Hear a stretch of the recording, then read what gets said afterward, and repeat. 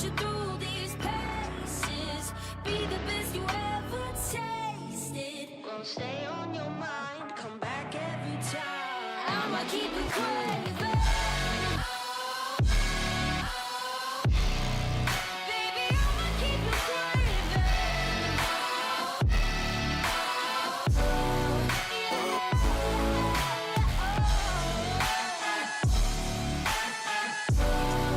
Baby, I'ma keep you craving.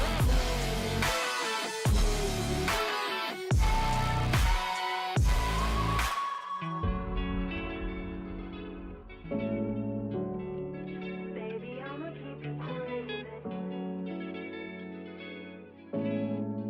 Intoxicated, can't recover.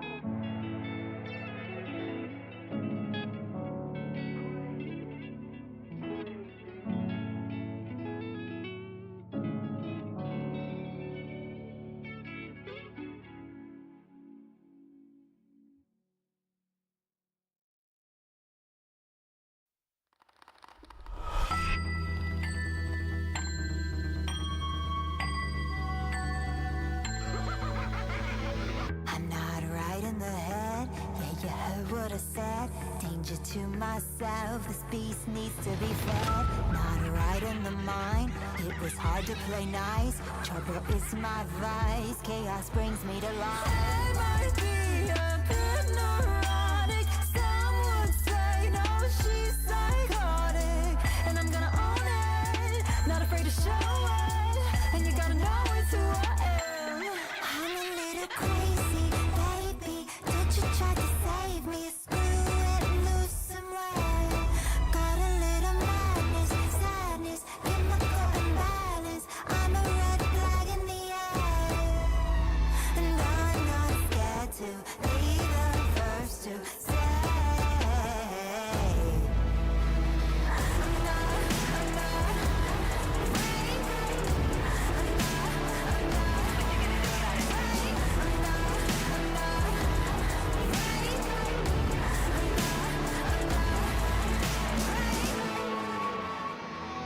But you gotta love me, just a fool running free. Might get away with some bad things. Once upon a time, I knew how to shine, but my halo got lost and my eyes went blind. I might be a bit neurotic, some would say no, she's psychotic. And I'm gonna own it, not afraid to show it. And you gotta know it's who I am. I'm a little crazy, baby. Did you try to save me? Screw it, lose some weight. Got a little madness, sadness, chemical imbalance. I'm a red flag in the air, and I'm not scared to be the first to say. I'm not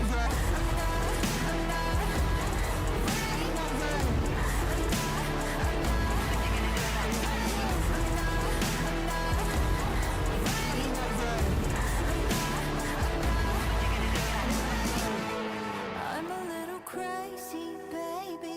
Don't you try to save me. Screw it and lose some weight. Got a bit of madness, sadness, chemical imbalance. I'm a red flag in the air.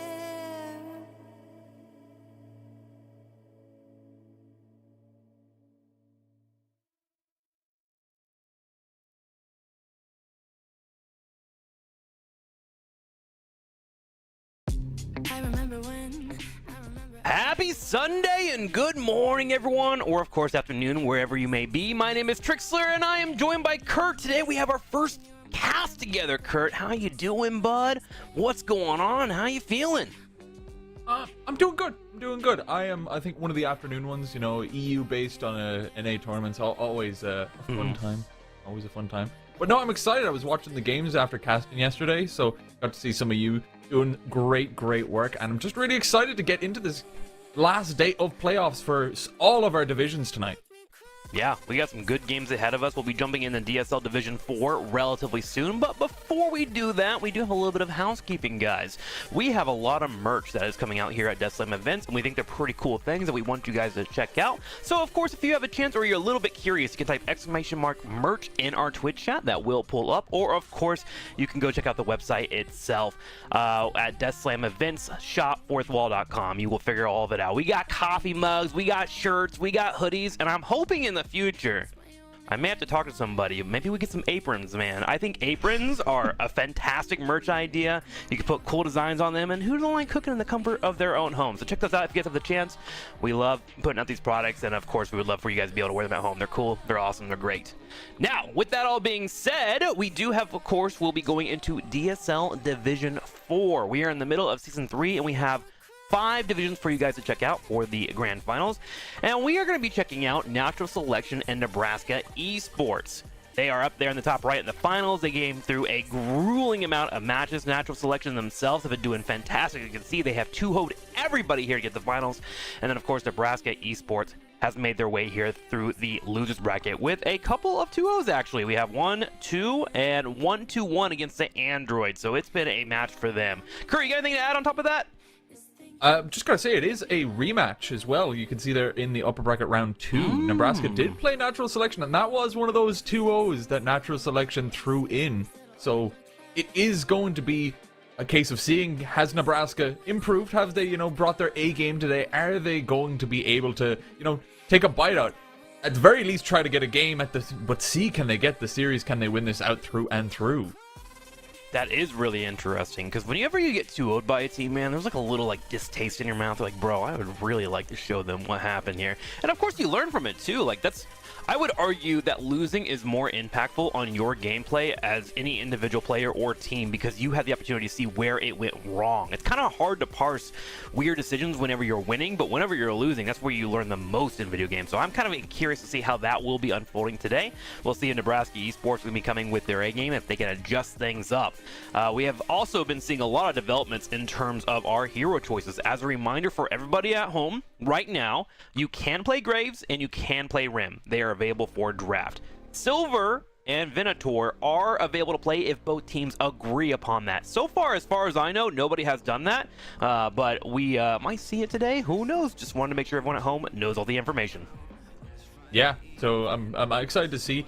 We have seen a few yesterday in the games that I was casting. I didn't catch all the games yesterday. Graves was picked a good few times by a couple of the teams. So now that they've been added, we are seeing developments. We are seeing meta shifts. We're seeing exactly how they fit into the puzzle piece that is the Deadlock character cast. And I'm excited to see if there is going to be more alterations compared to even yesterday.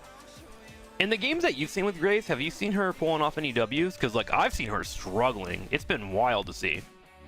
It was, I believe, a 2-1 victory in the end. They played Graves all 3 games, the same team. I can't remember which one it did, but it was in the Div 3 games yesterday. I casted. They played entirely that kind of spirit-heavy split push, go fully into your jar heads and your borrowed decree, and just seek how much pressure can you apply on the map constantly, get refresher later on, and just make ghoul after ghoul after ghoul. Okay, cool, because I want to see her be able to pull it off, because in theory I'm yeah, her split pushing is really nice. Sure, you might have a little bit of a rough lane phase if you're not able to land all your dead heads, but once you get those ghouls coming out, you can really open up the map. But from what I've been seeing, there's been a lot of early pressure onto her lane, putting them behind and trying to rush down Guardians, and it's made it really difficult. So continuing to watch the meta as we continue to hang out here at the DSL events. It is time to begin our best of 3. Natural Selection taking on Nebraska Esports. As always, we've been seeing a heavy tank meta, a lot of Billy, a lot of Abrams in the early game of these drafts, and we'll see if that will be reflected so far as we actually have our first ban, Billy, coming in, and then a Yamato afterwards, Mr. Kurt. Yeah, and as you said, we have been seeing a lot of those, frontliners, bruisers, tanks. Those have been kind of the go-to picks and bans early on, which Yamato fills that role as well. So we are going to see the Abrams pop up. I wouldn't be surprised to see a bounce back of a Shiv to, balance it out, because that seems to be, those 4 characters are a very, very common starting lineup, because there's just such a lot of contention over frontliners right now, and interesting to see what Nebraska will do. They do have, it says Shiv on the words, but it's a pocket image, so... Oh, who will it be? We'll figure it out here soon, and we'll get it all ironed out whenever our production team can let us know. But either way, both Pocket and Shiv can be a great opener. Soren was talking about it a lot, and I'm tending to agree with him, is that Pocket is wonderful in this tank meta, being able to jump into the middle of a fight when people are naturally grouping up and drop his Affliction, which is a big AoE that kind of burns you down over time, is going to get value no matter what. And of course, he has a scalability element to him as well. When he gets a lot of items going, he really can become a chore to deal with. So let's keep an eye on that. Now, while we are setting up for this draft, of course, you people that are here early, this is the first game of the day. If you're in our chat, man, make sure to say hi, get your greetings in. I love to see you all here helping out with these grassroots and whatnot. It's been cool to see that little community is being built up, and I'm just glad to be a part of it. So, Kurt, what do you want to see if they do grab Shiv here in the early game? Are you looking for an early support? What do you think about the draft? I think an early support to just make sure that they don't get the support that they necessarily want can be strong, because there's a handful of very high quality supports right now in the game. I think Paige and Rem are two of the mostly contested, at least early on, but you can get you can kind of go Ivy in that role. You can go with a Viscous as well, which we've seen less of Kelvin. So there is some room to do it, but we have been seeing, Shiv really wants to work with a strong support. So I wouldn't be surprised to hear Rem, as just the amount of agency you get with your nap time, with the nap time, having it as a AoE ult has been really, really high quality to see. And it will be the Shiv finalized, not the Pocket, and a Warden alongside that. Yeah, so pretty solid damage, execution being available, Shiv, of course, who can scale up pretty well. And then, of course, you can pair it with kind of Annie's support here. So the answer from Natural Selection is actually to move straight into a Wraith. A little bit higher priority than I would normally think it would be for her. She kind of like fills out the end of a draft from a lot of thoughts that I have seen, but perhaps Natural Selection has a player that really does pop off on her. And then Geist is looking a little bit more familiar for me. I've seen Geist pretty much in every single draft in our best of threes this weekend. She is another one of those characters, similar to Pocket, who is just fantastic in this tank meta. Being able to swap health and get that assassin damage and win most of your one-on-ones, pretty darn good.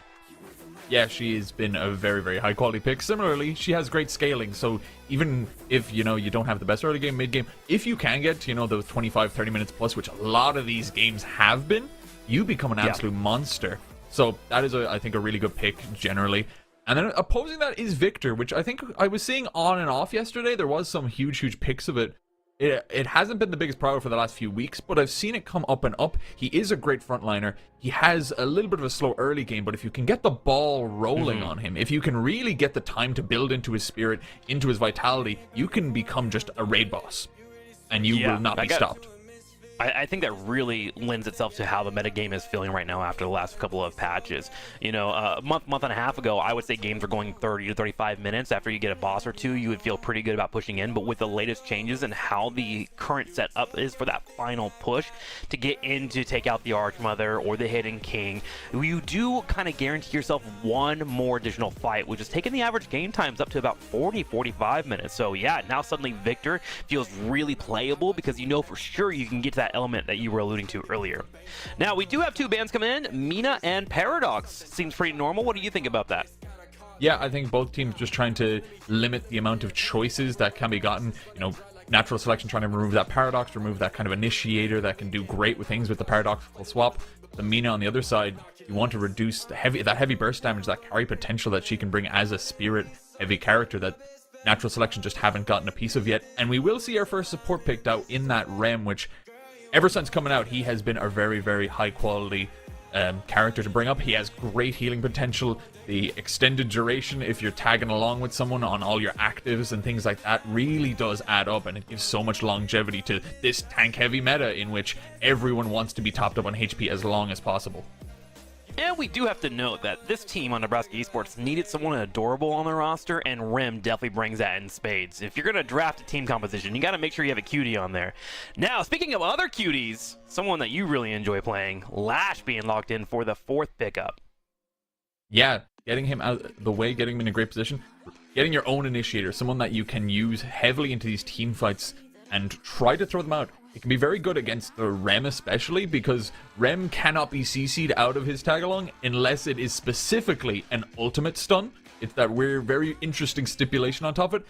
And alongside that is the Dynamo, a very, very common combo. You got the Singularity, you got the Death Slam, our namesake of an ultimate. And they work so well together. They're just like bread and butter, they work.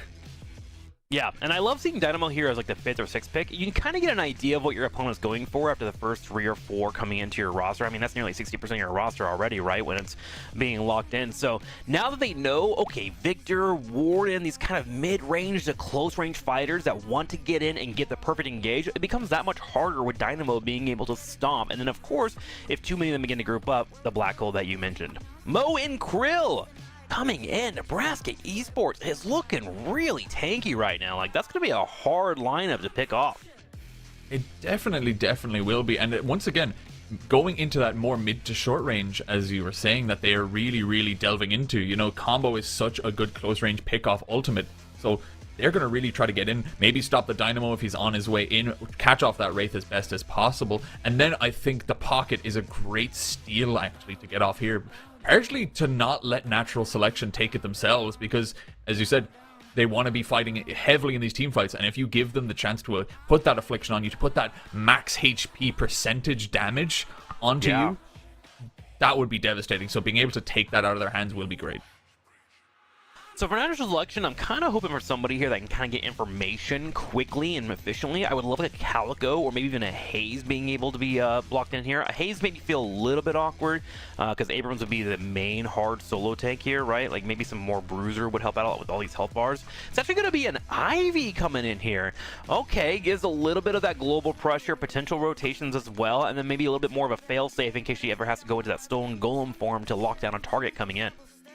Yeah, definitely wasn't expecting that as the final pick. As you said, I was expecting a little bit more beefiness to kind of top off what is already a well-rounded comp. So interesting to see. I'd be curious if they are going to go more heavy in that gun side of things, given that you already have, you know, a Dynamo to fill a more supportive role, or if you're going to commit to maybe a doubly support thing and really try to keep your Abrams, your Geist, and your Wraith topped up and just alive throughout the combats. But if they do go with more gun heavy, it's going to be a great split push potential as well on that, which will increase the map presence great. Interestingly enough for me, if you were going to another support, I would have been thinking about the Page here, right? Like, I wanted something tanky, but if I was going to pick up another support, Page would make more sense when I get to use my ultimate, so I can stop that Mo and Krill. If he comes in and tries to lock down a target, I have an easy 4 to respond to him right away. And then naturally, I have knockdown baked in my kit because Page wants to pick that up, so I can use that as well for an additional way to lock down Pocket who's trying to escape and whatnot. But we get the Ivy instead, and Natural Selection, to be fair, have been crushing in this tournament, getting 2 O's left and right, so they definitely know more than I know about this game, so I can't judge too harshly. Yeah, of course, already having such success, not dropping a single game so far. So, I mean, if this is, you know, the kind of comps they've been running, if this is what they've been doing, can't really fault them. You know, play what you know, play what you know. But overall, I myself, you know, I'd like to, you know, think about what kind of comp I prefer in this situation. And I'm preferring Nebraska's overall, but at the end of the day, it's all about execution as well. But if we're just looking at, you know, draft flat through and through, I really like the roundedness that Nebraska has got. Heavy on this team fight style. Good pick potential with Mo and Krill that you can just sustain into the mid to late game. Yeah, I like how robust they are. Very dynamic, so we'll see how that goes. If they do fall behind, I do see them struggling a little bit. Usually when you're running like a big Bruiser tank in any MOBA that is, and you find yourself behind 10, 15k souls, you're going to start struggling to get those engages. You get popped before you actually get the fight. But if they can get to the mid game and a solid footing, I think I'm going to agree with you pretty hard here, but we'll have to see. Now, before we jump into the match, I actually have a direct request from someone in chat for you, Mr. Kurt. Silver Leader says, Kurt, can we get a fit check? Are you known for fit checks, or are you the fit check guy? No, this is the first time I've ever been asked to do a fit check. Stand up, sir. Oh my God. God. Give us a presentation. I genuinely, I keep getting complimented on this cardigan, so it must be this. It's nice. It is. All right, ladies and gentlemen, you get the fit checked here at Death Slam Advanced. He's going to spin for us. Give us a spin. The cable. With the cable. It was flawless. Majestic beast, you. I think it looks good. You're ready for the event, man. Solid fit check, everybody. Let's get some claps in the chat. Thank you, Silver Leader. Silver Leader was playing yesterday. I got to give props. Oh, yeah? They were. I remember them playing Billy yesterday, and they were absolutely decimating. I think they had like 4. They were way ahead of everyone. Had a fantastic early game. And just completely decimated through and through the match. Not being the carry we expected when me and Philly were casting yesterday. My assumption is that you guys are cardigan bros, and that's why you wanted a fit check. Like, he was wearing a cardigan by popping off with Billy and whatnot. So, you know, coming together, you got that interdimensional trust going on that you can always find in, like, twins, you know? He might be your twin or your doppelganger. Yeah. some kind of a connection somewhere. Well, we are going to be getting ready for our game. As soon as we are ready, we're going to be hopping into it. But as always, thank you guys for joining us. If you're not following the stream, please go ahead and do so, man. We plan to be here as consistently as often as possible. You guys might not see everything, but there is an entire Discord setting up production. We got people here that are doing the entire show in the background. We got observers, we got casters. Like, this is full grassroots right now. People are just here for the love of the game, and this is like what it's all about for me when it comes to esports. And you are literally here at the foundation of it all being built. Like, Deadlock has not even been out. There hasn't been an ounce of marketing yet. People are hanging out, running tournaments, and having a good time. So thank you for being here. Let's go and hop into it. Natural Selection versus Nebraska Esports. Mr. Kurt, the floor is yours. Let me know about these lanes. Yeah, so if we'll go left to right. I think that's generally the best way to read it out. We are going to see 4 natural selection on that Hidden King side. It's going to be a Dynamo Lash, which I do like overall, because Lash is a character, as I know, that can have a bit of a faltering lane. He takes a little bit to get going with, you know, his flogs and his damage. The Dynamo can keep him sustained, can also have a great wave clear to back him up. The Pocket and the Victor, I'm curious to see, because the Pocket can have a good lane, but Victor is going to be struggling here. And the lower Spirit Resist on Pocket is actually going to be a very notable thing. He has a negative 15 Spirit Resist base compared to some other characters, which means that characters like Lash, like Dynamo, who are going to probably be doing a little bit more of that Spirit heavy damage, could be doing wonders. I actually didn't know that. You said Pocket has a negative 15? Yeah, the early game, he is very, very easy to take out with Spirit. I think he's the only character with that stipulation as well. Wowzer. Okay, 90 seconds in, and we're learning something new as that Spirit damage does come in on top of Victor. How about the middle lane? What are you thinking about those matchups? Yeah, so we have the Geist and the Ivy. As we said, you know, the Ivy, if they go support especially, you know, that is a phenomenal lane, and that is where you want it to be, because both those characters, if they can get ahead, if they can win out a lot of this lane and get that kind of agency, get the prio they need, they can do a lot of presence on the map, do a lot of damage. The airdrops could be great. And then we have a Rem Shiv. The Shiv, you know, already a tanky member of the team, getting a Rem on top of them means that they are going to be practically unkillable, and it means you can get so much push, so much pressure onto your opponents and not let them have any breathing room, which is going to be really, really good to try to, you know, win out, get an early Guardian, and see what you can do around the map as time progresses. Yeah, I love that Rim is able to hop on top of Shiv and make sure he can stay alive a bit longer to build up that rage and, of course, go from there. And then, of course, on our far right lane, we do have a Wraith who is currently facing off against a Moa Krill and Abrams. A Warden. And with the Abrams actually here to pair out with the Wraith. So he should be able to hold that from online there, of course, staying on through, and just to let Wraith grab as much souls as she would love to. And she kind of wants to build up me around that 20-minute mark, or 20k mark, to be able to put out some decent damage, and of course get a little bit of survivability. Yeah, definitely. Both sides really going for more of a gun carry alongside a tank player that can give them heavy CC, heavy sustain. So both of them really wanting to funnel those souls into the people that they really want to scale out during this game, while also giving good kill potential as we progress, especially once you get to the ultimates for seismic impact and combo as the likes. Well, so far it's been kind of a farm it up and kind of hold down your lane situation for both of our teams. It makes sense. There's a lot of survivability on most of these lane matchups, but we're going to be having some brawls relatively soon in about a minute and a half, as there will be, of course, those buffs spawning up. Shiv getting aggressive here in the middle lane on top of Geist, and this is actually what you want to do. If you see a Geist stepping up and she's used her life drain, you want to try and get on top of her and make sure she's low on HP, because remember, whenever Geist uses her abilities, she actually cuts into her own health pool, so you want to try and make sure that she's not walking around being able to dictate the fights that she would like to, and Shiv was doing just that. Yeah, definitely. So everyone just putting as much the pressure as they can early, but it is a struggle trying to find the moments that they can reach that 4-minute mark. Everyone getting to, you know, a couple of those smaller tier 1 items, getting those little spikes that you want to try to just get one up on your opponent. But as we move forward to the 5 minutes, that's when we get the bridge buffs. That's when people will start to get around their ultimate timings. So that's where a really big jump is going to happen, and it's going to depend who is ahead, because if you can get your ultimate even, 10 seconds before your opponent, it means you can try to catch them off, especially if it's a high impact one, like, a telekinesis for Wraith or a death slam on Lash, anything like that. Gotta agree with you. Something to really focus on. We did see Rim there. Woodset playing him, putting a couple of points into his 3, which gives him an additional little helper so he can run around and grab those boxes and also keep that cooldown reduction being rotating out. And of course, if you need to, you can throw it on your teammates as well for a little bit of movement speed. So we are about to hit that 5-minute mark, and I'm staring at the minimap right now as Warden, Mo, and Krill on the far right are pushing in the yellow lane. This should allow for one of them to rotate out, but Abrams tries to step up and get some damage on that Warden. Here's a buff here on the far left. Dynamo being brought on over. Shiv low on HP. The parry comes out, and that is going to be a lockdown on the stun. And it looks like they were able to snipe it away, but Shiv will take some damage, and poor Rim is all by himself as a guy shows up as well to help out. Rim trying to retreat into the corner, and he's going to be punched in the closet, and the poor guy is now down. Natural Selection able to find a couple of kills on Nebraska Esports retirement home. Yeah, the Shiv Kelpo, he tries to commit, get that bridge buff. He does pick it up with the Vitality buff, but he's not able to keep it in hand and gets taken out. Brought so low very, very quickly there. So very good from Natural Selection to adjust that. That's going to mean a lot of pressure here for the mid side because both of them get taken out. It means a loss of souls that the Geist, that the Ivy can try to turn into something strong here because they were falling a tiny bit behind. So it gave them a bit more time now to regain what was slightly losing in the lane.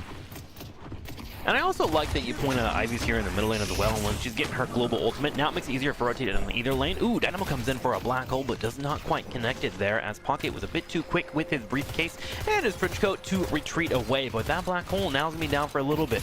But this actually goes to your point that you were talking about. Like, if you get those early ultimates, you want to try and jump on your opponent quickly enough to try to find those kills. So I don't fault Grim's gift for trying to go for it, but you will be extra careful now because that black hole is a pretty massive cooldown.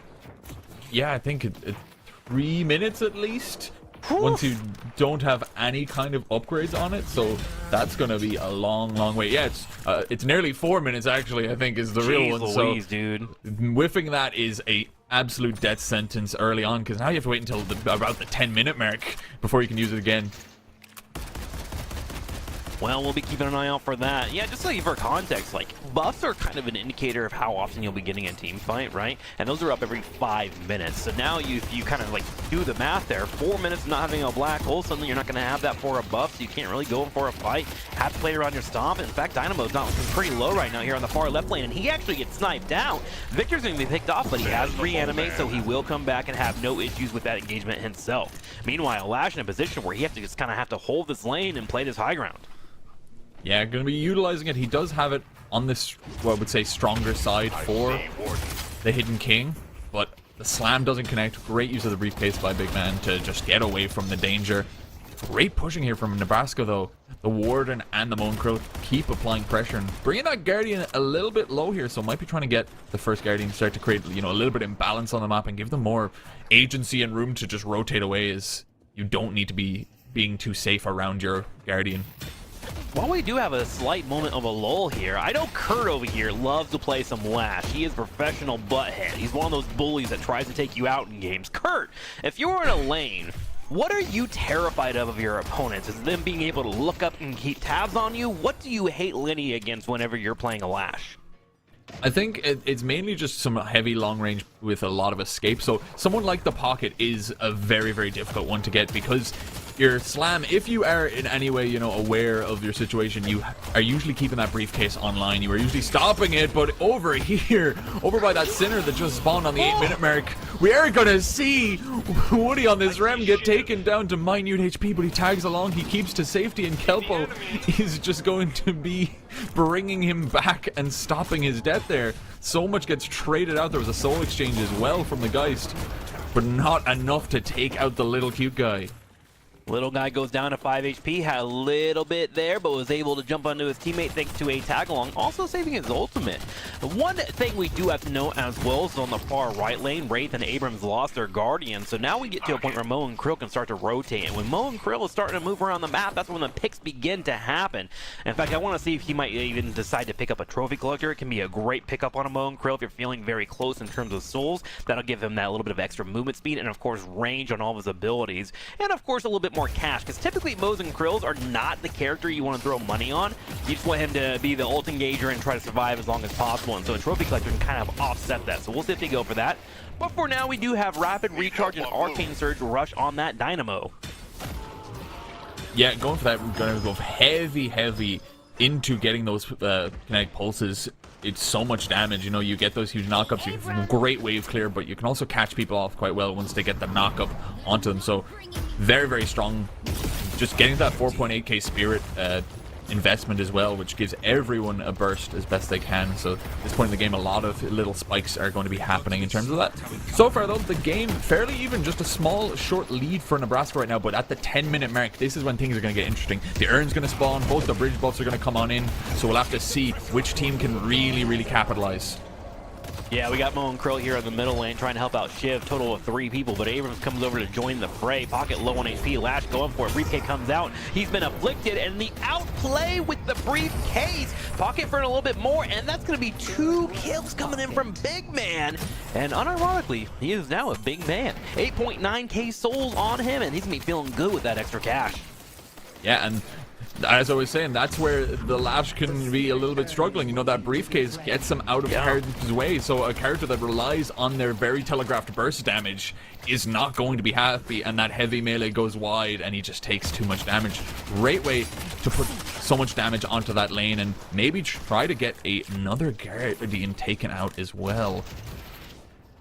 Well, Nebraska Esports Retirement Home currently up slightly in souls, 47k to 43k, and remember, they have yet to have an actual win against Natural Selection right now, so they gotta be feeling good about this moment. Mo and Krill showing up for guys, gonna be able to get saved by Ivy as they will be retreating, but the pressure is feeling great. Nebraska Esports Retirement Home has now taken 2 Guardians, one in the middle and one on the far right, allowing for Mo and Krill and Rim to start moving forward. In fact, you see Rim on that mini map right now, moving in for the double centers. He's gonna use his little helpers and try to steal them away.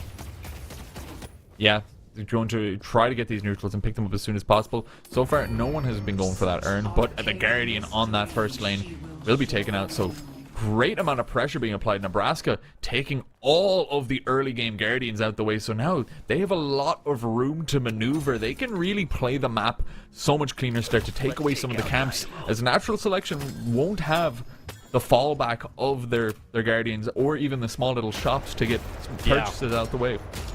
That's probably the biggest problem here, is like getting your power buys is going to be very difficult. Now you have to go to secret shops, which are out by themselves and exposed, and of course Nebraska Esports could be roaming around trying to grab them. Victor currently in a fight here for a 1v3 on this far left lane. Pocket actually showing up here as well too, so it's a little bit more. Shiv on the way to help out, so if we can have Big Man survive, should be a-okay. He gets parried, stunned into the corner. There's another parry coming out, and Pocket will get popped there. Shiv now taking some damage as we have Lash going in for a full engage, and he will be able to retreat. Abrams pops the ultimate, goes for a double stun, trying to find Shiv, and there is 2 down. Natural Selection is selecting a couple of bodies as they get a total of 2 kills, and they're looking for a 3rd. Yeah, that reanimate will just delay the inevitable, as 4XNL on that Victor not going to last much longer there. Great amount of ganking going on there. Big Man gets caught off. Slime initiates with another slam to just bring them low under the Guardian, and they continue to push. Natural Selection bounce back. They were down, I think, about 5-6k souls, and now they can push forward. Last Stand is played up by Tushy, who dodges the stone form and is just going to continue to push. This Walker's getting down on HP, but he just doesn't have the sustain of damage to do, and he himself will fall. The telekinesis thrown in by 0 Day. And Natural Selection going to continue to bounce back and get some more kills that keep them very, very heavily in the game and maybe take that short little lead. Yeah, one thing I would have really enjoyed seeing there is if Tushy was like, hey guys, I'm going to commit to this Walker, I'm going to try and get some damage on top of it. If you can grab the Urn and start moving it over, and then perhaps when I respawn we can go in for a turn-in, that'd be fantastic. Pocket right now is just kind of grabbing the farm on the far left and did push away, but that Urn has still been floating around. And one thing that I've been seeing in these higher divisions is that Urn is consistently contested by the highest level teams, whether you're just holding on to it or you're bringing it back to your base. Regardless, it is a power play that gives you a lot of information. So that's one thing that I'm kind of missing right now from both our teams, and I hope that changes soon. Yeah, definitely a huge objective to try to take. We are going to see 0 Day there on the Wraith get rooted down and unable to get anything going forward. So a kill back for Nebraska. But I do completely agree with that Urn. It's something that some of these teams in these lower divs can struggle to prioritize to take under their wing. Even if you're not going to fully invest in getting it over to the other side, it just forces a reaction at the very least. No, if Yeah, someone I has the think urn Thorn- like we're seeing now, you have to respond. You can't just leave it alone. You have to, whether it's do a cross-map play and try to take some of your own objective, or actively start a team fight and prevent it from landing. Yeah, and it kind of just speeds up the entire game, right? It speeds up team fights, it speeds up the amount of souls that you're getting on your team. So it's just something that's very, very high level. And to be fair, it is kind of hard to practice in solo queue environments, but definitely in these coordinator teams is one thing that we have to be utilizing. Here comes the Claws! It's looking for Geist here, but she doesn't care too much. If she steps up and goes for some damage, his poor Warden was all by his lonesome over here on the far right. And now we're in a situation where Natural Selection has found a pick, and that urn turn-in is unavailable. So they're going to have to go ahead and back away. Instead, we see Pocket and Victor and Shiv making a massive push on the far left. They may try to move up and get some walker damage as they try to pull away Natural Selection, who is set up around that urn. Yeah, setting up nicely, but they do need to bring it over. The Warden being down would have given you enough time to maybe at least think about doing it, but instead, pressure is going to be applied by Nebraska here towards the walker, where as Natural Selection, they haven't really been doing much with the advantage they got, and the amount of damage going onto that walker this early is a lot. I don't know if it's going to be enough, and the Affliction is popped, but we still see Kelpo fall, and Big Man as well is brought low on that Pocket, and soon to be taken as well. So multiple times where they've put heavy pressure towards a walker that they just could not sustain, and they overstay their welcome that just gets negated by Natural Selection. Yeah, Slime kind of showcasing what Lash can do if you are able to surprise your opponent. He comes flying in, and remember, the higher he is, the more damage he does on his little Death Slam there, and that's what occurred there from Lash. He was able to get two incredible hits on both Big Man and crew that were pushing, and that's why they were able to turn it around into a kill.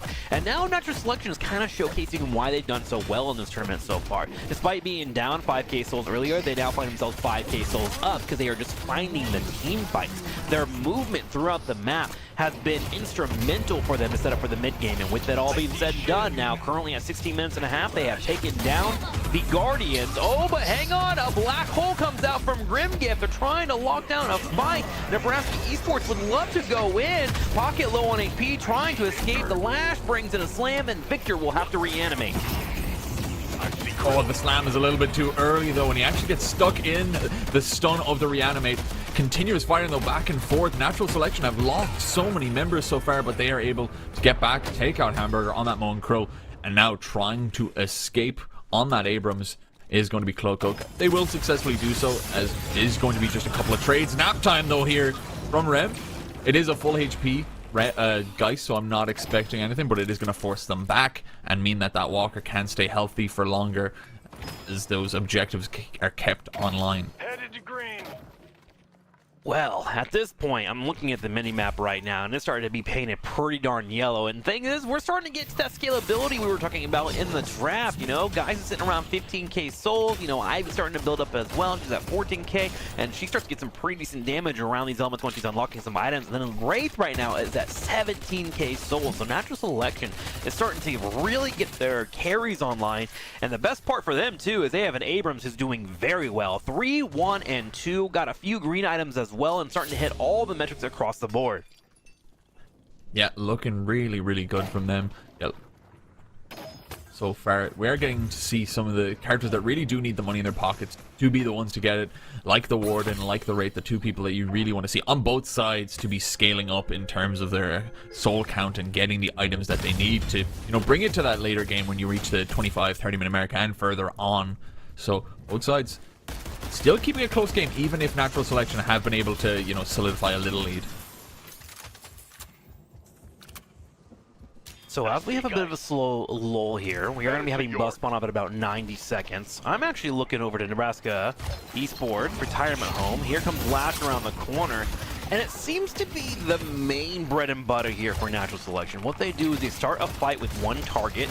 So in this instance, they had guys come over here on the far left, and then Lash comes up for cleanup duty. And to be fair, you know, I'm not a Lash main, you are, but I feel like he's been doing a pretty killer job. How would you rate the current Lash gameplay as a fellow Lash player? I think it's been going really well here. For a second, wait, the last stand is going to get popped, and a Guardian is actually going to be taken. So, great pressure. It is going to be one for Natural Selection and one for Nebraska, so it is a one-for-one trade of those objectives, which Nat's going to open up a flex slot for both sides and give a little bit more opportunity to flex out into those items and get stronger overall. But going back to what you were talking about, I think overall that is where Lash is thriving, where Slime is being everywhere on the map. He is catching off people who are alone, always being in a great position. I think he has rapid recharge on his grapple, so he can constantly be in the air, constantly fighting, and playing for someone that's out of position. If they push the walker a little bit too deep, he is there to get the knock up on them from his slam, and then continue a fight and just give time for his teammates to even get in if he doesn't have the damage to do so. Now, I do think that Slime is going to start struggling relatively soon. Some of these folks on Nebraska Esports Retirement Home are starting to pick up that counter spell, which can be a great choice against a Lash player. You want to make sure you're able to get through his tether, and then, of course, being able to prop his ultimate and land those targets on top of you. So that should make it a little bit easier for Nebraska Esports. And we are getting to a point where we are at the 20-minute mark. Typically, we do see a boss fight or a boss rush around the 20 to 25 minutes if you get a kill or two. So suddenly you're going to see our players play a little bit on the slower side and start watching out for these ganks. I'm sure Nebraska Esports is already communicating, hey guys, Lash has kind of been everywhere, so let's keep an eye out for him and keep the comms going. Yeah, trying to not stand too far alone on these kind of split pushes, trying to make sure you have a little bit of backup or at least some kind of escape mechanism, because if Lash gets a little bit too deep and there is some follow-up from the opponents, you can really catch him off because he doesn't have that slam, he doesn't have a lot of his sustain, and he can get taken out quite easily. And as you say, some of them are going to start picking up spirit resists and counter spells, which very much do take him out of the game and stop things like the death slam being as instrumental as they are. Well, we are getting close to a possible team fight. Everyone from Natural Selection is rotating in and going straight in for this Ward who's currently in the middle of a fight. He drops in the claw, but poor Tushi could not even get his ultimate off, wasn't ready, and he gets deleted. The Urn now in the hands of Kelpu, who is currently playing Shiv, is going to have to go ahead and back away from the fight. And instead, Nebraska makes a play for the middle Walker. Guy steps up, drops her ultimate. Moan Krill goes for the lockdown. They're trying to find the kill. Victor leading the charge. The Aura is dropping Aura on, guys, and she is going to be able to retreat away in critical condition, and Mo and Krill, as friends show up, is going to get popped instead. They invest so heavily into that fight, going with the combo, pushing with the Victor, but they just don't have the damage. It's two tanks trying to take out the Lady Geist that just did her soul exchange. And over here on the third lane, we are going to see a telekinesis thrown on in. Big Man tries to be taken out, but instead Zero Day gets hit with the nap time and taken out themselves. And that is a long death timer. That is 60 seconds where their highest damage dealer will not be in the game. So maybe this is a situation where Nebraska can bounce back, but they are still down as well. And Natural Selection is hoping to stack on top of this. They have Slime bringing over the Urn, looking for a little bit more extra cash money. He runs in, gets the punches out, trying to block. A couple of denies do come in, actually, from above. Some nice shots there from Rim and Shiv. Mal Pocket, though, who is trying to walk away from the fight, gets locked in completely. And suddenly, Natural Selection has taken a wide lead. 132k souls to 117. On the other side of the map here, Tushi's going straight for the middle of the map to try and get his Walker down. It's been the focus of him and his team for a while. But Ivy shows up to try and slow that down. Here comes the claw. It's locking down. Warden focuses the Walker, and he gets it, and hopefully he should be able to skedaddle. Yeah, very, very good. They might be losing on the souls, they might be losing some of these urns, but at least they're trying to keep up in terms of these objectives. They've taken out 2 Walkers. There's a third on the horizon that probably Tushy will be thinking about trying to get in their hands. So lowering what was that 15k solely down to 10, you know, bringing it just a little bit closer here, or we're going to need to see them have a bit more presence around that map, because it feels like Natural Selection, their success is found because they are able to move as a unit, create these gank situations, create these moments in which they can just collapse on the members of Nebraska when they are not ready to be facing a full squad. Yeah, gotta agree with you, Mr. Kurt. All right, let's see what's going to be happening here. We do have about a minute and a half until the buffs do spawn up. Seems like Nebraska Esports is trying to slow down these fights. They're just trying to grab their minions on their side of the map, and they are seeing that they are starting to fall a little bit behind. If they have one more team fight not go in their favor, they might be at a substantial loss on souls to where it would be hard to contest that mid-boss if it did come up. Meanwhile, I'm looking over at that Wraith who's at 26k, and we did just have our builds, but if I can get the Observer to show us the builds one more time, I just want to go ahead and look through them, get an idea of what we're going for, especially Rim in particular. Rim's this kind of guy that I love to see what he's building into. Okay, slowing Hex, Torment Pulse makes sense, Stamina as well, and then of course that Cold Front to make sure they can help out with slowing down any targets that might be on top of them. Wraith themselves also doing a nice blend between Spirit and gun damage. Pretty typical that we see from a Wraith player. Anything standing out for you, Mr. Kurt, that is different or odd? I'm trying to check through quickly, but I don't know if there's anything in particular. I think we're seeing some fairly standard builds. It is going to be very much... I think they're going for this heavy more double support. Ivy's actually kind of taken a more so that support role rather than the Dynamo. As the Dynamo is stick, and that's where the main one I think I'd note is he's going for kicking people up versus that he is going to be pushed upon here, trying to use that Warp Storm. That Kinetic Dash going to push away. The Lash is going to get in a Dead Slam, going to throw them up, take them down. There is going to be no kills so far, but the last stand is put in. It's not going to find any targets as Tushy is just chasing with no one to follow up. And so that exchange isn't going to lead to any kills from either side, and only one ultimate invested from the Warden. I think it really kind of showcases what this double support does very well too, and that helps his teammates engage or disengage away from the fight of Warden. Every time that we have seen a last stand come up, Dynamo or Ivy are there to make sure you can do a Stone Golem or a Stomp to try and lock him down or force him to back away and not get the engage that he wants. Poor Tushi has yet to get a full-on team fight where he can stick to his opponent, so this double support really paying off in dividends in that regard. 153k to 140k, the buffs have now been grabbed. Here comes the claw, and it actually locks down a target on the side. Warden goes for the chase. Lash trying to escape with some solid movement and gets right to his teammate, who once again will put him in his lovely Dynamo arms. And I think it just showcases the love and hatred for Lash is just the fact he can do such things. You know, get immobilized, start to get taken out, and just hit the two, take the grapple, and fly away to safety. Meanwhile, Kelpo does fall to Cloakoak, who just has the damage as he's caught off guard in no man's land in that mid lane. Middle lane getting a little bit of a push here. The major focus for Natural Selection now is trying to get towards these walkers, because they are going to get to a point where, remember, they have 2 more slots that they cannot get until they start working on these walkers, and with them going for another urn turn in, that money's going to start stacking up. So I expect them to try and start putting some damage on those walkers in the next 5 minutes or so. Currently though, Nebraska Esports Retirement Home setting up on a location to clear out the jungle around the area, grabbing a secret shop and getting a few items built up on this Moe and Krill, because this urn turn in is actually going to be on the side of Nebraska Esports. So if that does come in any way, shape, or form, that would be where they need to defend. However, if you're looking for Dutch Selection, this is one of the things that you can do with a urn. If you decide that you can't go for it, they just drop it in their base and let it walk out, and this is in itself is kind of denying it for Nebraska. Yeah, just keeping it out of your opponent's hands, not giving Nebraska the chance to come back because of that negative urn location that is going to be so much more difficult to push on. You may as well just not even let them get it, but they could try to pick it up, try to do something, but it's not it. The souls aren't in it. They'd need a strong team fight to be able to sneak it under the nose here, and it's looking like Natural Selection are really setting up to try to take it. The Shiv is not in the safest location, and it looks like he's going to be bounced upon in the mid as we turn towards the Wraith. Yeah, he's down to half HP, getting lower, trying to escape, uses dash already, I do believe. He tries to get around the corner, goes for a cold front, but there's the pop. Moe and Krill is coming in from behind. Here comes the last stand. Can Tushy clean up this fight? Did Lash maybe overstep? But Dynamo! He drops the black hole, but he will get popped up immediately. It's going to be a 1-for-1 trade so far. It's actually going to be a 2-for-1 trade as Slime gets hit with the rest of the engages from the team. So Nebraska Esports Retirement Home going to be able to find a couple of kills, but that walker damage I was alluding to early on did happen on the far right. Their walker takes about half the damage for that exchange of them getting a couple of kills. Yeah, it's not going to be a full get at the very least for Nebraska, so that is a good amount of trades trying to utilize what they can. The urn once again taken by Natural Selection. They know they're at a disadvantage right now, so they don't want to give away even more, don't want to give away another neutral objective, and interesting to see if they are going to go for anything. And it looks like Nebraska are grouping up towards the mid-boss. They have the kills, the Singularity's out of the way, the Death Slam's out of the way. You cannot really contest this outside of the seismic impact.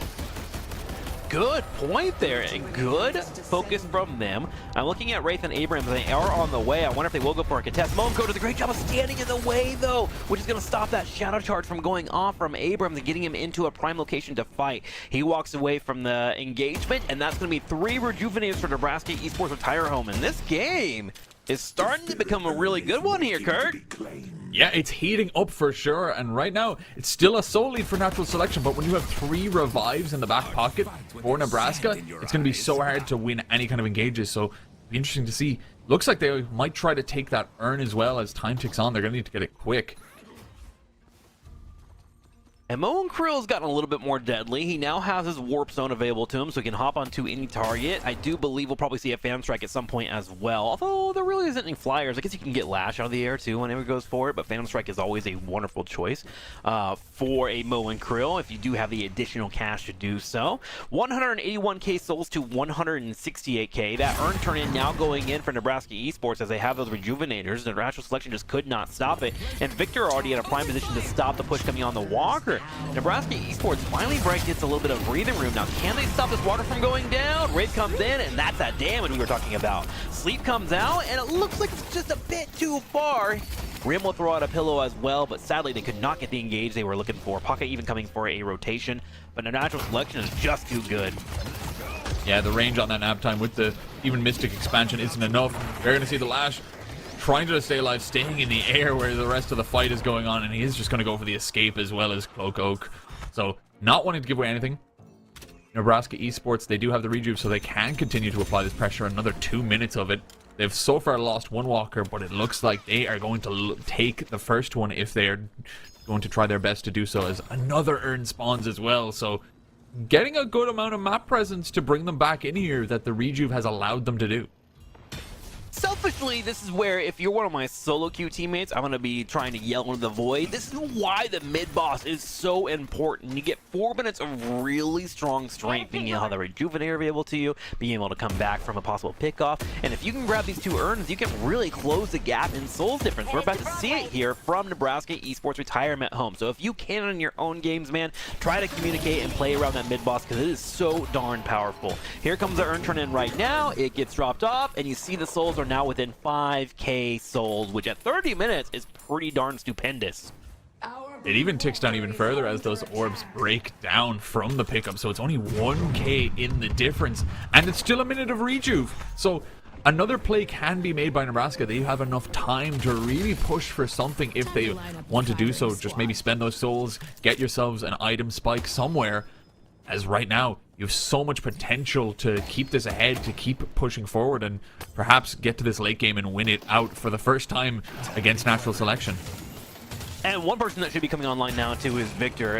Famously, when he first came out, one, he was broken, and then he got nerfed, and then it got to a point where it's like, if Victor can get to 40k souls, oh my gosh, you are in trouble, and that still kind of rings true today. Lash comes in with a combo though, as Slime comes in for a pants, will get some damage on top of him. Rim is going to be using one of those rejuvenators. Now, there are still ults for Nebraska Esports. They would like to go for the full fight. Moen Krill goes in and goes for a lockdown, but will be stopped at the last second. He's trying to retreat with low HP. Rim has been deleted, and wait a minute here. Natural Selection is chasing down some targets with Abrams leading the charge. Even Ivy over here in the corner is hopping on top of Shiv, who's trying to escape from the fight. I don't know if they'll have enough. A stone form comes out. There is one pick, and a second rejuvenator does go down, Kurt.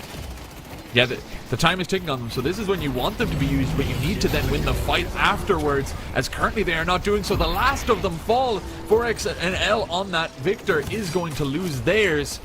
And now, still that 1-for-1 trade, but there's not much to bounce back upon it. And during all this time, Zero Day on that Wraith was just pushing through mid, while the rest of the teams were fighting in an onslaught that doesn't even lead to a Walker being taken down for Nebraska. I gotta feel like that was a missed opportunity for Nebraska Esports, especially with the Wraith not being in the area. Now she shows up on the far left in case anyone was straggling. She can go in for a telekinesis. She was too busy pushing in the middle of the map there. What a great fight for Natural Selection, especially with them being able to burn with 3 rejuvenators, which means they essentially got, what, 4 kills there in terms of how it all pans out for the trade of Dynamo. They're going to be very okay with that exchange. Yeah, and just staggering their ultimates, their CC so well there. We saw Slime get that Death Slam in under the Walker, throw them straight into it, and then a few moments later you got the Singularity from the Dynamo, just keeping them from being able to dish out any damage and take so much as well. So just extending the fight in their favor, and now it's a small soul lead for them once again, but no Walkers online for Nebraska means they're going to be having to play so much catch up in terms of catching these waves, because you do not want them to get to your base guards, and you don't want to give the chance for Natural Selection to continue to push their lead. And while that catch-up is happening, you're seeing Lash Slime just running around doing what he does best. Typically, characters like Lash and Mina, this is kind of their role, right? They get up on top of the rooftops, they're grabbing all these boxes, they're in a position to go in for a rotation. If they see a one-on-one, they can maybe go for a quick poke, maybe even go for a kill for Mina. We saw that a lot yesterday. So a lot to be learning here. There's a lot of potential. Calico is also another character that can kind of fill this role. Make sure you always have one in your draft, because having someone active on the map is slowly getting ahead. They're taking the farm, it's everywhere, and the best part is denying it away from Nebraska Esports. Meanwhile, Nebraska Esports does get their lanes pushed out and grab whatever is left over, a couple more of these boxes, and one small camp. Yeah, and similarly, Rem can very much help in these situations because he can put on those helpers, firstly, wherever he wants. He can put them on boxes, on Sinners, but he can put them on a wave as well and make it one minion fairly tanky there. They become so difficult to take down, and it just increases the amount you can push without having a person there needing to be a bodyguard and keep pushing them. So it gives you that time to, you know, rotate onto the map, keep yourself going, and just get a soul lead that would be more difficult if you don't have that agency.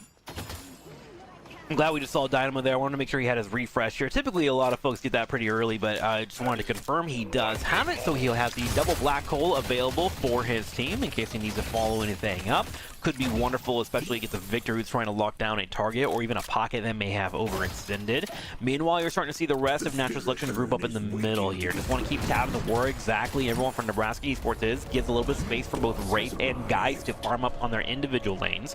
Pocket starting to grab the urn here, which is going to be an even-footed urn. It's over here on the opposite side, so they can, of course, drop that off. All right, let's see what's going to happen. Mo and Krill currently in the middle of the map. Dynamo did scout that out. Lash is currently going in for that Mo and Krill. He takes a decent bit of a beating here, and Mo and Krill is down. Hamburger has now become ground beef. Yes, lingering in the mid, trying to maybe find a pick themselves, but they were alone, and there were so many members of Natural Selection that can just pick him off and make sure that doesn't get that chance. So a huge piece taken out, and that is the opening you need to now go for this mid boss. You're the ones with some of the heavy CC ults, so there's not really a heavy counter that that Nebraska can do against Natural Selection right now. And so that will just be 3 crystals taken, and it's looking like they should be able to do a great base push right now.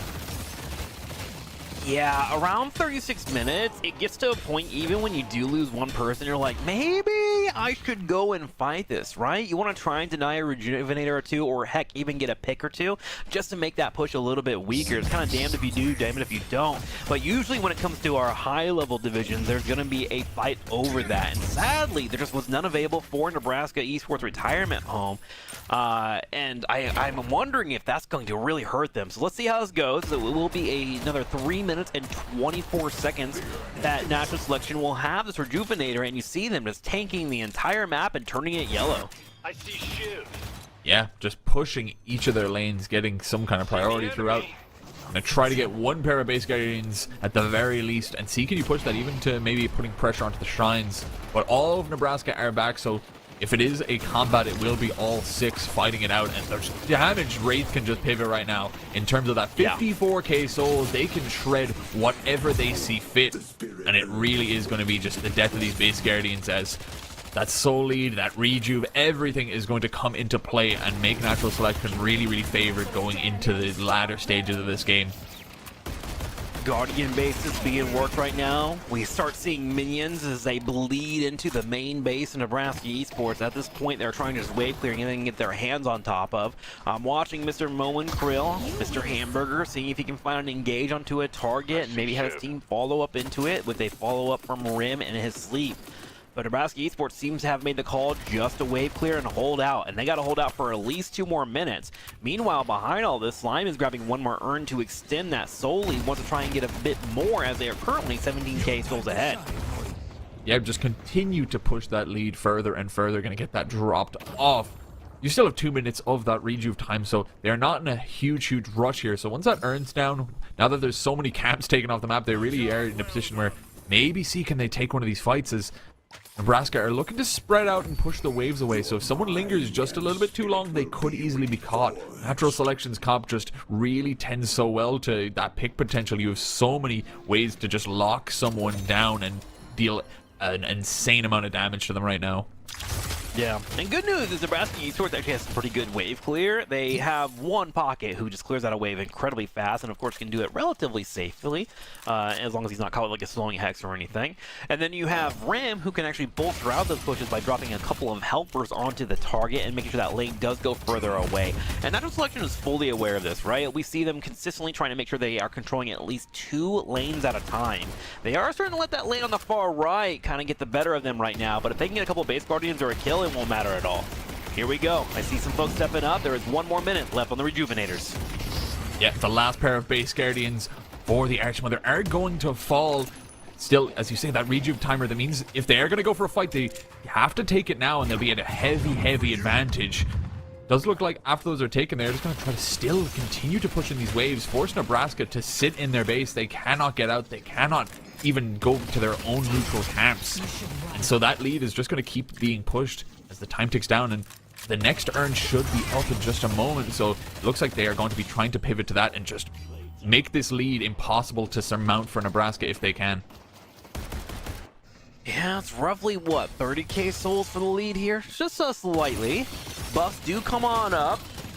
And we currently have our team kind of posturing outside. Now, the only issue with Natural Selection right now and them kind of sitting around the outside of the base, you do have to kind of be careful, right? The longer you let a game go on, no matter the difference in souls, at some point, the opposing team is slowly getting closer and closer to your power level. Now, sure, 30k souls is a lot, but as those slots continue to open up, things get a little bit better for them to be able to finally get their engage. Like, for instance, once we have Mo and Crow grab that Phantom Strike, there could be a surprise fight at any time. And if you lose one person, obviously your team composition is that much weaker. And speaking of that one person, Curse comes out. Wraith currently being chased right now. There's a slowing hex. Here comes Mo and Krill. He locks him down, and Nebraska Esports manages to find that pick. Yeah, that's exactly what they needed at that moment. As you said, you know, a Souls lead is great, but the longer the game goes on, the smaller that, you know, the percentage differences, I guess, you know, the difference between the tier 4 and tier 3 and the tier 4s isn't as big as, you know, the jumps from the latter stages. So now you get that pick, you get the carry out of the way for Natural Selection, you can start to push, you can take that last walker perhaps, or maybe you just get dead slammed into the Singularity, into the walker, into the refresher. And it's looking like it's the meat grinder here as Hamburger is critical HP. Tushy falls, but the walker is taken, so Consolation as well as Slime's deaths, and they're going to continue. They might have been brought down low themselves, but they are actually in lead in terms of the amount of players remaining. They need to see can they continue that, or if they will fall as time progresses here. It is going to be the Shiv taken out.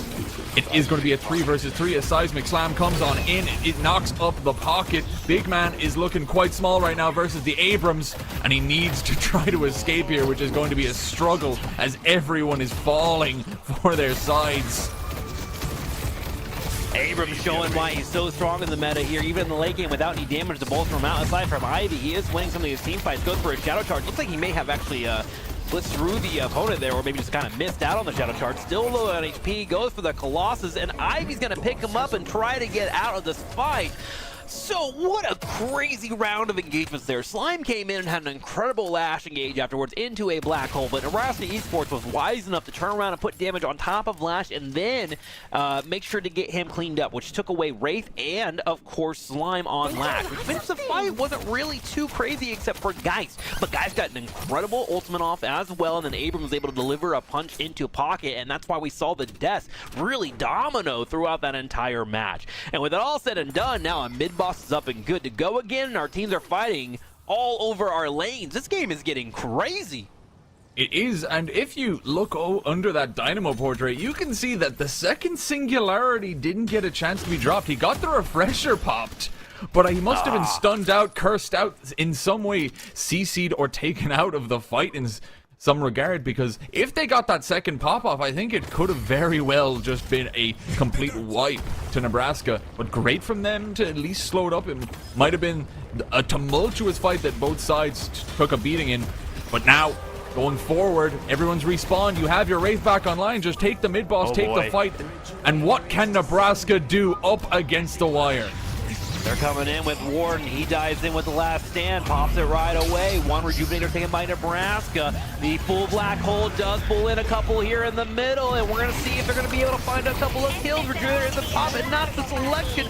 Walks away with 2 Rejuvenators, and one by one, the members of Nebraska Esports are being deleted. A Pocket stands for now. Nope, just kidding. He's now down, and Rim, the little guy, is left to his lonesome as he is attempting to escape from this fight, trying to run back to the base, and I don't know if he'll be able to defend. Now, I will say, usually in most scenarios, I'd be like, this is kind of game over, but when it comes to the actual patrons, there is a transformation phase that takes a little bit, and also some of the death timers will lose some of their timers whenever that transformation begins. So we're going to see what's going to be happening here. Sapphire Shrine 1 now down. Sapphire Shrine 2 should be focused here as well. And Nebraska Esports are in a situation where if they are able to spawn, they're going to have a miracle defense.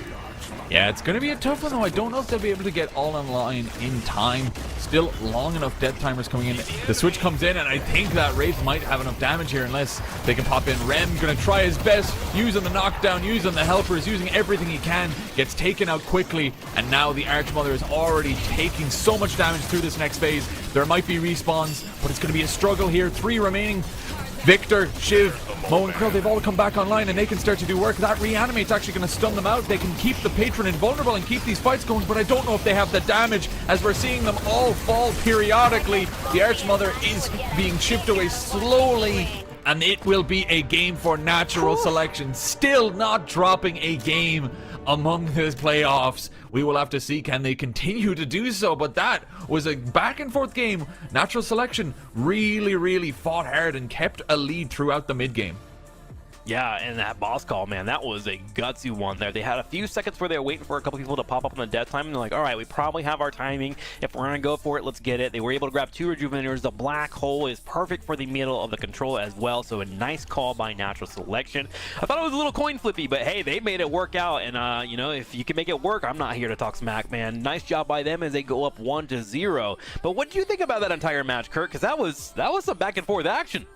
That was definitely some back and forth action. There was some small moments I think natural selection were able to just pick off in terms of those, you know, those lulls, those small moments. There was so many times where a single member of Nebraska would just be a little bit too out of position, a little bit too deep for their own liking, and could get caught off. So they were very good, natural selection, at finding those points, at taking those single picks and trying to pivot them into some map control, into some sort of success, and it really worked out.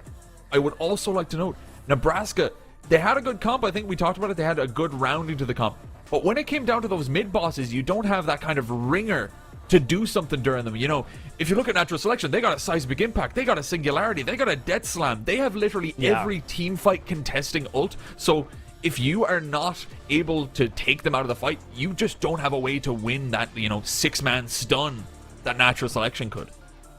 Wow. Well, looking at the stats here right now, it looks like Ivy was actually given MVP, and to be fair, I wasn't really paying attention to her, but she was 8-0 and 23 throughout the entire match, being a part of a lot of these engagements. And of course, Wraith, we saw it in the end game, man, farming up like crazy, 65k souls, able to turn that into damage on, of course, the infrastructure and end the game after all. So natural selection now up 1-0 in this best of 3 in the grand finals, and we're wondering whether or not they can end it with another 2-0 and go for the perfect record in their bracket, or if Nebraska Esports is going to be able to spoil the plans there. We will have to see. Mr. Kurt, before we go to break, I have to ask you a question. What's your favorite type of breakfast?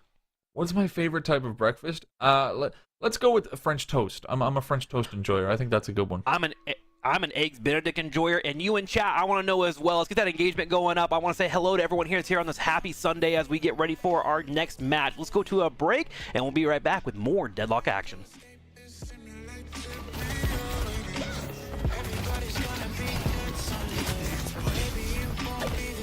Over there.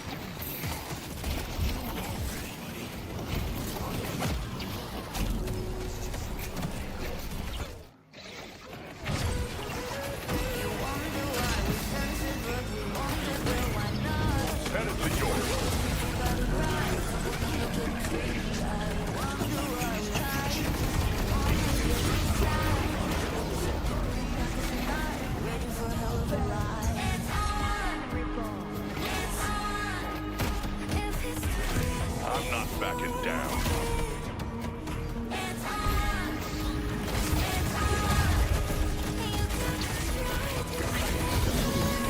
I see pocket. I see the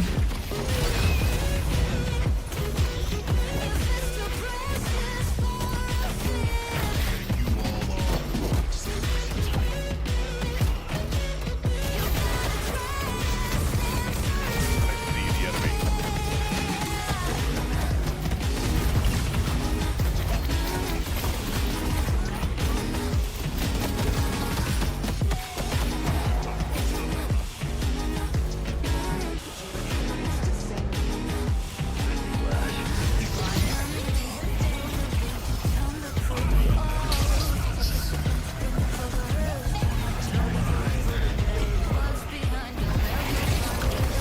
Este será un día largo para mí.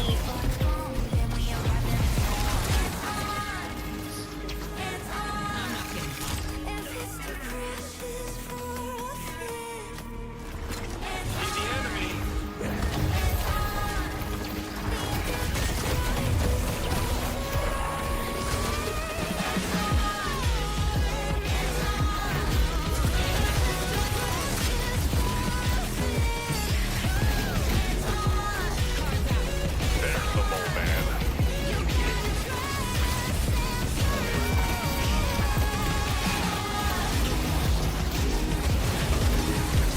I bet Sophie and Manny would get a kick out of watching me win. And welcome back. We had some really interesting answers when it came to the breakfast of folks in chat. We had a lot of bagel speakers as well, which I do love me a nice egg cheese bagel, man. You can't go wrong with it.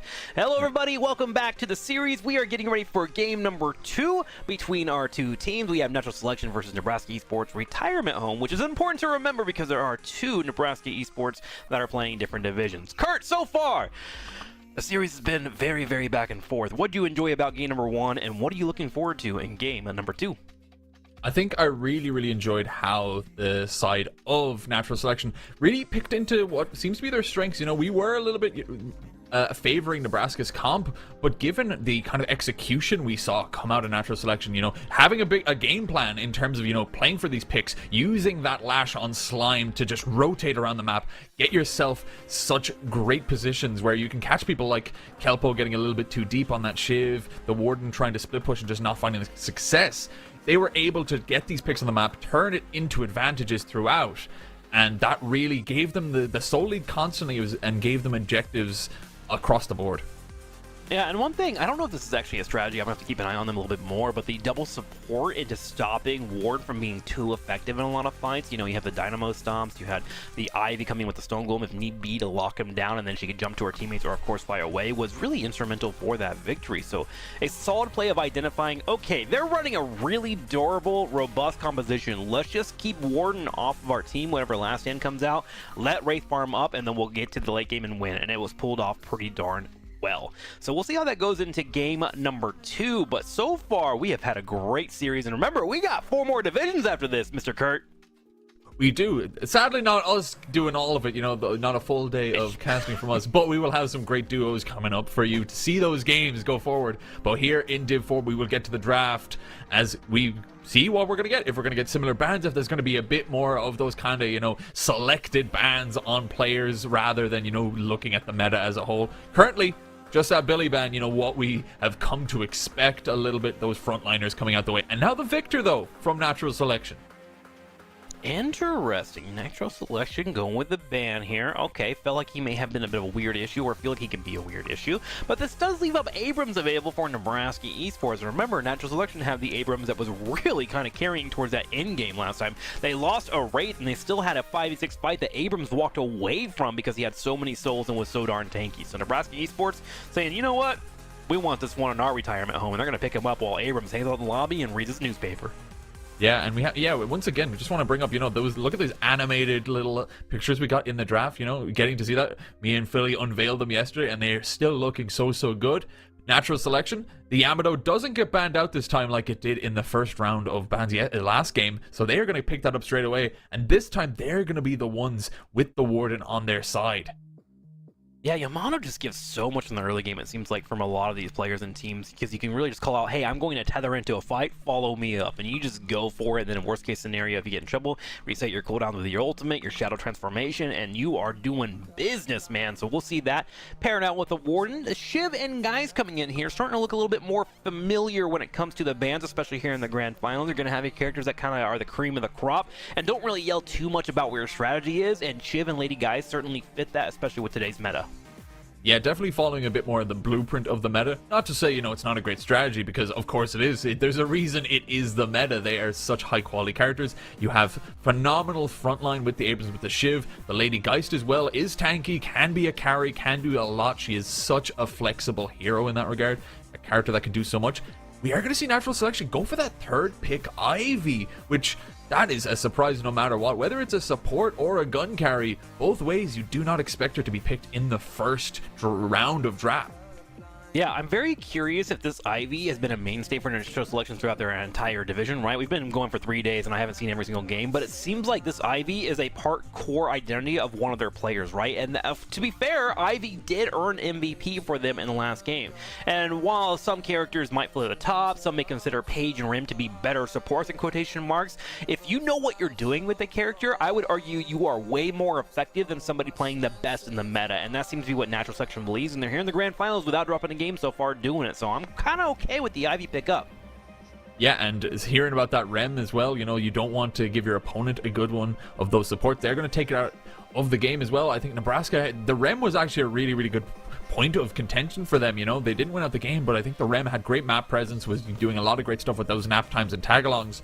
So removing it from the opportunity to pop on this Abrams and Shiv will be really, really useful. The ban, though, comes out, and it will be the Wraith, and I'm not the biggest fan of necessarily taking the Wraith out of their hands, because they already have a lot of what I'd say is that kind of gun scaling for natural selection. They already have kind of a good position to fit, a mouse one carry that you'd expect to see in that Warden. So I don't know if they would have, doubled up on it with the Wraith anyways. So I'm unsure. Yeah. I think Wraith, one thing that she does have an advantage over on most of the M1 scalers in the late game is that incredible ability to escape, right? Dropping that on that card and getting out of the fight. And we had Wraith consistently farming in the last game in a side lane, and the moment anyone showed up to even look like they were gonna hop on top of her, she was instantly out of the fight, right? And then she was able to win it for the late game. So everybody in Nebraska Esports is like, you know what? We're not really locking down the Wraith. Let's try our means in a different way. But that does mean you get Infernus, who has that incredible flame walk, which is just as annoying. Flame dash, excuse me. Yeah, the flame dash. Yeah, definitely, filling out that role as well.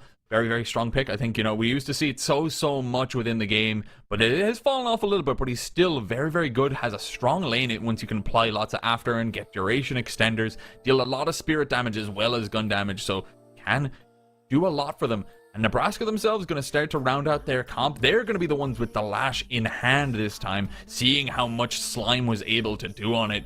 It's definitely going to be a huge pick, and as we said, low mobility is going to be an issue, especially with a lash that can take your Infernus, can take their Warden if they are not careful with their cooldowns.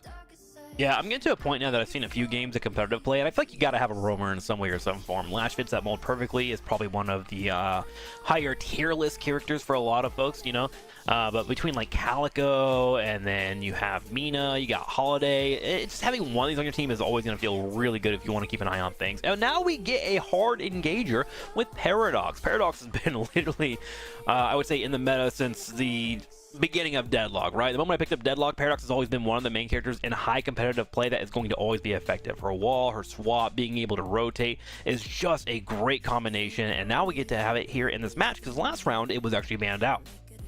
Yeah, you ticking up all the points that Paradox does do. They really are just kind of a jack of all trades in terms of what you want for an initiator, for a hard engage, for something like that. The paradoxical swap, as you say, just all their pieces. They have great gun damage as well. Their laning is high quality, so you can just give such a good performance on them. They are a solid kind of rock for your team to have throughout the game, whether it be just strength in lane or those heavy engages and picks that you can get later. The Dynamo once again being found by natural selection, and it looks like they are going to try and run a similar idea in terms of, people we'd expect to be supports, the Ivy, the Dynamo, probably heavy on the Spirit again, and the Ivy filling out a more traditional support role with, you know, the healing Novas using airdrop and rescue beams to keep everyone in the fight and keep everyone topped up. I feel like a lot of teams, some of them are like, Kelvin's our objective controller. But for natural selection, it appears, from my limited games to be fair, so I'm just making a massive decision of a couple of them. But Dynamo seems to be the, alright, Dynamo's here, we'll run to him, he's a good anchor point, but we're going to use him and his ultimate around boss fights. And that's all we need him to do. Hit one good black hole around a boss fight and we'll be able to pull it off.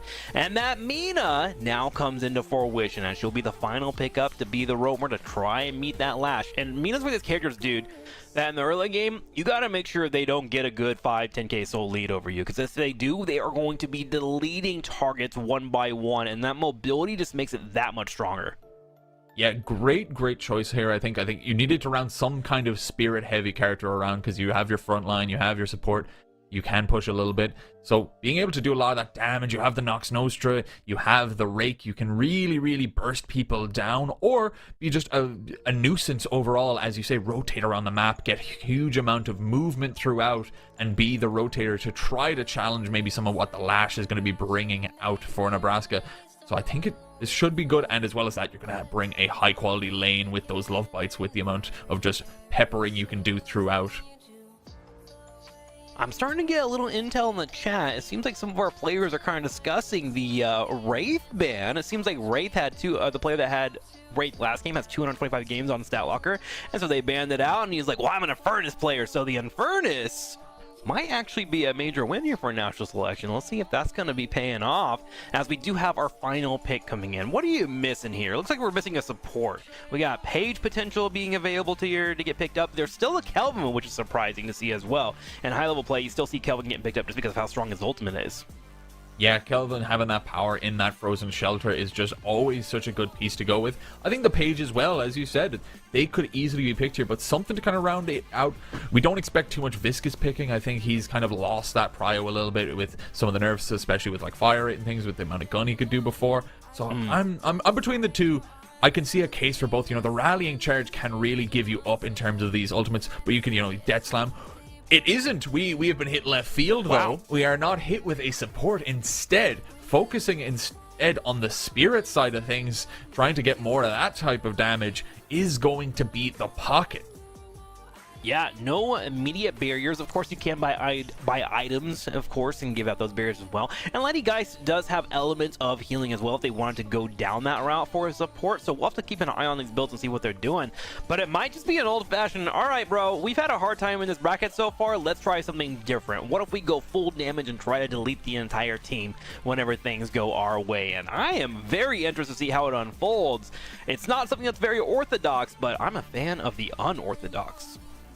Yeah, I'm really interested to see how it's going to go. Both teams running a little bit different, a little bit more of probably their own flavor of the game, you know, trying to tilt into something that they have a little bit more success in. Natural selection, you know, the double support-esque, the Infernus, going for that kind of element. Really, Yamato being your main frontliner rather than having someone else pick up that mantle is going to be a really important one, because there's going to be a lot of burst damage. Nebraska, they have a pocket, they have a Lash, they are going to want to be doing these big moments here. They have Paradox as well for the pick potential, so there's a lot of pieces here that Nebraska could try to take off of natural selection if they are not careful with their comp choice. So, in most MOBAs, I've been around for a while, so I've played a few MOBAs here and there. When it comes to archetypes and team compositions, a double support composition usually gets better past the heroics or any type of ultimates that are coming online, right? That's when they start to really feel like their power. So around that 3,600 mark, I am wondering if Nebraska Esports Retirement Home is going to try and maybe roam a little bit on the earlier side, try to find a couple of picks, grab Guardians earlier, because you want to use that early game advantage of damage to try and put your opponent behind. And if they can do that and start running Earns a little bit more often, and with a Paradox being on their team composition and a Lash to kind of follow around, they could pull that type of strategy off. So I'm coming down to the early game basically for Nebraska Esports Retirement Home. If it does not go well for them, I am going to be voting for natural selection around the 15-minute mark. That's kind of where I'm at. Yeah, I agree completely. I think the scaling on Natural Selection will be really strong. You have a lot of pieces. You have the Warden, you have the Infernus as well, you have the Mina. So if you are able to get online, you are going to be doing so much damage. But for now, as we get into the game, we can look a little bit at the kind of lanes we're going to find as we look at the first side. Nebraska going to be running that Lash and that Shiv. So two people that are going to be able to pepper some damage. Lash can try to do some slams. They're on the strong side if they want to get the high ground on the build, and to do so up against the Infernus and the Dynamo. You know, a more classic carry plus support-esque lane. So we'll have to see, can they deal the damage? Can they get through the bloodletting of the Shiv and stop the Lash from being able to get those huge pieces of damage off with the slams? What I'm doing is looking at this middle lane here, mostly because of Paradox and Abrams. Now, you have Mina and Yamato, which are lane bullies in themselves. My gosh, they can really start to clean you up. But if they can get to the middle game and try and get a Guardian picked off, or even decide they want to hold the lane for themselves for a second, both those characters, Abrams and Paradox, can be fantastic for peeling off early and surprising the opponent for a pick. So we're going to keep an eye on that. But the job of Mina and Yamato is just to chunk them out as quickly as they can, and they are doing just that. Look at this firepower. Both Kelpo is down on HP, and Woody's now healing up, but they are already hurt in this early game. Yeah, understanding the assignment that comes with the picks very much, as you say, lane bullies, and they are playing it that way as well. Just standing on the bridge, using the damage they have, the power slash, the love bites, every single bit, and they will continue to do so, and we'll see if they are going to lead to any kind of early damage or early kills that they can turn into some roams. Over here on the right-hand side for Nebraska on that Hidden King, we are going to see the Pocket and the Geist trying to do their best. Some fighting going on here, though. The parries are thrown in, but nothing is hit. The damage is dealt, though, and Kelpo brought low. He gets that extra regen as the Abrams, so he might have the opportunity to escape. But the continued push from the side of Natural Selection is going to mean this. It might have to just be a reset if his HP is going to stay this low. Right now, just run around in the boxes, grabbing whatever money he can, but also giving himself a little bit of time so he can start healing on up. And he does have every sort of shot, so over time, things will get a little bit better for him. And then, of course, he can now buy one more item. Let's see what's going to pick up before we do check everyone else. He gets the extra regen. Okay, so he's in full survivor mode. For anyone that's wondering, if you're ever in a situation where you are getting bullied out in a lane and you feel like you want to stay and just keep farming up, a sort of shot into an extra regen will allow for you, in most scenarios, to stay alive. And, of course, with Abrams having his 3 there, he'll be good to go. Now, let's check out on this far left lane. We have Lash, who is currently playing with Shiv, and they're pushing forward quite well into Dynamo as he is trying to protect this Infernus. Infernus is going to be wanting to scale up and just kind of farm up, and so Dynamo is a great pairing for him. But one thing you do have to be careful about is your wave control is going to be struggling a little bit until a couple items come online. So that's what Lash and Shiv is doing as they continue to put on that pressure. Yeah, constant application here, seeing what they do, and yeah, it's constantly watching this Paradox and this Abrams. They're gonna keep being hit by these slashes of the Yamato, the damage from the Mina, and what can you even do here? They're gonna try to get some back. Kelpo, as you say, they have a lot of sustain here, but it's gonna need to be very tough to do this. So far, I'm not seeing any rotations here from Nebraska Esports. Retirement home. We are going to be having those buffs spawn in about 1 minute and 12 seconds, so that should be an indicator to see some of those movements coming in. Abrams starting to finally stall out in his HP bar, but man, it's been quite a struggle for him. Dealing with that Mina is always going to be one of those situations with that Ray combination, that bat coming in. She moves over and starts working on the minions as well. Look at that timing. Oh my gosh, 2 taps and a rake, easily getting that cleared up really quickly. Okay, so how far are we away from the ultimates? About 1k souls for most of our players on average will unlock them and start setting up that aggression that I was hoping for early on. Yeah, and that's going to be a huge point here. Both the 5-minute mark and that 3.6k mark is where it is at. Claw going to hit here for 4XNL, but no damage to follow it up. Nothing to take it further. Prio is going to be trying to get on these lanes. You want to be able to push in your waves right under the Guardians so that when you do try to run over, take your bridge buffs, take your damages, you are not giving up too much farm and giving them too much pressure. Hang on, I'm watching this fight, man. It's been tense so far this early game. Ooh, Abrams comes in, though. Tries to maybe bait out that parry. Then gets around the corner just to survive. Lash finally gets some damage on that Guardian on that far left lane here. And now with Bus spawning up, I'm staring at the mini-map. Who's going to be moving out? Paradox looks like she might have wanted to rotate for a second, but with that wave coming in, she's going to have to come over and defend due to Abrams being a little bit low on HP and having to regen up. Lash comes in for a power slam, does decent damage, finds the tether at the last second, which is going to be allowed for him to be able to get a kill on Infernus. But Shiv and Dynamo remain in this lane, and Shiv might actually want to go for it. Goes for a parry, but the Dynamo ultimate to stop him in his tracks before it happens, and Tushi gets styled on. Yeah, this time around we saw the first singularity of last game go a little bit wide, not find its mark. Here, just the Shiv all alone, get him stuck underneath the Guardian, taking that constant damage. Your bloodletting is just going to make you tick down slowly but surely, and that is a huge couple of kills to be able to get for natural selection. So now, see, and they keep some of that presence along the rest of the map. Good damage onto Abrams here. We're going to see them grapple on in. The Seismic's impact is here and ready to fight. Another grapple comes in from Cloakoak, though, as they take the Abrams out of the fight. Great shadow transformation to just finalize that kill, and needs to try to survive it out.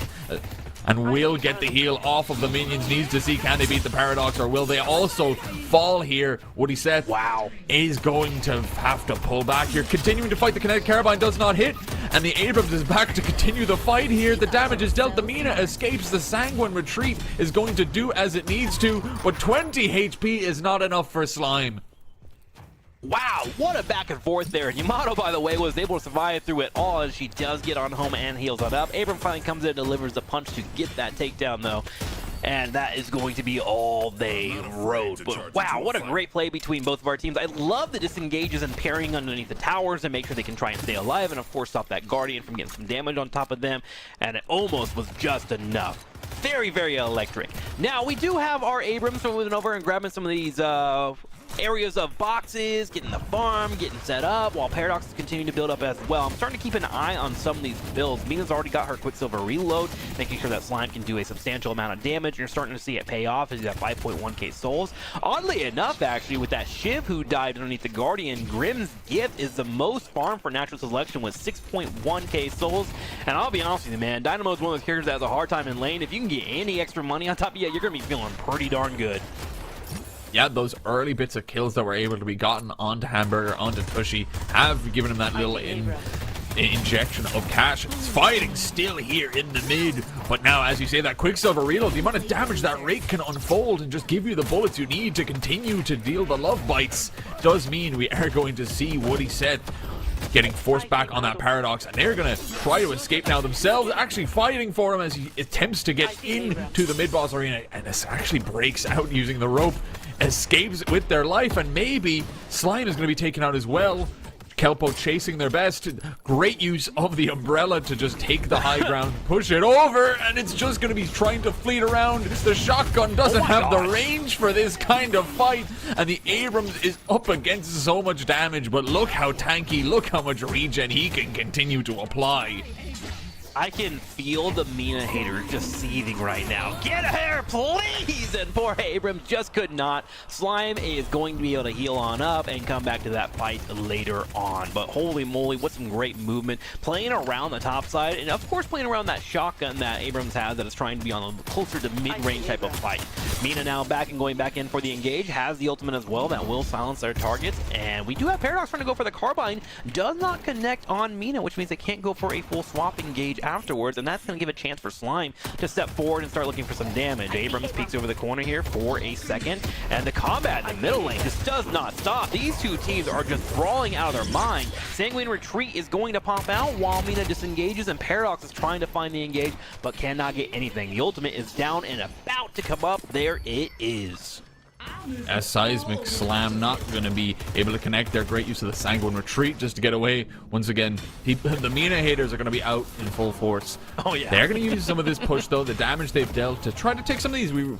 Some Sinner Sacrifice online to try to take here. Going to keep it up. The Nox Nostra is popped in the distance as Paradox is going to be silenced and damaged and hit with the love bites. The trade does come in, but the parry as well works wonders. Slime does fall though, and once again the Paradox is hiding. Going to be playing around trying to see can they survive as the chase of the Yamato continues onto Kelpo. And now, with Abrams going down, Paradox definitely has to leave. He's under 6 HP and needs to heal on up. It doesn't give a good window here for Yamato to step up and get some decent damage on top of this Guardian.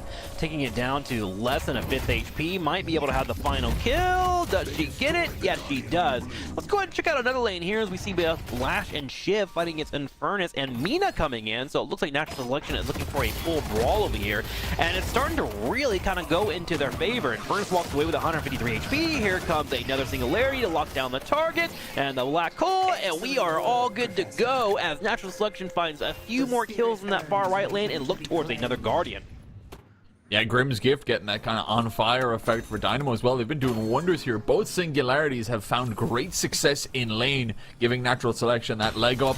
Oh, the gun bridge buff is online and able to be given to the Infernus, but while this is happening, the left lane is where the fight is commencing, where the hidden king side of Nebraska is going to lose their Guardian. But they're going to get some kills out. Dynamo's going to fall. The Ivy will fall. The Death Slam, it goes wide. And another Guardian on the right side is taken, this time in favor of Nebraska. Rough engage from Lash, almost had that full engage to bring down the target, and now Mina suddenly in the position where she can go for a hard punish. She steps up and has an Infernus right behind, trying to look for the damage. Lash doing the Lash thing as he jumps into the air and tries to get away from his opponents. Lash at the same time finally does get picked off, and Infernus begins to help out with the Shiv engage. Gotta be a bit careful here though, is Shiv as he tries to back away and try to defend against that Walker. A little bit of burning damage, is it enough? Looks like he may have survived. Just barely, and he will be able to back away. Here, though, we have Yamato going for the Shadow Transformation.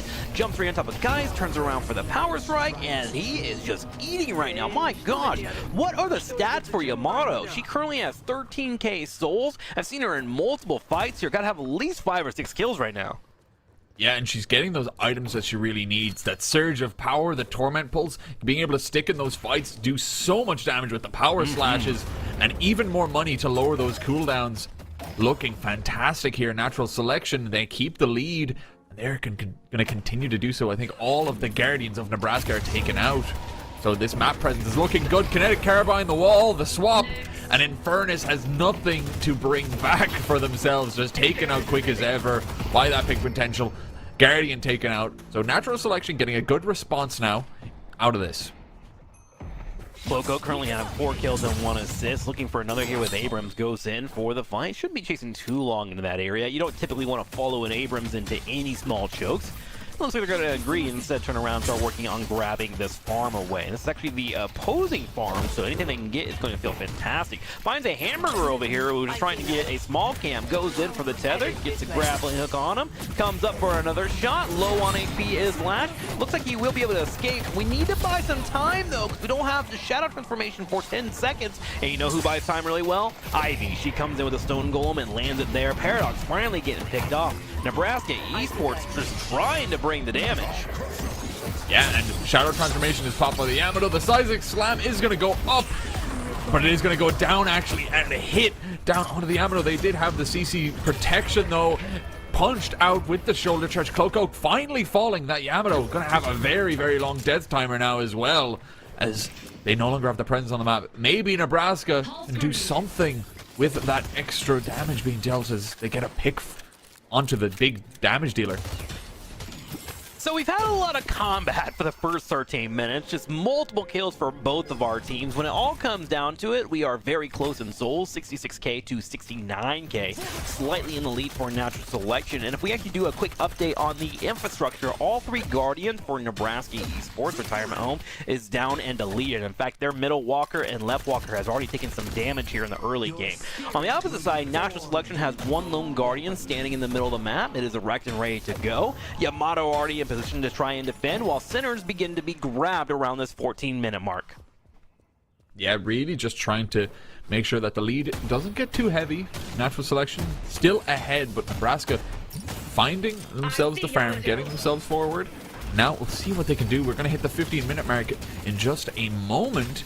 And so we'll have to see about those bridge buffs, about that urn, because that is the next big contention point for both of these teams, as everyone starts to, you know, get those ultimates back online, get their power spikes from the items, and see what they can do.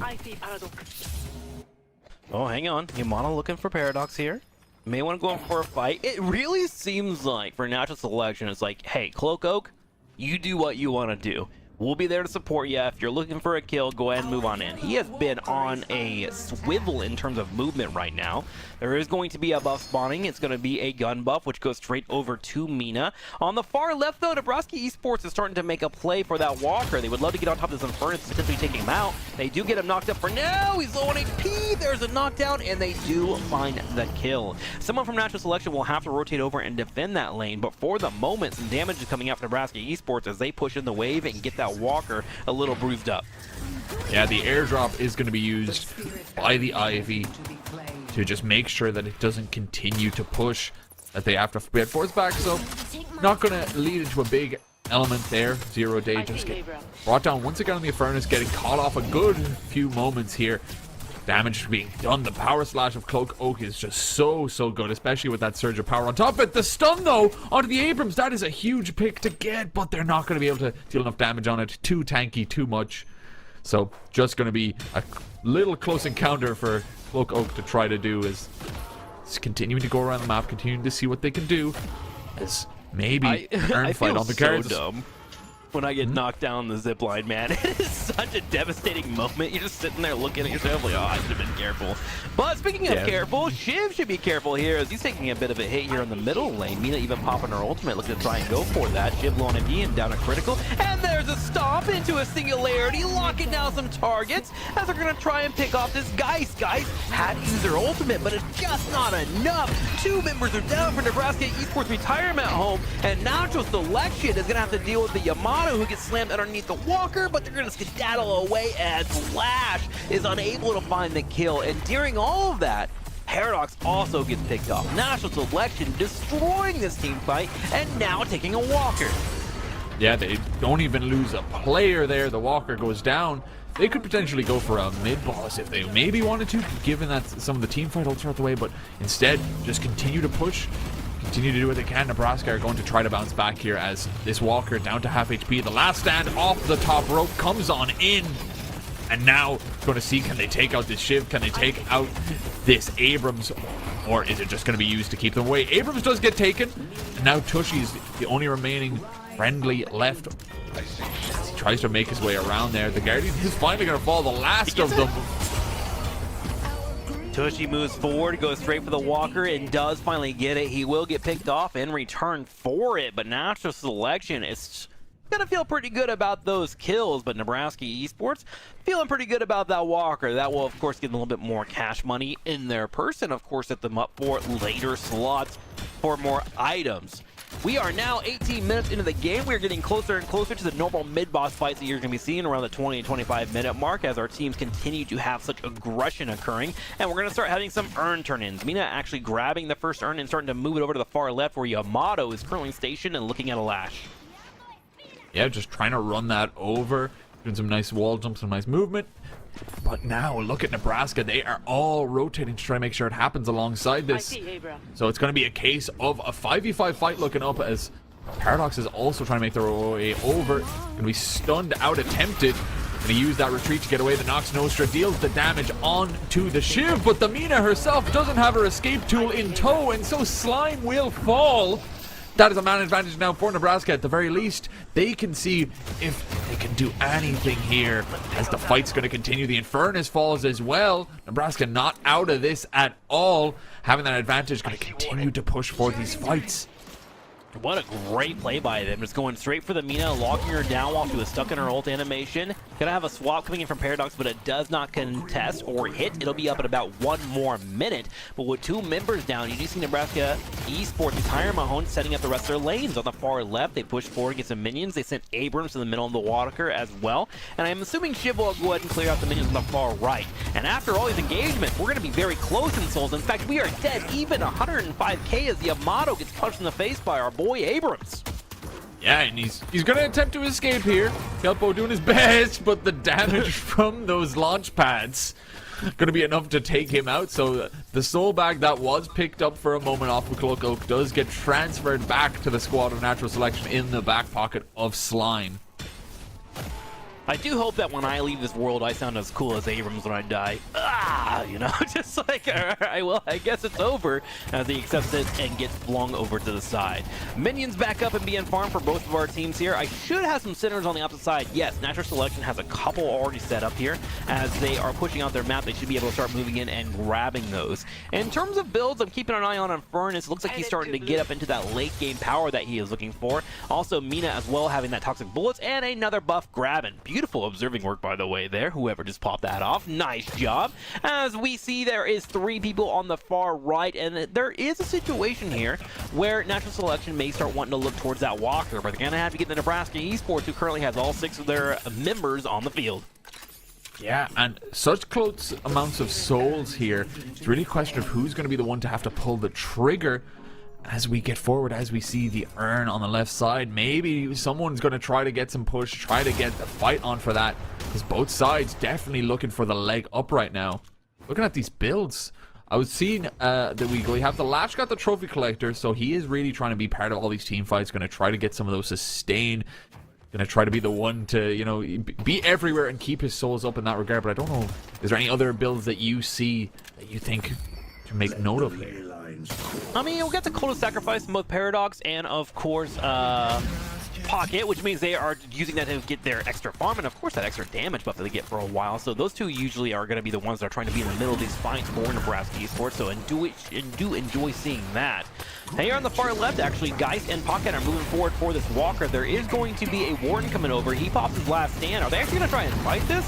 It's spread out here on the left. There goes the Geist bomb so far. She's going for the life drain here, trying to turn around and get damage on top of that walker. Will have that swap in a second with her HP. Will she be able to find it here?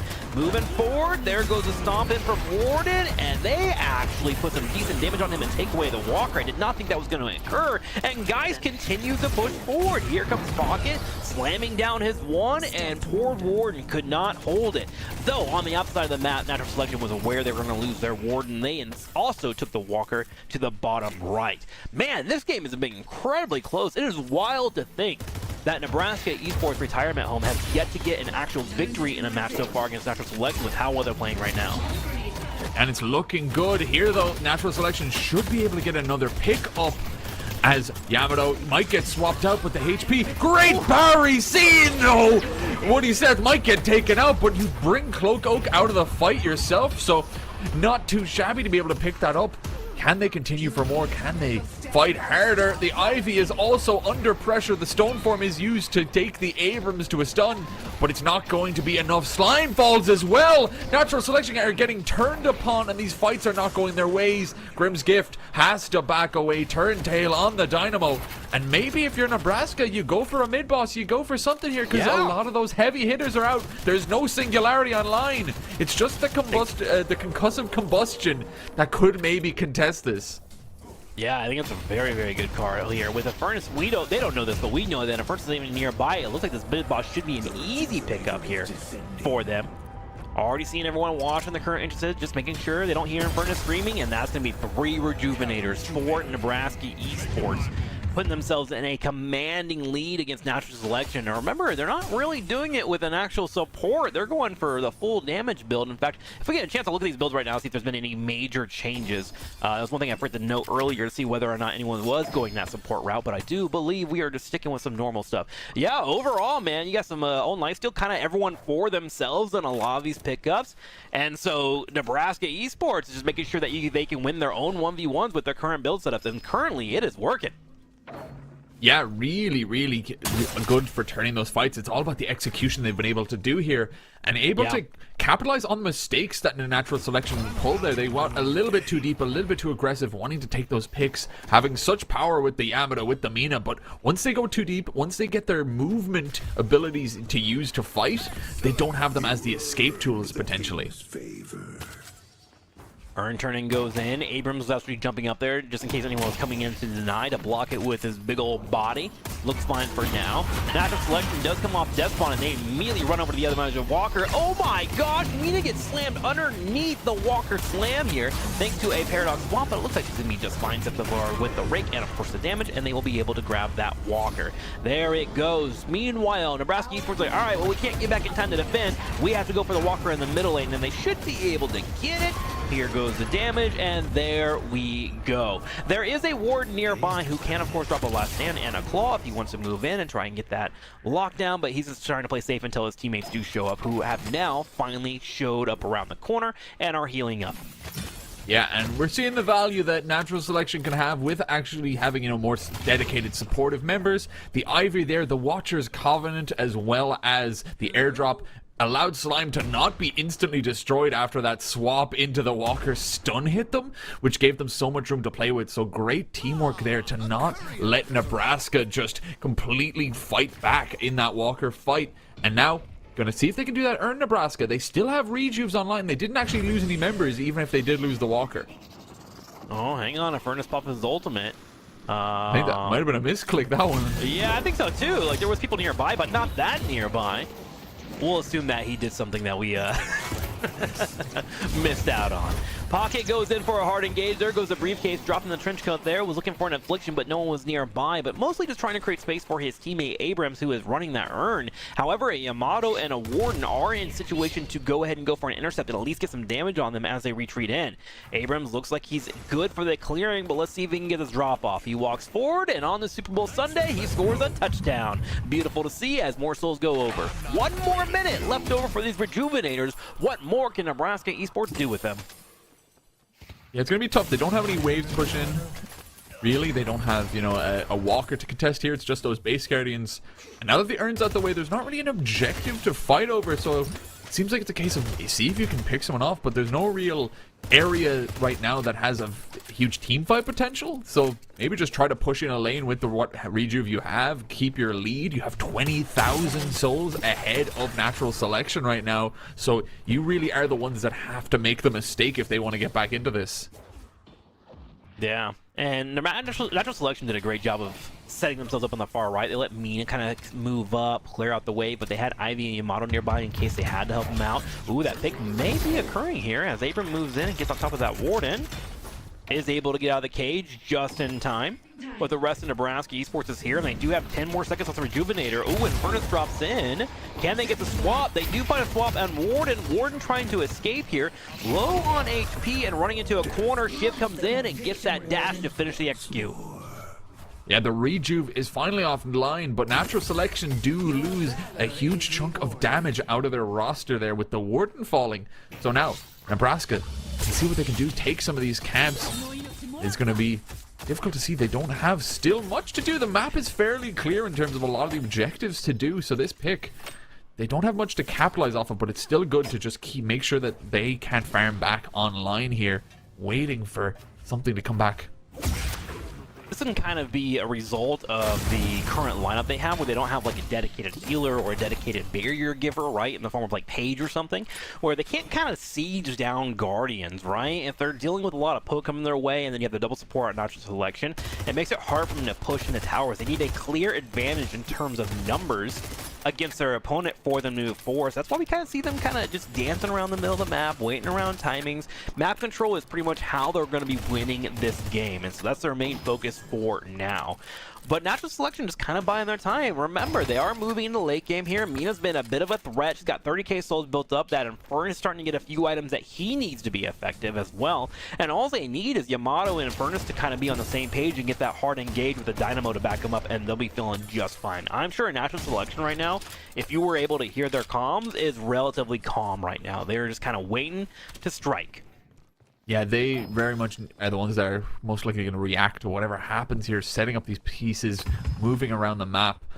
As time ticks down, it's a minute left on the clock for the urn reset, for the mid-boss respawn, so that's really where we're going to see these fights commence, where we're going to see the actual combats get played into, because right now it's really just an ebb and flow of lanes and minions being taken, because no one is able to push in. It's just base Guardians. There's no walkers to fight for anymore. Yamato knows there's a few footsteps above her right now, and she's kind of in no man's land, maybe thinking about coming in for a gank, but here's an engage here on the far right. Paradox starting up her carbine, trying to come in and see if they can find a target. Dynamo on the far left. Here goes the shot. It's going to be on Mina. There goes the swap here to stop her from getting too effective of an ult. The Singularity does come out on the far left, looking at a few people, but with Warden already dead, there's no major follow-up. Nebraska Esports Retirement Home are looking to find a couple of takedowns, and they do. Both Warden and Dynamo are no longer here. Mina also taking the damage, trying to get out with her bats, but she might get picked off here relatively soon, Kurt. Yeah, the fighting commencing. The shadow transformation is used. Cloak Oak is good for the first, and so much low HP across the board. Big Man is going to fall as well. They do get one back onto the Ivy. As the longer this fight goes on, it's going to be a struggle as the shadow transformation ends. The damage is still good though. The concussive combustion, the tongue twister comes on in, and it's not going to be enough to finish off the fight. Just Slime left alive. Tushy is going to be trying to take the fight. The retreat comes in, and Slime is able to escape here with Nebraska keeping the lead in terms of the kills. And no, they could not finish out that kill. The Mina has to turn tail, get the HP back in base, and now really tumultuous lanes for everyone.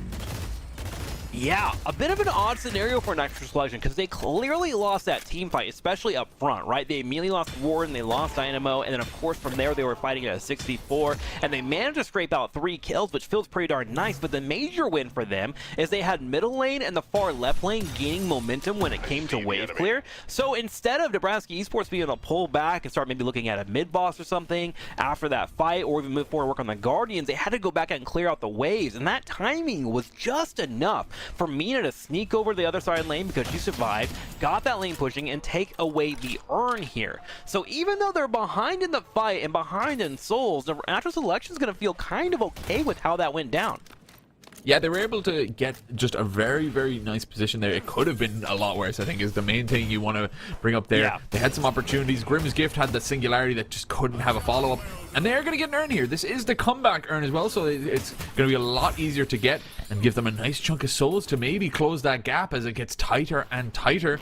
This is when we have a mid-boss online, we have an opportunity, and it's just a question of which team is going to, get that opening to find a justification for going for that mid-boss right now, as both sides still just slowly but surely pushing in the waves and no one finding any ground against those base guardians.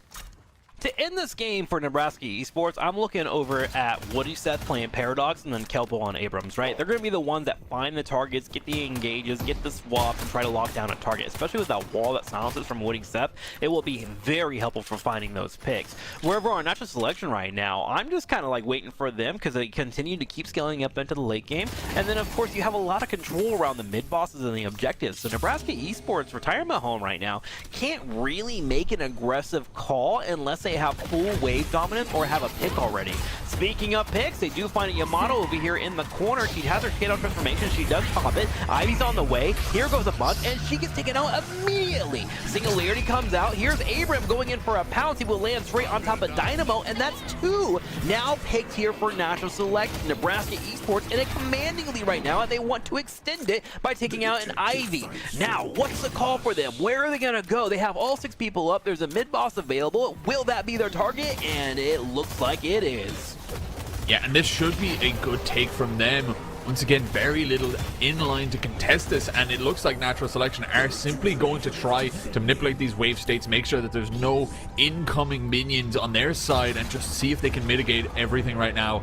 But if you are Nebraska, you are in a great position right now to take these fights, to try to win it out. You have the rejuves, just got to push in those waves and try to take those base guardians right now, because those cooldowns, those death timers for Natural Selection are going to take a while to get back. We just saw a lot of stats. They were just pulled up right now. No one is clearly the carry for Nebraska Esports right now. Right now, it's just all about coming together and using teamwork to find a number advantage, and then from there, just trying to have good comms and make sure that you don't get locked into a massive AoE. And so far, that plan has been paying off quite well. 3.5 minutes here for our rejuvenators for our team, as they're going to be able to set up their waves. Now, you already see them clearing out the mid lane. Left and right will be their main priority from there. And then, of course, they can start working on grabbing their centers and setting up. Natural Selection now has all 6 members back up and ready to go, and all they gotta do is try to stay on top of this wave clear and not lose too much. If they can walk away from this Rejuvenator and engage with only losing a couple of base guardians, they're gonna feel kind of okay for a fight soon. But that soul lead is starting to get pretty big. 240k to 213, Mr. Kurt. Yeah, it is really climbing so far here. The Abrams on 46 themselves, so becoming an absolute raid boss here. They are going to try to shoulder charge, but not able to find it here. The Shadow Transformation is used to bait it out, and a lot of damage being dealt with to Kelpo here. They do have regen, of course, but they are losing their rejuve charge for themselves here. But still, the advantage should be in favor of Nebraska. What are you going to do? You are going to swap with the carry of 0 Day. The Inferno is taken out of the fight. That is a huge advantage to find. They can continue to assault the base. Those Guardians are just going to linger a little bit longer here, I imagine. And the firepower for Natural Selection naturally diminishes here, right? Not having a Furnace, your late game character, the one that wants to spread that fire and of course take down your opponent, is suddenly gone. So now the fight's a little bit more forward for Natural Selection, which makes it easier for Nebraska Esports to get their engages. Fight does occur here on the far left. Yamato is able to back away with some low HP. Abrams has taken a bit of a beating. He has to back away. You can't use another Rejuvenator. Once you use one, you can't use another. Shiv low on HP as well as Pocket, though, so Nebraska Esports has to be careful here and try to heal off of these minions. They are sticking around as well, so it might be risky. We are going to see that Pocket, who was low, lose their crystal as well. Tushy here on the Shiv, getting shot by these base guardians. He himself is low. I think he's just going to seemingly sacrifice that last rejuve charge. Doesn't have the damage to finish out those guardians, so that is all of them used up. Still, the siege got them a little bit of push. They didn't get the shrines, though, and as you said, if Natural Selection, the worst thing happening, you losing 2 base guardians, that's not the worst situation you could have been put into, given the circumstances. Shiv going for the escape there. Here comes the singular retreat here. Mina trying to chase him down, sets up for the rake. Jail cell coming out here for Shiv, who's all by alone, so a black hole singularity does come out, locking down a target, and Shiv has now been deleted. Abrams was wanting to come and help out, and he actually finds a death as well, and somehow Nebraska Esports, who had a lead with the Rejuvenators that was pushing in the opposing team, has suddenly thrown away their opportunity, and Natural Selection is fighting back. They're on their way to get another pick as well. 5 are now down for Nebraska Esports, and Natural Selection is breathing a sigh of relief. Yeah, able to capitalize there. Tushy was the one that got a little bit too long in the base. He lost that last rejuve crystal to base guardians, and on his attempt to escape, the Mina keeps the pressure on, and when the cavalry comes in to assist him, when Kelpo comes in, when Woody set on the paradox, they just get absolutely decimated by that singularity from Grimm's gift. Once they're all inside of it, the damage is so potent for Natural Selection, and they're going to try to do what they can now. They're the ones who are in a position to start taking base guardians and doing damage. Base Guardians start to take damage. Shiv up at about 15 seconds. Lash will be right behind, then Abrams, and then Paradox. There is ample time for Natural Selection to really open up these bases. They grab the Guardians to the far right, work on the one to the far left, and work on the one in the middle. Pocket does step up over here in a corner, thinking about potentially coming in here and dropping an Affliction. Decides not really an opportunity to do that yet. Again, just kind of threaten the idea of damage coming in relatively soon. Good news for them is they are going to be able to start protecting their shrines as Natural Selection has to back away. But we are getting into this late game, and now suddenly we are incredibly close on souls, and it could be anyone's game. It really can here, but what was a very good position for Nebraska has just been turned on its head. All of those base guardians are now gone. The Archmother and her shrines are, or the Hidden King and his shrines are completely susceptible to combat now, and it's going to be a struggle here, especially because Natural Selection has so much late game damage on that front end. They have the Infernus, they have the Warden, they have a very well scaled Yamato, who they are going to be a difficult ones to finish out here, especially now that you don't have a 20k soul lead in your back pocket. Yeah, I love that you keep bringing up the damage as well, because we got to witness it earlier, right? When Abrams got deleted between Infernus and Mina, and that was from afar. Shim's going to be engaged on here in the middle, but he'll be able to get out thanks to Dispel Magic. Not too big of a big worry for him. Mid-boss is spawning up in 30 seconds, so both of our teams are setting up their waves to make sure they can fight them as they go ahead and grab whatever they can around the map. But it's getting into a situation here where the natural selection, I feel like as long as they don't overstep and get picked off, and there's no major reason to do so right now. You're doing pretty well on souls, and now you've gotten to a point where you're even against your opponents. They should be able to have a team fight just because of how strong Infernus is starting to get. I don't know how Nebraska Esports, aside from a Phantom Strike, engage from Mr. Abrams, or a huge ult from Lash, which we haven't seen too much from Lash here from Hamburger. I don't really see how they're going to be able to get a situation to go in their favor. And they kind of seem to agree. They actually ran down the bottom, and I think they're starting the mid-boss here, are they? Okay, no. They were starting up the wave here. They're looking for a pick.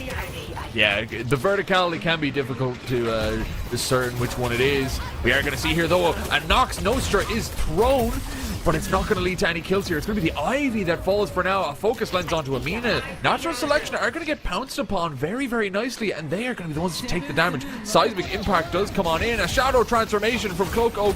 The Yamato needs to do damage, and they're just going to use Eliza to escape here. That is a singular kill in favor of Nebraska, and that might be just all they need if they want to go for this mid-boss. Yeah, the odds of winning definitely goes up pretty dramatically here if they can grab this mid-boss here. Abrams taking a bit of it here. Was a bait. Mina goes up on the top side, being able to retreat at the last second. Looks like he's going to be okay, but here comes Infernus. He comes flying in, looking for that combustion. I'm not sure if he's able to land a target on anybody. He gets walked into the corner as Paradox brings in the carbine, and now 3 people are down. Natural Selection goes for an engage, and it does not work out. Nebraska Esports got to be feeling really good about that right now, as that retirement home is being busy. Yeah, hoping the lull and the re-engage from the concussive combustion is enough, and it just isn't. Zero Day gets 100 to 0'd in a moment's notice, and now we are going to see that Temple Guardian mid-boss taken out. Assumedly the Rejuve crystals are going to be in the hands of Nebraska, as there's no contesting it. And now it's a question of, can Natural Selection hold on for dear life here? They have an opening in their base. There is a potential of losing your base Guardians, but at the very least you've pushed in the waves, so you have some time to try to build up a defense and let your carries respawn. There's definitely precedence here for Natural Selection to defend. We saw that actually not even 5-8 minutes ago, where Natural Selection defended Nebraska Esports. They tried to rotate in and try and take out their shrines, and was able to wipe all of them, get the rejuvenators, and then fight kills afterwards. So I'm sure Nebraska Esports retirement home right now is thinking, all right, let's try to be a little bit more tactful here. And you can see it already on the minimap as they're setting up their lanes to the middle and the right side so far. They already have a big group on the far left. Mina's already moving over to start grabbing that urn just to try and deny it away from their opponents. But Natural Selection has been given enough time here to have all of their members back up and running. I don't know who to call to win this one right now, man. It is a dire situation between both of them. Nebraska Esports has put themselves in a commanding lead multiple times, but has seemed to have slowly fumbled it away in a few fights. Let's see if they can close this out. Yeah, it is in the seat of Nebraska to maybe do it, and that's how you want to start it off. Zero Day once again being caught by the paradoxical swap. This time round he doesn't get instantly decimated though, so survival is kept here. But that it could have been their worst nightmare here, as doing work here is what he set on the Paradox, always hitting the swaps that they need to. So it's just a question of, can Nebraska now break into the base? They have 3 rejuves, they have the situation that really needs to occur to get it. Just how will they execute such a thing? Mina being a nuisance, playing on that high ground, keeping that urn in the base right now. Infernus does have his ultimate up and available. I'm watching Abrams on the mini-map. Him and Paradox have been the ones that started. Carbine around the corner, looking for a shot. Anyone to go for. That ultimate still available. Yamato does get pulled over. Will she be able to pull off her Shadow Transformation here? There goes a huge singularity coming in from Dynamo, but he doesn't really get anyone of importance. And there's no damage follow-up as 2 get sniped. Mina goes down. Dynamo goes down. There goes Ivy and Nebraska Esports as they take out 3 members. May have a chance here to get their first win against Natural Selection, but they gotta hop on these shrines and start burning them down. There we go. Here come the punches. Here comes the damage. 1 shrine down. A second should be following up afterwards. Warren's gonna use the last stand here just to try and hold out for as long as he can. If he can maybe find a kill or 2 or take out a rejuvenator, he'll feel really good about that engagement. Perry's coming out, but it's just not enough. Abrams able to find the kill, and there's still 1 last rejuvenator. Holy moly, dude. After 44 minutes, it looks like this game is going to finally conclude with 309 souls to 291. Archmother gets focused down. Now we're going in transformation phase, and I think they have done it finally, Kurt. I think so. Those dev timers are still looking a little bit higher than you'd like. You might get a couple members back, but you don't have the ultimates for the team fight to CC them, to take them through. So it's looking like that last rejuve crystal is going to just be, they can push and push and push. Apari does stop this Abrams, but the rest of the team are on the Archmother, on that Patron, taking her out. And Nebraska Esports will take a victory, take game 2, and finally take a single one off of natural selection in this finals. Yeah, and it wasn't easy. That was an uphill battle all the way through. There were a couple of minutes where there was a commanding lead for Nebraska Esports, retirement home, but then they ran into situations where they fumbled here, a slight second or an ability not going off, the Mina being impossible to chase down.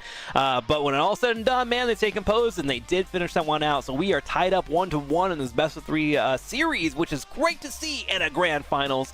And I'm ready for the third game already, dude.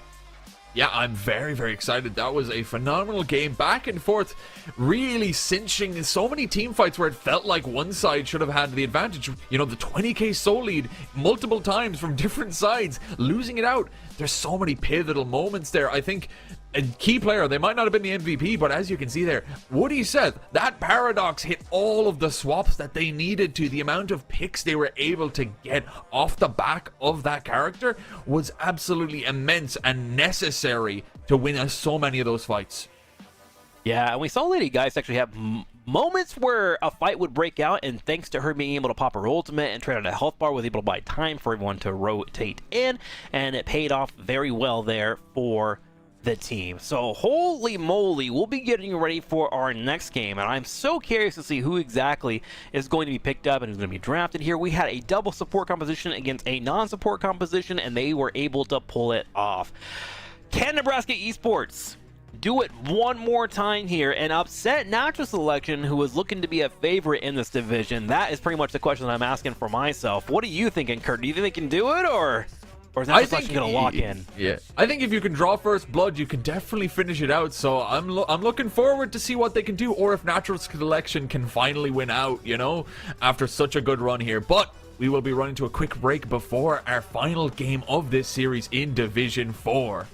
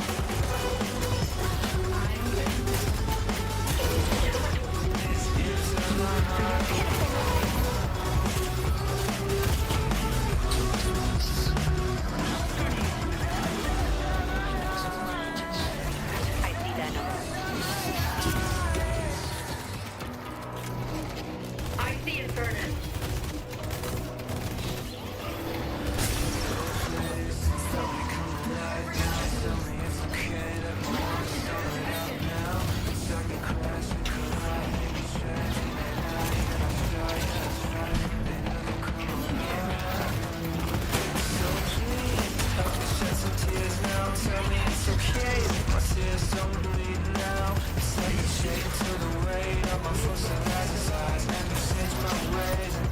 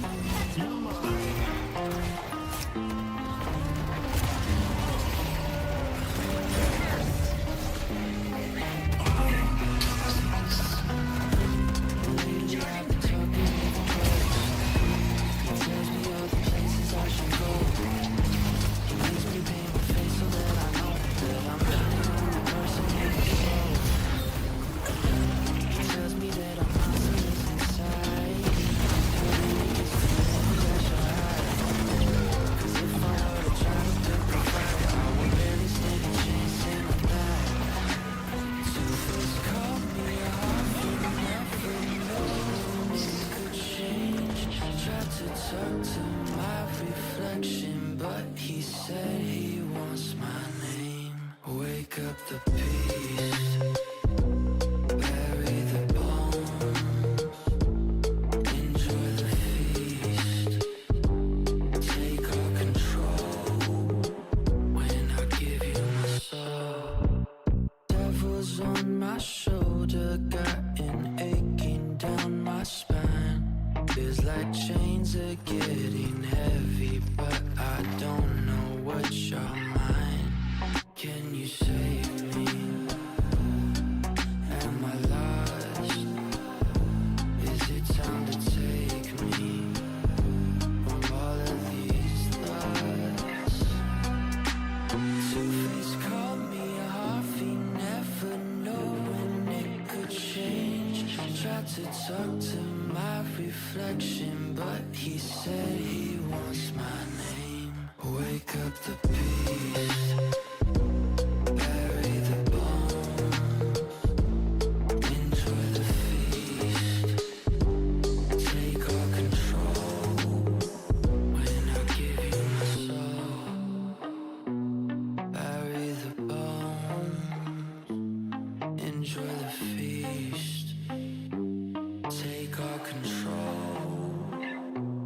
Wake up the beast, bury the bones, enjoy the feast, take all control when I give you my soul.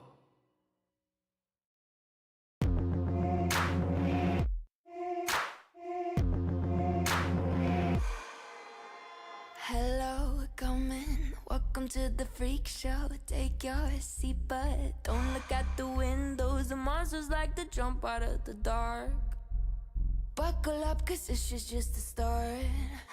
Smoking mirrors, never trust what you see. They feast on your fears. Be careful what you believe. Best to just never let down your guard. This ride can be enough to stop your heart. Higher and higher we go. Up to the top, better look out below. Higher and higher we go.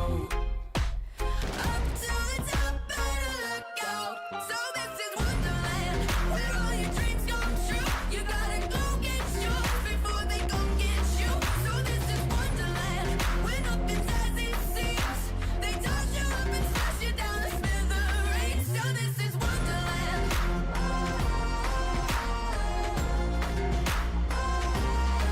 So this is Wonderland.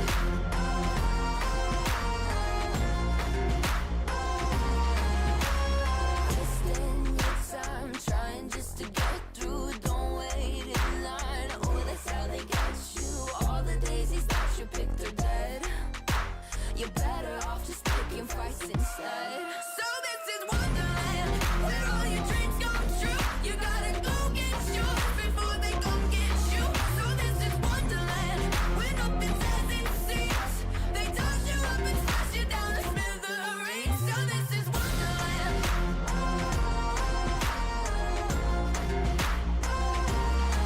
So this is Wonderland.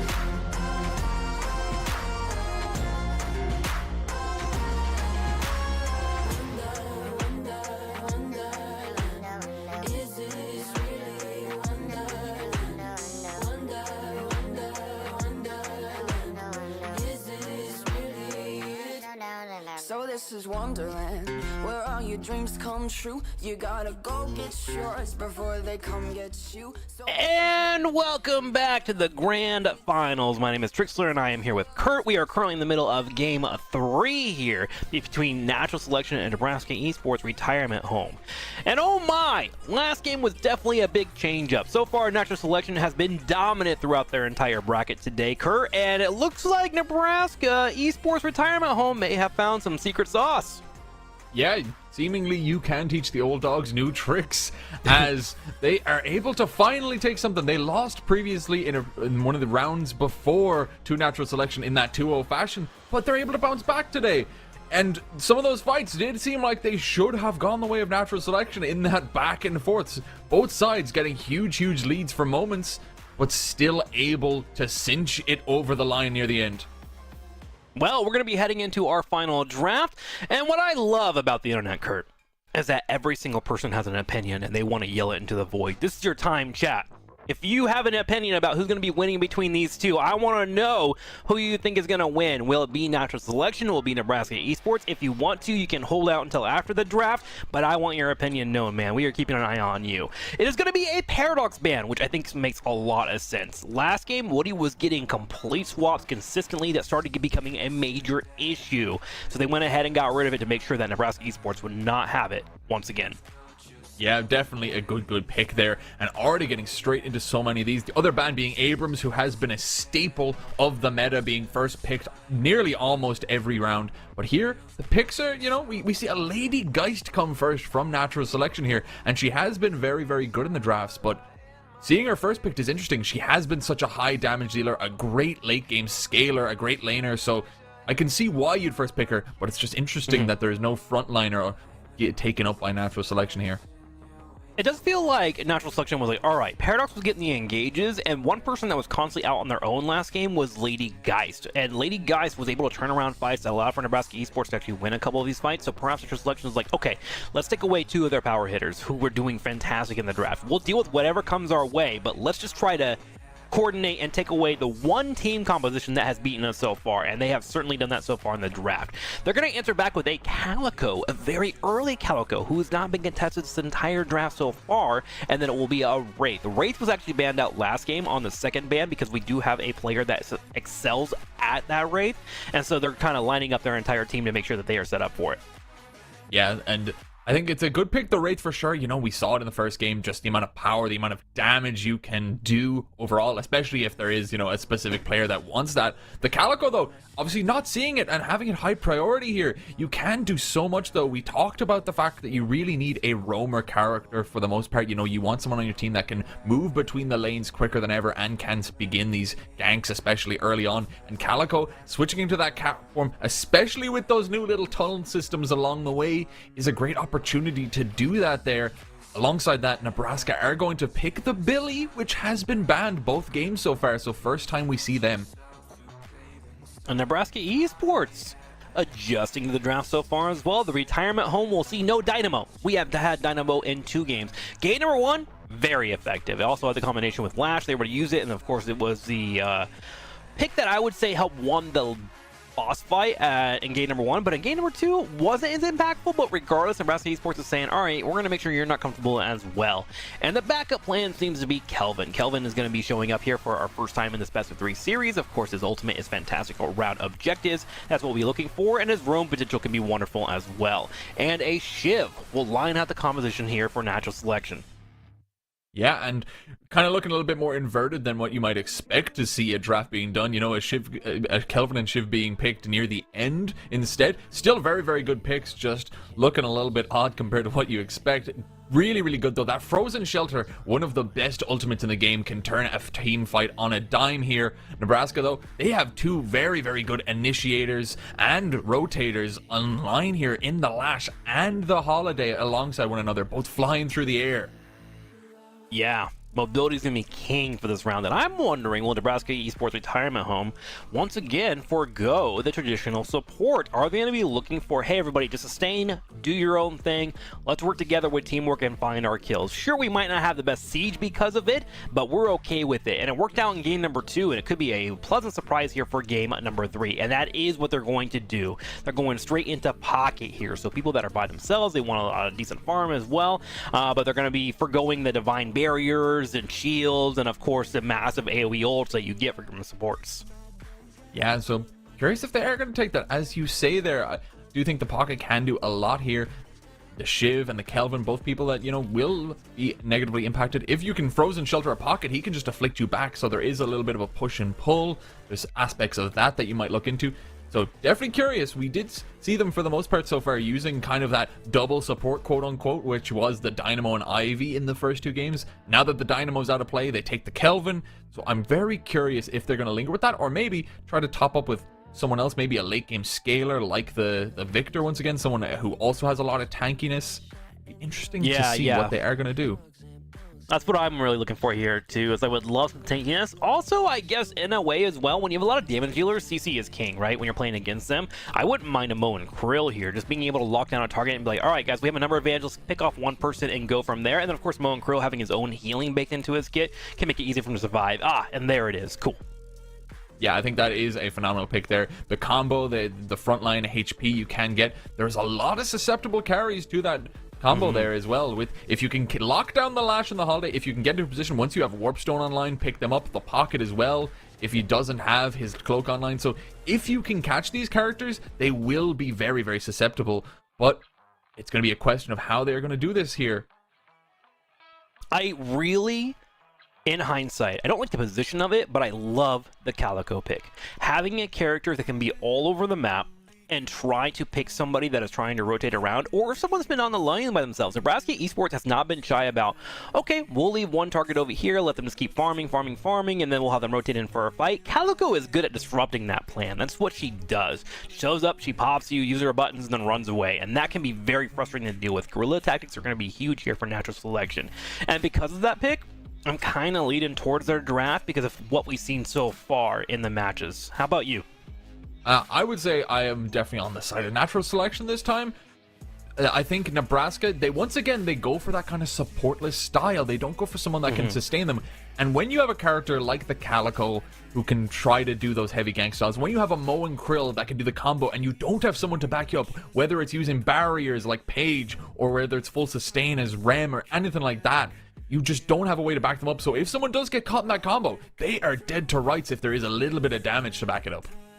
Okay, well, you guys at home have heard us, and I told you earlier I want to know what you guys believe who is going to win. Do me a favor and press 1 if you think Natural Selection is going to win. Press 7 if you think Nebraska Esports could really come in here and drop the upset. The retirement home is ready to go, and we are hopping to the match, Kurt. Let's send it off here for game number 3.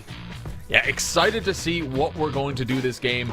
Nebraska going to start with, in the first lane, a billion a pocket, so a nice balance. You know, getting some tankiness, getting some damage online across for them. And alongside it is going to be a Shiv Kelvin, a long-time staple of the competitive scene if you've seen this game for the past few months.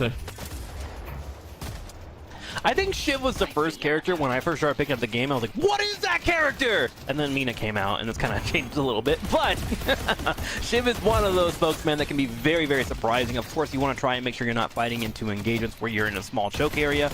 Also, he's really, really good with Kelvin here. Kelvin being able to lock down a target, put yourself in a 2-on-1, and then come up with the execute, and before the dome is gone, you've already got a pick. That feels very, very solid. In terms of flamings right now, we do have an incredible amount of roamers in the middle of the map. You have both the Amato and Holiday and Calico, and then of course guys who can kind of hold it down. Calico stepping up and going with those kitty claws so far and already getting some harassment on top of that Holiday. Yeah, both sides going to be very good at trying to clear out these waves, trying to put pressure, and as you say, Rome, once they do have that, once we get to that 3.6k mark, once ultimates come online, it is going to be very much a fight for it, because you do have the return to shadows from the Calico, the spirit lasso from the Holiday, so that will be a hugely contested lane trying to back and forth that. And then over on the third side, we are going to be seeing a Lash and a Warden versus a Wraith and a Mo and Krill. So the Lash and the Warden once again paired up together, trying to find some success, got some good damage, can get that high ground as Lash to deal so much burst, and then the Wraith can just fire off your M1 with Mo and Krill as an attempted bodyguard and trying to use those scorns and disarms. Yeah, the more I play this game, the more I really enjoy having Lash and Warden together. It allows for Hamburger to be a little bit more aggressive on this Lash, right? He can come in, try to keep going for poke and whatnot, and if there is going to be a hard engagement on Lash after he goes to go for his front-loaded poke damage, you can have Warden step up and try to slow that down with his cage, and of course, it's pretty high damage. Warden's main issue is it's kind of hard to get on top of a target, right? That's why you have some people that run like Majestic Leap and things like that on him, just to like try and pop up and be able to do your last stand at the right time, and the two really work in tandem quite well. We do have a Tushy who is very low in the middle of the map right now, so he's having that backup away completely as that Calico and Geist is starting to really take that lane. Wraith also having some issues here on the far right too. Yeah, definitely just getting a lot of damage dealt to them very, very quickly here. That is where the struggle is. There can be a lot of burst, a lot of lockdown. If you do start to take some damage and get locked down just a little bit, you will take a lot more there just because of the follow-up on display. Shiv feeling confident, man. Sex up, gets a dagger, goes in for a dash as well. Solid damage so far in that lane phase. We are 2 minutes away from our buffs popping up, but you already seen a few people peel off and grab those boxes right now. Wraith in particular doing it on the far right at the moment. And one thing to say about this Wraith from 0 Day, oh, hang on here, is there's actually an Arctic Blast coming out trying to lock down this Billy. Usually the rule is if you're facing Kelvin, if he's in laser mode, you back away. You don't want to fight that fellow. He slows you down, reduces the components of you getting to an engage, and that is what occurred there. Back to what I was saying there, though. We did have 0 Day play Wraith in game number 1, and he did a great job of just kind of farming and staying on the far side of the map, being able to be in a position. When he got to the late game, he just chewed through the infrastructure. So that's probably the plan here once again for natural selection. So we'll keep an eye on Calico and Hound as they'll be playing Mo and Krill, and they'll be the ones that probably start most of the initiations this game. Yeah, and as we do that, yeah, seeing the box runs being done, seeing the pushes on in, leaving the Geist to farm alone, which can be really, really good. You know, you leave the lane, you do some roaming, you give them that 100% soul accruing because they have no partner behind their side. And that does mean you can funnel a little bit of cash into specific characters here. There is going to be the death Drink for me? coming on in, which is going to be a struggle for that Shiv, though. They are going to now have to be fighting a little bit more of an uphill battle as souls have now been put into the pockets of the Billy and the pocket. That kill is very massive right now. That puts Billy very far ahead, which means he's going to have his ultimate first, right? So those chains can be coming out anytime, and suddenly now Kelvin has to be a little bit more careful, Shiv as well. That opens up more rotations in the middle of the map. As you can see, Holiday and Billy are going to easily grab this first buff. There it is. Going to be a region 1, which will be great on Billy, too. Survival, fantastic. Calico already rotating around and looking for a fight here in the middle of the map. See if she can get any angle to move in. Sound like the angle wasn't good enough. We'll be forced to back away for now, but feeling pretty darn nice. Now she's got sprint boots and backstabber, actually. It's going to help her rotate around the map and try to find those number advantages in any lane if anyone is to overextend. Yeah, good damage. You get silencer on those footsteps, so even they're already quick, you know, silent and quick rotates with that Ava, just get a little bit nicer and that little bit more damage you can do if you do actually get the passive of backstabbing them online. So looking good there. As we look across the map to see what they can do, the bridge buffs were gotten, the pickups are good there, the multi-hit of the bombs is going to be good. Return to Shadows is going to be popped with no damage being dealt, but they get to safety here. Grappling on in is going to be the Yamato as they're going to pull on back with that power slash. Great damage though, mainly from the Geist to be able to do that. They do the soul exchange to leave them low, and Tushy cannot sustain themselves. Great point there. And anytime the 2 is up for a Calico, they're going to be able to swipe in and get that takedown, and they were able to do so. And I also like you point out the bombs all connecting on the target as well. It's actually really hard to do on Calico. They changed her recently to where the more bombs she hits, the more damage she's going to be able to pull off. It used to be a little bit more spread out evenly, but they wanted Calico to be more effective on her abilities. And so landing all of those bombs can be huge for a Calico. And that's part of the reason why we actually saw those kills. Battering coming out here for Billy. He still has a survival buff running for him, but it's not going to be enough as Slime comes in and drops the execute. Shiv gonna now find a takedown themselves, and the souls are starting to pour on in here on the far left lane. Yeah, overstaying a little bit there was Kelpo. They got the previous kill onto Slime before, but he's able to bounce back here quickly. Fighting going on now here in the middle. That is a beautiful Spirit Lasso to top off the final damage for Cloak. They thought they'd escaped just enough with the dash away, but the Sheriff comes on in to pull them into the fight and into the damage of that Yamato. Riding like the wind is Holiday here. Great Spirit Lasso coming in from Woody Seth. And it makes sense actually now that Woody Seth is playing that Holiday. He was the one that was playing Paradox last round, so it seems like skill shot oriented ultimate seems to be a specialty of his, and we will keep an eye on that Holiday. That pick potential has been massive on the character. Holiday, for those that don't know, also gets extra headshot damage with her 3 if she's able to land those shots as well, so it can be a great lane bully in general if she is looking interesting for you at home that want to play it. Far right though, there is a Calico looking for a flank. Ava rotates in. There's going to be a Mo and Krill locking down the target, and Warden low on HP with some bombs coming out. They're going to be able to grab 200 additional souls and get that pressure on that far right Guardian as they want to step up and get some damage on it. To say this is back and forth is an understatement. The amount of combats, the amount of kills traded out is crazy. When you think one side has found a clear advantage in terms of kills, the other side makes a play on the other side of the map, starts to do work with it. It has reached the 8-minute mark, and so some of those Sinner Sacrifice are going to be online now as well, which are huge pieces to try to fight for. Those bombs going to go a little bit wide there, so Tushy doesn't take too much damage, but Cloak themselves aren't going to fall either. Yeah, Tushy had to walk away from that with Yamato potentially having the Shadow Transformation into possibly seeing Calico using her ultimate. He's decided to back away in a nice neutral state. Billy over here, every time we come over, is looking like he's having a bit of a rough time here, low on HP.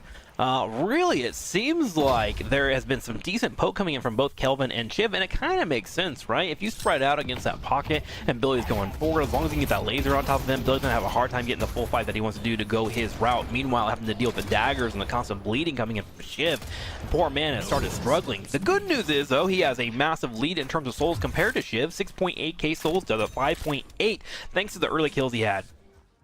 Yeah, so that advantage does mean that even if they are able to deal a nice chunk of damage, he has so much power himself. He has so much he can do with his back downs that just give him sustain alongside things like, you know, melee lifesteal that will make sure he stays fine and healthy in terms of that lane. And now we're going to see both Holiday and Yamato look to be rotating left side to maybe take some camps, to maybe make a play there. As you say, the Kelvin and Shiv are doing some good work, so maybe they need to knock them down a peg as Holiday makes their way to think about the idea of going in, but maybe just turning tail.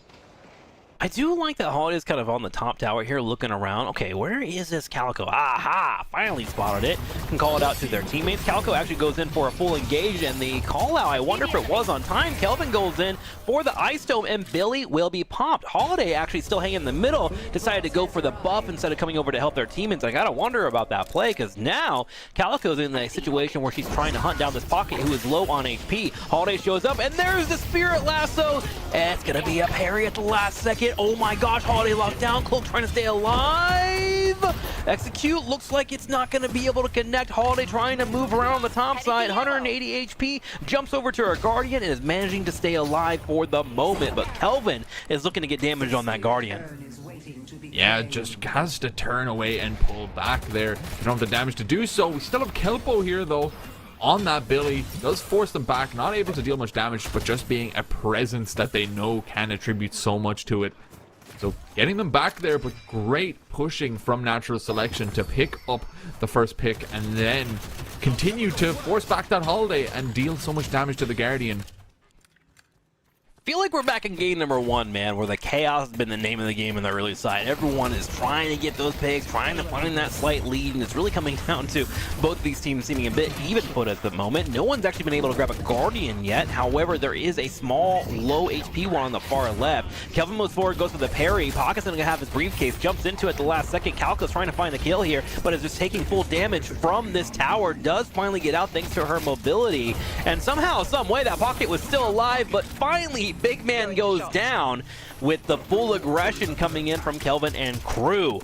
There is Billy here and available. Sadly, he does not have his ultimate, so we might play a little bit safe until that pops up.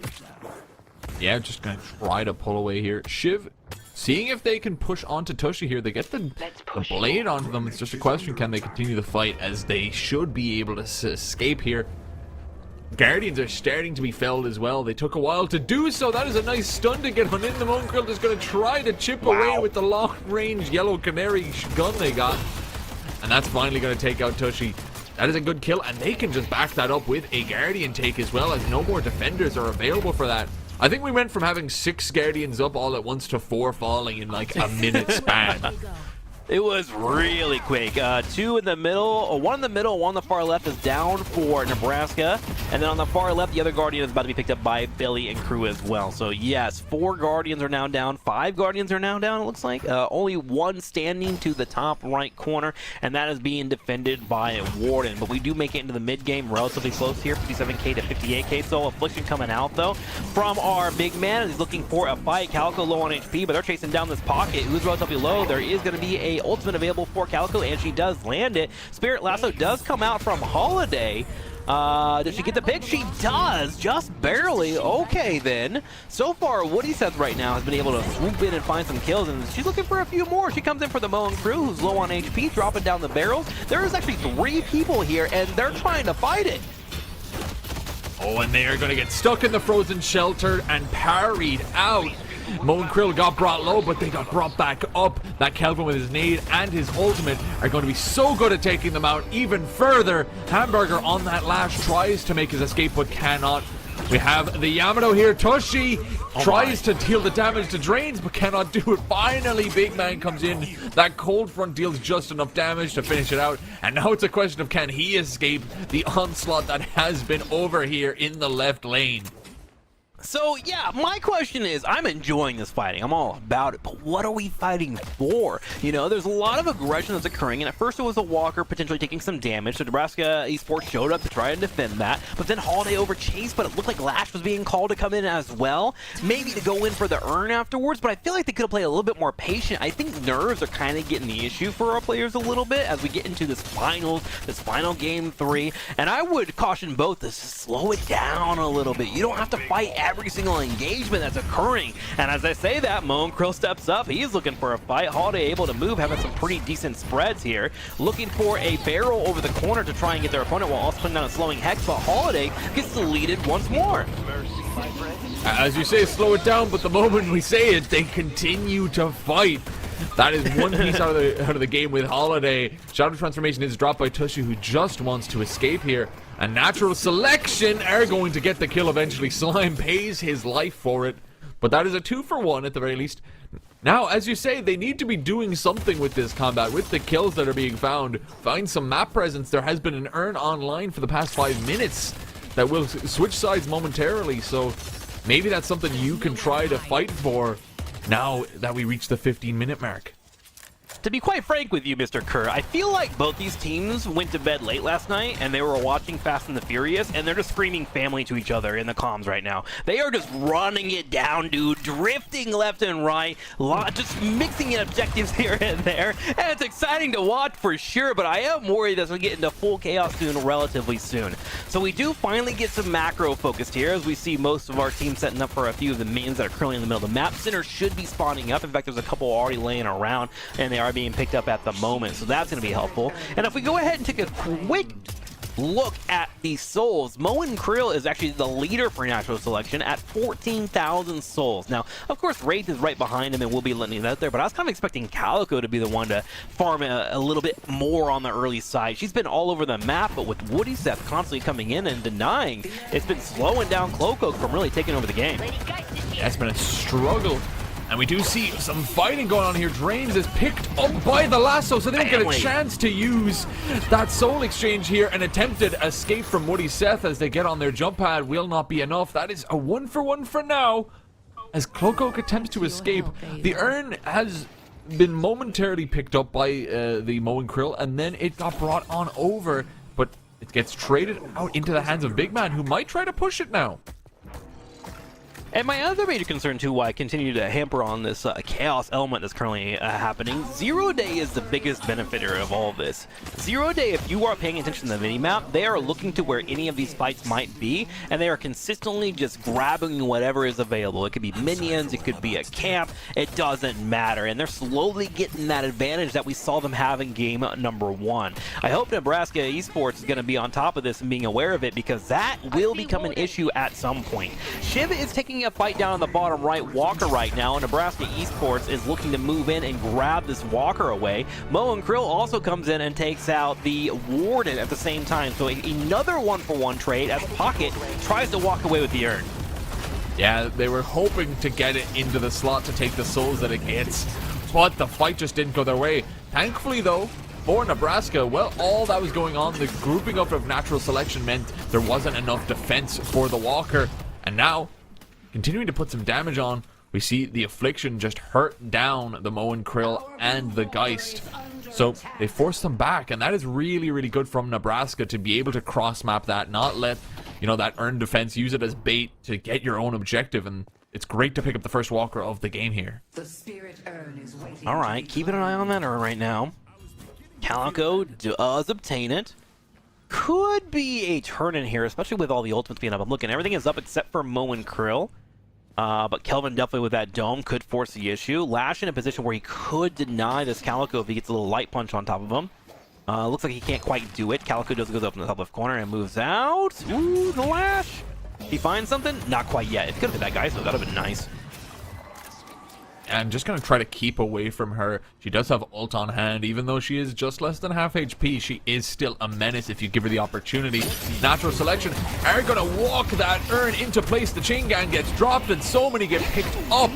And it's just a question of how much can be done. The Death Slam comes in, but the Frozen Shelter is used to mitigate as well, throwing away some of the members. Kelpo gets stuck in the freezing time as the Holiday falls as well. Natural Selection get the urn. They take 3 in this fight, and they are going to continue to push it. Hamburger attempts to escape with the Lash, but is not able to do so. The Warden of 4XNL also falls, trying to throw some bullets around, and now that is 5 down, and maybe you just run down a mid-boss here if you're feeling...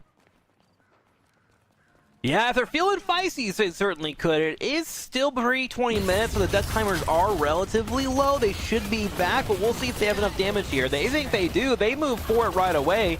And there's also a blue mini-wave pushing in the middle, so there is chance for Nebraska Esports they spawn to kind of zip line down. We'll see if they even decide to do that. I see Pocket moving forward right now.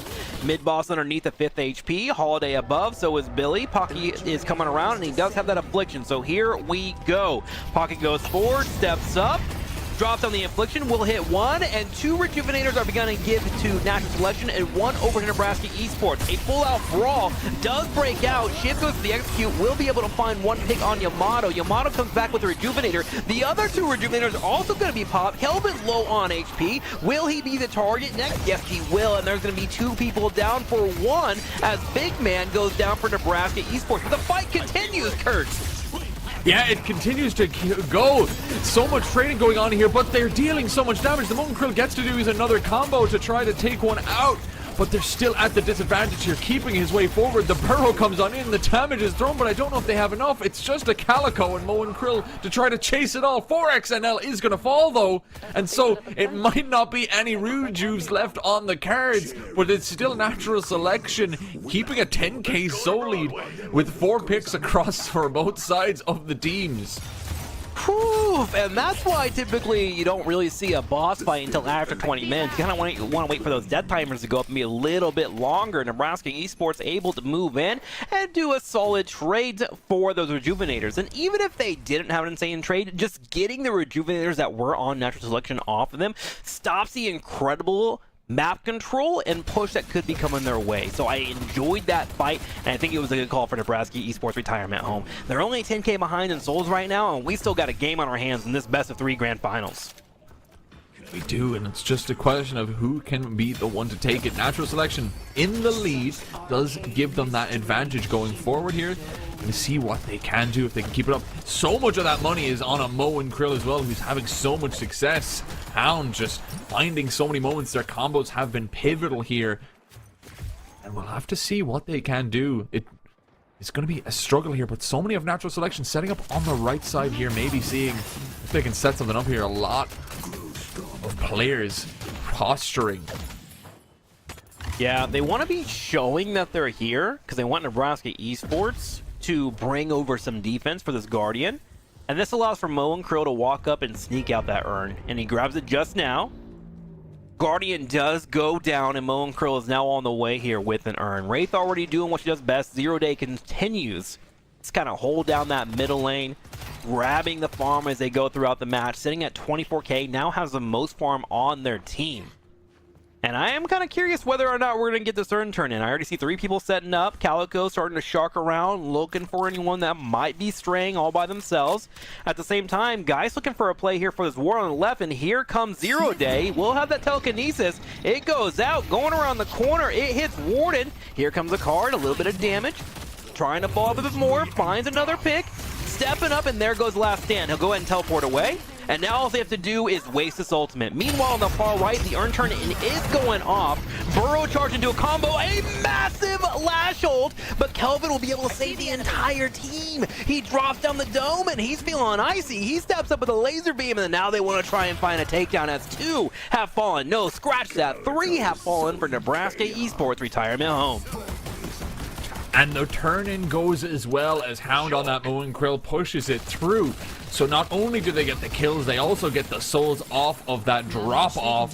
So they are continuing to garner a lead here, 24,000 ahead. And they can see what they can do. There are still 3 walkers up, 3 lanes that they can attempt to push here.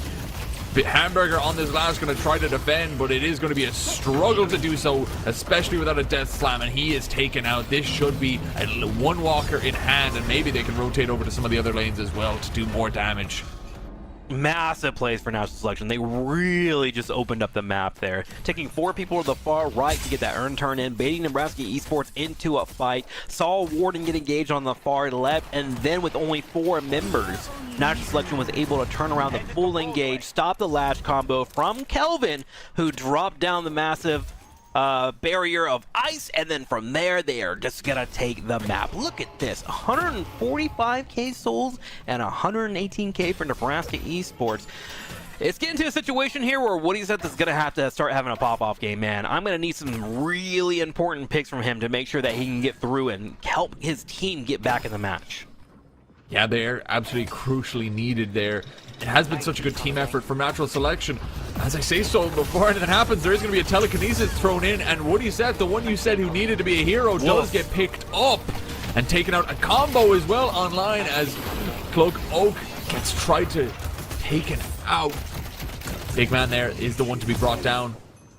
As they just continue this push, 2 players are down, and it's just such an advantage right now for Natural Selection.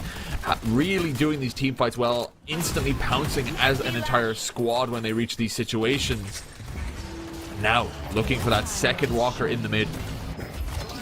And we questioned the Calico as the second pick in the draft, but it's really starting to pay off, especially now. Look at that farm, 28k soul setting up, but the most important part has been the ultimate from Calico. She's been able to land in perfect timings to make sure she's watching out for any type of CC, and then when she finds isolations like this, when she gets a number advantage, she can just run them down. Always having an Ava available as well if she wants to get an escape out. We do see the Calico going in for an engage, but with the left stand popping up, gonna have to retreat away. This Walker is vulnerable, but with Holiday coming in, here's the Spirit Lasso, and Woody may have been able to get it. There goes the full engage afterwards, but here comes the dome from Kelvin. Sadly, it's just not enough as Holiday drops down a barrel too. Let's straight up Donkey Kong out here.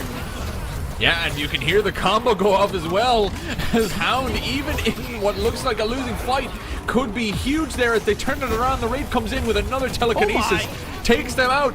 Moen Krill, Kelvin both fall as well, as now pulling back is a Wraith and a Geist trying to be the heroes for their team as they're the last remaining members. Just the Geist now remaining, Woody, Seth, and Kelp. Oh, that is a phenomenal parry. Stuck in the Essence Bomb, just trying to stay alive here. As now Slime's going to respawn, maybe take some fights here, but you can't really go back onto that Geist. Turning those fights around both sides. Natural Selection started with an advantage, overstayed their welcome. Nebraska brought it back, but then once again turning it around is Natural Selection. Man, if I didn't know any better, I feel like these two teams have beef, man. They are just throwing down at the moment. Fists are flying, combos are coming. Woody Seth making me proud there, finally coming in with those barrels after we got the lasso on Calico and really opened up the entire fight. Mid-boss is up and available, and there are 3 members that are down for Natural Selection, about to be 2 as Calico is about to spawn. And there was a potential thought about moving in towards the boss, and it looks like they're going to follow that thought here as Nebraska Esports retirement home heads on over. The thing is, Geist already is fully aware of this. Oh, but a lasso comes out. Woody says with the hunt, he stands still. There's a punch, and they're gonna find a pick, making it much harder here for Natural Selection to come in and contest.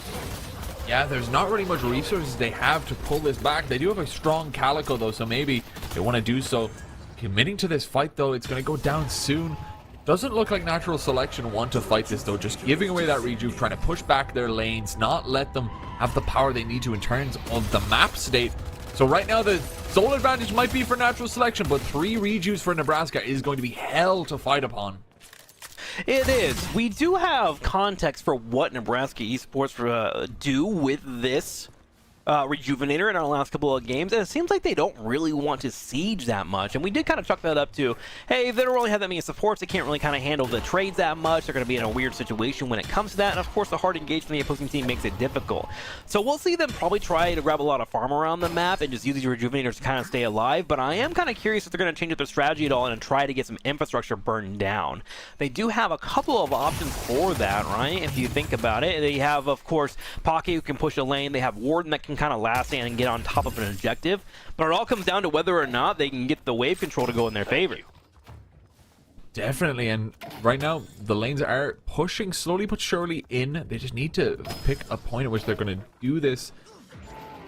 They have so many pieces that they've been able to work really well. You know, once again, Woody Seth, you brought them up. They had a little uptick there, able to pick off the Calico. So they are going to look for another fight here. They have a base advantage just with having the Rejuve online. So looking for something to be able to do here will be so strong. As lanes just going back and forth here. Nebraska looking to pull the trigger, seeing some pings here as maybe want to take one of these fights. A Calico and a Geist are a little bit closer than everyone else. Yeah, they gotta keep an eye on this cat. She has been a nuisance so far. And I am seeing Billy start to rotate over on the far right. Granted, he is killing out some minions, but I'm wondering if they are going to decide to go for some kind of engagement with 4 people in the middle of the lane. That would be a great opportunity to do so. Warden did see Geist and wants to step up and try and get the claw on top of him. Can he get it?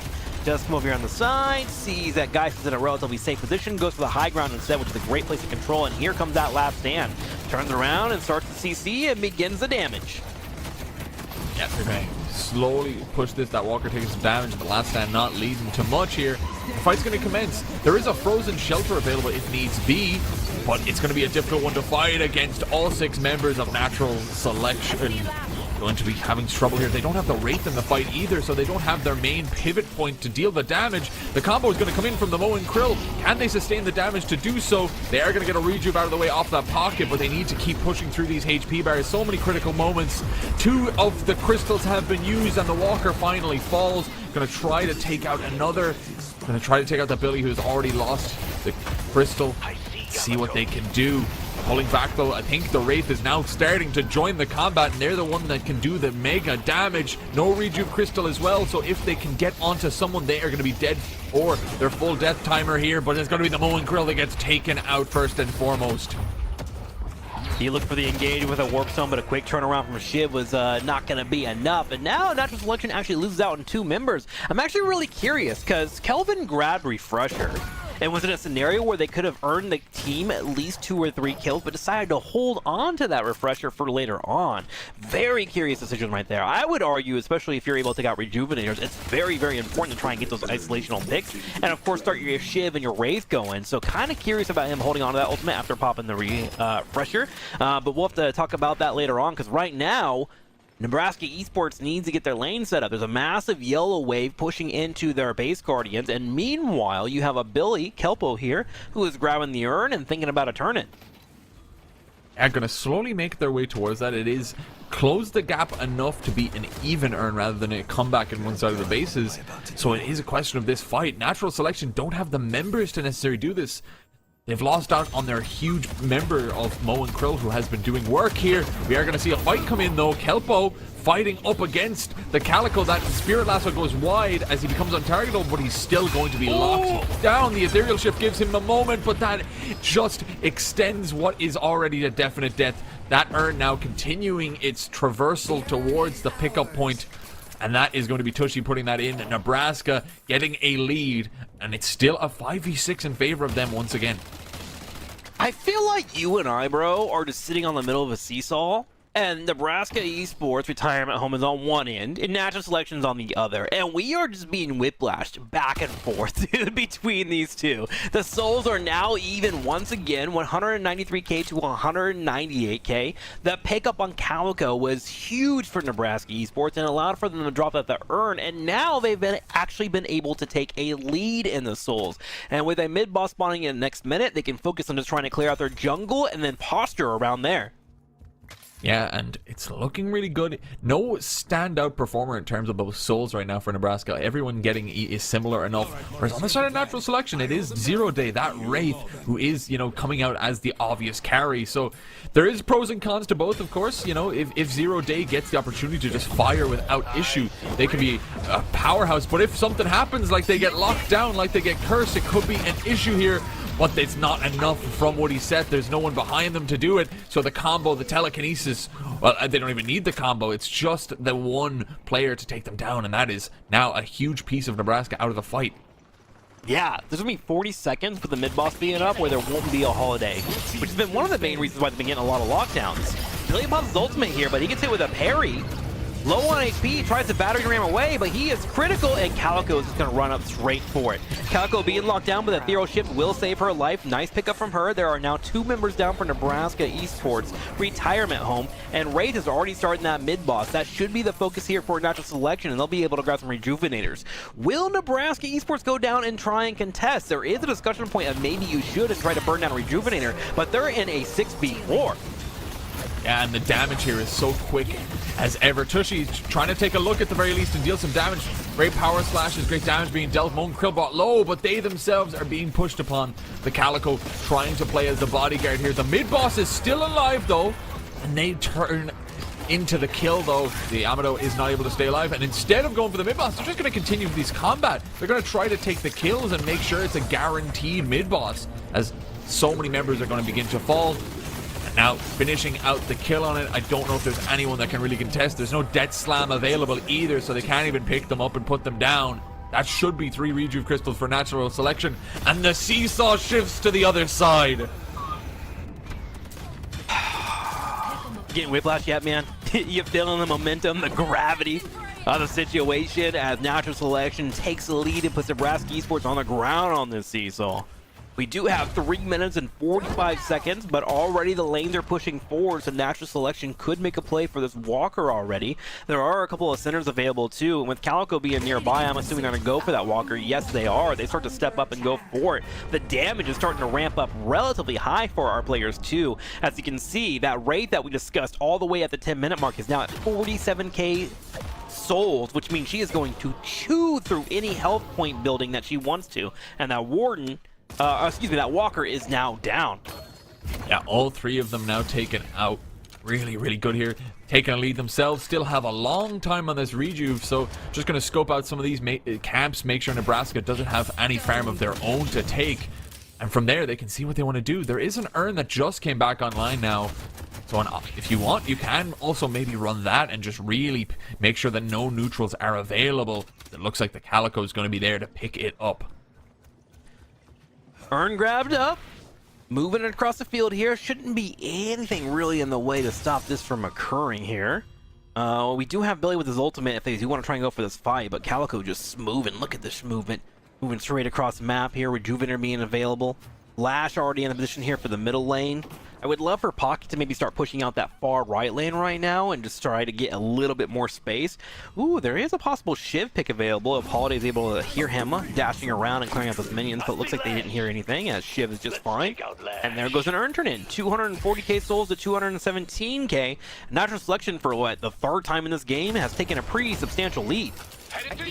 Exactly, but we've seen as quick as ever that they can still fall apart with a lead in hand. Nebraska doing that last game, so you still have to keep an eye on your team fights and make sure you don't fall victim to what Nebraska can bring to the table.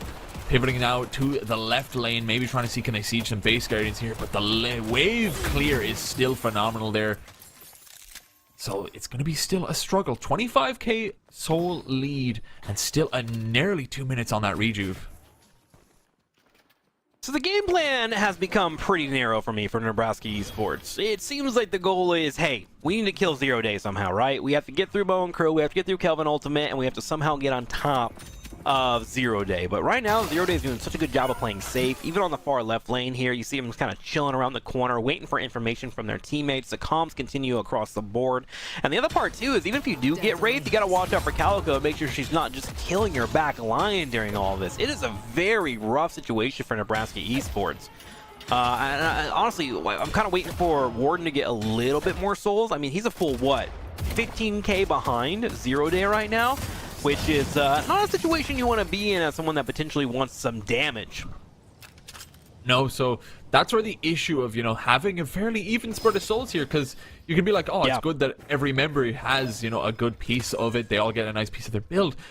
But you do want some of your characters to have higher priority in those souls. You want someone like that Warden to be a big funnel you put some of those souls into that you necessarily don't need in some of the other parts. Like, Alash, you do have a mega amount of fall off as you get later in the game. Sure, there's some nice pieces that are going to help you, but it's not as effective, it's not as good of a scaling as the Warden is going to get, or the Yamato, or something like that. Whereas the side of natural selection, they understand who needs the money, who, can scale off better with that 55,000 on the Wraith.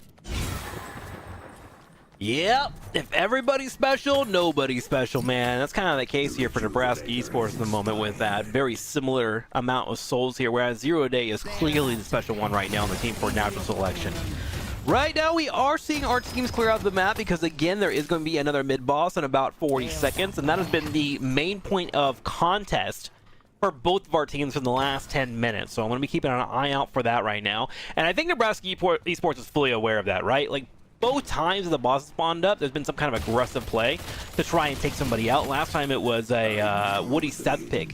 So they're all playing safe and reclusive. They're waiting for that boss scream to happen, and then they can start moving out and thinking about their next play. But if you play too defensive right now, and you have 3 zip lines of mini waves pushing into your base, there's enough time and enough damage for natural selection just to rip off the boss.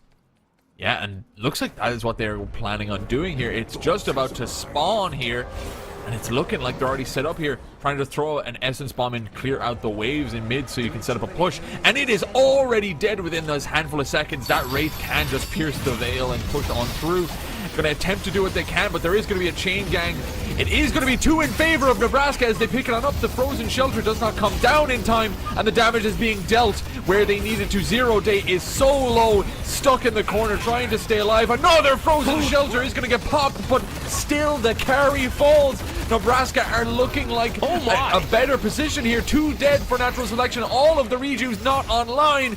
We are going to see the Yamato fall of Toshi, and it's really up to this later moment where the kills are going to lay. Big Man gets in his briefcase, and the moment he leaves, he gets taken out 2 for 2 as we see where these latter stages of the combat can commence. But it looks like it's Nebraska who are the ones trying to escape the onslaught of natural selection, pushing them to their base. Yeah, they did what they needed to do, which was get in and try and steal a couple of rejuvenators. They did get 2 of them, which means they're going to be in a spot where they don't have to deal with a push coming their way, and they just have to get back home to their base and play safe again. So they have lived to buy another day. Being able to get on top of Zero Day was massive for them. Imagine if that fight continued and Zero Day was just showing away the entire time, right? With their clicks and their cards and whatnot, it would get to a point where eventually you would have been worn down. So Nebraska Esports do save the moment for now, and they're still alive in this tournament. During all that as well, there was a massive blue wave pushing on the far right side, starting to work on those Guardian bases. So now there's a point where Nebraska Esports, if they're able to walk over and grab a mid-boss, they can actually push on that far right side and start working on the shrines. There is a win condition for both of the teams. There really is. It's still the sole lead for natural selection, but if Nebraska are able to turn these fights consistently, it's interesting to see. We are going to see a lockdown be done as Slime gets stuck. That is a Spirit Lasso, I think, dropped, that he then just gets CC'd in so hard. So that is actually going to be a long death timer you have to wait for. 40 minutes into the game, if you get picked, you are seeing a gray screen for about a minute and a half. Say what you want about Woody Seth, man, but he is going for it every single time. You can't catch a fish unless you throw out the line, and he is willing to throw out that line consistently, and it's paid off more than it has not in this best of 3 series. They do have a 50-second mark now where they can kind of set up for those earns, get that turn-in available, and start to tie up the game, as they're only 30k souls behind right now. With the mid-boss spawning about 2.5 minutes, that could be their next major goal. We are just having a team right now that is just holding on for dear life, and it's working. Yeah, they still have that life in them that they are holding on to. So it's just a question of what can they do with it. Zero Day is here in the left lane just pushing along. We do see a push coming in. There could have been a Spirit Lasso play, but Zero Day knows that if they fall, the team falls at this rate. Just seeing what they can do. They have so much power, so much damage to be dealt here. They need to just stick back. Great pushing the ricochet, the inhibitor, everything. They are hit with the lasso. They are held down. They need to do something. The counterspell comes in. It might not be enough. The frozen shelter comes down. And the fight is still to continue. He can just keep spamming, holding down Mouse 1, taking the shots. He takes out Big Man, and it's just a question of, can the rest of Nebraska escape? The combo comes on in. 4XNL falls as well. And now Natural Selection are going to do what they need to and push the base, keep it going. They have such an advantage here as 0 Day doesn't fall even through it all and continues to fire. Grimm's Gift doing his job there, nailing his teammate, dropping down the laser beam, getting the grenade out, and then of course following it up with the huge ice dome to land the igloo, kept alive 0 Day, and 0 Day, after being disgruntled for a couple of seconds and thrown on the map, was able to turn around and pull out that primary fire and do a solid job at cleaning up the team fight. And now with 3 members down for Nebraska Esports, there could be a push here to start opening up the base, but I don't know if they can just straight up win here. I think Nebraska Esports will be up in time to start going for a defense. In fact, those shrines aren't even being touched yet right now. Billy is actually the focus. They're trying to take out Kelpo so they can extend. Can they get another pick? They're trying for it. He uses a heavy to try and move. Looks like he will be able to get out for now, but now the Guardian bases are the main focus. Yeah, just continuing to push it. They have the kills to do it. Just pushing now to take the shrines. Now they get the Yamato as well. Toshi taken out. Can just push those shrines and do it. I don't know if the death timers are going to allow a full end, but maybe they can start and take the first element of the Archmother. They should take that and then probably pull back and look at that mid-boss, right? It's going to be up in 10 seconds. To be the safe play to pull away here. Yes, they do pull away. No Yamato for 40 seconds. Hamburger will be up in 5. Mid-boss is up and available. Calico forced to use her ultimate just to ensure that she can get away as she goes straight into cat form and escapes away. Mid-boss is up and available, and now Nebraska Esports has to clear out that middle lane and start moving towards this boss because they have to be ready for it because it could be the next pickup. Calico also going to buy and get another power spike here, looking for some escalating exposure, and Wraith begins the attacks on top of the mid-boss. Here we go, the scream heard around the world. Lash moving forward now, coming with Pocket as well, but I don't know if they're in position yet. This Rejuvenator's coming down. Can they get here in time? That's just a question of can they, and they cannot. Nope. All 3 rejuves get into the hands of Natural Selection, and it's feeling like it is going to just be them pushing to the end in just as much time as needed. 4 minutes on that rejuve. They can push away, they can push forward here, and there is an exposed Archmother available. Natural Selection right now is currently talking with the doctor, and they're like whether or not they should pull the plug on Grandma. And Nebraska Esports, the retirement home, are in a rough position. I don't see a world where they're going to be able to walk out of this Rejuvenator phase and be able to win the game in this grand finals. Natural Selection literally has the win of the tournament in their hands right now, but they just have to deliver. They're moving their urn over right now. They're going to drop off this urn, potentially go for a couple of buys, get the buff, and then start moving forward. They have 3 minutes, and that timer is ticking down. Yeah, and they're continuing to just take all this farm. I don't know if you really need as many souls as you're getting. You really have diminishing returns on this, but still going to keep up their lead, keep doing it, pushing all of these lanes. They're going to get across the board. They have so much power here. It's just about having a successful fight along it all now. And it's a question of can they do it. 0 Day has been locked down a couple of times, but so far it hasn't been successful into the late game, as even Woody Seth hitting it with a spirit lasso in one of the previous fights wasn't enough. So can they do it later now with a 60k deficit? They better, man. These are the moments where if you win tournaments, you gotta be able to deliver the final blow. I'm waiting for it here. Here we go. All of Natural Selection starting to move forward. They have 3 waves of minions moving in. I'm looking at Woody right now. Woody has been instrumental for this team for finding picks with that Spirit Lasso. Can he do it one more time? I'm not sure, but we'll see. We'll see, and they're all setting up through the middle here. As you say, all the lanes are pushing in, and it is all culminating to this point in which they need to push. 2 minutes to do it before those rejuves end. They have all 3 available. Ultimates across the board for absolutely everyone. As the minions are going to make their way towards the Archmother, it's just a question of if Natural Selection are also going to bite forward. If you have 2 or more players within the base, it is a case that they don't take any damage, and it is going to be instantly done. 0 Day starts it off with a kill onto Toshi on that Yamato, and now the fighting is going to continue. The combat is dropped, And now it is going to take out the pocket. 2 taken out, continuing to do so. 0 Day just dealing damage and taking them all out. The Billy, the Warden, the Lash, all of them are soon to be taken out. And Natural Selection are going to take out the Archmother, take the series, and take out Nebraska. After a grueling back and forth series in this best of 3 series, Natural Selection is going to be able to pull off the victory. It definitely came hard earned, that's for sure, as the retirement home wasn't ready to check out on life yet. They were able to pull off a couple of victories and of course get their own win in this best of series. But Natural Selection able to pull it off, and you got to be careful with Zero on that rate, dude. If you let him just scale up and farm all day and be safe, he's going to come back to bite you at the end, and that's what we saw there. Great play in particular by Kelvin, who was making sure that she stayed alive in those fights, and that's why we're going to get the W today. So congratulations to our Division 4 champions, Natural Selection.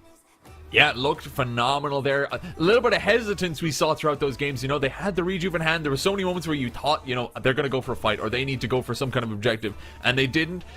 In the end, though, they are still the ones that do it. They have such good team fight potential there. The moments they lost the rate, they were very, very lost. But when they had them in hand, they had everything. And it's actually the Mo and Krill who is the MVP. Now, they did have combo upon combo upon combo. They were able to do everything. Slime finding so much work as initiators there. I think game 1 as Lash as well. They were phenomenal. So really, really pivotal there. The amount of kills and I imagine max HP they were able to get was crazy. Yeah, and a shout out to both Calico and Woody Seth, who was playing Holiday. I feel like they were very instrumental for both of their teams for setting up a lot of these plays, especially in the early to mid game. It was definitely a tug of war between those two, and that is going to be a fun series to continue to watch if we see them in more tournaments in the future. I hope both these teams sign up because there was a lot of depth and a lot of skill that I think can definitely be improved upon, and I would love to watch their journey throughout the next couple of years. But thank you so much, these players, for playing. That was so fantastic to watch. We have a lot more coming at you guys. We have 4 more divisions to get through because holy moly, that was a series. Mr. Kurt, we'll be back with more in the future, right? Let's head to a break. You got anything to say to anybody before we leave? Just excited for a day of more Deadlock, man. Always great to see some phenomenal games. I'm with you. Let's go to break and we'll be right back. Just need to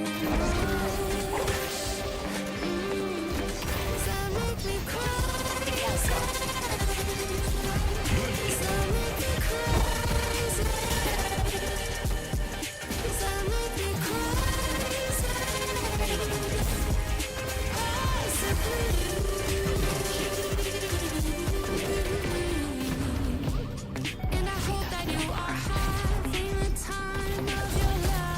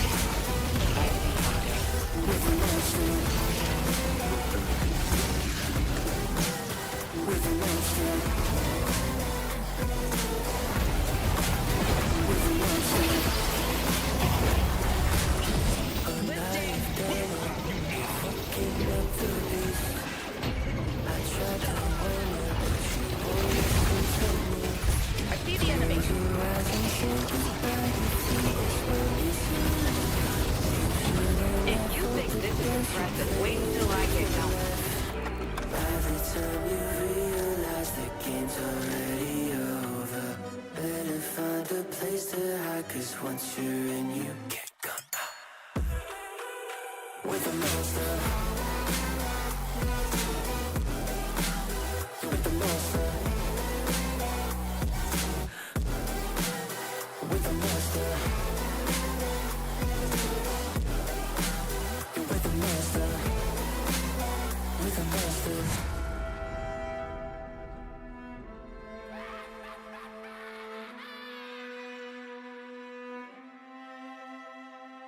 Close your eyes and say goodnight, your time's already over. With the monster. You with the monster. With the monster. Your time's already over. With the monster. With the monster.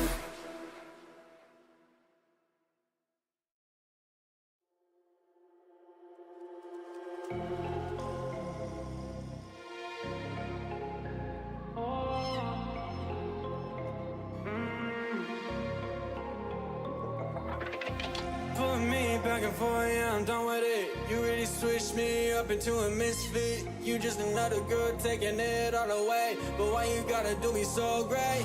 Hey, girl, you're cold to the bone. You really left me on my own. You always gotta go for the second best. You took everything I got. Girl, you a gold digger. Don't try to deny it. You a gold digger. Don't think you can hide it. Hey, remember I bought you an Xbox crop top. You're always begging me for bankroll, girl, stop. Get me this, get me that or something, chop chop. Gotta cop this, gotta cop that. Nah, pulling me here, pulling me there, pulling me everywhere. My patience running dry like I'm a hedgehog with a spiky hair. Already spending $3 grand on a weekend, but now I'm cautious. Quite literally before she left, I bought her binoculars. I may be broke now, but I'm making it. Writing these songs on my best bet. I will repeat this one more time, and this is a fact. Girl, you a gold digger. Don't try to deny it. You a gold digger. I don't wanna be close to you. Took everything I had, broke every promise that you made. I guess that this is checkmate. You a true little devil and a gold digger, Ashley.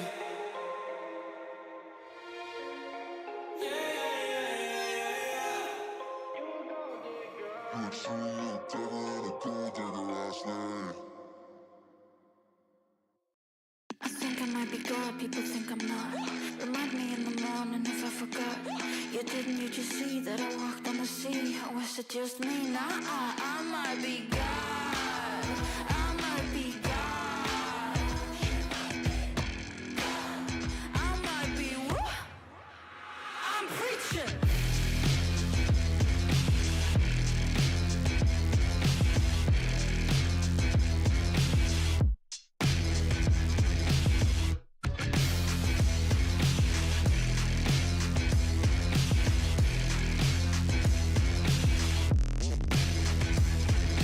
Turned $100 into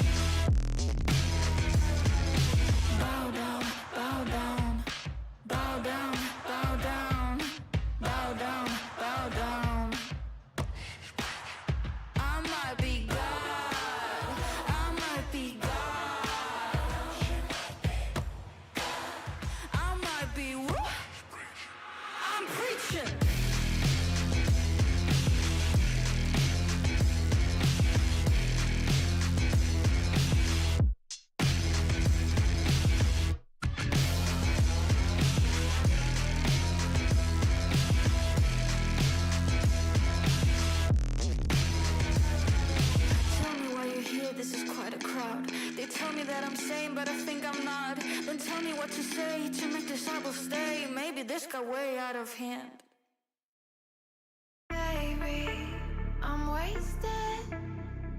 All I wanna do is drive home to you, baby.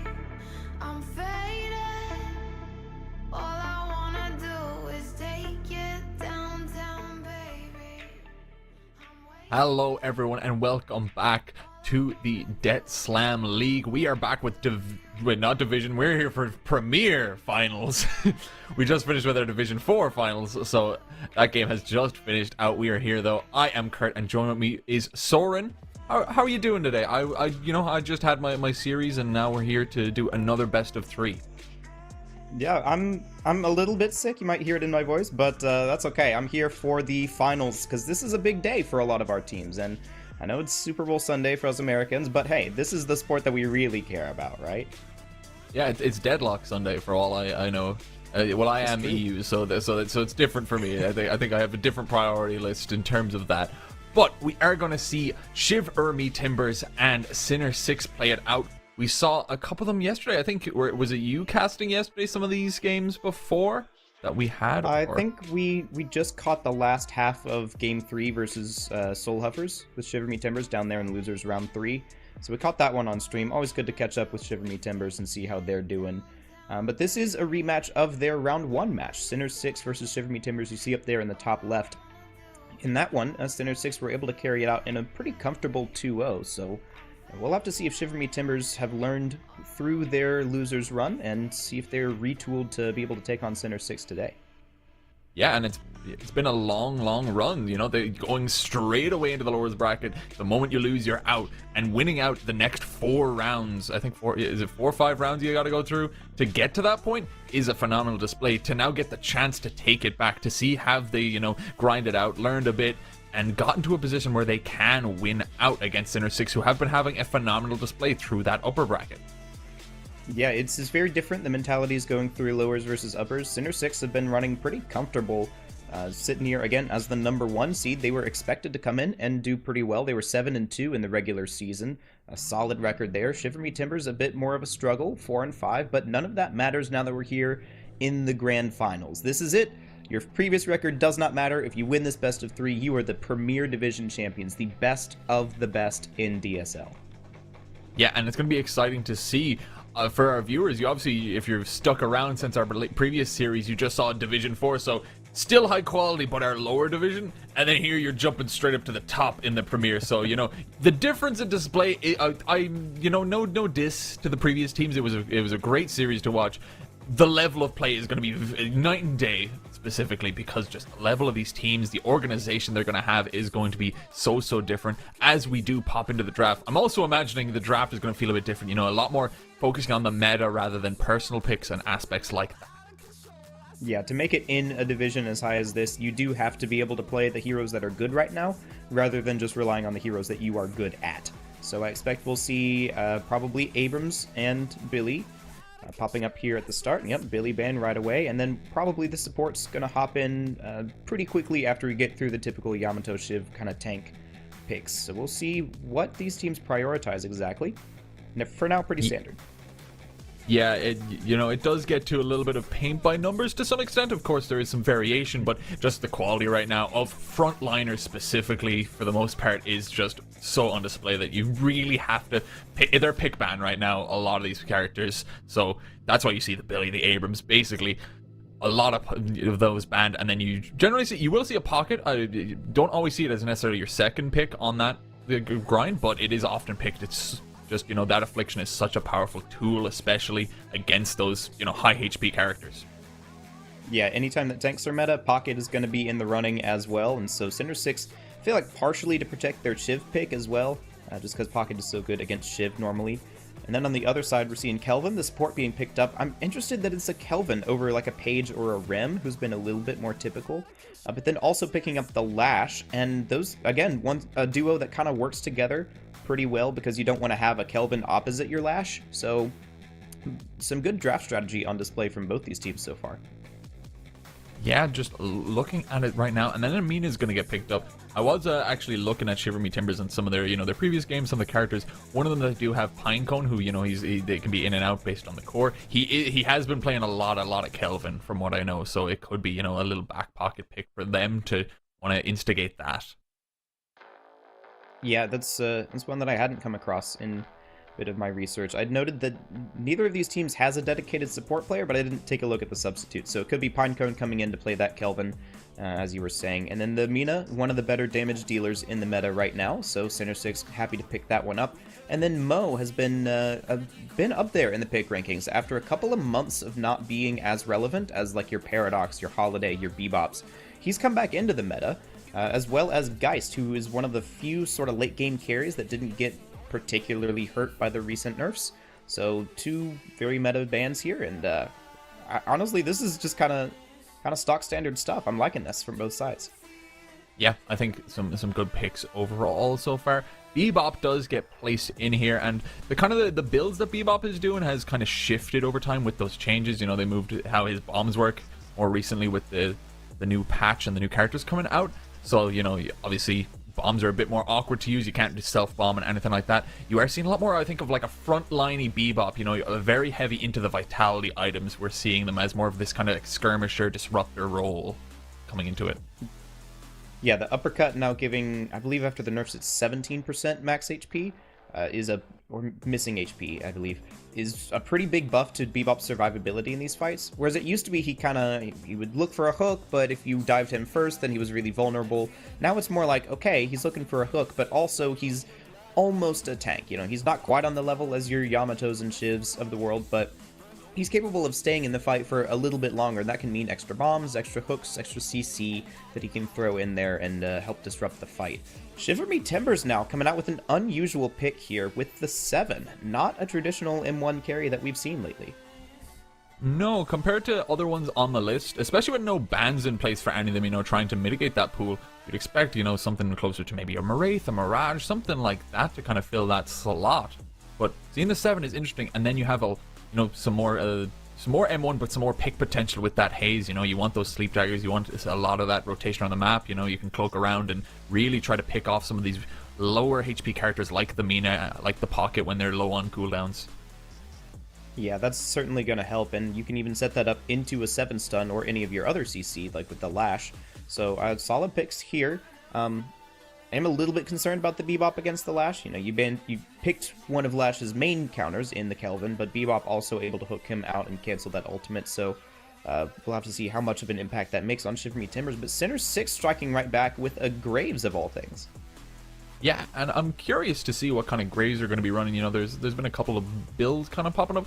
One of the big ones I think we saw in one of the divs yesterday in some of the games I was casting. We had a very, a very spirit heavy going with the Jarheads and the Borrowed Decree going with Refresher, really focusing on that split push style you want to run, which that can have such a heavy presence on the map, constantly having at least one of the lanes pushing in, and meaning that you can really migrate around the map and start to take fights while not leaving one of your lanes up for grabs. Yeah, that seems to be the main strength of Graves right now, but of course in more competitive play that's not quite as good. This is why I think we've been seeing a lot more of it in the lower divisions. Up here in Premier, people are pretty good about pushing out their waves before a fight, so we'll have to see if there's a plan in mind here, or if it's just additional lane pressure, like you said, because that ultimate, it really does make you think about that one extra lane a little bit harder, but a very, very standard first half of the draft, and then kind of here in the back half, we're getting towards some more interesting picks, so I'm excited for it. Let's see how these comps work out. Yeah, see what kind of changes are going to be made. Center 6 are going to pop on with that Wraith actually to final it out, and heavy on that M1 carry side of things, really wanting to push into that, scaling out the damage there, and seeing what they can do with it. They don't really have a dedicated, support style popping in on Center 6 on their side, which I'm interested to see what the game plan is regarding that. Yeah, it's not a must pick, and as I said, there is kind of a lack of support players for Center 6. Nobody who's really been picking up a lot of the page for them, but I mean, they've clearly been making it work without, especially if you've only got kind of one real tank in the Shiv in this draft, and you've banned away all the best ones who can make use of a good support. So Center 6 just going to aim, I think, for kind of the later game here with your Pocket and your Wraith, who can really come online late. And then Shiver Me Timbers picking up the Ivy here. This is, I think, a very tempo-focused draft. You've got a lot of heroes who can chase, of heroes who can put down damage in quick bursts, and you really don't want to let this go late to where the Wraith from Center 6 can come online. Yeah, they have just that phenomenal amount of scaling on their side there. They do want to rush that, but overall, I think, definitely, I think, as we said, the second half is when we started to raise a little bit of questions in terms of what the gameplay was. The first half, it was fairly standard in terms of the feeling, but definitely some change-ups from both sides there. The Seven and the Graves kind of sneaking through and not fully expecting to do so. Yeah, I'm curious to see how that goes, because I think the Ivy is a good counterpick to Graves because of the Kudzus being able to wipe out additional minions or additional pressure on a wave without necessarily having to stick around the entire time. So I believe that this Ivy is probably going to be more of like a Kudzu support sort of Ivy, especially considering that Shiver Me Timbers don't have anyone like that who's just got a bunch of utility aside from the Kelvin. So presumably that'll be in place of like a gun Ivy, which we used to see in metas past. So Shiver Me Timbers, I think they're looking for this game to end kind of early. They're looking to take this in probably 25 minutes. While Center 6 are looking to scale into the late game and really just use the pressure given by the lane push from Graves, the CC from Bebop, and then Mina is probably going to be their like lifeline to hold on in that mid game where she's really at her most powerful. But past that, you're looking at Wraith and Pocket to do a lot of your work. Shiv probably more of an execute bot than anything, but we'll have to see how that goes as we come in here and get a look at the first couple of lanes. Yeah, looking forward here to start us off on the left-hand side. It is going to be that Shiv and that Mina alongside one another for Center 6, and the 7 and the Lash to be picking up Shiver Me Timbers on the Hidden King side. Yeah, both somewhat unusual pairings, but Center 6 do have a lot of poke in that lane. Shiv knives, Mina love bites. You really got to be careful about playing your cover here, whereas Shiver Me Timbers are going to be a bit more burst focused. You know, land a stun, land a ground slam, something, and follow up with a bunch of damage. And then over there in the mid lane, for Shiver Me Timbers, I think that's your strongest lane here. You've got the Kelvin, who's really strong, especially once you get that dome online, and then a Yamato who can make great use of that healing and the slowdowns that Kelvin can provide, onto two rather squishy targets here in the Graves and the Bebop before he comes fully online. So these two, I think, from Center 6 are going to have to play really well to not get caught out and play their cooldowns effectively. Yeah, definitely, because if you can get onto that Graves, it's going to be a struggle for her to escape, especially early. You know, you have Jarheads for a bit of damage, you can constantly damage, but Yamato can just try to do a lot of burst. You can try to get things like the grenades and the slower fire rate down. So it's going to be definitely a difficult one to try to peruse your way through, but they're able to start this off early with a good bit of damage as they throw in those Jarheads. They get those hooks, and they get a parry off as well onto the Yamato, so a lot of traded damage. Pinecone is very, very low as she tries to escape here. It is going to be a kill for the Bebop, but it's going to be traded straight back as Matt falls as well. So already a quick, fast lane in which kills are being traded out.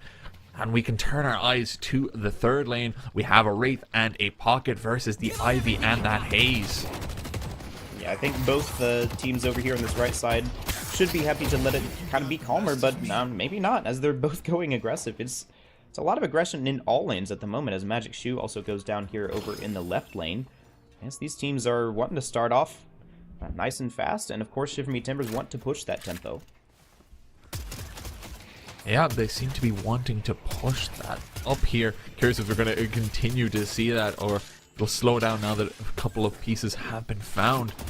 Yeah, they're definitely interested in that first lane, just in terms of the power you're going to get, how much pressure you can apply. The 7 and the Lash, they need to find some huge opportunities to, you know, get off their big chunks of damage, because the Lash needs to get in. He does have the high ground available on that, you know, the what would be seen as, you know, the superior side lane for the Hidden King.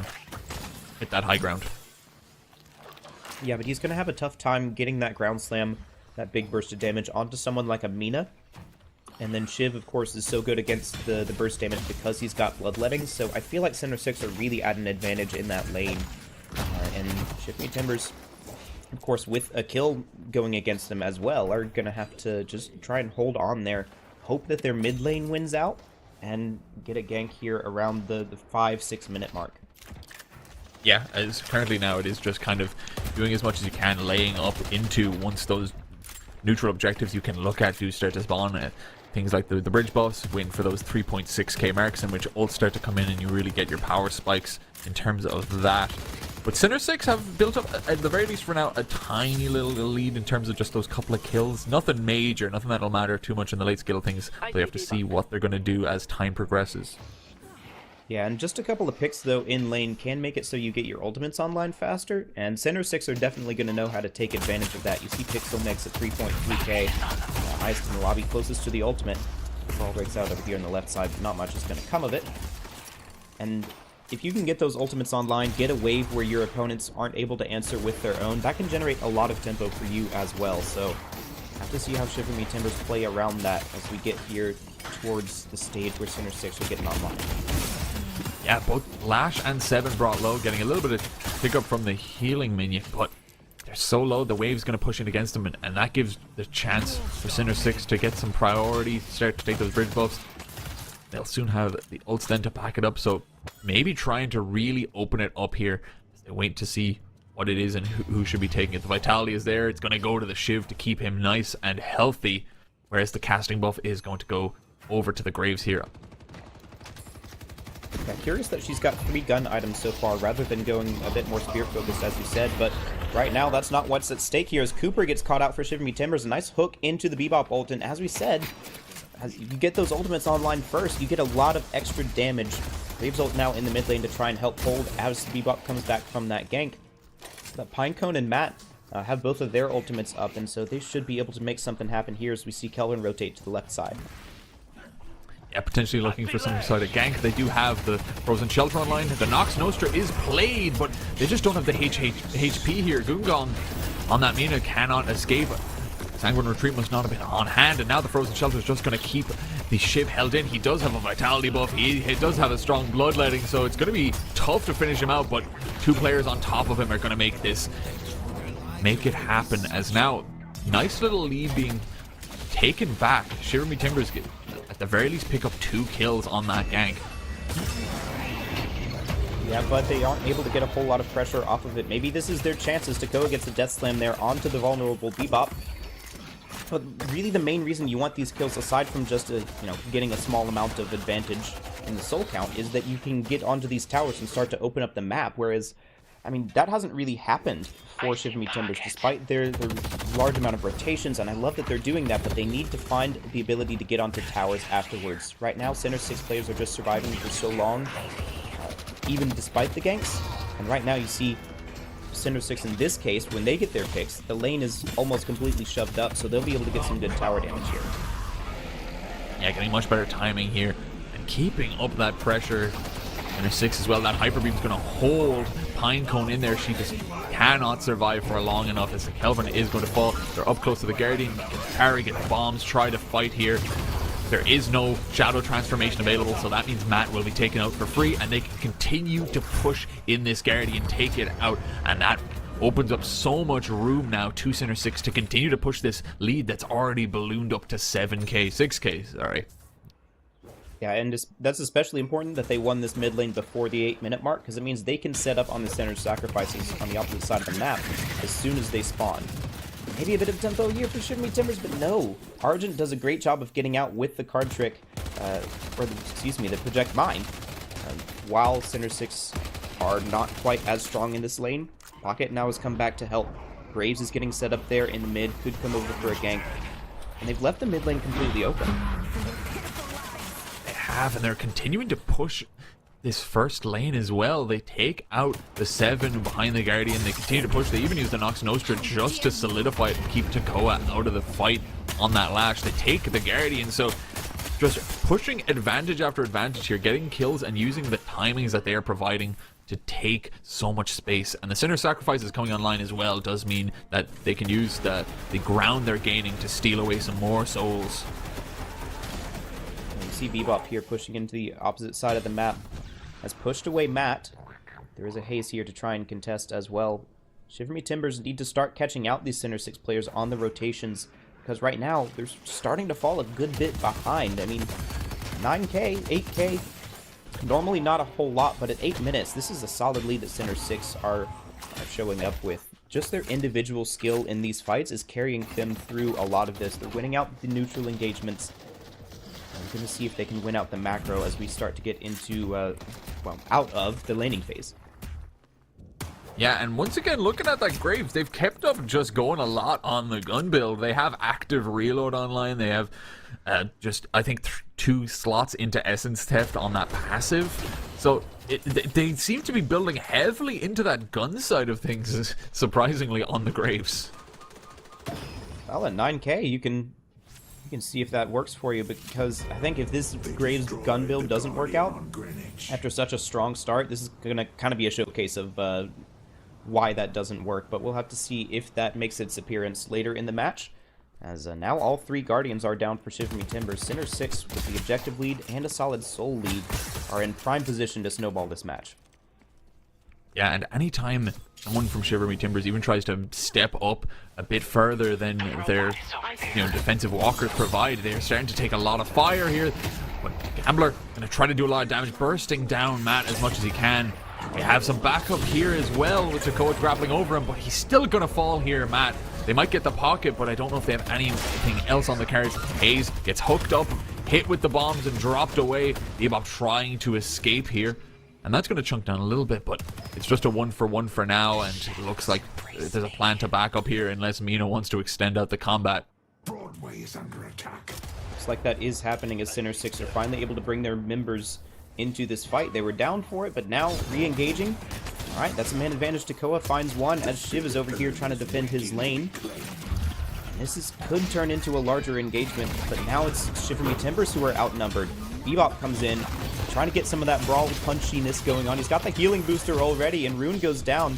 Graves now in the fight, trying to bring something to bear, and Matt is forced into the Shadow Transformation very early, but he's so low HP, it doesn't even matter. Center 6, once again, just with the better recognition of how to take that fight, bringing more numbers in towards the later stages, are able to take an even further lead. Rotating all the combatants over here. We are going to see Takoa try to take back some fighting here, trying to see if the Shiv can be susceptible, but takes a lot of damage here. Trying to pull back now is going to be Goongong on the Mina. Drops the Nux Nostra mostly as a deterrent to escape the combat. But over on the other side of the map, we do see the Bebop fall. That is 1 man down now for Sinner 6.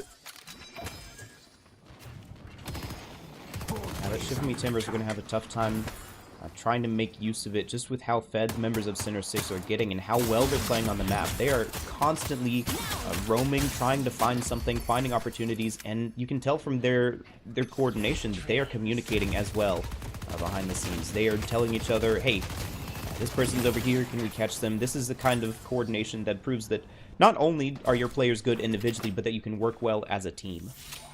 Ready to use note down. Yeah, and I think it's important to note here in the map state, Sinner 6, all 3 Guardians taken out, but all 3 of their own are still surviving here, so haven't been able to get a push for Shiver Me Timbers. But also that means there is some potential souls available, to pick up once you do get those objectives. Combat going on here in the first lane as Mina pushes very aggressively, trying to take some damage, do some with the love bites. Not going to be enough to take a kill, and neither is it enough for them to fall. But being chased on now. Repook on this Haze. Going to try to come forward here. And the slam comes into Takoa. Gets some good damage. The Storm Cloud does get dropped as well, so not much that can be done here. They invest a lot to get those kills. And on the other side, we do see Ruin fall on that Ivy. I think the play there for Goongong was just trying to make space to get the urn away safely, but that doesn't even happen as Shiver Me Timbers find a pick and also find the urn. They do lose 2 in the process, so it's going to be tougher for them to push out here to the right side. But look at the walker damage. I mean, Center 6 have already got that mid walker down to half, and they're pushing the left side while they know that Shiver Me Timbers want to bring their numbers over to the right. So Pixel Mix, I don't know if that was the Graves ult that made that mid-walker push up, but they are certainly getting their value in this game. You see them with 4.8k and Spirit, but then the rest of it is just this gun damage and clearing a tier 3 camp pretty fast for this stage of the game.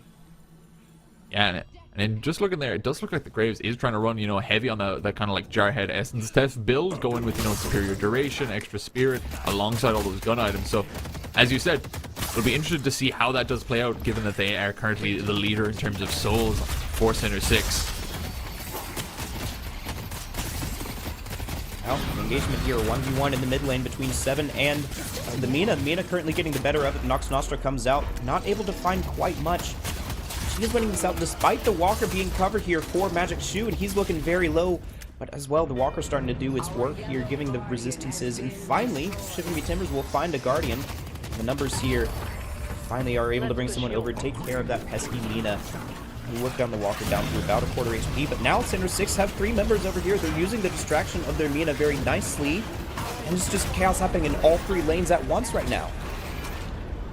Yeah, utilizing the map presence really, really well. The Mina might not have gotten the kill on the 7, might have been taken out under the Walker, but well, the rotations had to come in for that. They were able to rotate. Thankfully for Chivalry Timbers, they themselves are also able to do well, pushing Lash and Haze to split towards that Walker alongside the Ivy, so they get one for their troubles. So it's a little bit of a balancing act going on here, as both sides continuing to really balance out the map pressure that the opposing team is bringing. Yeah, and you can see that's evened up the soul count here for Chivalry Timbers. Just 3,000 behind, and one pick could change all of that. As right now, we see Pinecone going in for the 1v1 against Gambler, who used that Affliction on the 7 earlier, trying to get away. A nice sleep dagger from Cooper there on the Haze. Takes out Gambler. And Chivalry Timbers are starting to turn this around. Definitely, that nice lead from Center 6 really getting so small right now. A lot of mid-fight decisions being made here. The urn is picked up by Matt, who cannot use his ability, so he has to drop it down. Looking to fight is Bongo, but the Shiv looking like they want to pull back. They get the urn back in their hands. But all that was happening, Ruin does get taken out on that Ivy. A nice sleep dart once again, drops the slowing hex, but doesn't want to push up, doesn't really have the safety to go for that kill. So just going to deal a little bit of damage as catching that mid wave alongside the ghouls.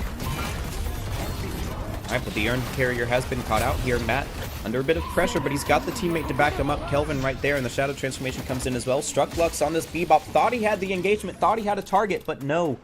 It is instead him who has to run for his life, about half HP. And Chivalry Timbers do a great job of keeping their urn carrier safe. They've done a great job so far of balancing out the map. We saw earlier that trade of objectives. They know exactly what to go for and when. So they know that this left side is most important for them right now, as they don't even have a Walker to defend on the right. The urn and all of their objectives are present here on the left side. Yeah, and we're seeing the rotations come on in. Pinecone, she has it in hand. We're seeing Center 6 start to migrate so many players over. Some Chivalry Timbers members are also available. Great telekinesis to drop and see can they take them out. Not quite there to do it. The Death Slam comes on in. I don't know if it picks up anyone though. The fight comes on forward. The knockdown comes in. Pinecone gets dropped. They cannot do anything. And now, 2-man taken out. Center 6 should just be able to start to push on this map here. I'm all alone. Yeah, they need to find some kind of pressure off of this, but Chivalry Timbers have pushed out the lanes. There's no Walker immediately available to go for, as Matt kind of split pushed there and at least took out a Guardian in the mid, and they got the urn as well. So despite losing the fight, they're not down that many souls, nor do they give up any sort of objective pressure, or even the mid boss not quite available at 17 minutes. The death spawn timers are too short, but Center 6 are going to have more opportunity now to try and find something on the map. They're looking for these couple of small camps around here. They brought a lot of people on the right side. They do, just kind of clearing out those neutrals, trying to put some pressure along here. Have been able to get some of the kills. As you say, not really anything to convert right now, as back and forth the Prio seems to go. Those ghouls constantly just pushing down mid. It seems that every single time they just are being put down. The Borrow Decree, the moment it comes off cooldown, being used as a presence tool more than anything. And now, just pulling back with that airdrop. Chivalry Timbers just trying to catch all the waves possible, waiting for some more of those objectives here. 18 minutes in, waiting for a 20-minute mark will be when another urn, more bridge buff spawn, and they can really start to set up for a team fight. Yeah, this Ivy, great at handling the pressure across different waves with that airdrop. But now that that's down, maybe Center 6 will be able to find something. They're doing a great job of keeping the lane shoved up past halfway. And so they're taking just a little bit more farm than Chivalry Timbers. You see that their soul lead at about 5,000. It's not much, but it is at least something. It's about an extra, tier 1 item for each player. And a couple extra boons as well, so... interesting here. Cooper waiting for Center 6 to push up and try and take this Centers, but it's not going to happen. Nope, just going to take their own here, Shiver Me Timbers. Now a lot of pings coming down there, migrating a bit to the left, but it just looks like a bit of back and forth, not really any kind of age happening. It's just kind of posturing, seeing what you can take, if you can take some kind of opposing ground, opposing souls, but nothing else being done. It's just constantly clearing those rails, clearing the ghouls. It is a little bit of extra souls as well, clearing them out, as well as Jarheads, so there's a little consolation to the fact that they are getting the extra wave pressure, because you get a handful every time. But that is going to be starting off here, trying to do something here. A knockdown comes in from Strucklux. He's going to hit the hook, going to hit the knockup, but he himself gets slept. And he's just going to walk it off there as an attempt at some kind of play gets thwarted and pulled off from both sides. I see Lash. Yeah, Ivy looking to get a Guardian on the right side, and this could result in a bit of chaos here. See, Ivy's down to half, but the Haze comes in and manages to catch out Gambler, who's used all his cooldowns. And Ivy manages to survive. Even now there's a Wraith joining in the fight. Graves is down to half HP, but Haze is a squishy target if you can get her immobilized like that. And so no objective here, and it is a 2-for-1 trade now in favor of Center 6. As the bridge buffs come up, and they manage to even grab both of those as well. Great job here, recognizing what they need to do.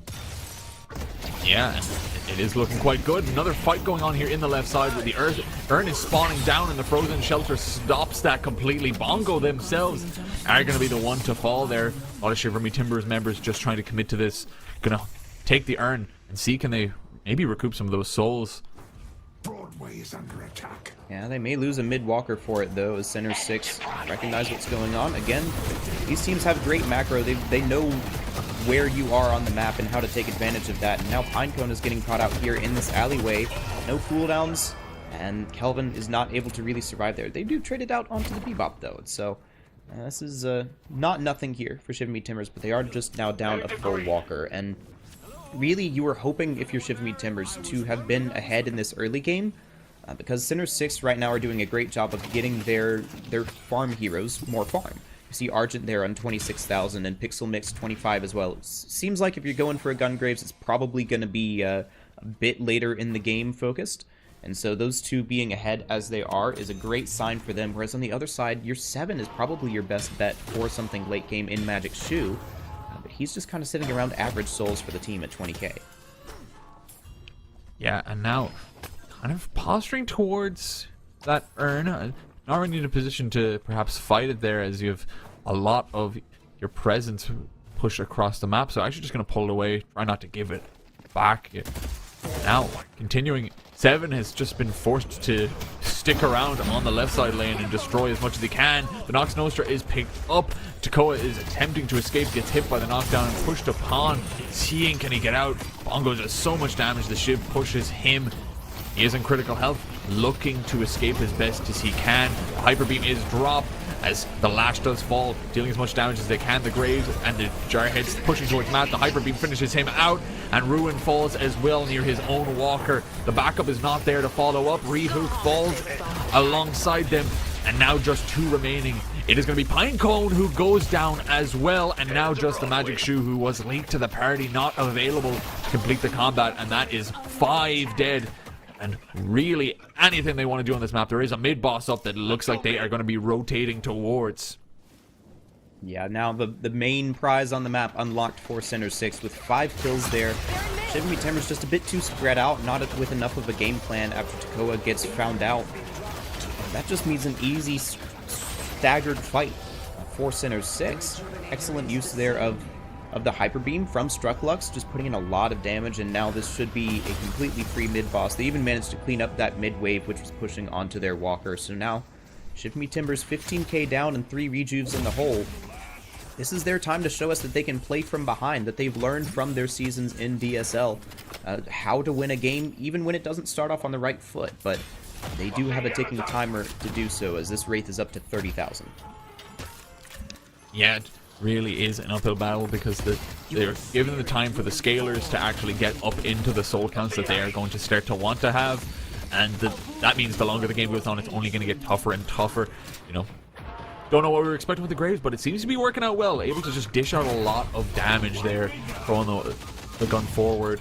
And a Wraith as unexpected, or completely expected, is the fact that that will be so much damage if you can't lock her down as soon as possible. So now with the 3 rejuves, Shiver Timbers are just going to try to keep some lane pressure online, but it is going to be tough to do anything against this Soul lead up against them, as well as 3 rejuves.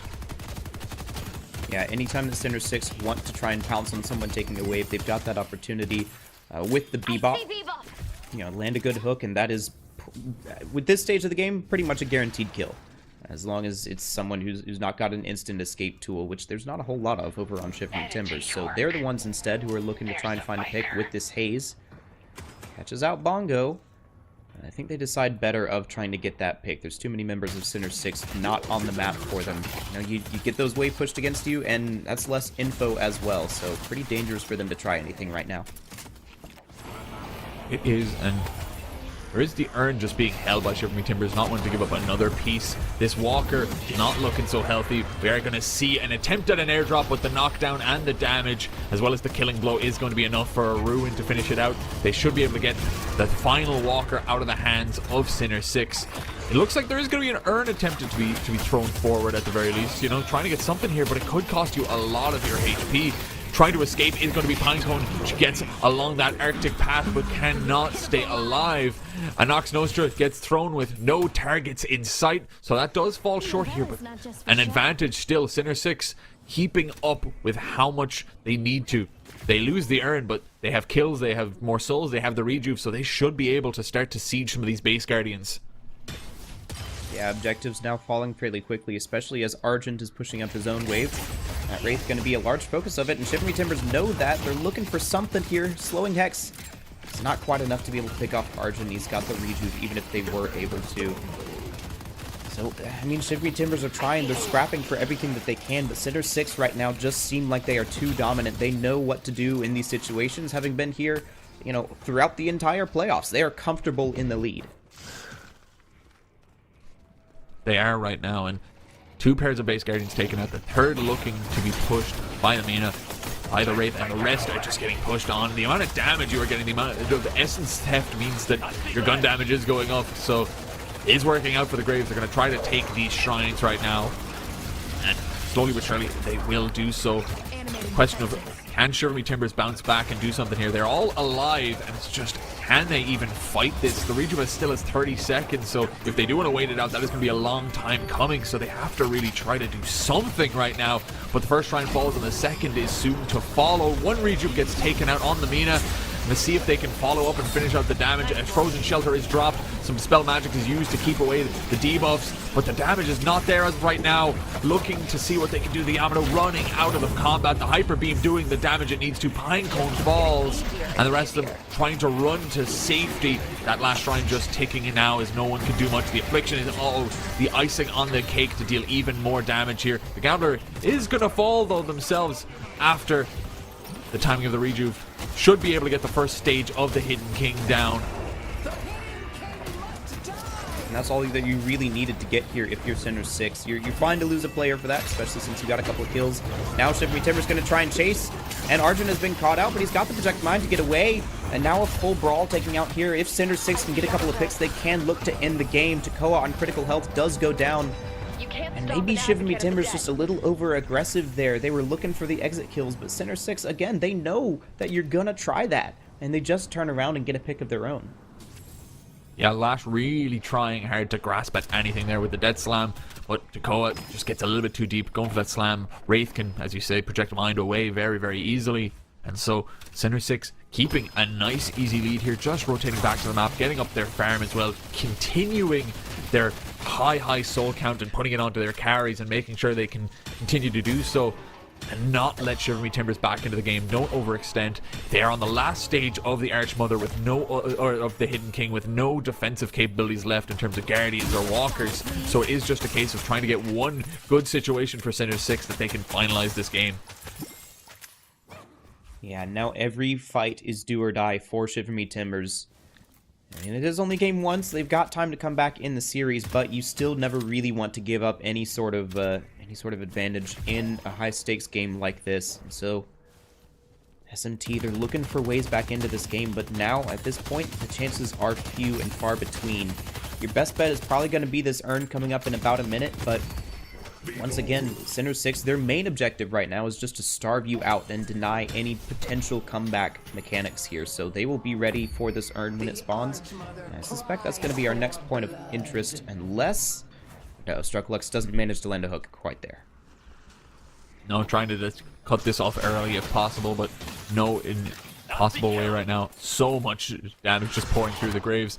Are going to see some combat look like that's going on here. The frozen shelter does get dropped here. The Kelvin trying to keep a lockdown onto Bongo on this Shiv. Knockdown is dropped. They're going to deal the damage. All of the team are stifling onto him, and he will fall. So that is one kill in favor of Center 6. It does require the majority of the team to do so. So we'll see if SMT can stay alive or if they're going to be themselves attacked upon. The Hyper Beam with the Lightning Scroll can do a little bit to get out some stuns. But now we'll see those dead heads as well as the graves with this gun build should be able to do a lot of damage here. Stone Form as well as Frozen Shelter is trying to keep them alive, trying to do something here. It is going to be a bullet dance. Knockdown alongside it should take them out. That is going to be a couple of kills though.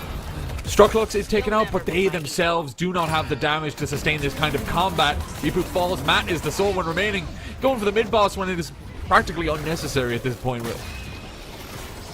Yeah, you've got two lanes already pushing into the base. You don't even really need the mid-boss here, and Center 6 know it. They're going to just head on up these side lanes and end the game as, I mean, Shiver Me Timbers, they tried for something there, but they really needed to get out faster after they got the pick onto Bongo. Even in a 5v6, when you're down that many souls, it's not looking good for you. And so Center 6 with a fairly dominant showing here from lane and then carrying that all the way through the rest of the game, they're going to take game 1. Yeah, very nice display. Center 6, they had an early advantage. You know, they were starting to get picks in lane. They were starting to get a small little soul lead. Shiver Me Timbers, they were able to bounce back in a couple of those fights. They were able to get some of those comeback mechanics, you know, pick up some of the urns for themselves. But it was not enough. For the most part, Center 6 were the leading party during this game. I think at the 20-minute mark, they still had one of their, you know, Guardians alive. So it was just a case of they were the ones constantly applying pressure, constantly doing cross-map plays, making sure that their pressure was balanced and that they always had an opportunity. And Pixelmix, MVP by the game standards, and running a surprising build, which I did seem to work out. They got the early advantage and they were able to push it forward. If it fell behind, I don't know if it would have still worked, but because they had an early soul lead, it seemed to be able to at least taper into the late game. Yeah, it was almost like a Mirage build with the Ricochet, the Silencer, the Toxic Bullets, but very focused on the debuffs and spreading them out among the enemy team. So I'll be interested to see if that catches on, or maybe this was just a comp-specific sort of matchup here that they thought the Graves could do. But, I mean, the Tombstone did put down a good bit of work in the lane pressure as well. You saw frequently Rune and some of the other Shiver Me Timbers members having to answer that, but, I mean, in the end, can't really fault anything that Center 6 did, as they came out comfortably ahead here. You see all of the stats going the way of their players, minus the healing, which was picked up by Pinecone on the Kelvin, of course, the only true support in the game for them. But, I mean, Center 6 just seem like they have a better knowledge of how to take these fights, of where to be on the map at the right times, and despite Shiver Me Timbers having a lot of, like, picks on the map, they were doing a good job of rotating and finding players when they needed to. It just wasn't quite enough. Yeah, and it is going to be up to Shiver Me Timbers to try to bounce back in game 2. But before we go to that, we will be going to a break. And before we go to a break, I just want to call out, if you put an exclamation mark merch in the chat, you can go to our website to see some of the amazing merch we have on display here at Dead Slam events. Soren has their t-shirt here. I think my one is in the mail on the way. I don't have mine on hand, but no, they have some fantastic pieces, whether it's, you know, t-shirts, hoodies, mugs, everything, and they all look absolutely fantastic. But we will run it to a quick break and we will be back with game 2 of our series.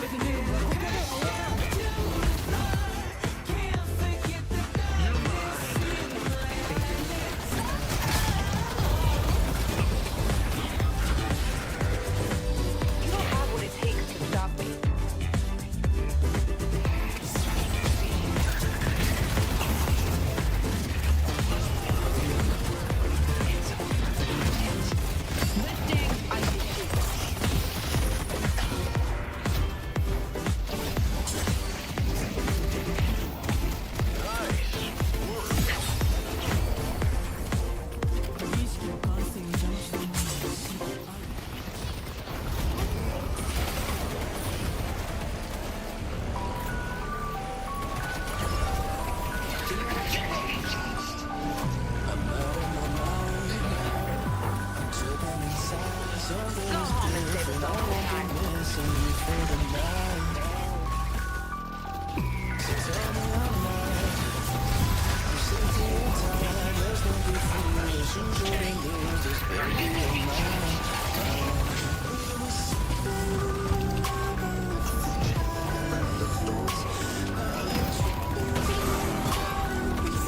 You'll never be my equal.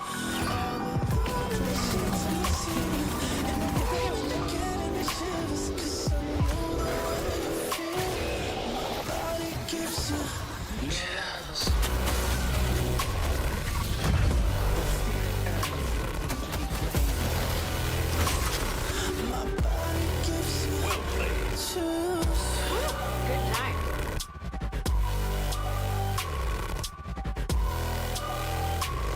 My body gives you chills. Just after we love, it's never enough. We probably know it. Your eyes are showing I'ma be yours. We're going insane. It's part of the game. I can inspire you, just admire. It's getting late. We were sipping in the library of the Beverly Hills. Now you're tripping to my body. We got hours to fill. All alone in the sheets of my center. In the moment you're getting the shivers, 'cause I know the way you feel. My body gives you chills.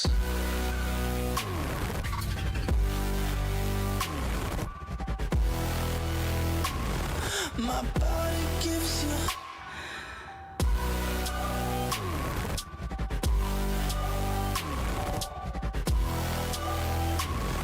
My body gives you chills.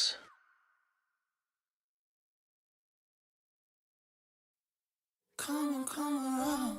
I've been feeling down. Sick and tired of feeling like I'm living in a ghost town. Come around. Lost and never found. Sick and tired of feeling like I'm living in a ghost town. I cannot sleep, I cannot see. It's getting harder and harder to breathe. 6 feet buried beneath, and all the dust is following me. And the lights go out, grit my teeth, shut my mouth. When the night comes around, I become a ghost now. Can anybody hear me? Screaming through the empty. Somebody come and get me. Get me. Come around.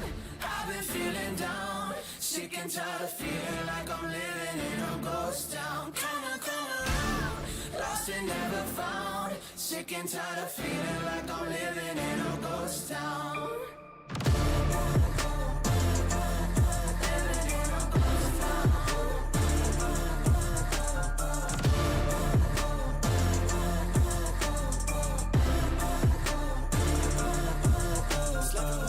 Now I don't want it. I'm hearing sounds, nails on my coffin. This is exhausting. Leave me for dead. Look what it's costing. And the lights go out, grit my teeth, shut my mouth. When the night come around, I become a ghost now. Can anybody hear me? Screaming through the empty. Somebody come and get me. Come and get me. Come around. I've been feeling down. Sick and tired of feeling like I'm living in a ghost town. Come around. Lost and never found. Sick and tired of feeling like I'm living in a ghost town. Living in a ghost town.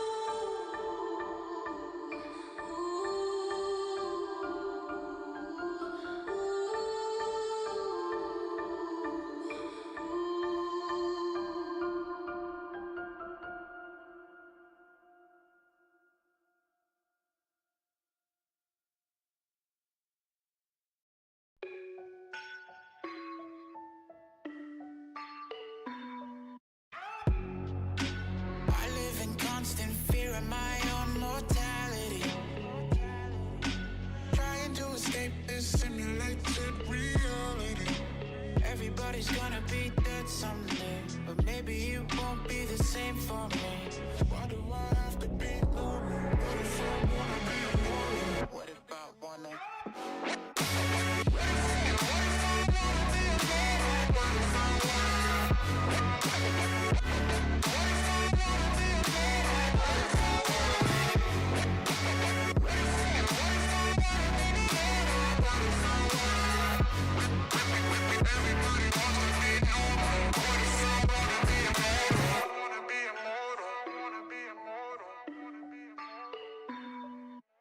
Legends never die, so I guess I'll stick around for a minute. And I can never let a false guy tell me when my job is finished. I'm kicking up my feet like I'm running shit. Too far gone, so I might as well run with it. Rumbling with kings and queens for the hell of it. It's my world and I'm letting you live in it. Cause everybody's gonna be dead someday. And I know it won't be the same for me. Why do I have to be normal? What if I wanna be immortal? What if I wanna?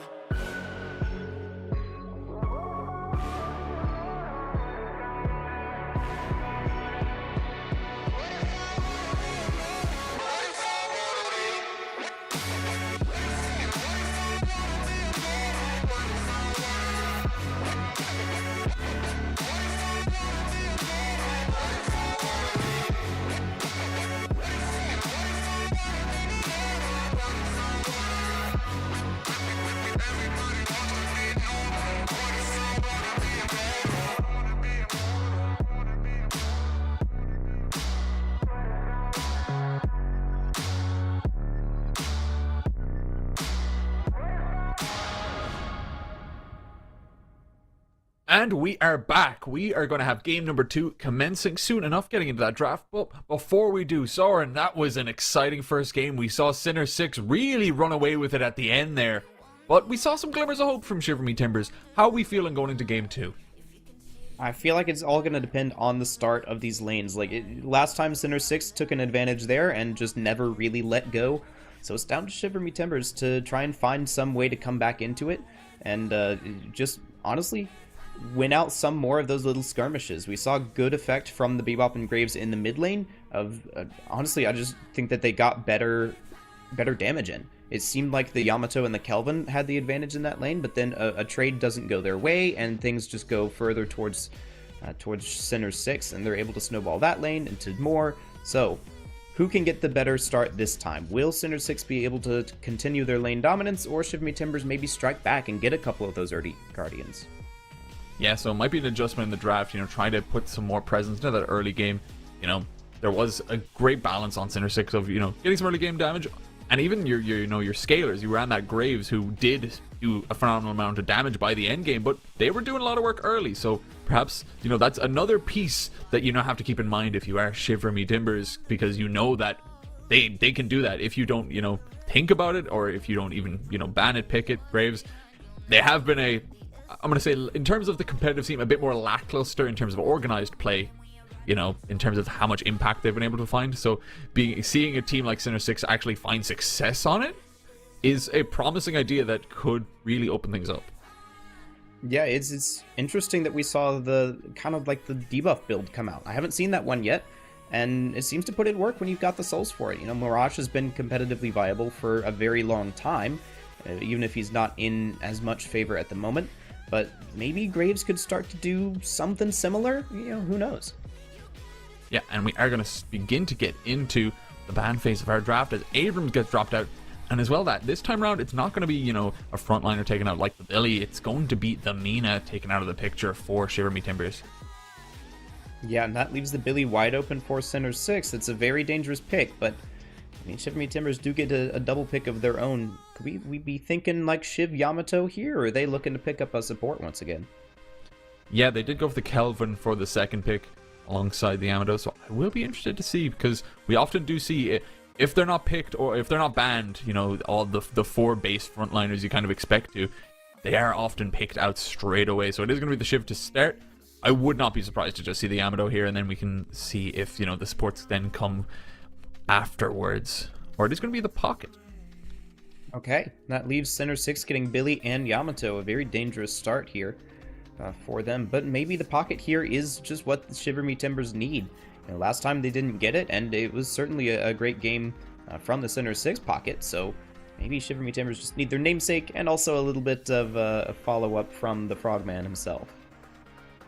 And for Center 6, it's going to be the Page for now. They have the second pick, so it could still be the, that Yamato to follow up, but already now getting your frontliner and a strong support to keep them in line, so interesting to see what they are going to go with here. We didn't see the Page last game at all, neither picked nor banned, so picked second here this time around. No Kelvin on either so far, like we saw early pick. Yeah, it's interesting that Center 6 go for the Page now, I guess just because it synergizes so well with the Billy. Billy Page is one of the strongest lanes in the game. You've got someone who can really take advantage of those Page barriers, but then third pick, we're seeing the Graves come out, so Yamato being left maybe to the second ban stage here if Shiver Me Timbers don't grab that right away, and I expect they'll go for a Kelvin just to make sure that they get their support before the second half. So presumably going to see a similar sort of style here from the Graves, put them in mid lane and make sure that she can get her ultimate up early and then go for that sort of ricochet debuff sort of build. So I think Center 6 have a pretty strong start here to their draft. Yeah, a lot of just heavy presence right now, and they can scale it up, run that same Graves build, as you said, debuff. I think Essence Theft is, if you can get it online, it can steal very well. I think at level 2 it has 45% weapon damage theft and a very high amount of spirit resist theft, and it will be the Yamato. Not surprising at all. I would have been surprised if it got left to either be banned in the second phase or picked. So seeing it come out is expected. It's just, are you going to try to, force them into a specific support here? Ban out the Kelvin perhaps, trap them into, if they want to go for a Rem even or something. Yeah, I feel like it was kind of a 1-for-1 with Yamato and Kelvin. Whichever one you didn't pick here for Shiver Me Timbers, Center 6 were likely going to ban because they knew that you'd take it here on the other side of ban. So we'll see if that is the plan here for Center 6. But Shiver Me Timbers get a ban first, and they're going to take away the Bebop, which was doing, frankly, quite a lot last game. Not surprising. Yeah, it was. They were having a great balance. They'd be in that frontline disruptor. Their hyper beams were really, really on point. I think the moment they got to 3.6k, they went in deep and got a good bit of damage off with it to start off with an opening. So very, very, I think, good pick off for Shiver Me Timbers to not allow that back into the draft and kind of reduce the pick potential characters and initiators you would expect to see as well with the hook capability. Yeah, and that kind of leaves an opening for Center 6 as to what pick they'll go for instead. They're going to ban away the Holiday rather than any sort of support option here, so really starting to be a stress on these pick characters. Really, the remaining one is Paradox, who we haven't been seeing a whole lot of this past week, but I think is still in a pretty good shape here, so we'll see if either of these teams picks it up. But Shiver Me Timbers go for Mirage. Yeah, they go with their own, AMS 1 debuff heavy kind of character. And as you said previously, they haven't been the highest priority as of late. Like, they're still in a good state for sure, but there's just other characters we kind of look to these days in terms of that role that just have higher priority. Not to say he's not still a high quality pick that can bring across numbers, but I'd be interested to see Center 6. They could then themselves pick up, some kind of that pick potential, go for the Paradoxes as well, but I'm unsure, we haven't seen a lot of it, so it seems to be a little disdain toward. The Geist, though, is going to be taken, which has also been seeing a lot of play recently. Yeah, I'm surprised that Shiver Me Timbers didn't go for the Geist instead of the Mirage. She has been the premier sort of late game damager in this meta. She was banned out last time in the second phase, and that forced Center 6 over to the Wraith instead. But yeah, Geist even would have preferred, honestly, a Warden over the Mirage, but Ricochet is very good against the Grave Skulls in general, as well as the ultimate, so maybe that's the thinking here, is that you just have a very natural Ricochet builder in the Mirage, and you don't have to force that later on to help deal with some of the output of the Graves. But, I mean, so far, I'm just really loving what Center 6 has going on here. They've got their late game, they've got some debuffs, they've got the classic Page Billy, and they even pick up the Mo and Krill now as their pick hero. It's a shame I didn't mention him earlier. Honestly, I've been thinking about, where's Paradox this whole time, and then Mo and Krill's right there in the face, so that's going to help lock down some of these slipperier characters like the Mirage or the Pocket from Shiver Me Timbers. Great draft so far. Yeah, and I think it's really popped up in priority, that Mo and Krill, you know? The combo is just such a great lockdown ultimate. It scales Mo and Krill's HP, which only then increases the cycle at which you can continue to be a nuisance as you play. So the earlier you get going on him, the more picks you can get, the better it gets. And now I'm curious to see what Shiver Me Timbers, what kind of, they're going to get, you know, their initiator of their own here. As well as a support would be my expectation, but the list is getting low. Paradox Online, perhaps the Kelvin as well. That would be two that I wouldn't be surprised to see, but we'll have to figure out what they're going to do. Yeah, but a difference this time for Shiver Me Timbers is that they do have some strong laners this time. Yamato and Mirage, both pretty big lane bullies. Kelvin, you would expect to be as well, even if it didn't work out in Game 1. Pocket and Shiv, both capable of holding their own, and so you really want to see them come off to a hot start here in the laning phase, and they'll pick up the Ivy again as well. A strong cross-map presence here with the Ivy and the Mirage, so that's going to help deal with some of the split pressure from a Graves ultimate. But can they do it and still win the fight is my question here for Shiver Me Timbers. They're kind of missing that big damage source. If Mirage and Yamato don't have a big game, I feel like it could all fall apart. Yeah, really kind of investing in more of that macro heavy play, as you say. You know, Mirage, Ivy, Airdrop, and Traveler are two high quality ults for that. They should be able to pull off, if executed well, you know, some strong laning presence, which might be, you know, try to get a good lane. This time, don't let the Graves get off to a hot start, because maybe if you don't get ahead early, maybe, you know, this kind of very close range Essence Theft debuff style doesn't work out, and they themselves are going to top it off with the Haze to final it out. I like that. Mo and Krill and Haze is one of the scariest assassin duos. You go around as invisible as Haze, get a sleep dagger. That means Mo and Krill gets an easy combo, and you can follow it up with the bullet dance or just the natural damage of the Haze. And I mean, that's pretty much a guaranteed kill as long as Shiver Me Timbers don't have someone around to immediately rescue beam them away or something like that. So I think Center 6 just have an incredible comp here. Maybe a little bit lacking on the damage front, but as long as your Graves can come online to back up that Lady Geist, and maybe Billy has a good mid-game as well, I think you're looking at something that has real potential throughout all phases of the game here for Center 6. Yeah, it is looking quite strong. Shiver Me Timbers also having, I think, a well-rounded enough in terms of what they want to try to run here. You have Shiv Kelvin you can run through. You have Yamato Pocket who can have their own strong laning. You have Mirage to be able to bring more of that late game presence, as you say, with the Ricochet to maybe deal with those deadheads on the Graves. So they do have a lot of ideas coming in here. I don't think it feels disjointed. We were just a bit surprised to see the Mirage pop up with such high prio, but still, I think it is, both of them not really having any kind of glaring issues in their comps, I would say. Yeah, I do think that the burden of execution here is on Shiver Me Timbers. They need to show us something that they didn't have last game, and they need to show it with slightly more difficult of a comp to execute. Like the Kelvin Domes can get you some really good engagements, but aside from that, you don't really have someone who can draw in the members of Center 6. There's no CC in this comp at all, aside from like Stoneform and Tornado. So Shiver Me Timbers are going to have a tough time setting up a lot of their damage work. As I said, I think Mirage and Yamato need to have a good game here. The Pocket as well needs to be landing these afflictions onto the high health pools of Geist, Krill, and Billy. You know, you need everyone to be in full form here if you're Shiver Me Timbers, because this is your playoffs life on the line. You know, you are down 0-1 in the finals. This is where you need to show everything. Definitely. So yeah, it will be a case of really having to play a smart game, because I think Center 6, as you said, there's no CC for Shiver Me Timbers. Center 6, on the other side, I think every single member has some form of CC built into their kit. Wait, you have Chain Gang, Rallying Charge, you have the Grasping Hands from Graves. It's only the Geist that doesn't necessarily have a piece of CC, which that means that if you do get locked down, you have the potential to be held down for a very, very long time innately, which that's just going to make it so difficult to stand out of line at all. Yeah, Center 6 with a lot of combo ability, and not just with Mo and Krill. So you can line up a lot of this CC pretty well. Billy has probably one of the best engages in the game with that Chain Gang, which is also going to lock down the movement abilities of tricky characters like Mirage or Pocket or even Shiv, right? So, I mean, that's just good setup. And Billy Page, of course, as we said, are going to be a laning threat here. So that's one lane where Shiver Me Timbers are going to feel a little bit on the back foot. And then you set up the rest You're probably looking at Graves with someone who can follow up on some of that damage, like a Geist.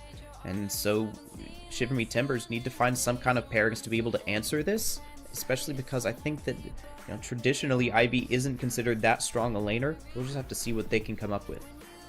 Yeah, and just doing a quick thing. The game, I think, has started, but there's a pause. There might be just a little bit of tech momentarily, so just a little bit more time, I guess, to speak about this. We've gone over a bit more about, the kind of ideas around the comps, what they want to run here, but I'm curious, I think it's always interesting to kind of bring up what kind of lane assignments we're going to be running. We talk about, the Billy Page, the Shiv Kelvin, two, strong lanes that are very iconic in, the organized play scene. But it's just curious to see what kind of other ones. It feels like the Graves and could easily be the Lady Geist in the middle, some kind of piece like that where you get a lot of pressure alongside it. Yeah, could be a good option there for just a lot of poke damage and a lot of spirit. I mean, we talked about Graves going for the gun build, but early on the spirit damage is not insignificant from the Deadheads and the rest of her abilities. So we'll see if that's the idea there in mid. For Shiver Me Timbers, as you said, the Shiv Kelvin, a strong side lane, but then you've also got decent options with the Yamato, right? You can pair that with the Mirage and really just bully one lane, or you can spread it out with your Ivy in your pocket, who, honestly, I don't hate that duo either. Ivy's got decent wave clear in pocket, can put a bit more pressure on the heroes, so even if you just take that as a stall lane and let your Shiv Kelvin, Mirage, Yamato just bully their lanes, that could be a decent start here for Shiver Me Timbers. Yeah, I think there's definitely a couple of assignments that can be run to think about. So, as we said before, it is about execution, just figuring out where it actually lands. Because early on in the previous game, it was a little bit back and forth, picks being traded within the first 2 minutes very, very, very quickly, and that's where the lead started to snowball a little bit for Sinner 6 in that regard.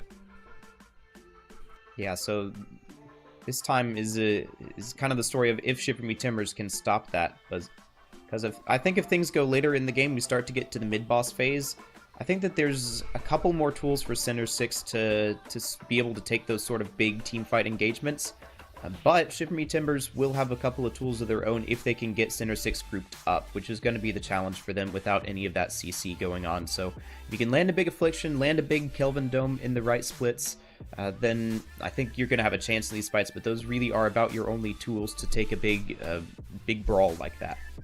Yeah, for sure.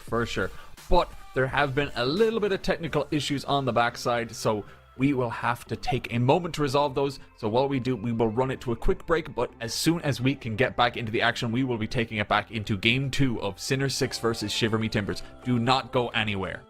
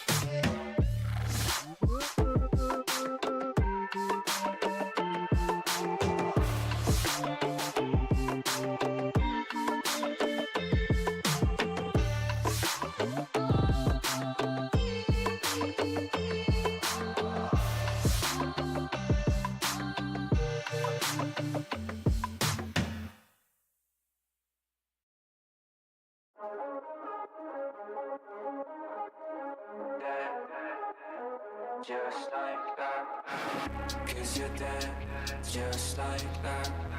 You've built yourself a grave inside my head, 'cause you're dead, just like that. You've built yourself a grave inside my head.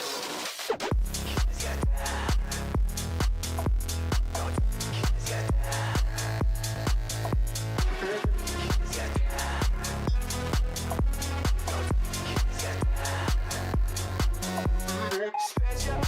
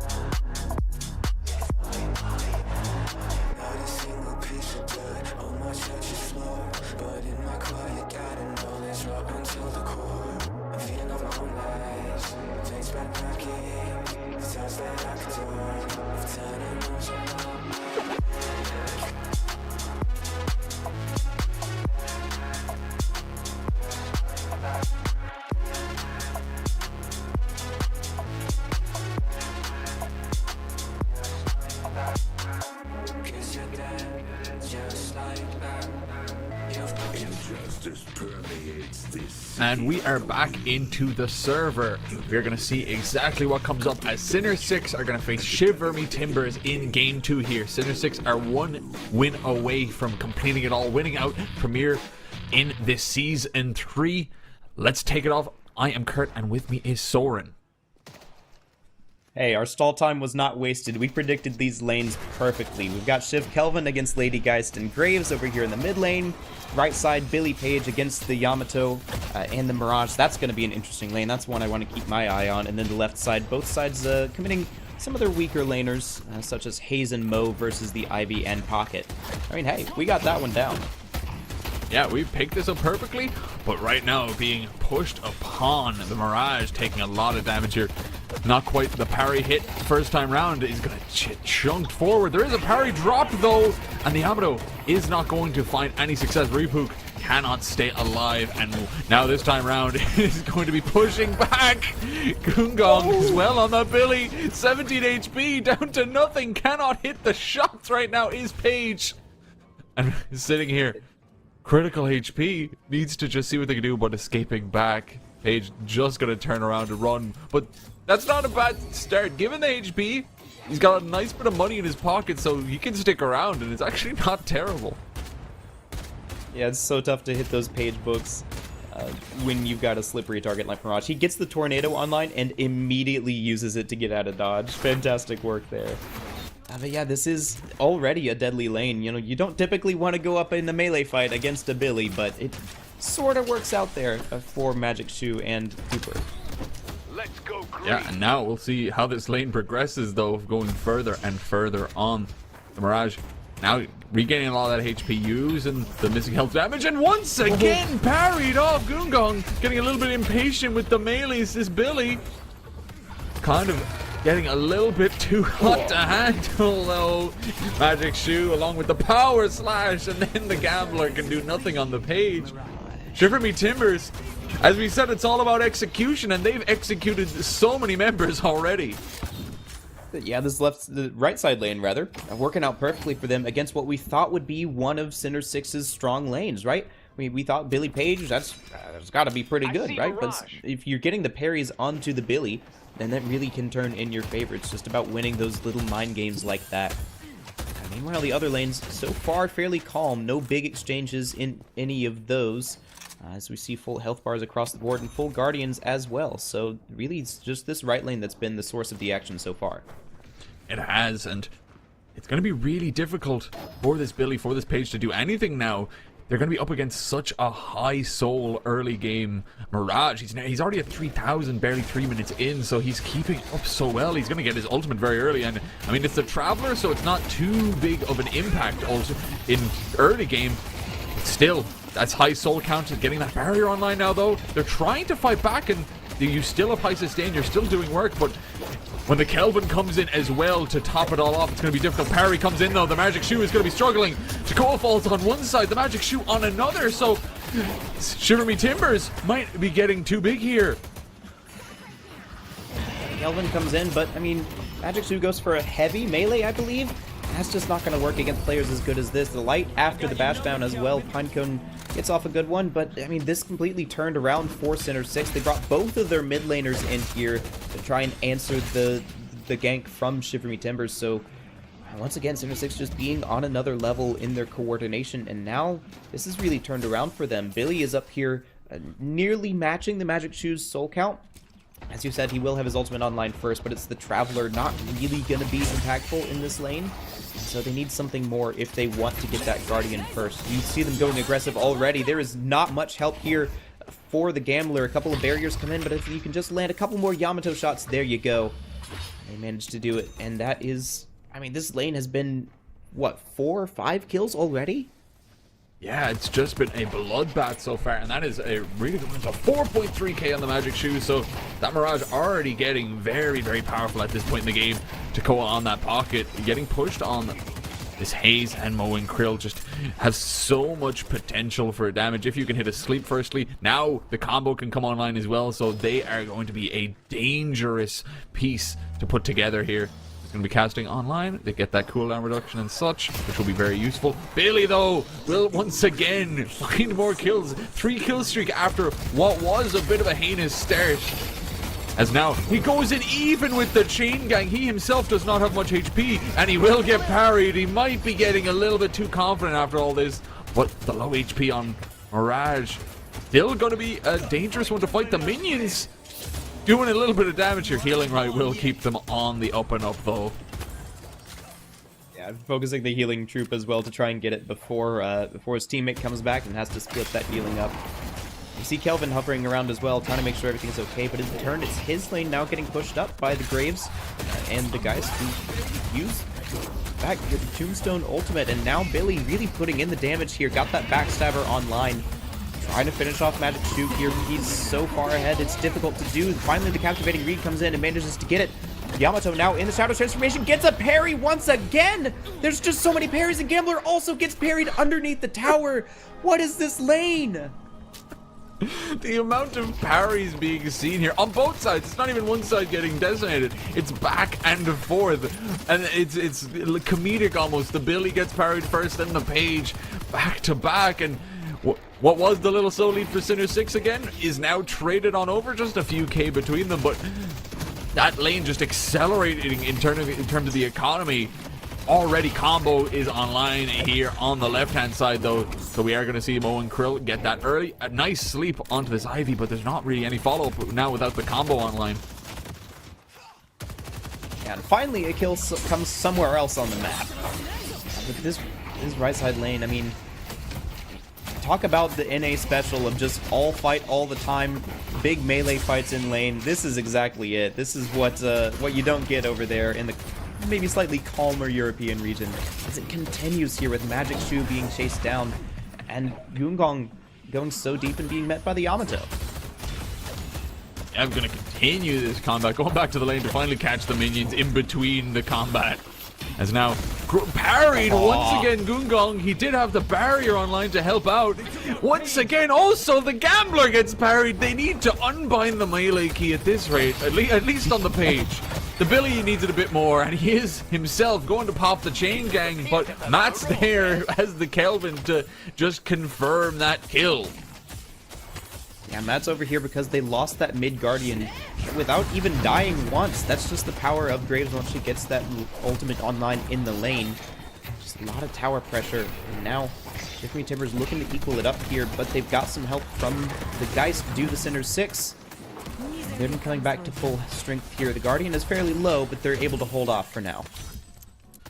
Stabilizing a little bit in terms of the game state, but still a lot of money being funneled into someone like the Mirage, who really wants that money as much as possible. So if he can get online quickly, that will be a much bigger problem later in the game, because he can scale up so nicely. The combo is going to get thrown from underneath the Guardian. Not going to be good enough, though. The stone form into the airdrop to keep Takoa to safety. We are going to see a Shadow Transformation come on in. Repoc on that Yamato. With every melee from the Billy, I am having a little heart attack as he could just be parried. Even though like melees, he's doing it once more. This time hits the heavy. The frozen shelter should come in, and another one on his hands. As we are seeing the Geist attempt to stay alive, the Page to back him up, but it might be too little too late. He doesn't have the ultimate just yet. The soul exchange is literally seconds away, but because it wasn't there, he cannot do it, as the Gambler does get away, but at the cost of 2 teammates. Oh, man. I mean, at this point, they just all need to buy rebuttal. Like, if you're going to be hitting these parries anyway, might as well. But Matt doing a good job here of helping with that right lane after losing the Guardian over there on their own. You see Strucklux here on the Mo really going in deep for some of these boxes. I wonder if he's going to come in for a gank here onto the Magic Shoe. But all of the farm from Sinner 6 is being funneled into Bongo, excuse me, on this Graves. You see him taking the doubles. He's been in the solo lane for a little while. He's going deep onto what looks like the tier 3 over there on the left side. So a lot of fun there. And they're looking to try and get kills here in the right lane. Wouldn't you know it? Yeah, and once again, more combat to ensue here. Gonna try to deal some damage. Try to take this Guardian, dealing a lot of damage. Rallying Charge is going to come on in to continue it. The combo gets put onto the Amado on Repus, but he needs to be taken out quickly. So that's brought down. That is another kill for the side of Sinner 6, as it might be a lot of loss over here for the Billy and the Page, but everyone else on the squad is finding so much success. Yeah, but that gank over there on the right means that Shiver Me Timbers have a man advantage on the left, and that is where both the Guardian and an Urn are. Somewhere in the chaos of that right-hand lane, Center 6 did also take the left Guardian, so they're doing well on all sides of the map, and Bongo at 9.2k on this Graves will come and shore up the defenses. So Shiver Me Timbers, looking to take a 3k lead with this Urn, are giving up things on all sides of the map at once right now. And Ruin will fall themselves here on the left lane as well. That's going to be tough for the Ivy. Setting up here for that Urn, though. They have it in hand on the Kelvin. He's just waiting to make their way over. Well, it's going to be a struggle. And the defender is going to get thrown in. Captivating Reed does nothing, and they're just going to make a dive for it, hoping for the best. The Moen Krill is there, going for the light melee, gets it, dropped in attempt, and it does not work out. Does have the timeout there, so now the combat has to continue. Takoa is down for Shiver Me Timbers. The chain gang comes on in. They're going to deal some damage here. The Billy pushing forward. His Moen Krill has fallen, though. Needs to try to take him out. The Shiv tries to do the killing blow, but they are not low for the execute. So that is going to be a couple of kills in favor of Center 6. Great bat down, trying to just stick alive here. Is going to be Billy. Misses the parry this time round, and that is going to be some great combat here. Yeah, now they even get the Urn due to Center 6. They come in, and I mean, a great melee there from the Mo, but just because Matt didn't have that Ice Dome quite online yet, I mean, honestly, that Dome could have turned the entire fight, so maybe just not recognizing that they were at an ult disadvantage there. Center 6 used everything to perfection as well, having a bit of a split push over here on the left that had to be answered by Rune. But they do manage to do that and at least don't lose a walker for it. But once again, we're in a situation where Center 6 take the first big team fight, and they've still got 3 Guardians standing to 0 on the other side. Yeah, what has been, you know, we've been looking at the team fights, looking at those skirmishes that have been happening that have been causing so much chaos, but throughout it all, Center 6 have just been having such good map presence. Even if they're not winning those, you know, small, minute moments, it's the macro across the map that they are able to do so much work right now. And Strucklux has really been putting an emphasis on the box running as well, trying to, you know, let the rest of the team have the camps as your lower economy mode just looks to take something else on the map. So team economy here working out pretty well for Center 6. They seem to know exactly where they want their soul allocation to be in this map, and seem to know where the enemy is at all times as well, as Strucklux coming in here to try and get a combo onto somebody.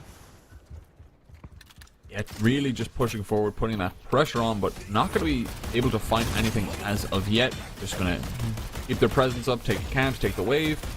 Maybe someone, once they get close enough, they can combo upon, because they do also have Goongong here with the ability to get that damage, that follow-up. See if they can execute here, but Shiver Me Timbers playing fairly safe under that walker and bringing in 2 more here as Pinecone and Takoa looking to find something here on this greedy Billy. Combo comes in. Pinecone's been caught. Oh, they have been caught for a moment, but alongside what was a really good combo is going to be an affliction as well, and there's low HP for everyone here, Center 6. They haven't been taken out yet though. Goongong looking to escape, not going to quite do it. The power slash looks like it hits the goat, and that is going to be a nice pick coming up. They just don't have the damage to follow up there onto a picked up Shiv in the combo. Yeah, of course, one of the harder characters to take out, especially early on with that bloodletting. Goongong, again, it was just a man advantage for Shiver Me Timbers, so the Affliction comes in, and even the Page isn't able to save everybody there, but they did a good job of at least limiting their losses to just the Billy after that Affliction, which I really thought was also going to pick up Strucklux. Let's go, Yoke. And now it's just kind of back to the farming game, both these teams on their sides of the map, trying to get as much out of it as they can with these center sacrifices, with the minion waves and everything else, until they can get their next set of cooldowns online. See, Strucklux here has already picked up the compressed cooldown for that ultimate. He's really looking to be the tempo maker, the playmaker, to try and find some of these combos onto the vulnerable members of Shiver Me Timbers while they're farming. Yeah, and I thought it lined up as well. They have superior duration ready to go online, so just wanting to have as many combos for as long as possible all the time is the goal. That gun buff comes on in, and Takoa just sneaks it from under the nose of Argent. So not able to do it. We are going to see this time around the Shiv brought low as Matt is trying their best to do it. They do get a frozen shelter off earlier, but taken out is Pinecone. She can't do much on that Kelvin right now. Damage being dealt. Repook. And Yamato is going to look to escape here. Pixel Mix has so much damage once they can get in range, throwing those dead hens, shooting off the teacher hand. And now we are going to see the death of Repook. He might have gotten the parry off, but he was already dead to rights. Again, we're seeing this Graves put in work in the early game. 16k, Argent the only one better. And he's now under pressure from this Shiv. And the pocket can come in, execute, finally lands here for Matt. And they've got the urn on the other side. Sinner 6 have picked it up and at least are going to be able to deny it away from Shiver Me Timbers, who have the favorable urn placement. And so now, with Argent dead for 25 seconds, you've got to try and find something here for Shiver Me Timbers, but there's just nothing left for you. You've been starved out. Yeah, there's really nothing to fight for. Great presence across the map to be able to do so. They're going to be able to take one of the 3 Guardians, at least, Shiver Me Timbers, that has been left up. A second as well, you know, keeping that presence up. The Guardians are very, very squishy this point into the game. You do so much damage to them. They are going to have the presence, though, to take out Pinecone here on the Kelvin as she just gets caught up into that ultimate. Great damage. Affliction is brought down as well, alongside Repook, so trying to bounce back, trying to do something here. Going to deal some damage, try to grapple on over. They're so tanky though. It's a Mo and a Krill and it is a Billy. There's not much to do, but when you have 3 players, you can keep up that damage, keep up that tension, and take them out. As well as that though, Shiver Me Timbers are losing some presence across the map. Ruin falls. That Essence Bomb kills the Magic Shoe. And it looks like the rest of them are just trying to escape from the combat that Sinner 6 can apply right now. Yeah, I mean, there's nothing to be done here for Matt. You know that you're down, you just have to try and do as much damage as possible before that. And that leaves a lot of pressure now for Sinner 6. You see them pushing up both the side lanes at once, mid lane having to be caught by Cooper. This is starting to get hairy once again for Shiver Me Timbers. You had a really great early game. It's just, that first urn fight was so disastrous, and Sinner 6 know how to capitalize on an advantage so much that now you're looking... It's going to be tough to come back once again. They do. Sinner 6 just showing that they are able to do so much. But even then, it shows that an early game that might not have felt very good, they were able to bounce back from, with Goongong and the Gambler both just being in this constant tempest of parries in which they were having to fight back. And they didn't stand down. If that was in like a solo queue type game, you would be like, please stop fighting. But they continue to do it. They continue to do it. And it actually works out because they have the team play, because they eventually got the ganks in. We are going to see that urn get given in. You know, it's so difficult to protect or try to contest that when it's so deep in enemy territory. So Shiver Me Timbers are able to get a little bit of that comeback soul now. Yeah, Sinner 6 looking to cross map for this Walker here, but Shiver Me Timbers are a little too aware of it. And they bring over the support as soon as that urn is turned in. They even have the Mirage and the Pocket there during the urn turn-in. And at some point in here, they managed to get that right side Walker very low as well. So Shiver Me Timbers fighting back in the objective department. And this Mo has been caught out. He can't find the combo onto anybody. Has been just completely stopped from doing anything there. Wasn't allowed, got put in the frozen shelter, got afflicted, and got put down. That was just completely targeting the one that can open up so many of these fights, so he could not take part in it. They don't have the wave here, but they have enough damage to take just the end of it. We're going to see that use of the bullet dance does get taken out here. Chain Gang comes in, could hopefully deal some more damage back to Koa Falls as well. Going to see if the Magic Shoe can do so as well. They get shot down. This Billy looking really strong. Just the presence, the Chain Gang, the power it brings. Walker for Walker goes down. But the mid lane, it looks like they might be able to try to take the Guardian, but it's going to stick up for now as that lane is defended still. Yeah, just the wave being caught up there by the Guardian. You want to make sure that you take it nonetheless. Take those minions, that is, so that you can get the souls, as Strucklux will do a good job here of fending that off. But yeah, what a fantastic sequence there for Sinner 6. They come back, they get revenge for the Walker in both the objective count and the kill count there. Managing to pick up Magic Shoe and yeah, they're fully back in the lead here, 7K. But Shiver Me Timbers are still fighting. You know, like we said last game, they are not giving anything easily. And at each stage of this game, Center 6 are still having to stay as good as they are to be able to take anything. And I mean, you see it now. They're pushing the tempo. They catch out Bongo here on the bridge buff. And they've got another urn up that they can run as well. Yeah, looking good. Center 6 down one player, though. Gonna instantly get that urn in hands, though. Pixel Mix has that, and it is gonna be an even urn. It's been brought close enough that now it isn't gonna be a one-sided urn. But combat is commencing in the mid side. We are gonna see Ruin taken out, as well as that the fighting is going to continue here. We use the captivating read to hold down Pinecone as the Kelvin is taken out. So now that you have the kills on your side as well, you can just walk that urn to the touch point and take that in, pushing the lead that you already have. Gonna see maybe there's 2 more walkers up that they could perhaps go for. There is a mid boss up at the 20-minute mark. Could potentially look at least setting up for something right now. Yeah, you're gonna need a couple more picks for that though, as the urn is being brought in. Shiver Me Timbers trying to stall out, see if they can make this a fight, but there's just nothing here for them really. Magic Shoe is over all the way on the left side, having to deal with this Graves Tombstone and the wave being pushed in against their Guardians. They might even be able to catch out Cooper here and go for this mid-walker. Yeah, gonna continue to push it here. They do have the possibility of doing so, but the waves are just gonna get pushed back here. They're gonna migrate over, just clear out all the neutrals that they can, get some spikes off of their items, see what they can do. They currently have a 10k soul lead for Center 6. So it's time 6 on. We'll see how Shiver Me Timbers can adapt and do something. They have been fairly good at, you know, bouncing back with a couple of picks, able to not just like completely dial out of this game, have been being very proactive and trying to fight back. And that's what you need to do in the Premier Division to make it to a stage like this. You know, Shiver Me Timbers fought all the way through that lower bracket, proved that they have the right to be here, but then they close it out. I mean, Center 6 so far have not showed any signs of weakness. They've been dominant in the regular season, dominant through the playoffs, and now in this match showing that even against a fellow finalist, they are a force to be reckoned with here.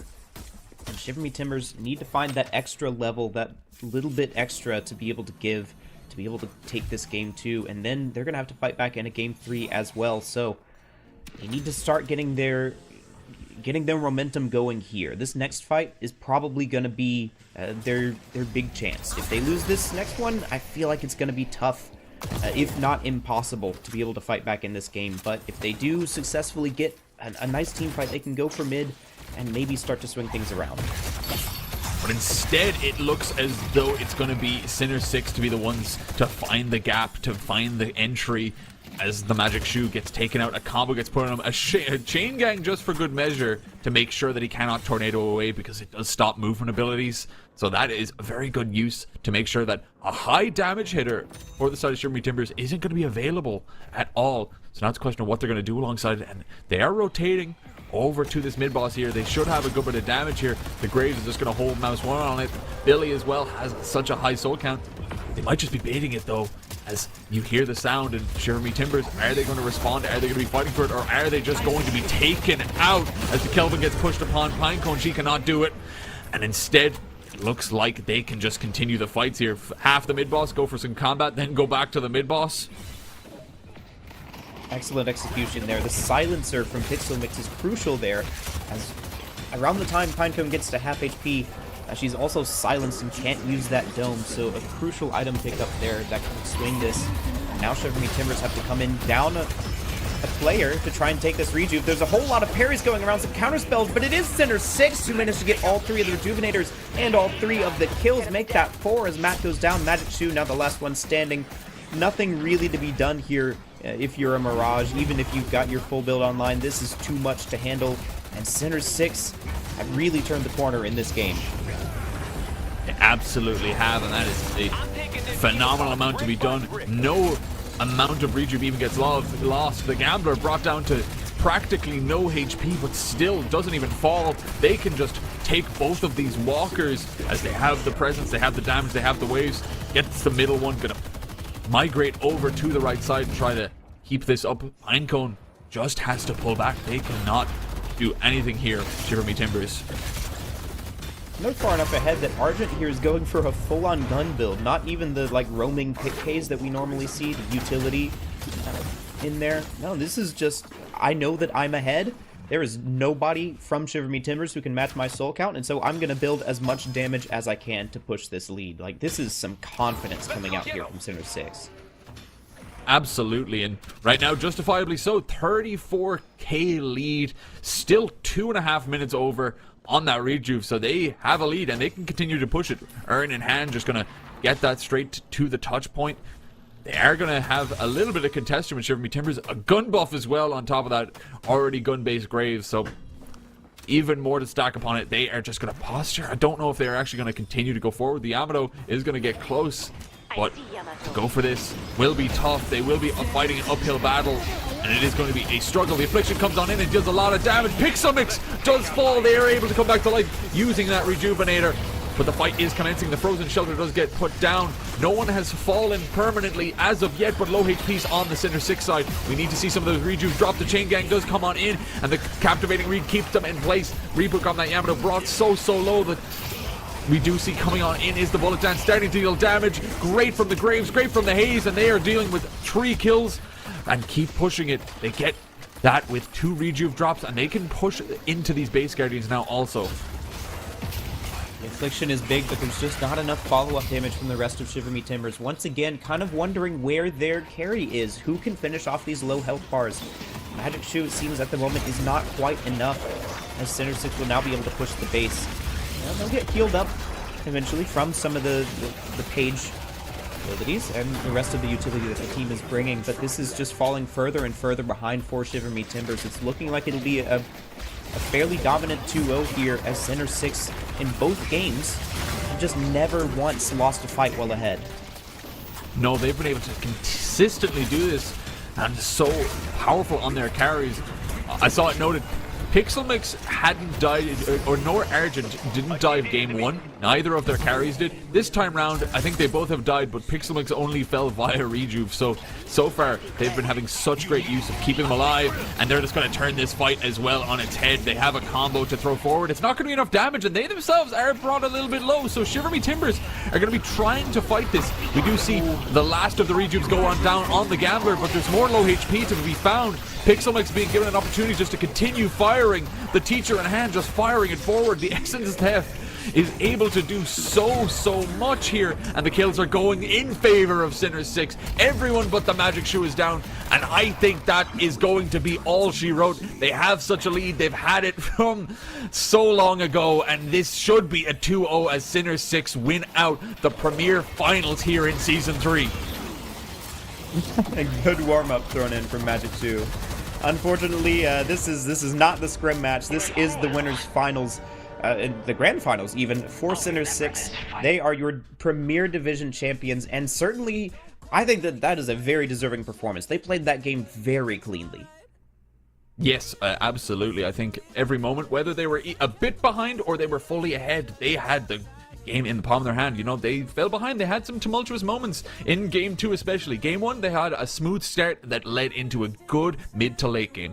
There, we saw the combat ensue. It was high and dry at times. It was difficult, but they continued to do it. They continued to play around their team fights. They knew that they had that kind of organization. They knew what they could do, and they brought it forward. And Pixelmix here, once again, very high on the charts. They had max damage. They had max damage on the objectives. They've done a lot of presence here, and it was just such a display here. Gun Graves, it seems that that debuff system is very good in this system. Yeah, you pick up the Ricochet, and you spread around that negative weapon damage and negative spirit resist, I believe, and that means that the rest of your team is doing a whole lot more in these fights. You see, Goongong, after a bit of a rough start in lane, getting parried out a lot, managed to make a comeback here on the Billy. You see him top player damage, top kills, top souls, all of the constellation going the way of Center 6 once again, minus that healing stat for the Kelvin of Pinecone. But a fantastic job here from Center 6, and really what I want to highlight from them is just the coordination. Like, none of their strategies on the individual heroes was particularly, like, dominating. It was just how they were playing together and managing to make it work. It's how they interwove those strategies and made something truly fantastic here. I love seeing the Graves as like almost a team support, but in the gun role.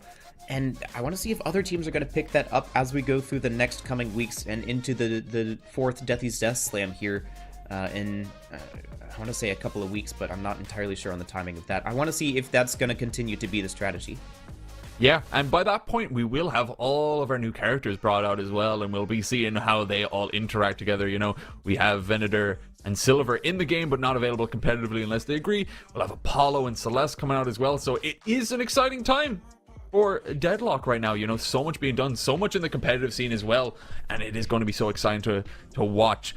Before anything though, I want to, you know, prop up our merch. If you put an exclamation mark merch in the chat, you can, you know, pick up stuff from the Death Slam store. We have some great pieces, just in general, you know, t-shirts. I think you got the Death Slam one right on lock. There's some fantastic designs, and I think there's more in the works coming up, so keep an eye on that. There's mugs, there's whatever you need, and they all look fantastic, so that's really, really exciting.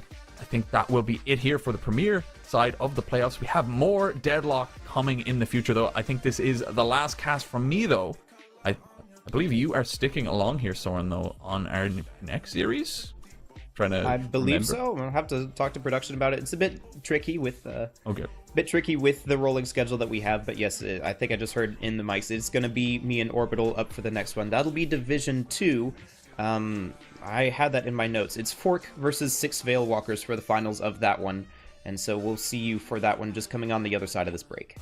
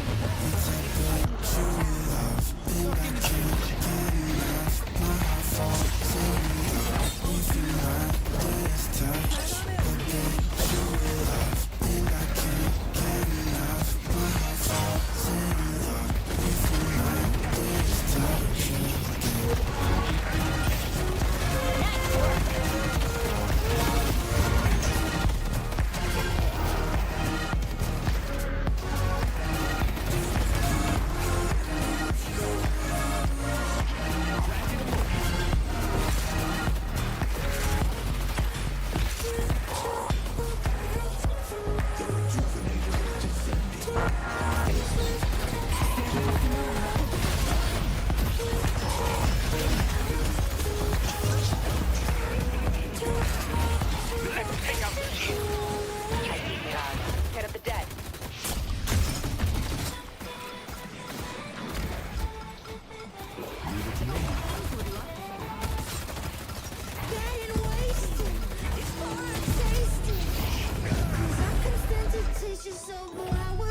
I see yellow.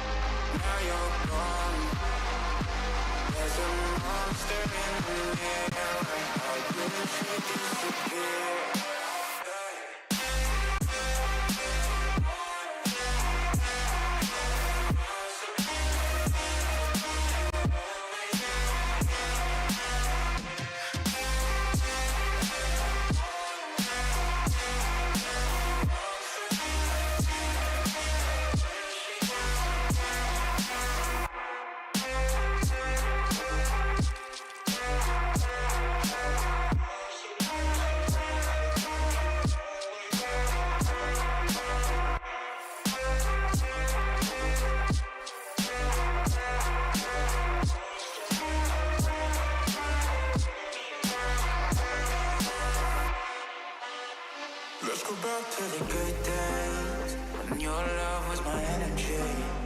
I'd wake up feeling okay, but lately things have begun to change. We were made of broken pieces, gathered by all my demons. We used to be something, and you used to love me. Yeah, you used to have my back. Now you're gone. How am I supposed to live without you always in my ear? Now you're gone. There's a monster in the mirror. I wish you disappeared.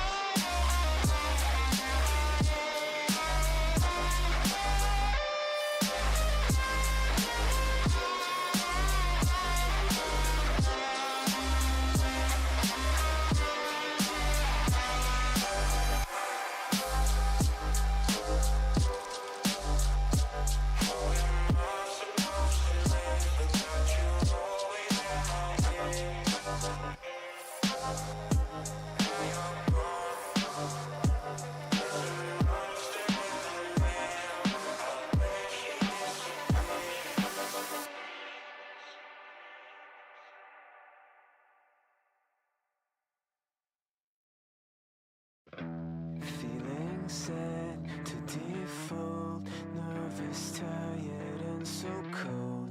Paradise, parasite, never wrong and never right. Escape the cage and lit up in chains. Rearrange, but I can't change. On my own. So please help me shed some tears now. Tell me it's okay that my tears don't bleed now. It's like a chain to the weight of my fossilizing sides. Let me change my ways and this into my heart.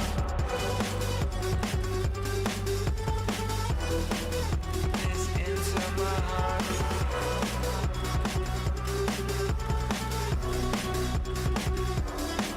I've swallowed so much of what I feel, and I know you'll hold me down when I show you my teeth. Never bite and never bleed, never in a place to speak my piece. So roll it up, dedicate, cause every word feeds the disarray. Makes my head wear away, maybe my face inside is just a play. You must carry much more weight, so I keep my jaws one shut like the dead on display. So please help me shed some tears now. Tell me it's okay that my tears don't bleed now. It's like a chain to the weight of my fossilizing sides. Let me change my ways and this into my heart. Please help me shed some tears now. Tell me it's okay that my tears don't bleed now. It's like a chain to the weight of my fossilizing sides. Let me change my ways and this into my heart.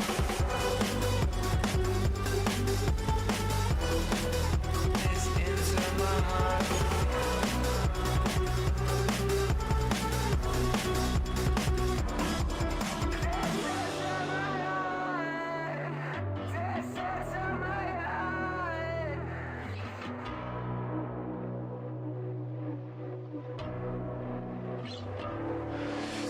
Please help me come to light now. Tell me it's okay that my words don't add up now. It's like they crash and collide. They betray me, they lie, and I try, yeah, I try, but they never come around. So please help me shed some tears now. Tell me it's okay that my tears don't bleed now. It's like a chain to the weight of my fossilizing sides. Let me change my ways and this into my heart. Please help me shed some tears now. Tell me it's okay that my tears don't bleed now. It's like a chain to the weight of my fossilizing sides. Let me change my ways and this into my heart.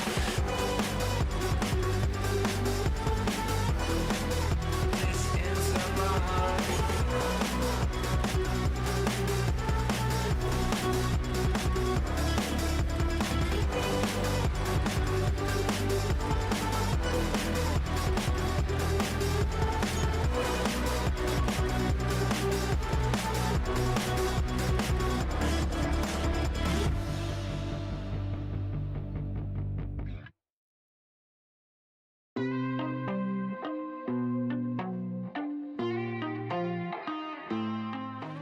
Hello, welcome here everyone. We are excited to continue bringing you all the grand finals action across all 4 divisions of the amazing Death Slam League number 3, of course. Now, right now, I know you're expecting another grand finals match. However, we are going to be taking a little bit of a break and giving you a little bit of fun as we are waiting for some of the teams to get set up here. Soren, we are going to have a little fun with the Street Brawl coming to you a little bit sideways.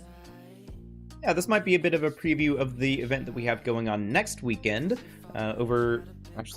this weekend of the sort of Valentine's Day event where we have the open tournament for the Street Brawl.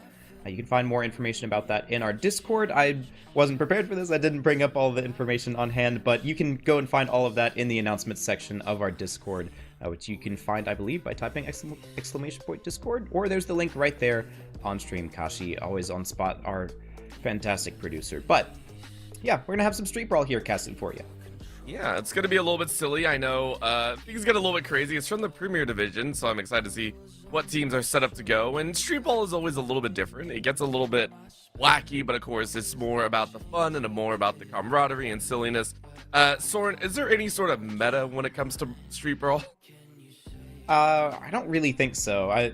There are heroes that are better than others that I'm not super familiar with because I've mostly been playing the main game, but all of those competitive events that I've seen in Street Brawl, or like the semi-organized ones, have been with random heroes, so you can't really form a meta with that. So I don't know what the setup here is for these two teams, because this is just a for fun match if they're going random characters or they're picking, but I mean, if they are picking, then pretty much any hero that builds hybrid is going to be extra strong because you can make use of any of the items rather than being pigeonholed into one category. So I don't know, we'll just have to see. Yeah, give it a little bit of time, see what heroes are available. Now, with that randomness, might mean that we get a chance to see some of the newer heroes currently available. I know Silver was just opened up, I believe. We have Rem, obviously, into the mix. I believe Venator was just announced as well and being brought in and unlocked for a few people. So, you know, in the playoffs, I believe all these heroes are locked. Maybe this time we get a chance at seeing some of the silliness that can occur with the new batch. Yeah, Silver and Venator are not yet available in competitive play, at least here for Death Slam events. But Rim and Graves we've been seeing a decent amount of throughout the playoffs. We just saw a pretty successful Graves come out from, I'm sorry, all the names have gone from me. From Pixel Mix, yes, on Center 6, a pretty successful game there with that sort of debuff build.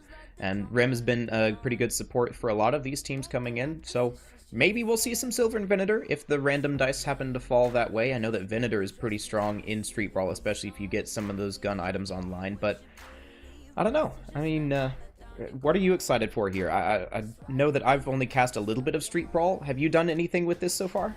I have not, so this will actually be my first time checking out the Street Ball action, and that's why I was really excited. You know, if there's a meta, if there's anything that you can get a little bit crazy with, as you said, it is a little bit more funky in terms of how it works out. Obviously, it's a little bit more random with what you get to play and how you get to play with it, but for me, I am very excited just to see the mechanical skill, right? So we are going to dive on in. It is 4v4, as you do know, and Silver is slam number 1, and we have, oh no, Struck Lux is out of luck with that pickup. That one kind of hurts.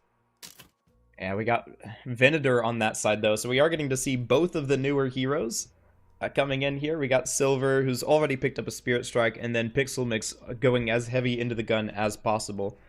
Struck Lux does manage to pick up a nice split shot there. That's a good one for Viper.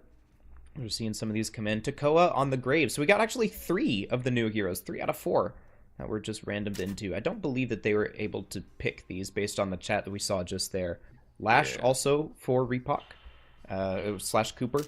That's just Cooper backwards if you look at the username. It's that's a pretty strong hero in Street Brawl as well. So things kind of go in the way of Shiver Me Timbers so far, but it's all dependent on how this Venator works out, I think.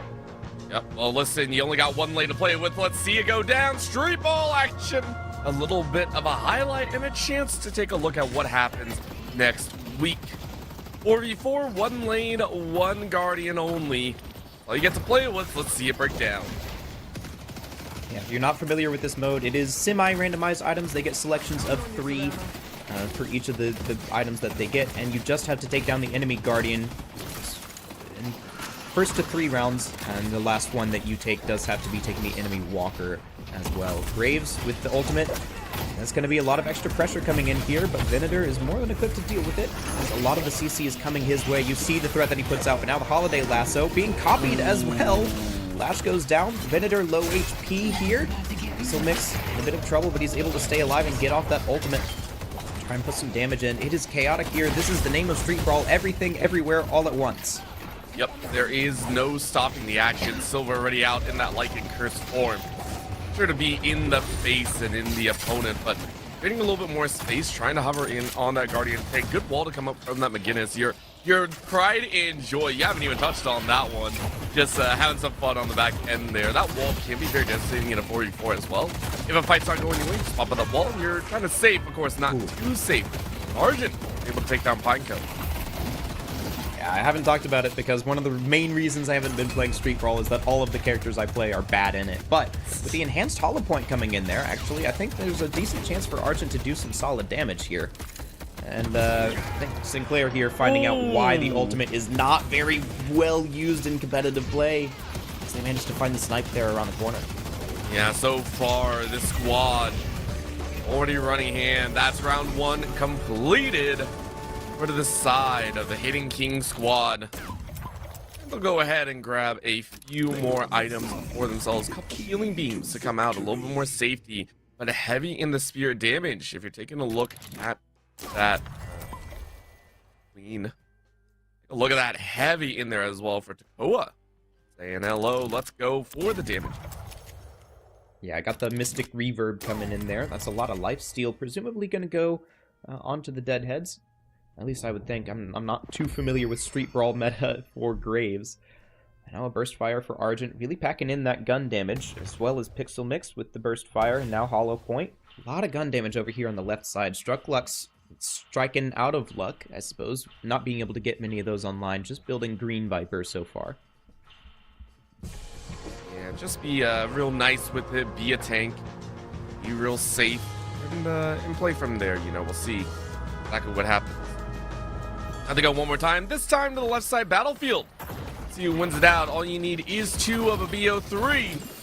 What gives you the win. Side angle flank though. Right now the damages are kind of leaning into it. Hidden King squad has so far rounded out with 1 victory, but this time around it's a little bit more difficult, it looks like. Bounce pad over though, big shots on the back end. The Holiday, that's up to bat, but can't find too much. Yeah, you got a lot of decent holiday items here for a pick hero. You got the Stamina Mastery, Veil Walker, and the cooldown, but now Lash comes in with the Death Slam. It is immediately petrified by the Viper. That's one of the strengths of the character in this mode. You can at least knock down Lash. Tries to make it out with the Restorative Locket. Lots of extra stamina, but is finally brought down. Silver also now down. It's a 3-on-2 for Sinners 6. They're looking to get their second round under their belt here. If they can just find a couple more kills here and a bit of lane pressure, I can tell you from experience that McGinnis will melt the tower very quickly.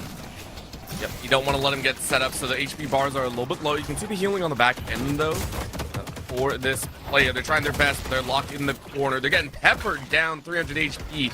Run is out, critical HP. 4-4 struck Lux. You can see the the smile coming out of Holiday right now. I love it. The players are enjoying it just as much. Yeah, this is a nice little way to wind down after a very tense grand finals that we were just watching, but we're seeing here Brawl's just breaking out all over the place. That is the name of the game, quite literally. Petrify comes out, stolen by the Sinclair, and that is a short cooldown you see there. Just 20 seconds to get that ultimate back online. I do love that. A little bit extra speed, all about the chaos. That's a punch to the back head. This poor Venator isn't able to do too much, but the turnaround is huge. Out comes the Lycan's Curse, but you're frozen in time. Oh, the ult goes to waste. Feels so bad coming in from the Amber squad. Now you have to kind of hightail it back here. Dude, you have been sitting on low HP the entire time. Now you go down. Struck. Lux is gone. Yeah, I almost would have preferred to go back to base there, but there are 2 low members from Shiver Me Timbers, the Silver and the Lash. No Lycan Curse available here, but the Graves ult now coming in. The zombies to help push this tower, get the stuns onto the Venator. Pixel Mix is down for the count. That trap only does so much. Shiver Me Timbers looking to strike back here, take round 2. That wall came up at just the right time, but it's only going to slow the inevitable. That Guardian is not one to wear. Goodbye. Down you go. 1-1 so far. As I said, it's BO5. First to 3. See if you can make it. A nice piece of play between the two. Oh. 1-1. And now Graves picking up a couple more of the gun items. The Intensifying Magazine. As we take a look at what's going on here. The Superior Duration for Silver, helping that Lycan Curse do a bit more work. That's a nice one to pick up. Strucklux also getting the Leech for more survivability. And an Enhanced Shadow Weave for Bongo here in the Holiday. That's going to make that ambush a lot more effective. A lot of items coming in here. Pixel Mix's Spellbreaker helps with some of the Lash and the Magician damage coming in. Glass Cannon now for Argent. So that gun damage is really starting to ramp up on the Sinners 6 side, whereas Shiver Me Timbers seem to have a decent amount of spirit damage more than gun. Yeah, it's all about just that Spirit amp up. I love what they've done so far, and really I'm looking at Silver on that flank. That's the main one that I want to watch for. We are off to the right side flank. Let's see what exactly Hand's out here. The Hand is out. To throw down if you can. Give yourself a little bit of a grave situation. Beginner sits up on the side. Wall goes out to try and slow them down. A little extra damage on the end. But that's the bound, and you're drawing him backwards. Are you going to find that kill? That is a long haul. And first kill goes Bongo's way. They're trying to find a bit more with it. Silver goes in with the Lycan Curse. Not able to find anything so far, but that Viper is very low. Venator also now taken low, trying to find something with the ult. No, Pixel Mix goes down, and they're just going straight for the tower. The amount of power in this werewolf form is immense. You see her diving on top of the McGinnis with that ultimate. She's trying to do everything to stall, but there is really nothing to be done here. Inhibitor and the amount of lifesteal in this wolf form. Able to finish it out. Shivering Timbers with a very quick round. Pinecone recognizes it. This hero is a little strong in the werewolf form. Only a little. Only a little. There is a reason why some of us just sit there and go, that's crazy. Once again, a little bit of safety on the side for Center 6, but I don't know if it's going to be enough. They're trying to build out. Again, those flex slots now opening up full inventories. As Ruin went for a little bit low impact with some of those gun runs, but really built up the spirit on the back end. Full inventory for them. Yeah, Vortex Web and Echo Shard. These rabbits are going to be very impactful for him. Repoc as well, picking up the Echo Shard. I'm curious what that's on. If that's the Flog with the Mercurio Magnum, or if there's some other strategy in play here. Takoa now with the Ricochet to help spread around those stacks of minus weapon damage and Spirit Resist. You got a full look at those builds there. Anything that caught your eye? Not too much, honestly. It's all about that gameplay at the end of the day. I feel like they are going to punch as hard as they can. Silver reload, though, up and available for the Viper. Like about this one, this Viper has been much more on the tankier side, but what a rush forward, and no chance to survive. It feels like good stun to get you back to safety. Look at this, your HP is already down to about 400. The bowl over moment is so real. What a lash! Death Slam straight back into the fray, and there is almost no way you do survive. 2 gone in the blink of an eye. 30 seconds on either of those death timers. Yeah, that's big, but you do have to be able to take a walker here if you're Shiver Me Timbers. Trying to get something done in this werewolf form, but gets stunned away. The Spellbreaker has to proc to save Pinecone's life here. Pressure, Venator still alive and kicking. Trying to make something happen here, but it's not really going well. The life bars are falling. Will be another one down. Shiver Me Timbers could take this in 4. I mean, it's looking much better and better for them. Hiding directly underneath. There's almost no way to stop it. Stunned out of their own, but the damage is pretty dang good. Down to about a 1/4 of their HP on this walker. Center 6 gonna try and punch back for whatever it's worth. Yeah, they do manage to get 2 kills and stabilize just barely. All they have to do is finish off this pesky magician who's hanging around trying to get some cheeky damage. Wall comes in. They're able to find him just in time. That walker's down to a sliver of HP, but that's all you need. It's going to be a quick run back here to finish off this Guardian. Well, extra time. The bullets are flying here as the toxicity might be abound. Bolt is ready to go as well for Struck Lux. You'll be able to find a hard rush on the Guardian. I think they might be able to power it down in time. A little bit of a save on the back end as well. Arctic Blast out. That's going to be it. We're at 2-2, and right now, Soren, it's looking better and better for this round 5. It's very back and forth. It's just dependent on whatever items you get. There's no snowballing in this mode, as it's just about the random items that you get. There's no souls, no economy, no macro or farm. We'll see what these teams can do here in the 5th round as we get the legendary items coming in. Strucklux with infinite ammo now. Strucklux just like, dude, I'm so done with this. Just trying their best. A Celestial Blessing available as well for Pinecone. Pinecone is not going to be dying anytime soon. Mystical Conduit as well, so everyone really pushing in for this. It's really that, it's that DPS versus Spirit, I feel like, is what we're seeing here. Sin 6 leaning heavily into that fray. Yeah, round 5 is where things really get crazy with the enhanced tier 4s and the legendary items coming out, so this is going to be hard to keep up with, but we will certainly do our best here That's 3? No, just 2 infinite ammos here for the side of Center 6. We'll see what they can get done here. A long way between either of the lanes as well, but we know how quick this can pop up. Pinecone straight to the forefront for Pixel Mix. Liking that one, but the shots do ring out almost like there's silver bullets in there. That's going to be the 4-4 Rabbits to be out and about. Quick answer back. Venator is trying their best. Pixel Mix laying down the damage. What a shot! Reaps into Cooper's head. Is able to take 1 for 1. Gets a second. Those bullets are firing forever. That's right. Infinite ammo and also able to pick up some glass cannon stacks there with an excellent use of the ultimate. The curse did cancel that out early, and they're even able to find the damage to bring down Pinecone in that wolf form.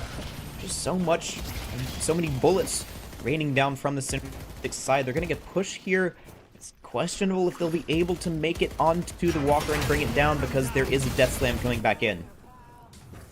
That Death Slam caused some problems. Cooper It's already makes gone. the magic happen. Wow, that was fast. I wasn't expecting that. That's GG. That's it. Center 6 take the victory. I mean, I guess that's one of the strengths of having the gun comp in this case. You got McGinnis, Viper, and Venator all there just shooting it. Tried to go in for the flank, but that cost him too much time. You know, of course, a lot of cooldowns to play around if you're the Lash in that situation, but there you have it. That'll be Center 6, not only taking the grand finals, but also the little icing on the cake there with the Street Brawl match. Kashi, have we heard from the teams yet? Are they ready to go for the Div 2 finals? All right, well, it sounds like we are good, Soren. You called it right. We got another grand finals on the way, so let's go to a short break, and when we come back, it'll be the Div 2. Time to shine.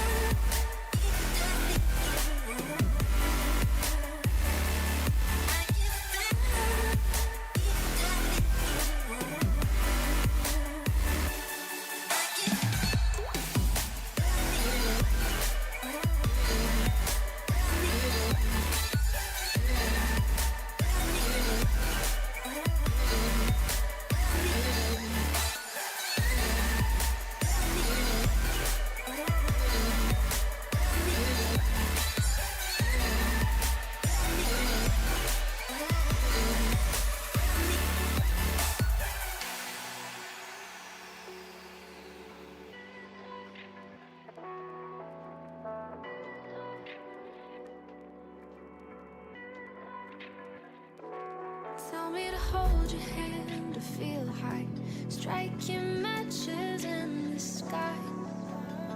See what Romeo and Juliet like. Sleeping is always a gamble in a room full of kerosene candles. You are the one to blame when we go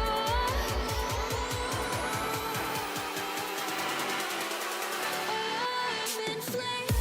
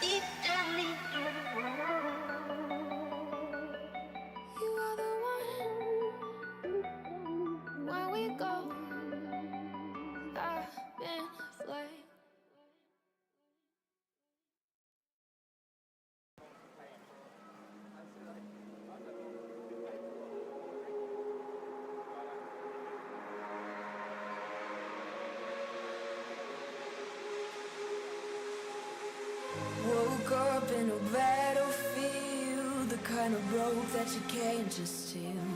Oh, pick me up, grab my sword and shield. From the ashes, I still want you. I've walked on the dark side most nights, stared down on the hurt I can't hide. Woke up in a battlefield. Oh, but I know I won't ever break. It's in my bones, it's in my DNA. Give me all you got, I'll never run away.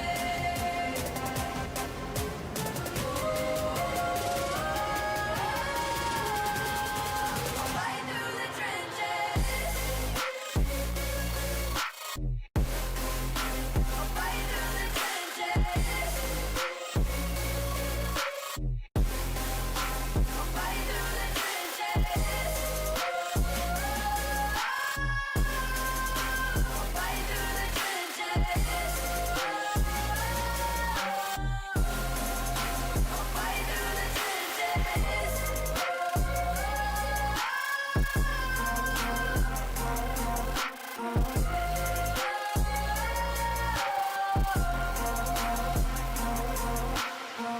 Dancing with all my demons now. Draw me in, can you hear the sound? They said the odds are against me. How? Rock bottom is my solid ground.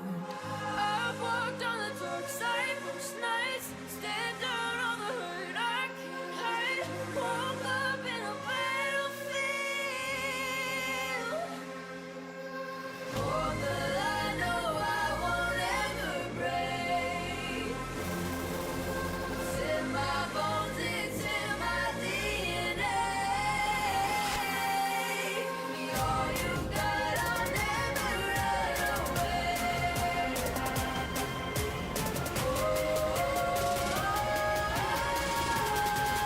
I'll fight through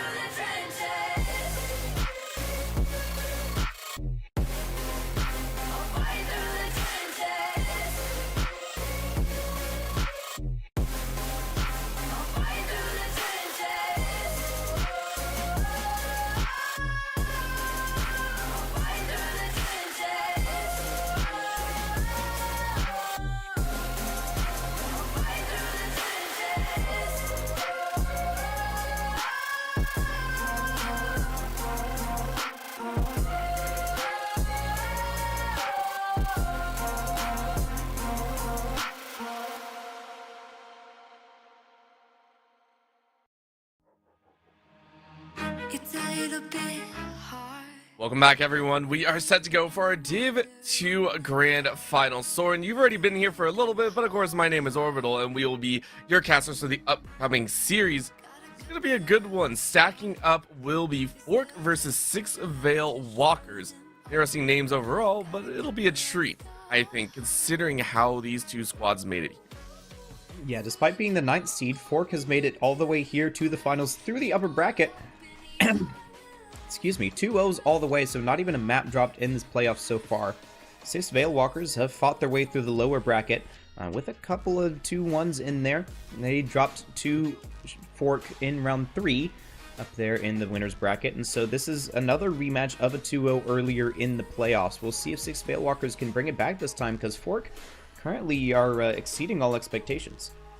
Yeah, I mean, if we're looking at that winner's side semifinals and expecting a little bit more of the same, we do see this going to 0. Now, with that in stance, I do expect it to be a little bit closer. I'm very excited to see exactly what they can throw down. For 6 Veil Walkers very specifically, they had a tough time against Pozlock.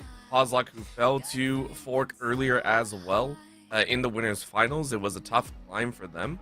There are many things that you might have been able to kind of glean from that matchup. You know, how do you defeat a squad that's been undefeated? Well, you weather yourself, temper yourself in that lane. I mean, take a look at the amount of games that they played. I think 6 Veil Walkers might have some tricks that they got to bring out at the end of the day. Yeah, possible, but we'll just have to see if that is the case, because, I mean, after having played all those games, you come into a new day. You know, momentum is reset for both these squads, and it's going to be in just about what you can do today. You know, as we pointed out in the last series, you might have run through the entire playoffs bracket, but this is the final match that matters to determine the champion. If you can win this best of 3, that's it, you're done. But if you lose this, it's all over. Even if you've gone through the winners finals, there are no redos. This is everything. Yep, it is going to be that finish at the end of the day that you really gotta put your heart and soul into. And even if it's an 0-2, I want to see some really, really good gameplay out there, and I want to see the players themselves step up. We are heading into draft, as it looks like Fork will be on that Amber side to start. Give them a little bit of time, and then 6 Veil Walkers on that Sapphire end. We'll see exactly who comes out on top. We've seen some of the drafts go a little bit back and forth, as you mentioned. As long as some of these heroes are okayed by both teams, they are playable. I think Rem, as you mentioned before, was the main one that we've seen teams kind of allow through just to try and get their hands on it. Yeah, Rem and Graves are allowed, as they're over a week old, and we get to see some unusual bans coming out here. Hayes and Kelvin are the targets for the first round of bans. You know, we've been talking about the tank meta up there in Premier Division. And a bunch of the other matches as well. I'm not sure if these are targeted bans at members of the opposite team, or if, you know, maybe this has been the meta down here. Yeah, give it a little bit of time, and, you know, maybe that meta shifts up. We do have the Yamato as a first pick. I'm loving the 3D models, by the way. It's very cool seeing them animated. Reminds me of a few other games out there, but nothing this clean. Got the Billy and the Page, though. This makes sense. Yamato, Billy, and Page have been high priors for just about everyone out there, and the fact that the Billy and Page went both to 6 Veil Walkers, it's pretty hefty beef up for their composition. Yeah, that's one of the duos that you don't really want to let go, but it kind of was forced by them having the first double pick and Fork choosing to ban out the Hayes instead. They're going to go with the Ivy here as well early on. We've seen a bit of that in the last series with kind of a support hybrid sort of thing, getting down the kudzus. And then finally, we're getting to see some Paradox today. Yeah, this is a very heavy lean into the DPS factor as well, so I'm a little bit surprised. And I mean, we've seen teams do this before, where you see the Billy and the Page and you're like, okay, they are going for a little bit more combo-y, they are going to go for a little bit more sustain, so we overwhelm with the firepower. But the fact that you only have the Ivy as a supporting cast makes me a little bit worried. I'm expecting 6 Veil Walkers to either stick with the CC chain here, maybe look at that Lash or maybe a Warden in tow, and then look to pivot come the second round of picks to try and figure out their main DPS style. But I mean, when you see a double up on there, yeah, there is the Lash, as we mentioned before. The Yamato and the Paradox, really strong DPS combos. 6 Veil Walkers need to find an answer. Yeah, good call there on the Lash. Some notable heroes missing from the draft so far. We haven't seen an Abrams come in yet. That's one of the stronger heroes right now. Nor a Pocket, which is strong against some of these more tanky comps. We'll see Victor banned out here, who can be a bit of a menace if you aren't fully prepared to take care of him with your itemization in the late game. So, not going to be an option for Fork. They're going to have to look elsewhere for their source of tanks. Still would love to see, especially that Abrams come out here. It's really surprising to see him fall to the second half of the draft, and a Viper ban as well. Respect over to some of the more unique hero players out there. Six Veil Walkers drawing a Viper ban leaves a lot on the table. As you mentioned, the Abrams can be very heavily picked up. For Six Veil Walkers, you could go for this kind of triple engage with the page on the support, but it would leave your DPS very much lacking. So I don't know if you're going to run that one. And for Fork, you had your pick of the litter, not just the Abrams, but you also got the Bebop, you got the Dynamo. We've seen Dynamos come back a little bit recently when you had to dig through the bottom of the barrel. And there's a DPS check that we were wondering about. Lady guys coming in here, I'm almost expecting a Wraith to still be coming out on that side as well. Yeah, Geist, that's certainly going to shore up any concerns that we would have about the damage department. And of course, Billy able to get in there in those brawls as well, especially if you've got Lash coming in with some of his combos. So a fairly strong front-to-back lineup here for Six Veil Walkers. I'm liking what they got so far. Meanwhile, Fork will pick up that Abrams, so shoring up that front line, and then maybe can stand up to the Billy. And I'm curious to see what they'll go for here with their 5th pick, because it really is wide open for them. Yeah, you can go anything. You can go for the DPS value. You could go for a heavier scale on that one. I think the Wraith is coming next with the Lady Geist. So if you want to seal the way you can go with a little bit more. Oh, it is. Okay. I posited it, but I wasn't too sure if they were, because that would be a triple DPS comp. And you're much more reliant on the guerrilla warfare. But I like that idea. You keep sealing these away. Yeah, I really wasn't expecting the Wraith, so fantastic. Not calling that out there, but that is kind of their late game backup, right? Like, you've got Geist on 6 Veil Walkers, who's going to be your main threat if it goes a bit long. Wraith, also one of those heroes who doesn't really do too well in the early game, but if they can get a lead, start taking some of that farm and get those power spikes online with the tier 4s, can really be a threat later on, and we saw that earlier today as well in our first series. And now Bebop, going to be the pick hero of choice for 6 Veil Walkers. They're setting up their Lash really nicely here. They banned away the Kelvin, they've taken the Bebop as well. Fork managed to get rid of the Haze for them, so this Lash really just has some clear death slams. Easy pickings at the end of the day, but again, you got to find the right priority targets. I'm also a little bit worried about the damage profile right now. Lash can do some, Geist can do the same. Bebop, if you're going Spirit, can burn down an opponent, but is it really going to be enough is a big question. I want to see at least one more sustained DPS coming out there, and I need to see it come out strong. I mean, really, what's on the table, though? That's the question, right? You're looking down the row of all the current options. I mean, Infernus is available, but do you really want to drop down to more like a tier 3 style? Like a C tier DPS check? I mean, there's still the Calico as well, but do you play it? What are you going to pick, as you're waiting an awfully long time for this last pickup to come through? I think Infernus is still pretty decent right now, but they'll go with the 7 instead. Another kind of later game carry who's really benefited from the addition of the 2 new items, Ballistic Enhancement and Recharging Rush. Both quite good items on him. We've seen a lot more of the Ballistic Enchantment than Recharging Rush, but yeah, there's your damage for you.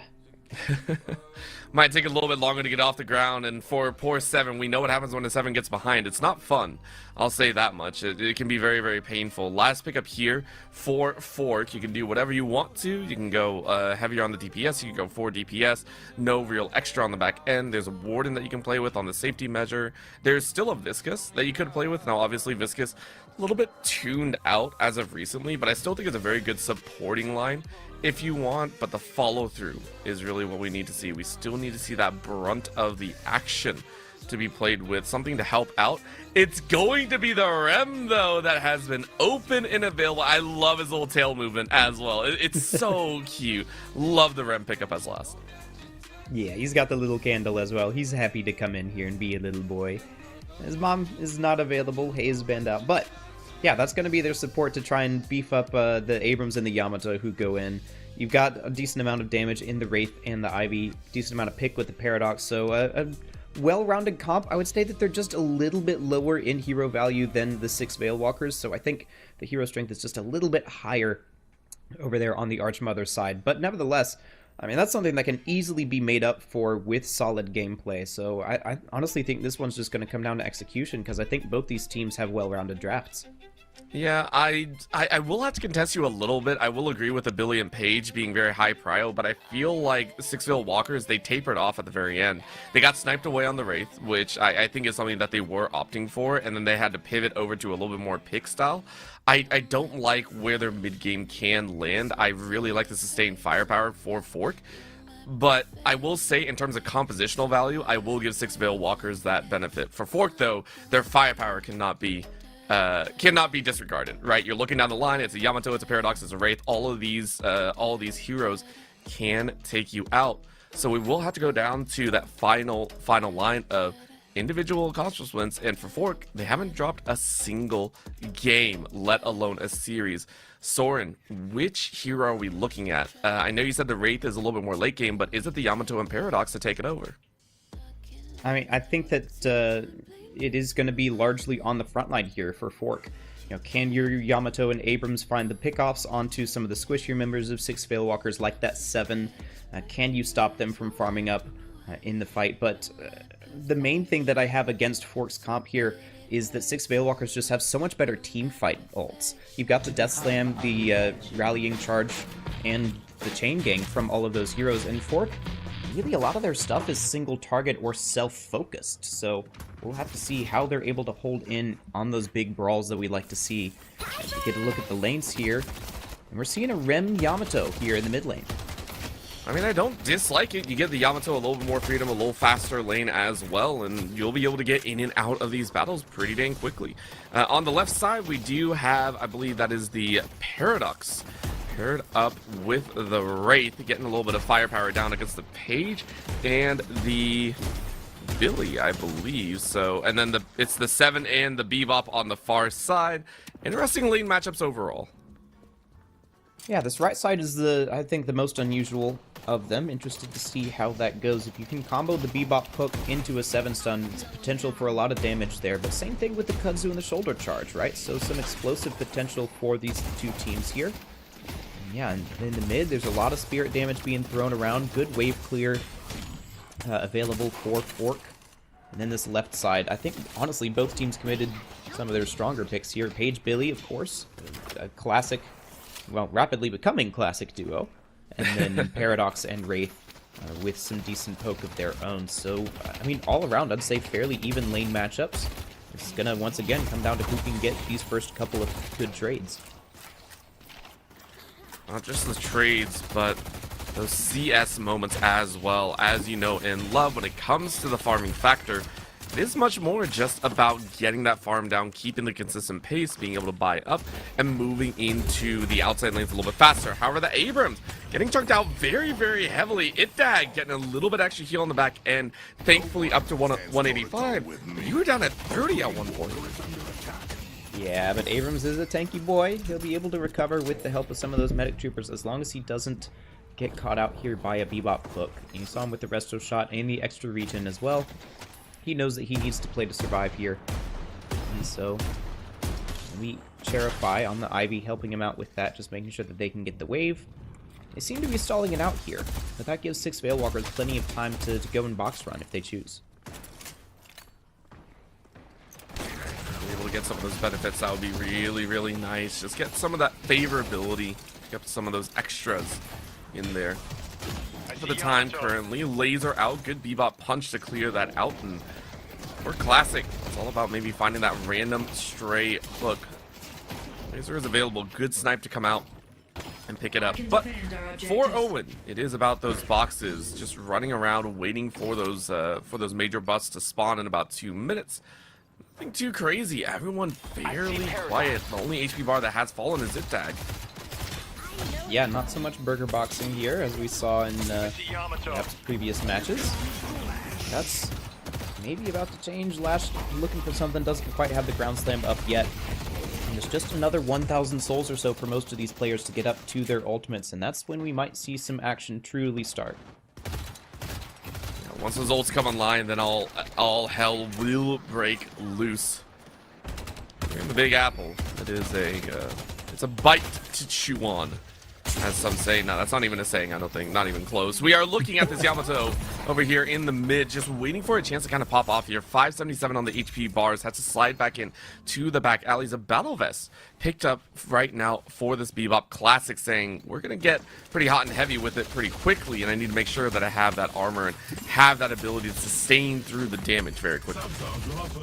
Yeah, we've seen tank bot become more and more meta as the uppercut changes came through.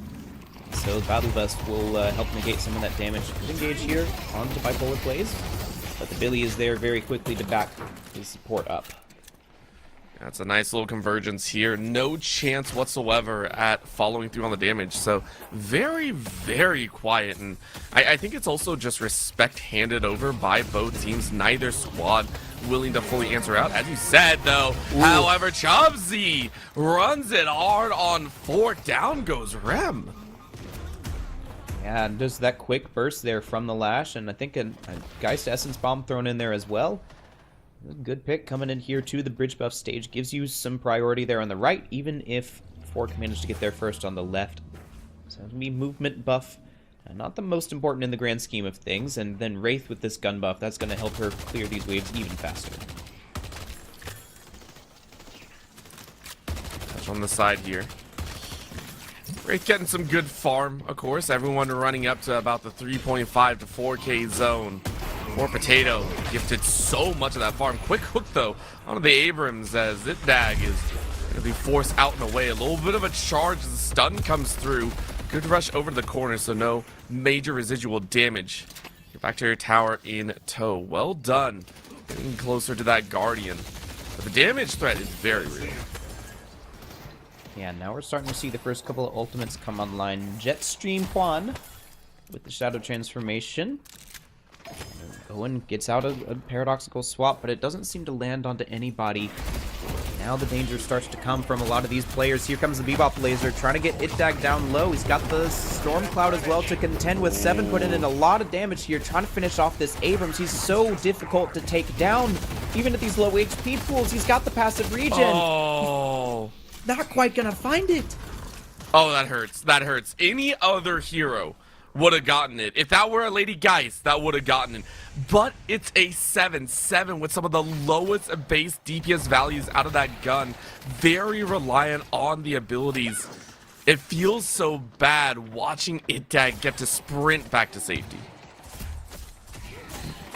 That's the second time he's narrowly avoided death in this game, so I mean, fair play to him, knowing the limits of his heroes, I suppose, or perhaps just getting lucky that it was Cryptic chasing him down. But still, not a lot of kills and not a lot of Guardian pressure coming out so far. As the Rem Sleep comes in here, puts Chubbs to sleep. Now Shadow Transformation going to come in and look for some of these abilities onto the Geist. Oh? Just to find some. Can't quite finish him off though, and a Geist with the Essence Drain at low HP is a scary target. Oh no. Oh no, it's happening again though. This time it's the Bebop to get in the mix, but the Ivy is here to play. You're seeing some safety come in from Cherify. But I will say people are starting to get a lot more antsy as that's a kill off on the far end. What just happened? That's a two-piece combo. Participant is the main character. Looks like a dive went wrong.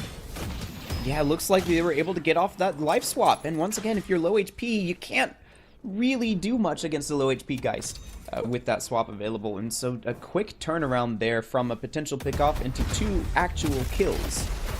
4-6 Veil Walkers off to a decent start here, just 4K ahead as we near the time where the Sinner's Sacrifices come up. Just a shift in how this magic is going to work. 6 Veil Walkers, you mentioned the compositional difference, and it feels like they are getting a lot of value here so far. Guardian Ward picked up on the far end, just giving themselves a little bit more safety in that pocket. But for Fork, they're in a little bit of a desperation spree. That's now a big fight in the mid that you lost out on. One more bad fight, and Participant is going to be able to walk down that Guardian, really pressure in on your space, especially since the side lane's already hurting. Yeah, but as you said, though, no Guardians down yet. So that is something to take as a boon for Fork here. They've still got time to come back into this as things are starting to open up. You know, people are getting a little bit more confident with leaving someone solo, and Abrams is coming in here into mid, could be matched by this Page. A little slice. Around the corner they go. Jetstream Luan trying to get some revenge here, but it's a little bit difficult with the number of members here in the mix. Good slash to the back end, but that's still Participant to find Dindos again. This Rem is having a horrendous time right now, getting picked on.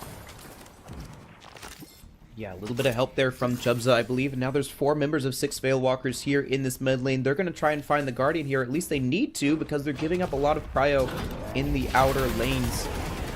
Bebop Laser coming in here, trying to find something onto Cherify.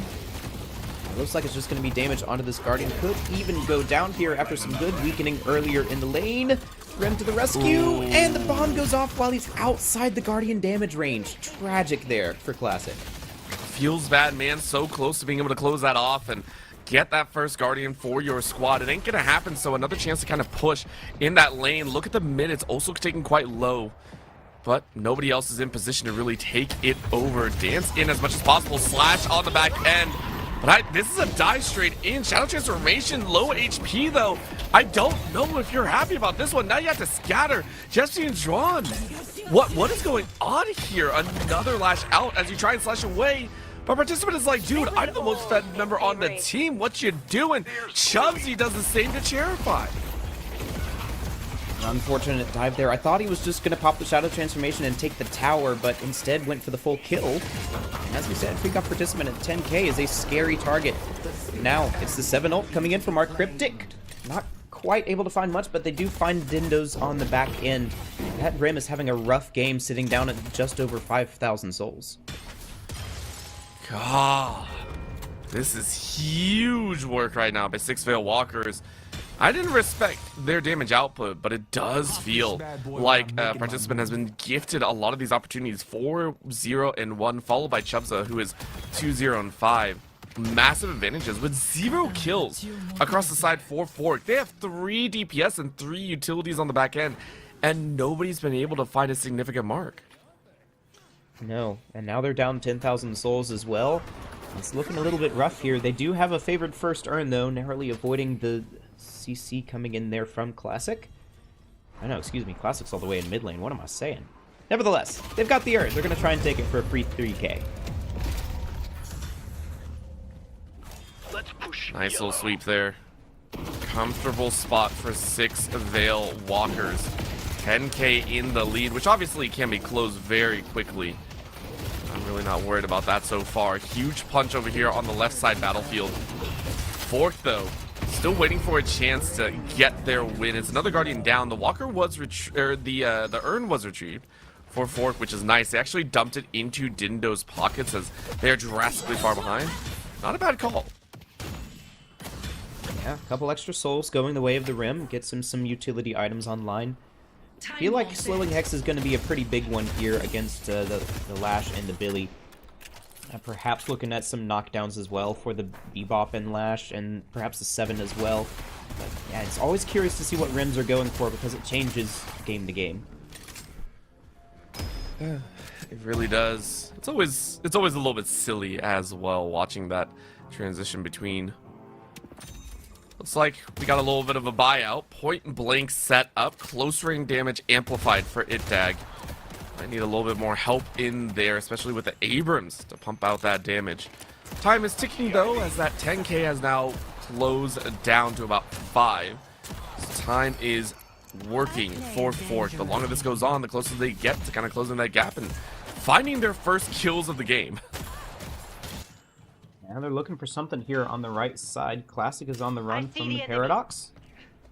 Yeah, but there's enough members of 6 Veil Walkers around here to keep him safe. We could see a big engagement go out here. It's 3 on 4. 3 on 4 is not a space you like to be in. Itdag looks to slam on down, but the bring back is real.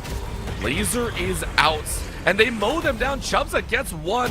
To Walker on the other end, though, or at least a Guardian is nice. But this laser is doing some work. Yet again, it's 6 Veil Walkers who are looking better and better in these situations. Let the Thunder Cloud bring down pain as Itdag is now gone. A run back on the other end, though, as a quick laser comes out to play. Rem trying to get a little bit of safety for the rest of the team. Participant is off on the flank, though, and this fight is looking drastically different. Jetstream able to find one. Good pinch back, but that's really all it is. Fork, we're able to grab a Guardian and a kill. But I mean, 6 Walkers, they barely lost anything. Yeah, they did lose their first kill, though. So True. one death going their True. way means they won't kid out the perfect win. Unfortunate. But they are still coming out ahead here. 5,000 in the soul lead. As we're getting up to the next set of buffs and the first 10% earn. Which should be a neutral one if 6 Veiled Walkers are prepared for it and can lock that in. Could be a nice opportunity for them. They've still got 2 Guardians standing. They have enough space to play with. Will they do so is a whole different question. Quick chase here onto the Wraith. Poor Potato. Doesn't really want to be here. Tries to jump away. Good swap, though, to come on out. Keeps everyone a little bit more in the danger field. Backing away as far as possible. Chubza and Participant, though, looking to stay a little bit further away. One near, one far. It's a 2-4 split as 6 Walkers are trying to play the entire map right now, which I don't disagree with. Fork kind of scrambling and desperate for some sort of advantage. Yeah, you see kind of the difference in coordination between the Premier Division and Div 2. This is a little bit more chaotic, kind of more disorganized in how they're approaching the rotations on the map. Fork trying to make something happen, but they're just catching waves, really, and taking farm where they can. Where 6 Veilwalkers seem at least a little bit better about being in the right place at the right time. They're there for that earn, and they're immediately trying to deliver it here. They've got good wave pressure as well, even if Wraith is split pushing this right side. Could be a cross map here. I see paradox. Well, the run is on. Earn getting closer. It's a good little check here. We're just a couple steps away, and for Fork, they're bringing at least 3 over. A 4th in the bank as well, but that's going to be an airlift in. Quick slam in. How many do you grab? Quick slam 1. You grab 1, toss him back, and that might be enough. The slam keeps him low, and Cherify is popped.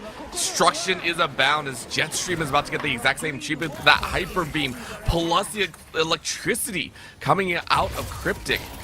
All of this yielding wins for 6 Veiled Walkers as they are just on the ball here. Yeah, the Potato has found not only a Guardian, but a Walker as well. 6 Veiled Walkers need to answer this back on the left side, but they've brought 2 members into the other lanes just to answer the waves. Good hook there onto Itdag. He's been brought down by the Lash as well. That's another kill going the way of 6 Veiled Walkers. They just need to find a bit more, but no. They decide to back out. They've spent enough time here. You know what, Soren? You mentioned before that the composition coming out of 6 Veiled Walkers is much stronger than Fork, and I posited with the fact that, hey, more DPS is always better. I might have lied. Fork are on the losing end of this right now, down 8k, map slightly split open. Granted, the Walkers are not getting punished as hard right now. For 6 Veiled Walkers, they're trying their best to kind of step up. And that right side flank, very much open. So for Fork right now, it's all about that misdirection, it feels like, as everyone comes back out in their lanes. Yeah, you really want to be relying on your Wraith to get farmed up and carry you later on into the game. And at 19k, Potato is a decent bit ahead of anyone on Fork, but just barely keeping pace with Freakoff, Participant, and our Cryptic on the opposite side. That solo Walker did a lot for his economy. He needs to translate that into taking a lot of these camps now.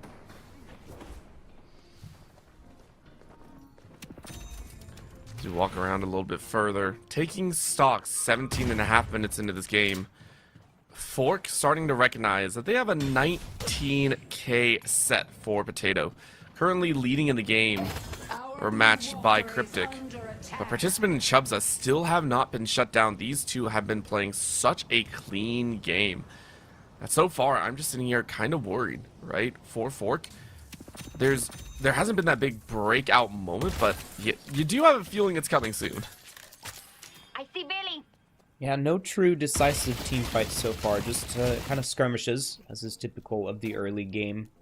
And as we reach around the 20-minute mark, that's when we'll probably start to see some of that happen, right? You've got another earn, got some more buffs, and most importantly, the mid-boss starts to become a reality if you can get a couple of picks with those death timers.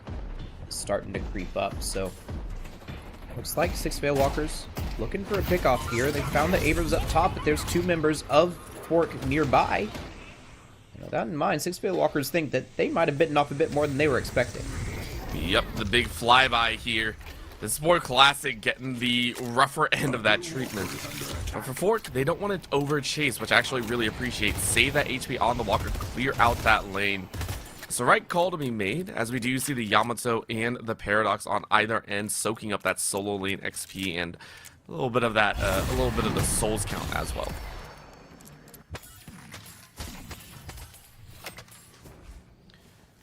It just feels so quiet. It has. It's kind of gotten to that point where unless one team really starts to try and take some tempo, then everyone's just going to sit back and farm their own stuff. Right? The Walkers are still resistant enough that it's hard to push them unless you've already got something going on elsewhere on the map. And there's just kind of not much for these teams to fight over until we get the urn here in about 30 seconds. In the bridge buff sooner. Once again, it's Six Veil Walkers with a little bit more awareness of those timings. They're getting set up already. I do have to say it's, I don't want to say it's worrisome or anything like that, but it does feel kind of bad that Six Veil Walkers, for the early start that they had, really good, concise team fights in the early stages. The fact that there hasn't been that much afterwards is just rough for them, as that's one of the buffs going over to the side of Six Veil Walkers, I believe. And chases on a little bit for a little extra damage if they can find it. This is also Cryptic flying out around to that right side lane, but it's a look and a half at this chase on out. Good Guardian damage though. Fork saying we don't want those buffs. Instead, we're gonna take that Guardian and open up even more space in the macro game win so far. Yeah, 20-minute Guardian is, you'd prefer to have had that a lot earlier, but it's at least good that you've gotten it now. Dindo's caught out once again, and this Bebop finding the hooks onto the members of Abrams. Let's see Guan down now. Yeah, that's actually a huge pick because you can see the Abrams on the back line trying to do some work. It tag, able to get one in response. But the overall damage by Six Veil Walkers, I really don't know what Dindo's was doing trying to solo hold that Walker. Yeah, maybe he thought it was not being actively pushed, but that Walker will go down to about half HP. Chubbs going down there is unfortunate because it means he can't quite push this mid-boss yet, but good work from Classic, at least getting out their Geist. Saving that from being even worse than it was. Erdump once again, and Fork have managed to keep this lead down to 3k at this point. They're doing a good job of playing from behind and using their opportunities here. But, I mean, this 7 and the Geist are starting to become more and more scary, and on the other side, you've really only got the Wraith. It's going to be a battle of who can come online the fastest between these two teams. I mean, with 24,000, I would hope you're online at some point, right? Like, Potato's like, dude, I've been farming. I'm ready to go. I'm ready to bring a fight if I can. You have the souls. Do you have the teammates to back it up? Good push on the right side. An Urn run is happening right now. They're going to try their best with this Ram. Good hook, though. Onto the Paradox. Can you get a little bit extra, though? This Bebop with a massive setup is now swapped back out and drawn back into the fray. But the Big Horse Gallop coming in from Bipolar, who on this page is trying to make it work, but it doesn't go enough. Potato comes in with a high-flying action as a rundown is occurring. Bye-bye to Six Veil Walker's attempt to hold that mid. Right and left side, though, winning out for Six Veil Walker, so it's all about that push timing. Yeah, they had the numbers advantage in that fight, did Fork, but they weren't able to find a whole lot, just the one kill. And Six Veil Walkers had 2 people pushing out the side lanes. And they do manage to get one Walker for it. They could die here for it. Does freak off participant, but he gets the TP out. Might be able to run away. And the Urn was also dropped in the middle of all of that, which was what Fork were going for in the first place. And now Six Veil Walkers with control of that. And they may be looking to at least draw members of Fork away from that left side so they can push the mid. There's nobody here to be able to take care of that for them right now. Oh, well, that's another catch on the back end. This 4-7 hauling butt right now, but there's only so far you can run down to 189.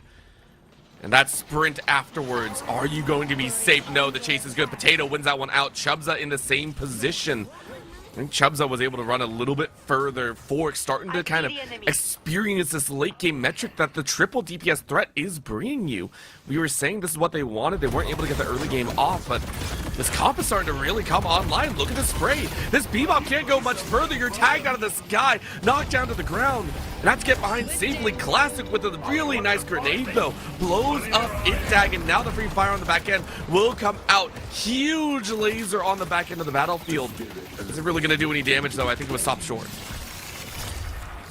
Yeah, but now it's 6 Veil Walkers who are the ones chasing down. They've got a couple of low health bars on the enemy side. They managed to catch Jetstream 1.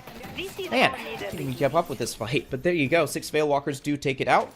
And they're thinking about the mid boss, I think, but I think deciding against it. I will say, however, for 6 Veil Walkers, normally when you have a 6 to 7 Souls lead in the early game, you like to see that expanded closer to something like an 8 or 9 or even 10k. The fact that it has stayed relatively close between 5 and 7k through the entirety of the game does give benefit for Fork, who are playing a little bit leaner game here. They are constantly farming up, constantly trying to keep everyone safe, and they're doing a really good job mitigating how many deaths they throw out in the battlefield in these 1v1s. Another chance. This is going to be a big... A little bit of danger on the side. This Urn run is always scary as well. Urn is dropped now for the ensuing battle instead, and the chase behind is Big Potato with the rundown number 1. The chase is on as 6 Veil Walkers go, guys, we just lost 1. Are they going to find another? In goes the horses once more. The gallop from the page isn't even close, though, as the Urn turnover is big. Is it going to come through, though? That's a big question. Corner pocket, held out. Abrams getting chunked down here. You will sacrifice your life to try and create a bit more space. I don't think it's going to do enough. Potato, though, answers back with a second. They take down Gale King. Is there going to be more? The rest of Fork, though, running for the hills as their HP bars are not looking good. Yeah, the Urn is also reset there at the 25-minute mark. That means that the thing that you were here for is now gone, and a kill on the back end there by Freak Off Participant. That is a slight win out for 6 Veil Walkers, and now they pick up the Urn and have that little bit of advantage. They can decide when and how to take this fight, and it looks like they're going immediately, but Fork healed up, and they've got their Yamato back. No, okay, 6 Veil Walkers are just going straight for the mid-boss. I mean, I don't disagree with this one. It's a really quick gut call, but they make it happen. They say nobody is really going to be rotating for this mid-boss. We might as well collect. All 3 Rejues are in their hands. Really, really smart job here. As you can feel the likes of Fork losing out on the opportunity. 6 Veil Walkers gathering everything on the map. Yeah, the real bright spot is Potato at 31k. He's on that kill streak, but needs the backup as well to be able to clear out these team fights. Now with 3.5 minutes on the Reju for 6 Veil Walkers, they've got all the time in the world to try and figure something out. Try and ambush this Wraith on a rotation, or just force out some of these objectives. 18k soul lead as well after that last Urn. This is starting to look pretty solid for them after the lead has been so tiny all game. Starting to really make this one shine. They just need one good fight. I give them credit. That's a good play. As you said, good gold lead, or good souls lead for them.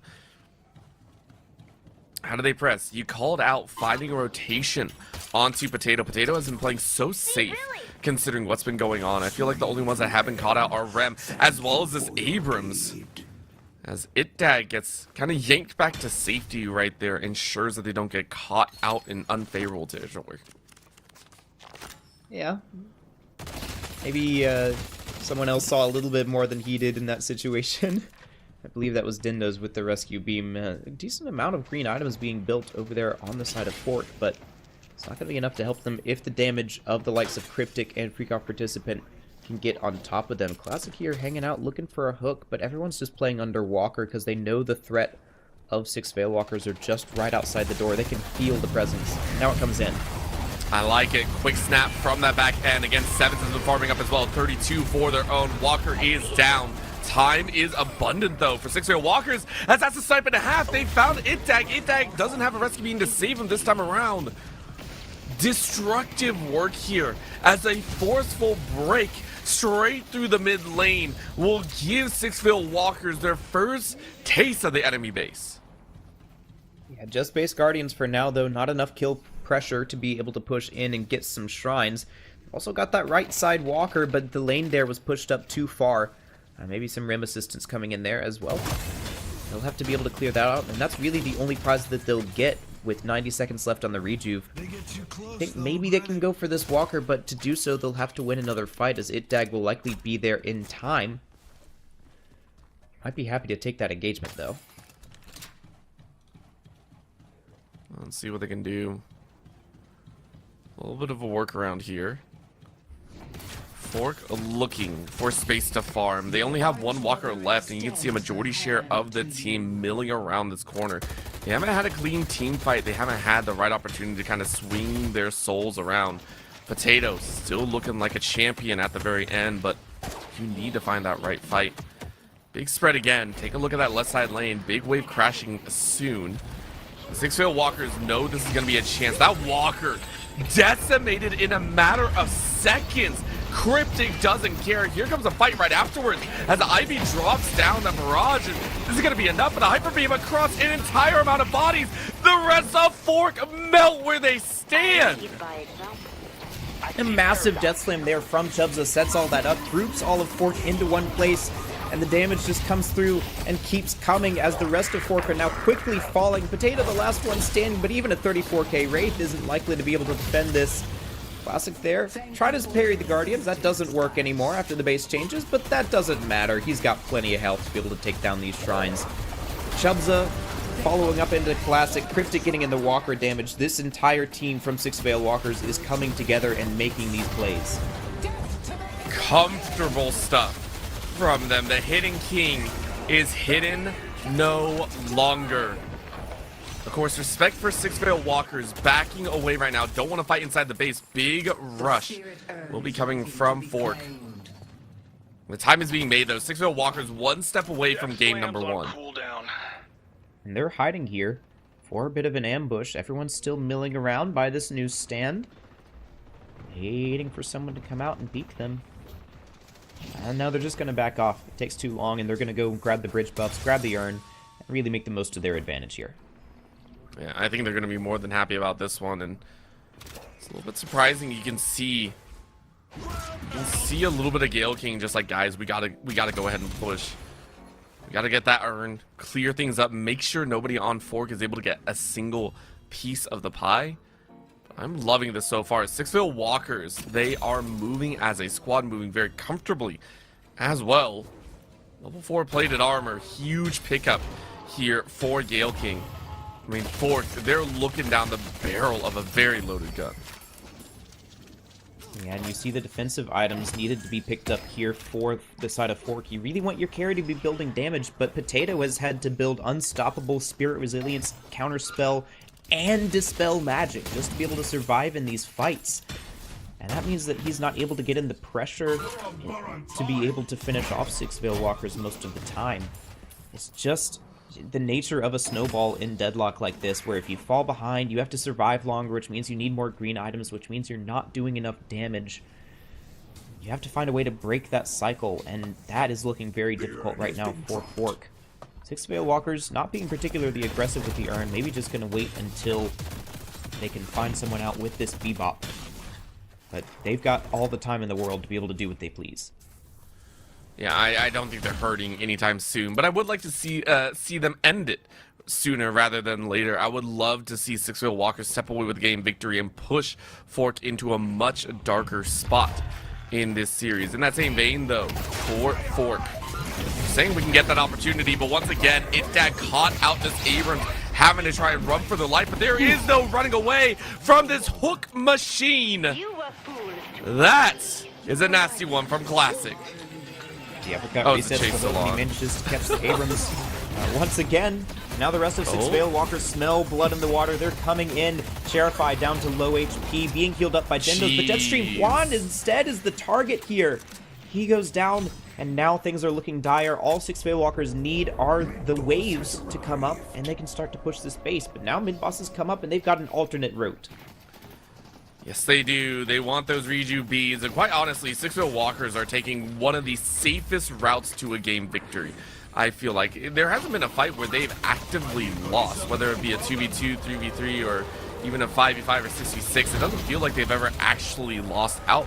But instead, they're constantly going for these save plays, which I really do appreciate. Couple linings here for Fork. Around the corner, if they can make some magic happen, and yes, they do, they try. But there ain't no damage to be made. A couple shock factors, though, as that's the dump of damage on their back end, but they're doing this in a 4v6. And the rest of 6-0 walkers are staying much further alive. A quick dash in as the Wraith tries to dance, but you're on like 200 HP. Caught in a corner here, trying to get away, and you are now dead. Potato and Owen will fall. Dindo's critically injured. And I mean, there's no way you're going to run away from this one. 6-0 walkers put a stop to that plan. Yeah, and that's likely to be the game. 4 members down, 6 Veil Walkers just have to push in the base there, and they will take game 1. They will ruin Fork's perfect streak here in the playoffs.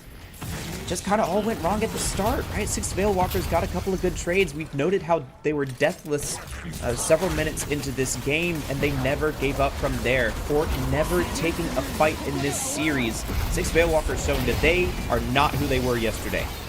Absolutely not. This is a whole different squad, and it's a squad you have to be aware of. Fork fall and they say, I'm so sorry. The 6 Veil Walkers take game 1. An exciting game there, and really, I do just feel like this was a draft diff. I think that 6 Veil Walkers picked up all of the good heroes that they needed. I mean, kind of questioned the Bebop and the 7 there at the end of the draft, but it certainly worked out. I mean, I feel like those were 2 of the highlights for 6 Veil Walkers. Lots of important hooks that turn the team fights, and R Cryptic with as good gameplay as he does podcasting. If you watch the Bear Pit podcast with him and Deathy, but he comes in and shows us a solid performance on the 7 with plenty of objective damage and some important storm clouds as well. You see that he was the MVP here according to the game itself. Freak Off participant, of course, following behind him. All of the farm carries here being the choices for the Deadlock MVP. Yeah, I mean, I give him credit where credit is due, but at the same time, I mean, Classic was hitting hook after hook, and Itag never really had an opportunity to play. 9 deaths in, 1-9 and 2 is a difficult scoreline to kind of swallow there. And Potato, 4-1-0, you saw kind of the SVP at the very end. It just, it hurts to look at. And Chubza, for their own, wasn't really noticeable except for that death slam, you know, closer to the very end of the game, but early and mid game it was all day Chubza and participant. I mean, this is a fresh 6 Veil Walkers squad, and Soren, if you're looking, if it is compositionally different, where do Fork change things up? Because they did draft fairly heavy in terms of DPS early on. Yeah, I think it was just some of these early picks that were not really working out. I think the Ivy second pick was a little ambitious there. We haven't seen a whole lot of IVB picks, so you could save that for later on in the draft. The bans were a little questionable as well. Like, I'm not sure how much these teams have been playing each other and like how maybe important these are to players specifically, but Haze Viper is not the bans we've been seeing in most other games. Yeah, maybe look a little bit more towards the meta instead of the unique, because at this point, everyone can play the meta. We are going to go to a very short break. When we come back, we are going to have a handle. But before we go, please go ahead and check out more of the Death Slam events merchandise that is available to go ahead and pick up. It is awesome, and it supports a really nice cause, which is putting on all these events. You can see Soren over there repping the Death Slam shirt, and more to purchase as well if you wish. Go ahead and check it out with exclamation point merch and get your DSE merch now. With that being said, we will go to a short break. When we come back, game number 2 for the Div 2 finals.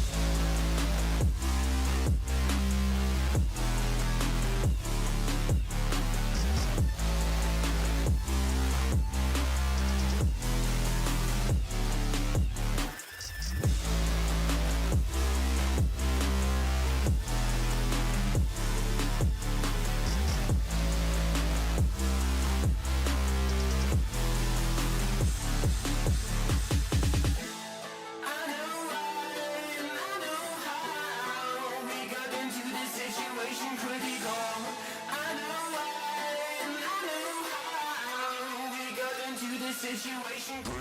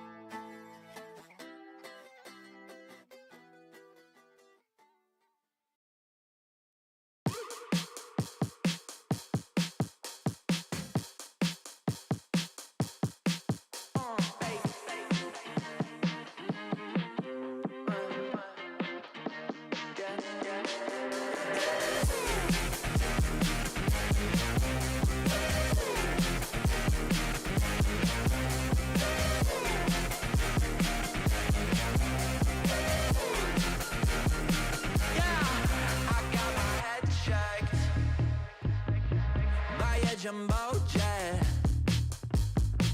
It wasn't easy, but nothing is, no. Oh, woo. When I feel heavy and metal, and I'm pins and I'm needles, woo. Well, I lie and I'm easy all of the time, but I'm never sure why I need you. Please admit you.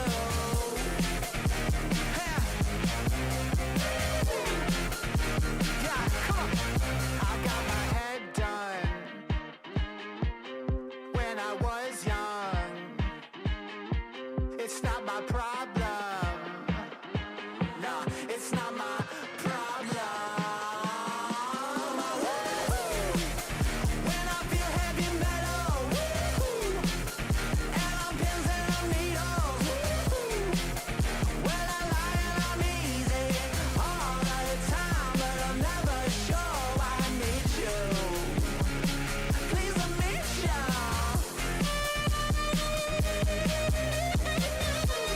Crypto, come back.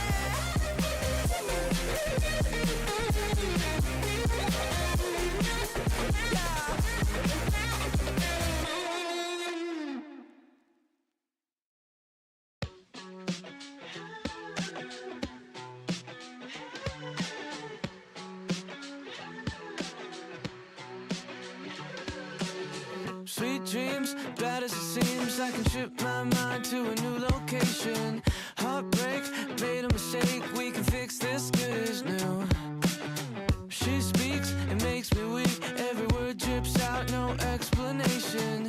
Lips shake, she made a mistake, now I don't know what to do.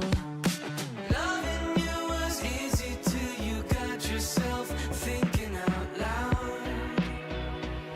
Well, now you got me with my head in the clouds.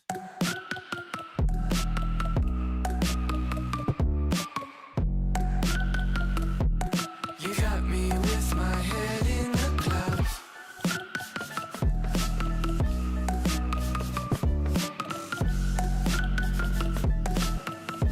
With my head in the clouds. Raindrops and mountaintops couldn't stop us sinking in bad decisions. God sent, he came and went, now we're out here on our own.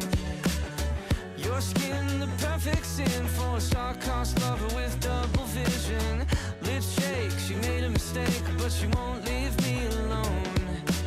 Loving you was easy till you got yourself thinking out loud.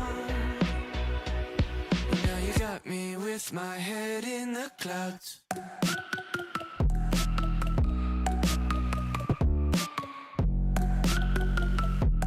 You got me with my head in the clouds.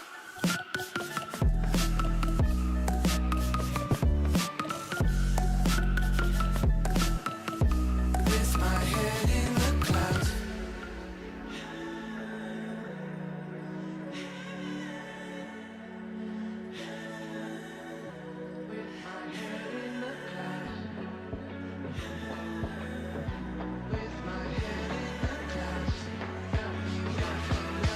You got me with my head in the clouds.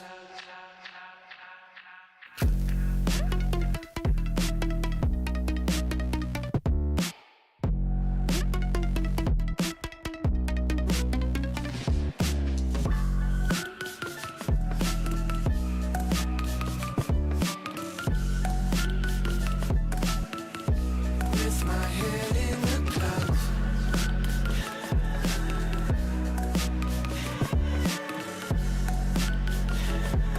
You got me with my head in the clouds.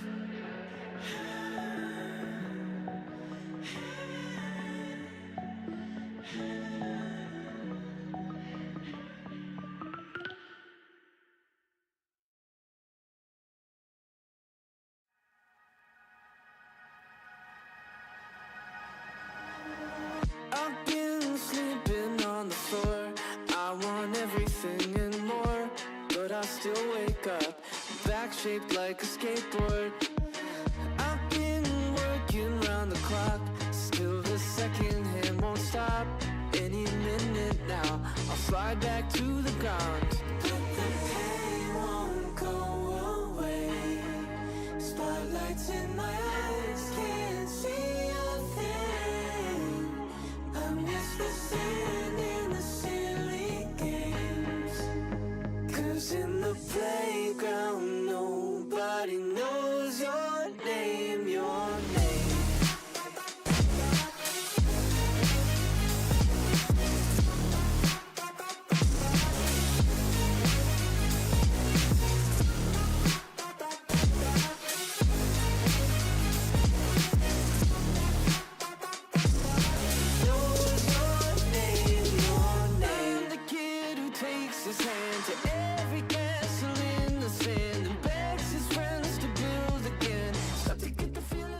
Welcome back, everyone. We are set for game number 2 of the Div 2 Grand Finals here as a surprising turn of events. Sixvale Walkers took the victory over Fork as their name was a little bit too long and the game ran a bit longer than they would have liked. But my gosh, did the composition take them out. Soren, I'm excited to see what happens here. Yeah, I think Fork need to retool for this draft and maybe re-examine what it is that they're trying to do with their strategy. You know, we called out a couple of weird picks like the Bans and the Ivy second, but coming up to this point, they were completely undefeated in games, much less series, coming through the winner's bracket, all 2-0s. So this is the first time that they've faced a loss. Now they get to come back in and figure out how to be the ones on the losing side. They're like, oh, we haven't been here since the regular season, but they do have the chance to come back here. It's a best of 3, so if they can take 2 more maps in a row, then they will take the series and be the Div 2 champions. We'll see if they're able to retool here coming up. Yeah, give them a little bit of a chance and see exactly what they can come away with. Now, we do have a weird thing happening. So for me, at least, there's no swap. Fork are staying over there on the Amber side, which to me means that they really do prioritize that first pick. And for us, it did come down to the first bans that were thrown out. Obviously, it was a Haze first. They're still looking at that one. But the second ban specifically was a Viper. And we were sitting there going, is the Viper really necessary at this point? Well, for Fork, they're saying yes, at the current moment, the Haze still needs to be taken away. This pick, though, very, very important. Are you going for the Page? Are you going for the Yamato? Or are you going for that Billy? It's one of the 3. We know that much. I would love to see the Billy because, I mean, last time you went Yamato and that allowed 6 Veil Walkers a nice Page Billy lane. And there you go. It's Billy first. Probably going to see Yamato Page instead and it'll just be one swapped around. But, yeah, there you go. I don't know what else to say about that one, right? Like that's about all you can have. By the way, Paige clutching her books quite tight, which I do appreciate, was very instrumental, by the way, in keeping Sixvale Walkers alive through a lot of those engagements. I do appreciate them all. It's just so cool seeing them get to move around like that. I don't know what it is. Normally we're so used to stock images, so this is very nice to see. Next pickups, though, this is where we get a little bit of questions in the air. Is it going to be that Ivy once again, or are we going to see DPS picked up instead? I really hope that we leave Ivy for later on. Maybe 6 Veil Walkers would have banned it out, but even still, I don't think the Ivy was really doing a whole lot for you if you're Fork in the last game. So, you know, potentially Shiv on the board here, or like a Mina. We didn't see Mina at all in the last draft. Maybe not in these players' hero pools, but go for something that gives you a bit more firepower in this. Could even see the Geist here, like that win a bit later on. Alright, they're going to take the Ivy and the Victor to follow up, which was banned out last time, but they sure do have confidence in this Ivy pick. Yeah, I will say they backed it up with a little bit more. It's not just the Abrams in their pocket, but dude, we sat there questioning it. I mean, I know Fork have run it before in other matches. I'm sure they have across multiple leagues, but it just feels weird. Now, the Victor, obviously a little bit of a shift. 6 Veil Walkers banded out back in game number 1. Has been left open, so it's a very nice frontline aspect. But for 6 Veil Walkers, they're still building a lot of their strengths up. The Lash is still in there, which was a huge component of why 6 Veil Walkers, I think, won in game number 1. So looking here, they ban out the Wraith, which is very, very appropriate. Yeah, I expect, honestly, to see the same thing coming from 6 Veil Walkers and just take the Geist after the second round of bans, unless Fork ban it out here instead of the Viper, and I think that's just a strict upgrade, but you know, we'll see what they decide to do. Strangely missing so far is Pocket from this draft. He's been climbing up there in the pick priority, good against high health pools, and neither team has wanted to play him so far. Fork will ban out the 7 rather than the Geist, seeming to value that one a little bit more, so Veil Walkers, I think, you just pick up the Geist here and have a very similar draft to last time. Yeah, a little bit of a difference in terms of that CC ability, and with the 7, the AoE is not as strong, but 100%, I agree. Like, this would be a really comfortable time to do it, and then you force Fork into a situation where you don't have that reliable DPS like before. Of course, Lady Guys could be looking a little bit later on in the draft if they so wish to play it like that, but for 6 Veil Walkers, it's just the timing-wise, right? You know, do we grab it here? Sure. Is it going to be left open? Maybe. They don't take that chance. Really nice grab of the Lady Geist.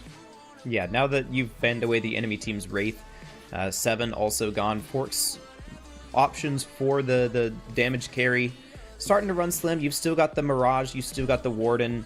Maybe some other pocket picks coming in here in these players' hero pools, but you've at least taken away some of the most comfortable ones right now. Fork, I think, I mean, once again, you need some firepower coming in here. Would love to see that Warden maybe instead of the Wraith. Paradox picked up here. I think that's fine. I didn't hate the Paradox pick on paper, but the way that they played it out, Paradox was not really getting off a lot of her swaps. That needs to be your engagement here for Fork. Just to maybe push that a little bit harder, try and find these isolated targets, and play with some amount of initiative, right? Be the ones taking these aggressive angles instead of waiting for 6 Whale Walkers to collapse on you. I think that's more of a playstyle thing, but I mean, so far in their draft, they're not looking a whole lot better than last game. Ooh, and a steal away of the Viper this time. Fork going for a little bit of an interesting route. So we mentioned this before, they banded away. This feels like a steal from 6 Veil Walkers, but whenever I see someone steal away a hero, I always worry. Do you actually play that hero, or are you taking it just to take it away? Those are two vastly different things. Yeah, I'm hoping maybe that Fork do have a Viper player in their roster, because if not, this could end fairly quickly for the side of 6 Veil Walkers. And regardless of any team preference that we may have, we do want to see good deadlock played here more than anything. We want to see, you know, this at least be close between the two. We want to see, you know, these teams start to level up and get better as they play throughout. So a blowout here is the last thing that we want for these teams. And with that in mind, I mean, it's looking disappointing because 6 Veil Walkers have now picked up the Pocket, who's going to be really strong against this Victor and the Billy. Really, the only hope you have to shut him down are the Paradoxical Swap and the Viper Petrify. So, can Fork play around this? It's looking very scary. Yeah, 6 Veil Walkers, you know, last time I didn't agree with you on, you know, compositional strength. I'm leading into it again, Sword. I'm sitting there going, dude, they might have a lot in there. They are looking real comfortable. And they go with the Graves. Okay, bring out the Necromancer. I like it.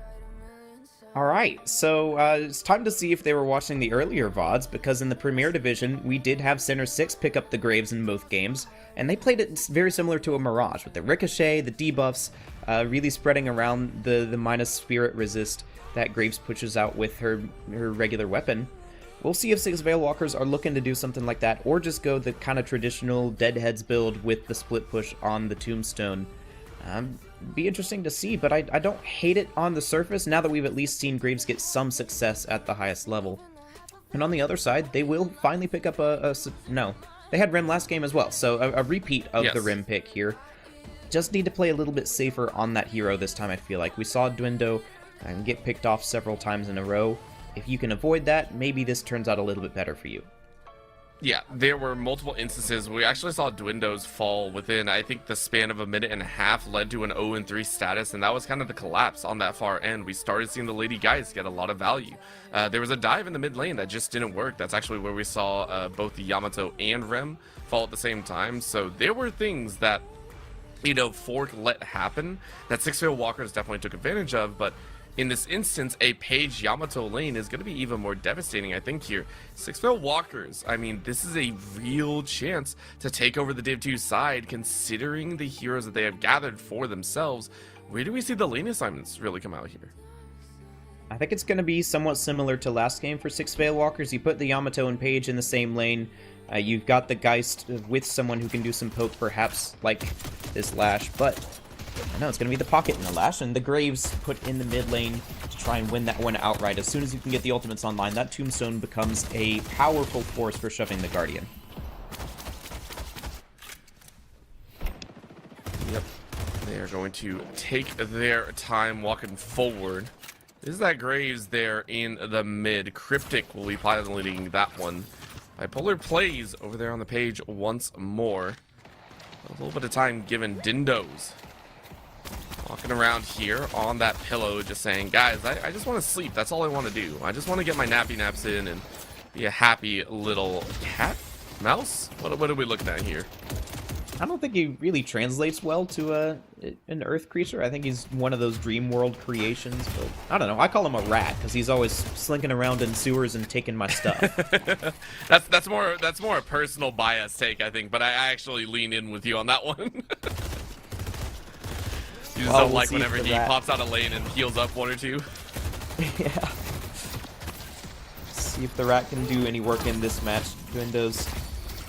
Perhaps just with an off game before, you know, anything can happen in just one game, and that's why we have these best of threes, you know?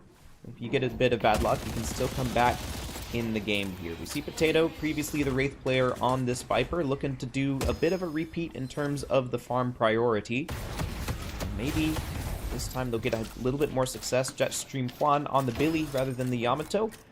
And not too surprising, these player assignments so far. Yeah, big thing as well. Jetstream, I think, was another player on that Abrams, or not the Abrams.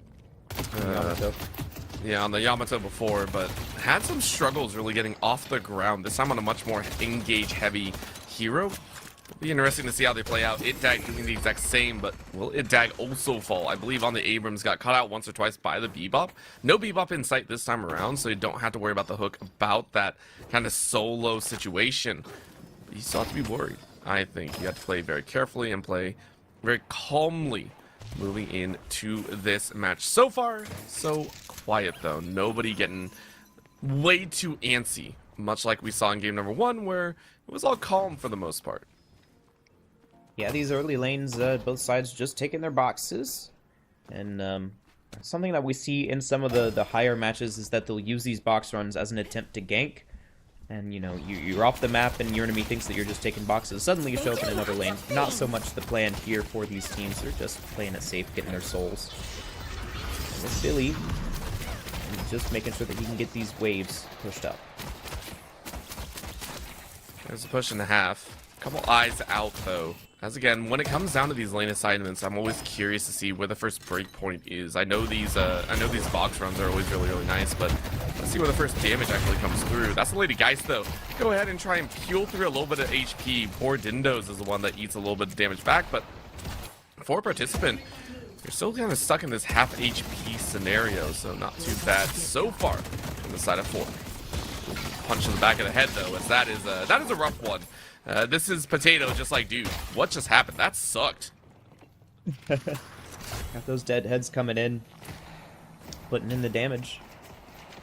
I mean, everything, as you said, very even so far. Not a whole lot of, like, standouts in terms of who's getting their ultimates online early. I mean, 6 Veilwalkers, everybody's within at least 200 of each other, so it does look like we're seeing a bit more of this gun Graves with the active reload picked up here. Chance to see some of that debuff spread come in later in the game. I'd love to see it. As long as you can get a good start here with your Yamato, get that lane shoved up and get the Guardian. I will say it's always impressive that you can reload a hand. I think that's the most surprising factor about it all. You know, being able to reload a hand is some level of power. However, that's a jump that you didn't want! As Potato has to reload their life. That was a hop in that you were not expecting the damage. Plus Classic with a slash to Owen's face. 5 minutes into the game, and that's 6 Veilwalkers taking a 1-2 punch. Owen, unfortunately, living up to the name Owen 1. Yeah, another kill coming in here on the Jetstream Quan. 6 Veilwalkers, 3 and 0 in the kill count. About to be 4 as Dindos goes down. An excellent gank there from the Graves, who's really off to a start now. Our Cryptic and Classic with over 4,000 apiece, at least here in a couple seconds. And, I mean, that's exactly the kind of start that you want for your Graves. And not just that, spread across the battlefield, right? Bipolar as well as Cryptic, as well as Classic, all leading very, very highly. The only one that really didn't get extra, Participant and Chubza, the carries from game number 1, but they're matching pace with the rest of Forks. So I think they're actually very happy about this one. Enchanter's Emblem is picked up for Jetstream, who, once again in this position, might not be too happy about having to go with that safety route. That is a necessary stepping point. Out goes that Grave, though, as Grave sets down the Tombstone. Steps up to try and take this Guardian. Quick little burn back there. But an answer back coming very, very quickly. Fork trying their best as, dude, Cryptic, 31 HP. Wild status there. Lethal Venom very nearly finished him off, but That does mean that this Borrowed Decree is down for a little bit, as Cryptic has to back all the way to base to heal off that damage. Great Petrify there from Potato, really keeping that tower alive, and Classic's damage down. But that is the strength of those two characters when you can push up like that with a bit of abandon. Unfortunately, this time just warded off our 6 Veil Walkers. But this Billy is under a bit of pressure as he's able to back off and get some ramp heals. The Geist and the Page likely to be pushing in there fairly soon. Let's see if they can make it work right now. All things angling towards the 6 Veil Walkers win. Or at least a win in the early game. I shouldn't say win overall. 3K, not too much to see, but Classic opens up with a very quick Guardian take in the mid. This little punch leads into victory, and now it's going to be an expand. 6 Veil Walker is going to be rotating the Yamato and Graves to every other lane to see what advantages they can get. Yeah, now the options are open to them. They can gank, they can go for the centers in 40 seconds here. And they can go, maybe even try and head off Potato as he's trying to farm up and be this carry Viper. But for now, it seems like the answer is just taking all these little camps around here, getting your economy up, making sure the Graves can get all her power spikes in time, as well as Classic, who last game showed us that he can certainly hit these sort of flippy style effects. Certainly going to be hitting them on the Yamato. I mean, those flicks can be devastating as well, brutal to deal with if you are not careful. This expanse, though, again, maybe not as large as you would hope. 6 Veil Walkers taking their time, now rotating one over to this left side lane. Yamato about to run into a little bit of a victor as everyone went for that point, but look at that slash straight to the backside. And Intag not happy about the current turn of events, but with a teammate there to bail him out. Double transformation, be able to get through a lot of that brunt force. Rest of the team is here, but you try and get back to safety, and there's no way. It's a 4v1. That's all you can ask for. Rest of the team here, though, to play. Owen getting taken quite low. Last shot wrecks their face, and it's a 1-for-1 at the end of the day. This Ivy, though, not in a good spot either. Chubza not willing to allot any more damage to that point. Ridiculous job, though, on the re-engagement from 6 Veil Walkers. Yeah, Fork did a good job there to get out with their lives. I think Chubza didn't quite find the impact with the Death Slam that he needed. He will lose a Guardian for this, though, as all of them backed off. Nobody to clear out the wave. 6 Veil Walkers once again off to an objective lead. 2 Walkers, or 2 Guardians, rather. And plenty of space to come back here for the Sinners that started it all off. I can foresee another Shining Walker going down here on the right side. We've yet to see some major action from participant in Chubza, mainly because Jetstream hasn't been willing to kind of put up a front here in a majority share of the game. Participant, though, watching as Chubza falls to Potato over there on that left side. Really brusque attack coming out here. For Fork, it's a win that they are very, very happy about. Boone picked up a little extra on the ability point and power increase. So for this Yamato, you're still kind of waking into this mid game. Yeah, it is that right side that hasn't seen a whole lot of action yet, although Chubza is headed over there, perhaps, just to get farm. As you say, things kind of calming down here across the map, as both the Guardians have been taken, and 6 Veil Walkers now getting the next set of objectives on the map. They secure both buffs once again. They've done a great job of being at those spots at the right time. Fork maybe just not watching the timer as closely. And now Chubbs is up here ready for a dive. Dive coming in really headstrong. No ult speed played with just yet, but it might be enough of a collapse through the center stage. Out goes the Page lane to play. And there's the last that you want to see. Bounce and slam. Poor Ram locked down, but a good bump away with no ammo to play with. Means the Lash isn't able to follow up. An attempt was made, but Fork able to rebuke it quite nicely. And the damage trade's not going to mean a whole lot when Dindos has that tag along with 2 people there that he can bounce off of. And so the wave ends up being the determining factor there. That means the 6 Veil Walkers can't chase that kill quite as deep. Instead, they will be chasing down all of this farm. Paradox trying to make something happen here, but there's a Yamato to back him up. The Borrowed Decree is putting pressure on this mid lane, so Fork are going to have to commit 3 players to this, and they may lose one immediately. Yep, that's the slam that you want. Quick slam back as Classic picks it up. The Wombo leads the combo as that's 2 dead in an instant. Rest of the team running for the hills as Cherify can do nothing. And 6-0 Walkers, what is this squad from the lower bracket are looking like monsters. Jetstream trying to bring some action back with a multi-sleep on the back end. But it really feels like the Rem and Billy combo is not working as well as you would like. No, you don't have as much direct support as perhaps with a Paige or a Kelvin, but I mean, they're still holding on here. They are the last Guardian available.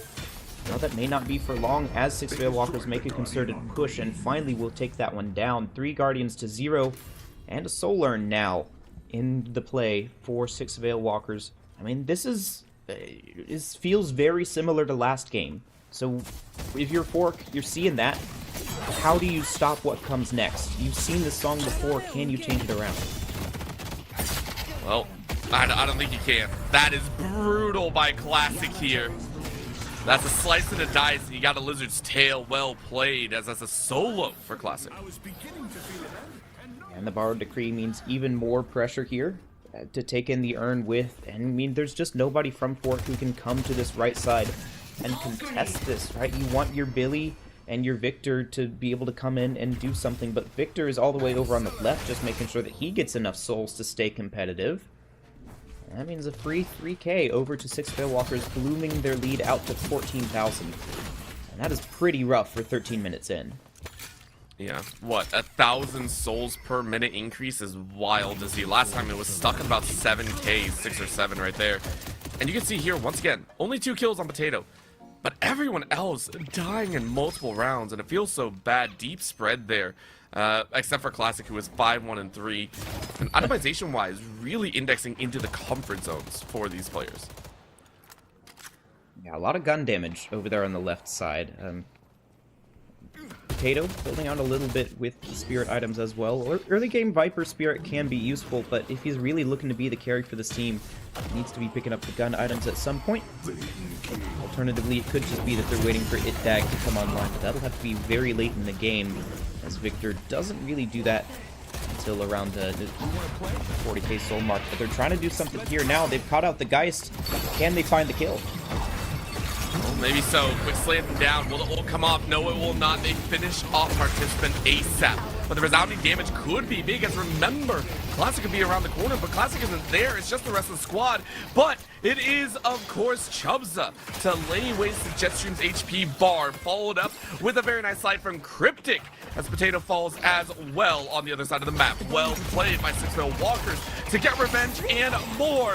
Graze destroying the HP bar. And there ain't much to play. Paradox, the box has been opened as Owen goes down. But she's making it hard. They get the 1 kill, but that is all they can get. It's quickly turned around, and on this right side, you've got the Demon Yamato coming in with Pocket as well. The 2 strongest players on the team, at least in soul count. They're looking to take a full Walker, a counter spell on the Walker Fireball. Some tech right there. Yeah, 6 Veil Walkers just everywhere on the map and winning in every place. I mean, this really does make us have to go back and almost double check what happened in their previous series in the winners semis. Crazy work from 6 Veil Walkers right now in the grand finals. I mean, was it the Kelvin? Is Dindo's just an absolute menace on the Kelvin and 6 Veil Walkers started banning it out? Like, is that the secret tech here? Gotta wonder. Yeah, I think right now we are... There we go, now we're back. We are snapped back to reality. At least on our end, I think. We are waiting for another moment. No deaths occurring, it seems like, but the souls count continuing to increase here. 12k so far. Cherify, though, grabbing that urn, trying to close it in for the rest of the squad if they can pull it off. And 6 Veil Walkers pushing up this mid lane. That means they'll be able to contest this urn. And it comes in, and once again, there's just nobody from Fork who can really step up to match. Rim tries to come in. He's got the snap time. And find anything with it. Nothing. No, not at all. What a burn and a half there And Dindos does not want to be here. Dindos walking back with the rest of the team. He's trying to clear out some of these minions that are crawling in to fight. 8-tag, if you take out Classic on the left side battlefield, which is huge, but not before the Walker goes down, so it's 2 Walkers in 1 turn. As the right side Walker is getting hit as well, this is a multi-front attack from 6 Walkers, and now they chase for the kill. What a slot as Cryptic finishes off 1. Now they look for the Billy as well. Billy has to run for the hills. You're headbutting no one as Cryptic destroys your HP bar. You're able to get back to the safety line as that's the base Guardians to rip through the HP bar. But man, that is such a low count. And Fork, their base starting to look in shambles. Yeah, the urn still in their possession, however. So they haven't given that over, but yeah, 20,000 souls here at 16 minutes, 6 Veilwalkers. I mean, you saw how aggressive they were able to play there. Maybe just a little bit overly so, pushing into the base Guardians, but being able to push all 3 lanes at once is something that you really can't do unless you are in that significant a lead. So Fork very much under the gun here as to how they come back into this game. They need this urn, but they can't give up too many kills while doing so. Taking a look again at the itemization, it just feels bad. A lot of DPS on one side, but man, is it going to happen again? 8-tag, able to return that urn, but the resounding fight might be the big play and make it right into the middle. You go. That's a wild spot for you to be in, but you are able to cut down 8-tag and straight into the Shadow Transformation. Try and back away. This Victor is not long for the world. What a slash and hack, and he parries to come through. No, the Shadow Form is about to delay. You got the kill 1, and you're still alive. What is this play? Classic with the multi-frag out with the rest of the team. You're still living on a sliver, my man. 50 HP as the rest of your team is able to hold on. Nope, down you go. Owen able to get some revenge. But Owen will pay dearly for fighting that final shot. No longer Owen, though. No longer 0 in the kills column. But it will cost them a Walker to do so over here on the right-hand side. Never mind. Actually, just some damage from our Cryptic, and the rest of Fork will be able to come in and head off that grave. So, all said, 6 Veilwalkers managed to get a couple of kills off of that urn, but it does narrow down the lead to at least only 11k. And, you know, that's a bit better than it was before, so Fork can maybe take a fight here. They're going to be very reliant on their 19k Victor, though. Itdag needs to be big in these fights, but that's not really the time of game where Victor needs to be big most of the time, so more pressure on their carry than they need, or rather than they would prefer for just 20 minutes in. I mean, 6 Walkers coming out in spades this time around. Really comfortable job so far. It might not be the amazing gusto that we saw before, but I mean, looking at the spread once again, I mean, Soren, I really don't see a world where Fork are able to kind of push themselves into a victory pattern. No, it's going to be tough. And Potato, not with as strong a game this time, just picking up the Tesla bullets there on Viper. You really want to be that mobile hero sliding around to do all the damage, but when there's a lash on the other side, a binding word from a page, or even the grasping hands from Cryptic, honestly, is probably the biggest tool they have to stop a Viper in her tracks. You know, you have to play around all of those things to be able to find any sort of damage, and you still not really made much progress on the map. There's 2 Guardians up for 6 Veilwalkers at 20 minutes, and just a sliver of damage on that right side Walker, so you're just so far behind in so many departments that it's hard to know where to come back if you're Fork at this point in the game. I mean, at this point, you're just kind of hoping for a late game antics, I think. I think it took, what was it, 2 or 3 rounds of that mid-boss for 6 Walkers to actually close out. This time around, it might come about a little bit faster. Left side heavily populated by 5 members of 6 Walkers, 4 on the other side. Looks like they were just trying to hold that line as much as possible, but right side being covered as well. Cryptic gonna take care of the cleanup. It's a little bit surprising. Buffs handed over to the side of Fork. They're gonna be okay in that sense. Quick slam down as Shurify tries to keep safe, but it is a look towards that mid as the urn run hopes to be completed. I'm not sure if they're going to go for this one just yet. They might wait for a better window of opportunity as it is favored for Fork. But they do at least deny it for now, and Yamato can do something else on the map. while she's just holding that urn hostage. Part of being ahead in Deadlock is just figuring out how you can deny any sort of comeback opportunity. And a lot of that can be through this urn. So urn play is a good hallmark of any good team in these top divisions. So happy to see that from 6 Veilwalkers here. Now they're finally looking to try and turn it in. All 12 members from both teams are over here ready for it. Nobody's there to pick you up. I'm so sorry, buddy. Like, you are kind of stuck in that position. Waiting on the wings here. Right through the right side. Everyone kind of scattering about. And it looks like 6 Walkers have actually declined the battle and said, we'll let the urn walk its way back. Instead, looking to procure a moment of a kill. They're corralling around, even tempting a chance at a mid-boss look, but of course, doing that in the faces of the opponent who are all up is a very dangerous tactic. Yeah, even if you're up 13k, you don't really want to coin flip mid-boss here.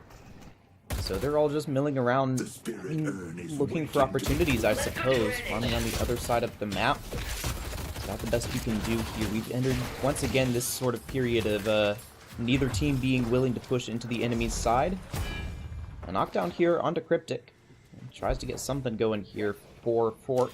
He's able to make it back to the safety of the Walker. Maybe not able to. Are the members of Fork here getting caught? I mean, maybe?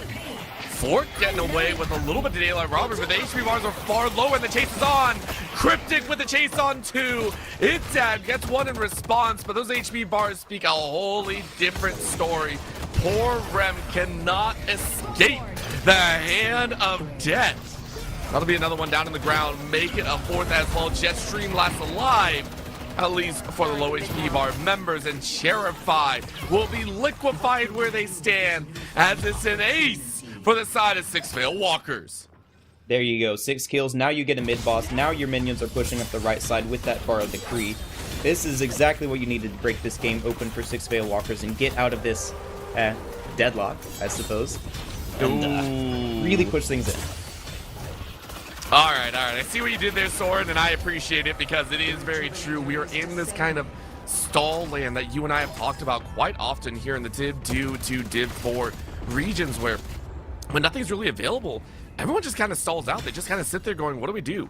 And for 5 to 6 or 7 minutes, everyone just kind of holds off. They don't do anything. And it takes a moment. It takes that massive fight, that big movement from one squad just to find movement into the game again.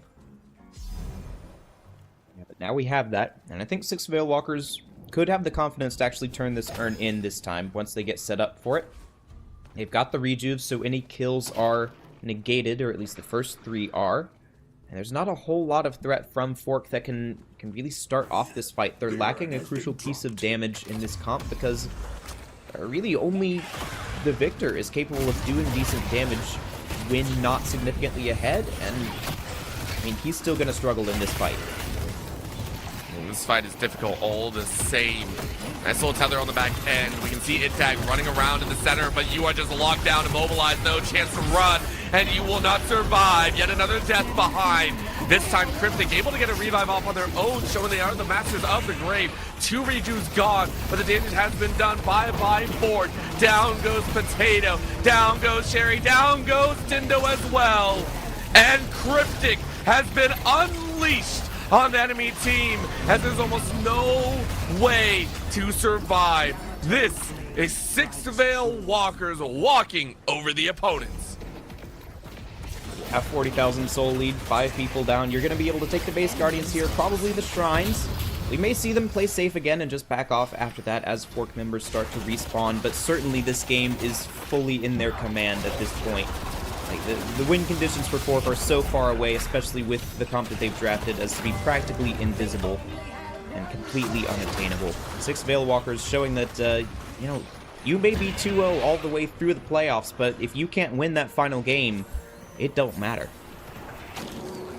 Yep, it's a tough spot to be in. You need to show your brilliance the entire time. With Big Slam down, though, this might be a chance. Stream trying to make some magic happen, but down goes that shrine. 2 shrines are down. Hidden King is going to be alive and awakened.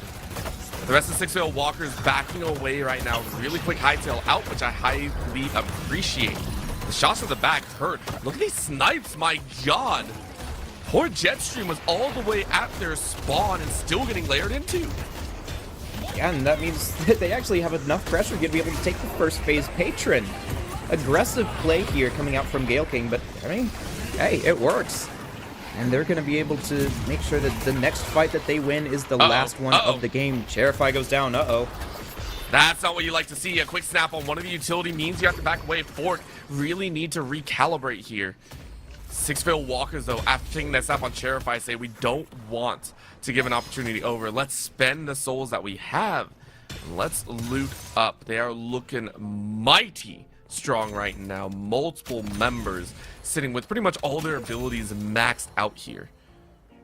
Yeah, and a bunch of high-cost items coming in as well. They just took essentially 2 team fights in a row, and an urn, and a walker, and some objectives. Everyone's got money to spend. It's a good day if you're the shopkeeper in the Cursed Apple.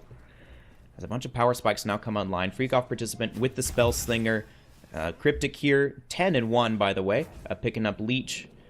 And a bunch of other strong items now. It's really just a matter of waiting for Fork to step out of their base in a way that you can capitalize on. The urn could be a good tool to do that, as you've still got 3 minutes until the next mid-boss. So even if you lose a fight here, you won't be giving up that crucial piece of the map. Well, time to see what can be done for Fork. Their life is on the line. Single BO3 and things that slipped out of their control. They are down nearly 40,000 souls. They need the perfect team fight, the perfect setup, the perfect angle. They need to find those carries ASAP. Quick farm run coming out for Cryptic as they loot up to what could be about 40k souls. Yeah, this is aggressive. Farming the enemy tier 3. But it certainly pays off, and you've got enough teammates there to help you, even if they're NPC teammates, so Cryptic gets away with that one.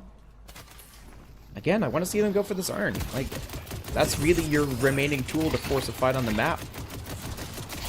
And if you're 40k up, you want to take that fight almost no matter what.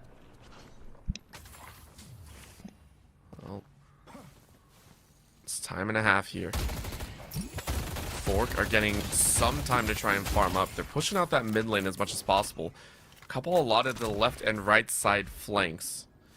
Don't think there's going to be any chance to have a major push outside of their base. It really is just defense, staying inside, huddled up and safe between the two. The only question is, where do Six-Veil Walkers actually decide to fight? I mean, they have time. They have about a minute and a half until the mid-boss respawns. Is that what they're really waiting for?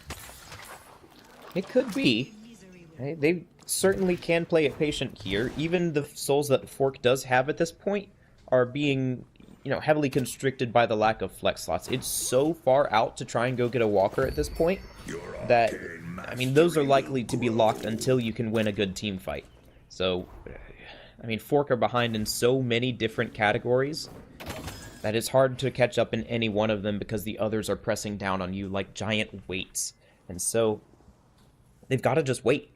Their destiny is out of their hands at this point. They have to wait for Veil Walkers to get over aggressive, make a push that doesn't work out, but that's really their only chance left in this series. That chance, I don't know if it's going to come to them very quickly. This Viper hasn't really worked out so far. Stolen away from Six-Veil Walkers. Just doesn't feel quite as good in their hands. It does seem to be a mid-boss wait here. 30 seconds left, 2 on these corner buffs. Extra HP and all, bonus health plus regen. Sprint speed given over to the pocket to ensure they can get to the middle of the battlefield. Now we just gotta kind of wait and see, right? Like, this is going to be a difference maker here. Earn Run could be available as well. It is up and available, but is it really worth going for and possibly losing your life? That has yet to be seen. 200,000 for the entirety of the team of Six-Veil Walkers. What are they going to find? Presumably, in the next 5 to 10 minutes, they're going to find a game win. But how to get there is the question. They are kind of hanging around that mid-boss pit, but Fork know that that's their main lose condition at this point. They're at least going to be in the area. There we go. It's now been started. The urn picked up as well. This is going to force some sort of action out of Fork. Well, do they dive in with more? Do they only dive in with one? That's the big question. Mid-boss burning very, very quickly. Multi-slides coming in here, and you gotta love that roundabout moment. They're hunting. They're looking. Is that going to be a wall to close them off? Yes, they do, but that's a quick freeze. What a freeze and a half. Fork might have had it, but no. Multiple regions are picked up on the side of 6-0 Walkers, but they're used in expeditious moments. Chubsa slams it down on Fork's head. That was one of the most perfect initiations. If the mid-boss wasn't already deleted, Fork are falling one by one. The last-ditch desperate attempt will fall flat. It was a beautiful hurrah, but 6 Veil Walkers survived through it all. And it's a massive affliction that gets in a lot of that damage. You saw even the surviving members of Fork with low health bars, which meant that just one shot was able to finish them off because Gale King was able to lay that down in the pit. And 6 Veil Walkers, I mean, they look dominant in this series. I can't lie. Like, we were expecting this one to maybe be close. Fork, you know, with an impressive record through the playoffs, a really solid run, just fall flat at the biggest moment for their careers. Very, very well done overall for this side of 6-0 Walkers, and I gotta agree, it's a tough one to kind of eat at the very end. 0-2 is one of the harsher Mars on your record, but I think they can say that they played a fantastic series all the way through. It was a tough go. The compositions didn't work in their favor, but even their run through the playoffs was exceptional. I think everyone stepped up, and it was a beautiful Cinderella story at the end for 6-0 Walkers. Yeah, they came into this bracket as the 9th seed, and they did not exit as the 9th seed here. They come out and still take a hearty 2nd place in Division 2.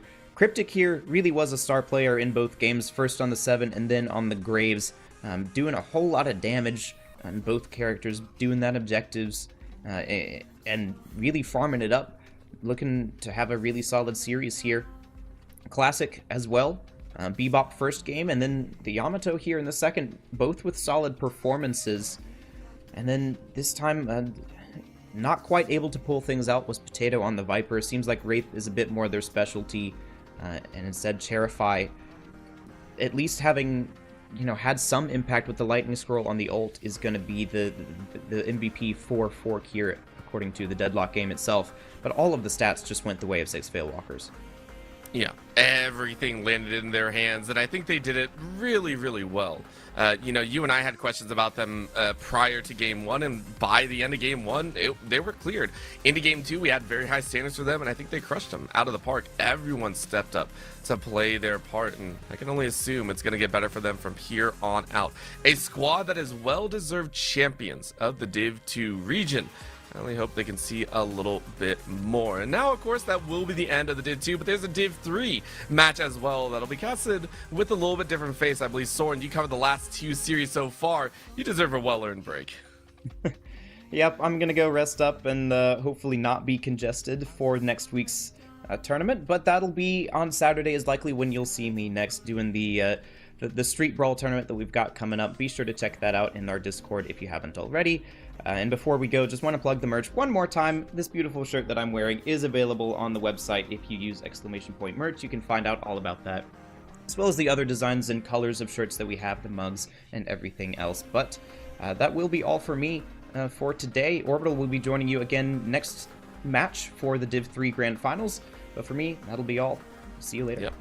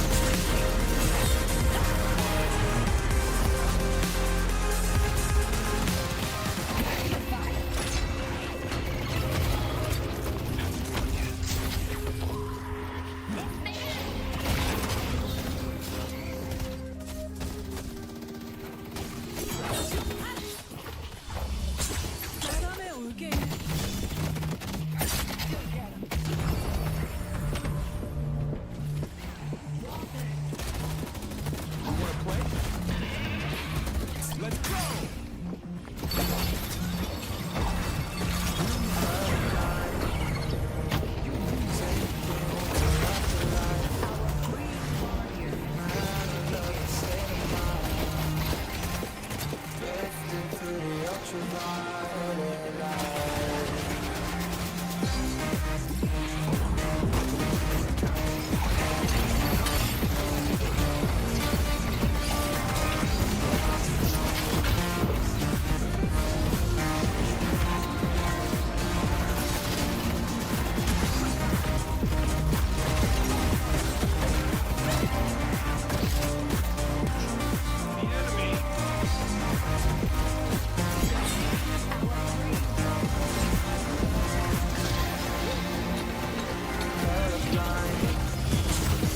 Sinking into afterlife. Man, I love your state of mind. To bring you to the garden, into ultraviolet. Never felt so focused. All my senses heightened.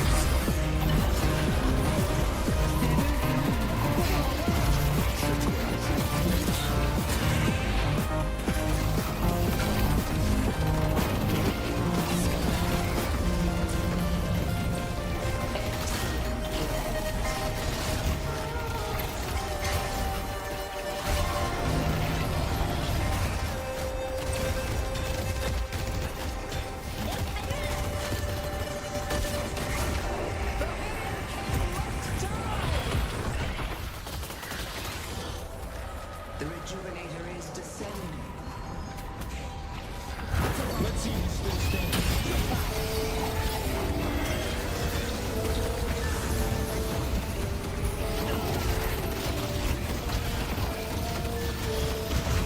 Come out and play with me. I always will to your priority. You don't have what it takes to stop me. You got an appetite, but don't you get tired of sweet? It's fun on the darker side, and I make it so easy. So fall in love with unpredictable kind of makes you feel. But the buzz is irresistible. Such a pretty poison. Take caution if you please, 'cause you never know what's next. When the little you meets chemical X.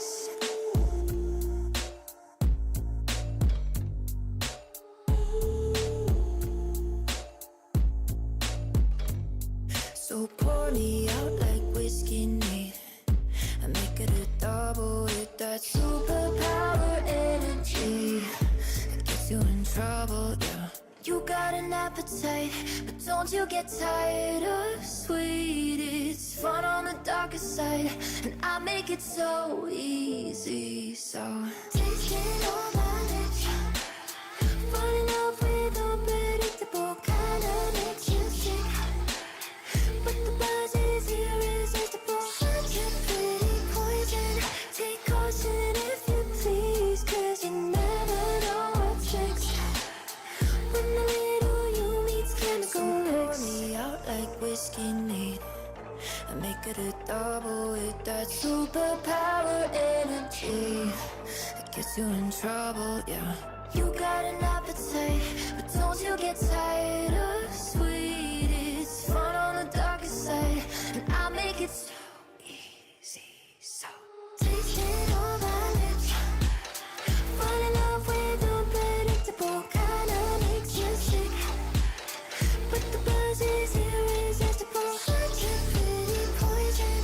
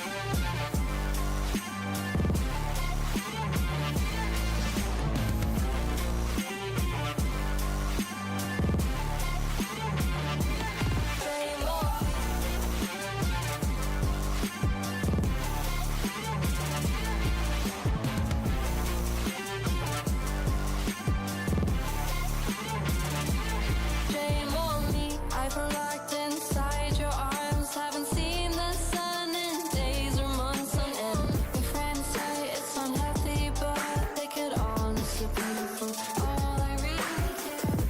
When you decide that it's all been said and done, you won't care about me. But until then, you know I can't get enough. I just don't wanna stop. Fool me once, shame on you. Fool me twice, shame on me. Fool me once, shame on you. Fool me twice, shame on me.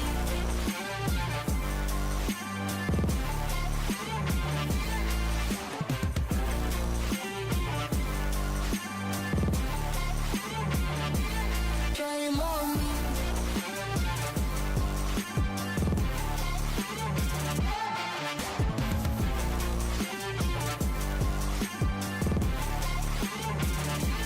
Shame on me.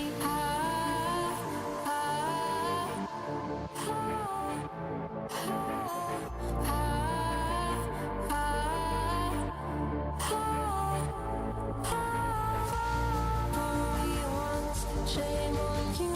Fool me twice, shame on me. Fool me once, shame on you. Fool me twice, shame on me.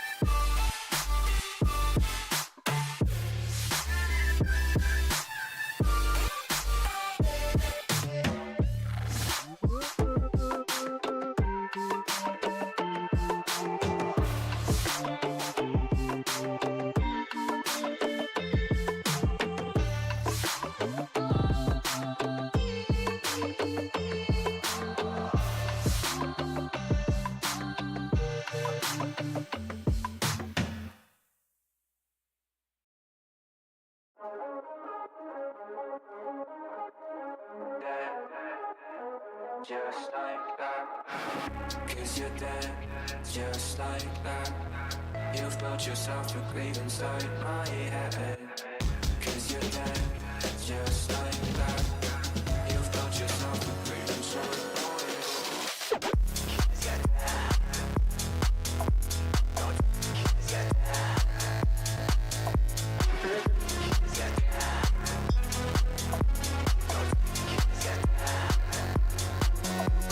Spread your aura in my face, you can touch my soul. Come and crush my head, your head on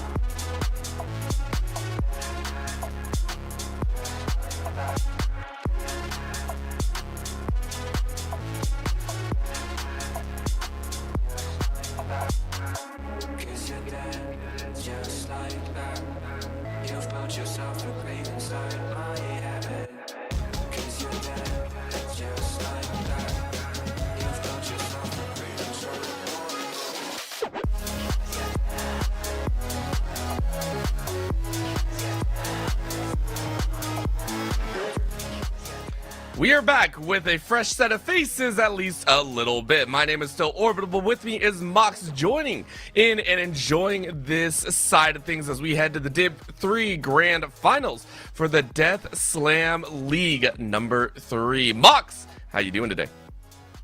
I'm feeling good. We had a lot of deadlock yesterday and today just as well, and I was on the late night call yesterday, so back in the chair for the nighttime routine, a different kind of night shift, if you will, and just excited to kind of wrap things up here.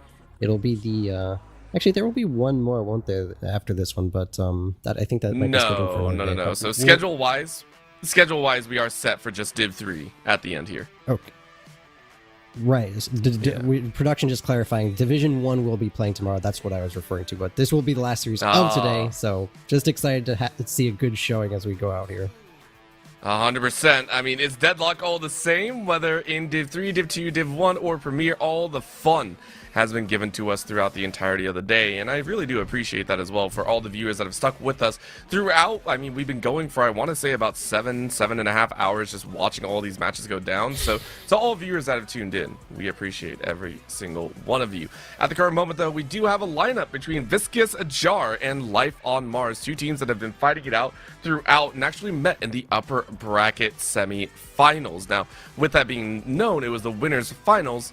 Viscous Jar went ahead and beat out Curlshot on the lower bracket finals to go ahead and get a rematch here in the top side.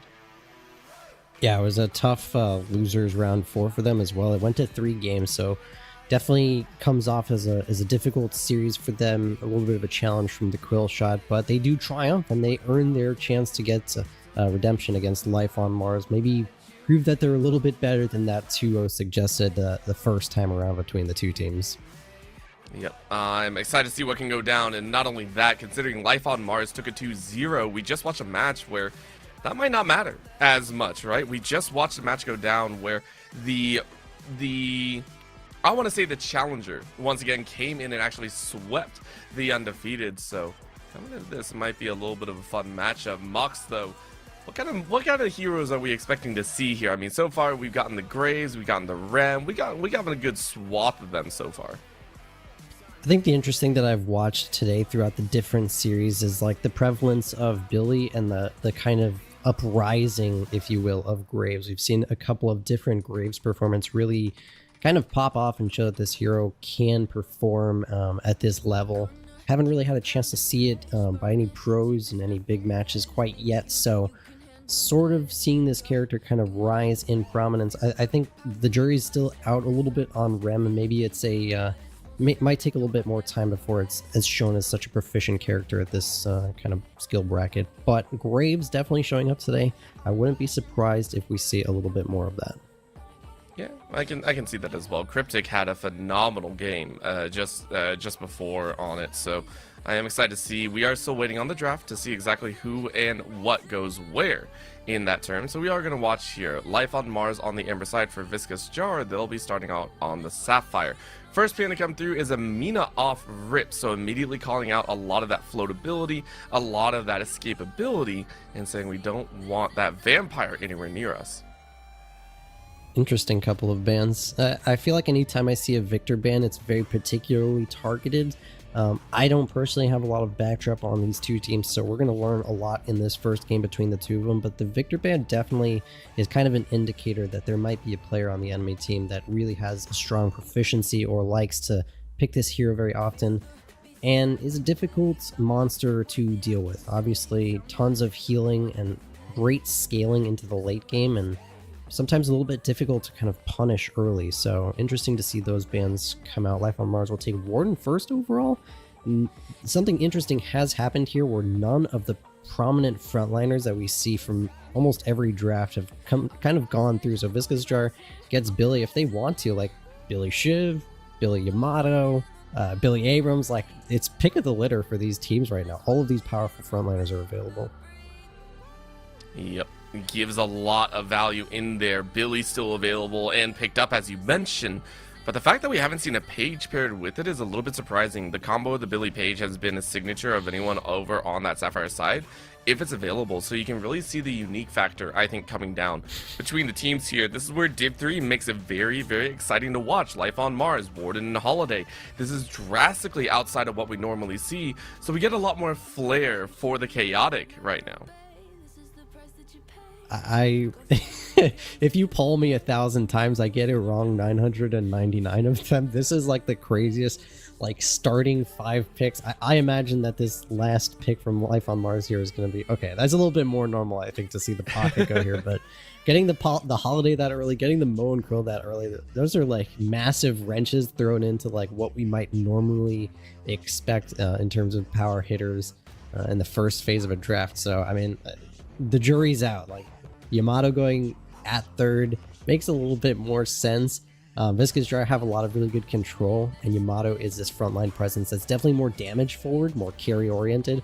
So I kind of like how they've rounded out their top 3. The Mow and Krill still a little questionable, but we trust that they have a player that knows how to make the best of that. Yeah, I mean, this is, it's going to be interesting to see how well it plays out at the end, as we now see a lot of that CC banned away. You know, the Abrams denied away from Life on Mars. One of the big things is trying to set up the Holiday and the Warden in the pocket. It would be nice to have that CC chain in there. They'll have to find another way in, as the DPS value instead is banned away. The Haze is still very much focused, so Viscous Jar losing out a lot on the carry potential, so the Yamato is starting to look more like the solo DPS in this situation. Yeah, they definitely have good options. I was just going to say Wraith and Mirage come to mind immediately. I think fairly easy to execute. I'll say fairly easy to execute. Wraith obviously has a very simple game plan. Get a ton of farm, get to like 30 minutes, have, you know, like 6 tier 4s in your pocket and kind of run people over with telekinesis. That's going to have a little bit of trouble fighting into somebody like Pocket that can kind of dodge the telekinesis. But so far, 2 good other targets, very easy to kind of pick off. She might struggle a little bit into fighting the Warden because his activation time is a bit earlier, but kind of an understandable pick. Life on Mars getting Shiv at 4 is insane value. Well, Wraith on the other side is also a nice one to pick up here, so everyone kind of getting their own comfort picks in here. By the way, the models look so good. The movement in there, the little head bob, the whole hairline just kind of bouncing up and down. That is crazy to look at in there. Oh my god, and the big man himself steps up. Let's go. I love the Dynamo. Listen, big boy coming in here. Yeah, I predict that we're going to see a lot of Dynamos throughout this series. It's a very fun hero to play. Kind of makes a lot of the later game problems easier to solve. When you want to fight in mid-boss, you've got Dynamo. You just sort of play around this cooldown. So I think we'll see a lot of Dynamo in this series if I had to guess. And, you know, there's a lot of good teamfight ulcers still left to pick. Viscous Jar, there's no chance for me to ever predict this draft. Drifter after Wraith as well. They're just securing a whole lot of damage. I can't imagine that they don't kind of pick some kind of support with this last pick of theirs. Maybe Mow and Krill is their only support, but like at this point, I don't know. Like, what's the maybe they pick Sinclair, something crazy. Okay, a little bit more standard. All right, Paige helps. I mean, the fact that Paige made it all the way, though, to Sapphire pick 6 is wild to me. That is an insane lower-end pickup, and I mean, it's a nice one to go ahead and filter out. It feels like both sides kind of opted for the heavier beef, just went straight for the damage sources, went straight for the team fight, and then it's like, oh yeah, there are some safety numbers in the back end. Like we see with the Viscous there, Viscous Jar obviously not going for their own, but the Viscous nowadays, obviously with a little bit of the gun nerf in there, will feel a little bit more support-ish in the current lineup. Yeah, we saw yesterday some piloting of Viscous that panned out fairly well. And it was a little bit of a throwback to an older build that was like Majestic Leap, Spirit Snatch, Express Shot, this kind of like jump on top of you, land the full combo, try to blow somebody up very quickly. I have a very strong feeling that we'll probably see that again. I think the Dynamo as the solo support can provide enough. Obviously, Viscous has tremendous utility in their kit while also providing damage in whatever way that they decide to build it. So glad to see a Viscous come out. Usually people who are confident in picking Viscous like are one-trick Viscous. They're like crazy people. They probably eat nails for breakfast. I have no idea, but what goes on in the mind of a goo picker? Yeah, I don't know. I don't know, and I never want to know. I'm a 7 main all the way through, and it's bad enough as is. So it's like, we'll see how this goes, you know, at the end of the day. But I do agree, Viscous mains. I mean, if there is one, it's a good way to play it so far. Life on Mars, they have a very forward-facing composition, and that Dynamo obviously will be the big star of the show. Anytime I see a Dynamo, it kind of steals that spotlight. Are you able to use that singularity in a really comfortable way? Are you going to have that ability to kind of flash forward? Are you going to have the ability to cut down and keep a majority share of what Viscous Jar are hoping to throw? And on the flip side, that Drifter pickup, I mean, we're sitting there. I've never seen a good Drifter.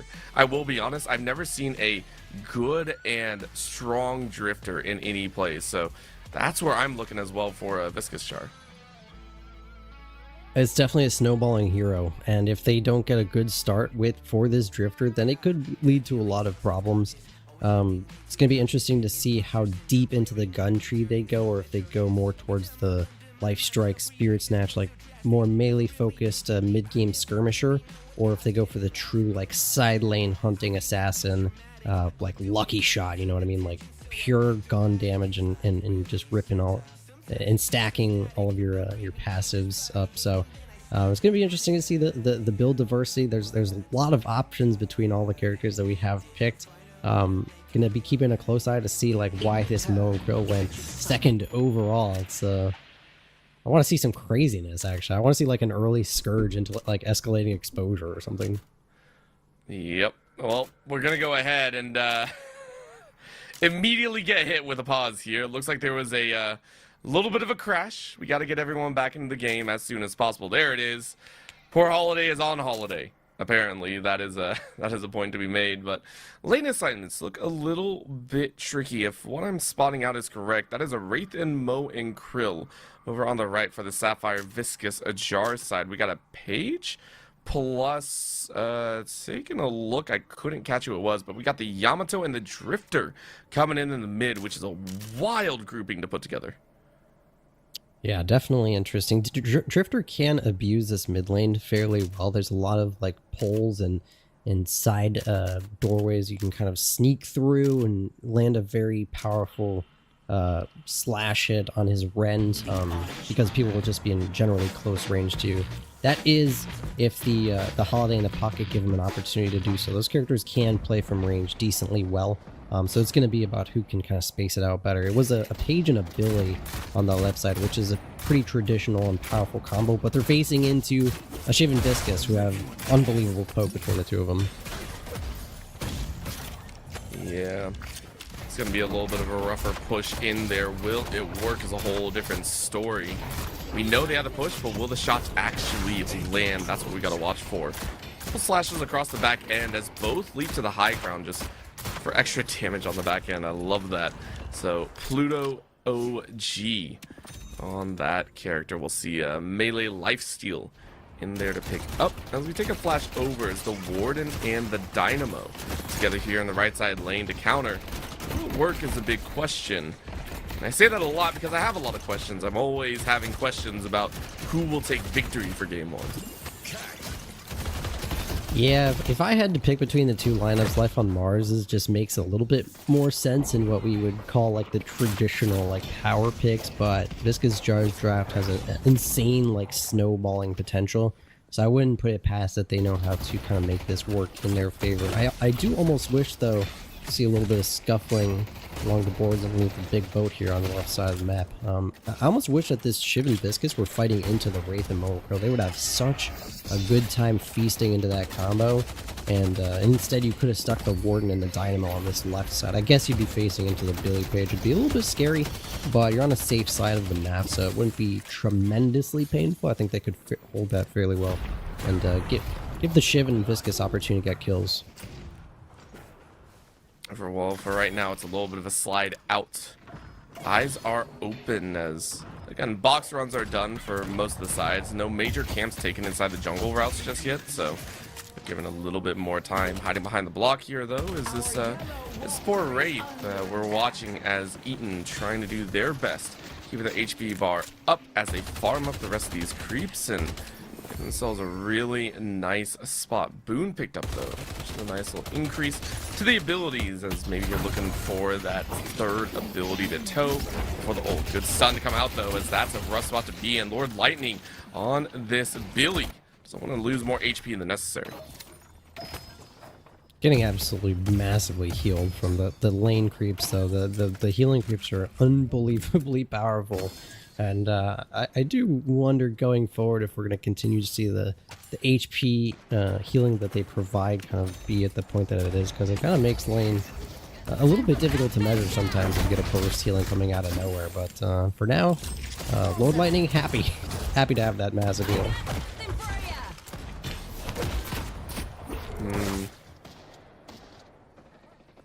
A little bit of a touch and go space. That's Viscous, though, punching one out, and I love Eridus just going, nope, we're not dealing with that today. Quick bubbles out. Souls up for a side lane angle, though, as that's another punch on the back end, as Billy does not want to allow them to farm neatly. What a parry to come through. Parried out, though, of your own. And I love that blow for blow action between the two squads. I think Lord Lightning's a little bit upset that that parry connected there, because they actually held the melee fairly late. It's just that lingering parry hitbox, like just one or two milliseconds too long. You wind up getting a bit too much punishment for it. It's getting healed up decently well. So all's well that ends well. Nobody's gone down quite yet, but buffs are spawning fairly soon. So we'll see if who's got the better timing between the two teams. I see shit. Quick slash, though, as Bonk, as the name implies, is looking for a bit of a value. They'll roll their way onto the top side. Will it work? Oh no, this is a bad spot to be in. I didn't realize Pluto was on low HP. Derpies snipes them away. The pocket starts things up with first blood. Yeah, really nice job for Life on Mars to kind of push and punish his drifter. He's got limited maneuverability, especially when he gets pinned in the lower tunnels like that. So nice job pouncing on the opportunity to open up this game with our first kill. It took nearly 5 minutes to do so. So both teams playing a little bit slowly to open up this first one of the Grand Finals. Obviously, everybody's a little bit nervous, but not nervous enough to fight over the buff. And Shiv taking a lot of punishment. We wind up going down. Billy got parried, but he's still duking it out. The Derpies is actually going to go down as well off the nice rotation from Pluto OG on Drifter here. Thank you. Yeah, it took a little time. You can hear Lord Lightning giving a little bit of thanks over to Pluto on that save. They tried to kill Feel me, but like they mess can't for mess because between they the two suck. squads here. You don't want to put yourself in a position where you are going to fall down and get kind of caught with your pants down. For Life on Mars and Viscous Jar, both have made mistakes, but nothing game-breaking just yet. Inching closer and closer to these heroes reaching their spirit spikes, and Painted is one of those players on the holiday who's going to be looking out to get that rapid recharge online as they get closer to their tier 2 barrels as well. Might already have them, but Dynamo gonna create a little bit of space for Warden here. Riku thankful to have the Professor in his back pocket to fend off the Mole and the Wraith, but they're actually gonna rip the last Animus, trying to find a kill here. I mean, it might work. Very nice slam into the knockoff. Riku is able to pick one up. Very, very calm kill as well onto Eaton, and you're not too happy about that one, I think, for Viscous Jar. Just kind of one of those just sideline moments of, dude, did we just lose our life? That's going to be the Chain Gang, though, coming out here. Big hole in. Nice Viscous play here. A little bit of a bubble to roll on out, but you're rolling in the opposite direction. I don't know if that's the way you want to go. But Eridus is out and safe, so, hey, it worked. Yeah, it's just little fun goo ball stuff that can happen. You just roll right beyond the tower. It doesn't actually matter because you're actually so tanky inside of the ball and you can just kind of scooch around. So nice little escape there. And Holiday getting punished here a little bit. Pluto OG on top of Paint in this scenario. Holiday taking some worse punishment, but Derpies has arrived to try to help out. One more Rend is not actually enough damage quite yet to finish him off. Nobody actually dies in this exchange, which is a little surprising. But Bonk arrived as well to try to secure something. 40 HP, my goodness. Very, very close there. Yeah, necessary to go ahead and dive on back. No chance to heal up on the sidelines. So this is going to be a difficult point. We're seeing a lot of damages come down, though, onto those Guardians in the mid very specifically. What a shot, though, Pluto! We enter into the frame with Pluto shellacking Derpies out of lane. This Drifter might actually be the mainstay point. Look at that heal to come through! Yeah, absolutely massive. Saved all their money to go Life Strike first item, and it actually just saved his life in that scenario because Holiday is starting to reach a pretty dangerous point at 5,500 souls. That was a lot of damage from a single barrel, so lucky to survive in that situation. Well, lucky, you bought the right item, so good itemization actually to survive in that scenario. We give credit where credit is due, and the credit for Pluto right now is all of their own devices. The chase in though, as this Holiday is going to jump on in, bring him a little bit closer, straight into the Warden as well. But what a punch on the back line to try and save. It allows Lord Lightning to jump in, but there's a Singularity to hold them all down. And that means 2 swings for the fences as Dynamo, with the first Singularity of the game, brings a kill. Yeah, actually, it's kind of a hero moment there for Karabluka on the Moan Krill.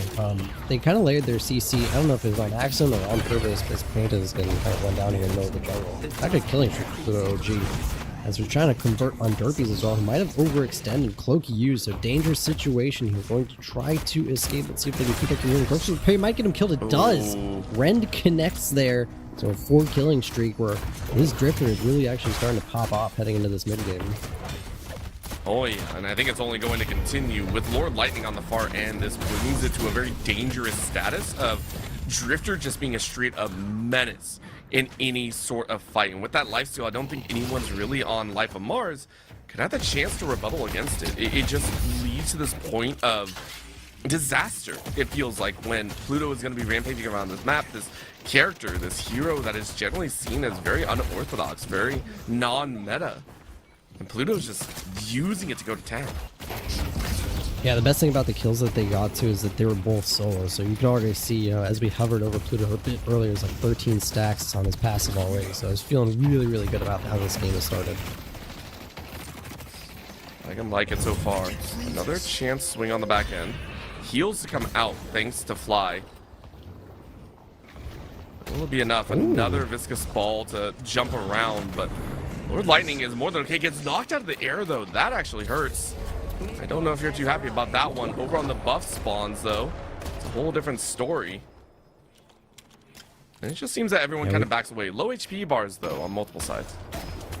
We missed who picked those up. Shiv got the movement. I'm sure we'll tune in to see who got the other one. But a combo was used to try to finish off Riku here on this Warden. Very, very low. We'll actually get the confirmed kill. So Eden getting a little bit of a snipe underneath the enemy tower in this position. So nice kill going the way of Visca's Jar, as we see them start to break out a little bit of a soul lead off the back of a strong mid lane and a couple of side lane picks from their favor. We're fighting over some tier 1 camps over here. Nobody's afraid to swing at all. Nice parry from Lord Lightning. Will deal a lot of damage to Derpies. He is pocket though, so we'll see if he can escape. The cloak just create a little bit of space, and it's actually enough to escape the scenario.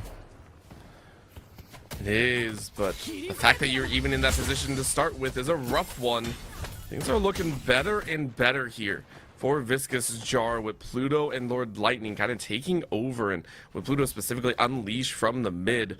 Yeah, you're seeing those stances 4-1 and 1 right now. Has that lifesteal, has a couple of those knuckles in there as well for the spirit damage. Lord Lightning doing some extra on the back end. Couple shots ring out though, as Lord Lightning, with the help from the page, leads into a kill assist.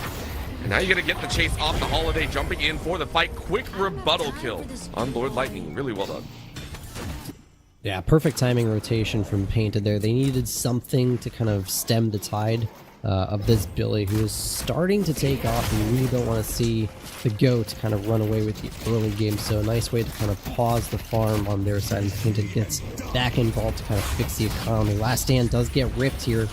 Drifters, a couple nice wall bounces to create some space, and looks like they're not really going to commit too much harder with the last stand active. Yeah, they're dancing off on the wings just a wee bit too much. There's a warning to come back down, but Painted finding Bonk off on the wings. I have no idea where that happened, but looks like it was more in the mid. Crazy action to be had as Life on Mars, after pushing a little bit more, almost get that Guardian. But to bounce back, as Shiv didn't want to stay too long. Eaton able to find Riku though. These are smatterings of kills everywhere. Everyone getting an advantage or disadvantage. Pretty nice scrapping so far, as we might see another one go the way off the back of a telekinesis. Unfortunate Fly eats that one to the face, and they lose their Guardian off of the back of it. So Viscous Jar finding all the positive trades despite couple going back the way of Life on Mars on this painted. Everything's looking pretty peachy right now with a neutral urn being run across the map, but we'll see how hard they commit on this turn-in right now. I think at this point it's already identified that you're not turning that one in. We're going to leave it away. Life on Mars is like, we just don't want them to be able to run it. I think that's the right call here. Finishing off this last Guardian, though, even though the Viscus is in the area, I don't think you're going to be able to hang on. Now you get a chase, though. The cube is up, and you punch it back the other way. Out you look one way or another. This 4-4 Viscus, I don't think you meant to be here. Aridus holding on for dear life, though, as Painting comes in from the backside. That Aridus gets some help with the rest of the squad, and it seems the safety has worked. Derpies joins in as well. And the price of a Guardian is 2 lives. I mean, I don't want to say lucky, but that was a prayer of a parry, and it wound up working against Bonk, who died with Shadow Transformation available. So a bit of a misplay right there. Maybe a little bit too nervous to kind of rip that one for no reason. Pocket didn't really, that was so much damage taken from the tower. Lord Lightning is going to be in the neighborhood. Whoa, there's no way, right? 10 HP. He's giving him the slip. He's gone out the other direction. He's got to know where he is. It's just a couple more shots. There's no way he's any more than like 2 HP right now. He's going to Flying Cloak. It might be enough. Oh, but he's trying to bait him so hard, but there's just no way out of this. He's regenerating a slight bit of HP. This is a little cheeky right now. It really is, and now you dash away. You dance right by so many of them. You're going to try and help out your teammate, but there they go. Pluto and Bonk swing for the fences once more, and Lord Lightning falls up on Aridus as Ian takes out Fly. What in the world just happened? Cross-map annihilation is what we just saw as Viscus Jar go for the home run. If they got Riku there too, it would have been a cross-map ace. Absolutely unbelievable start right now for Viscus Jar. We're already running down a Walker on this right side, and they will actually get it at 15 minutes just about, but still fairly early timing on a Walker kill there. Right now, everything is going their way, and Life on Mars need to find a little bit of juice to kind of turn the tides in this game. They really need to kind of pair Painted up with a couple other heroes and try to see if they can get a pick off and get the ball rolling in their direction. I mean, 100% they need to, but will they be able to is a whole different question. It feels like you kind of fallen behind a little bit too far for comfort. You're already about 13k down. Now, that's not that big of a difference, but the fact that Pluto on this Drifter is allowed to live for so long, it's giving room and breadth for someone like Eaton to be able to farm up. Eaton, who was shut down a little bit earlier, is no longer, in that hits. Drifter, once again, in this matchup, Pluto in the 1v1 saying, give me a chance. Good Guardian Ward to come down from Green, who has been the savior in many of these battles. Lancelot and friends It's going to be an interesting scenario as they walk the comeback over how much Viscus Jar want to push. They have a huge lead right now. It looks like they want to take this fight, but the timing's just a little bit off, so the comeback urn will go down, and they will come into the fight with the chaining. It's actually massive, but too much damage winds up taking himself out in that scenario, and I think the rest of Viscus Jar is going to try to back out of this one, but they want some blood on this one. Good job by Life on Mars collapsing and getting some kills. This is what I was talking about.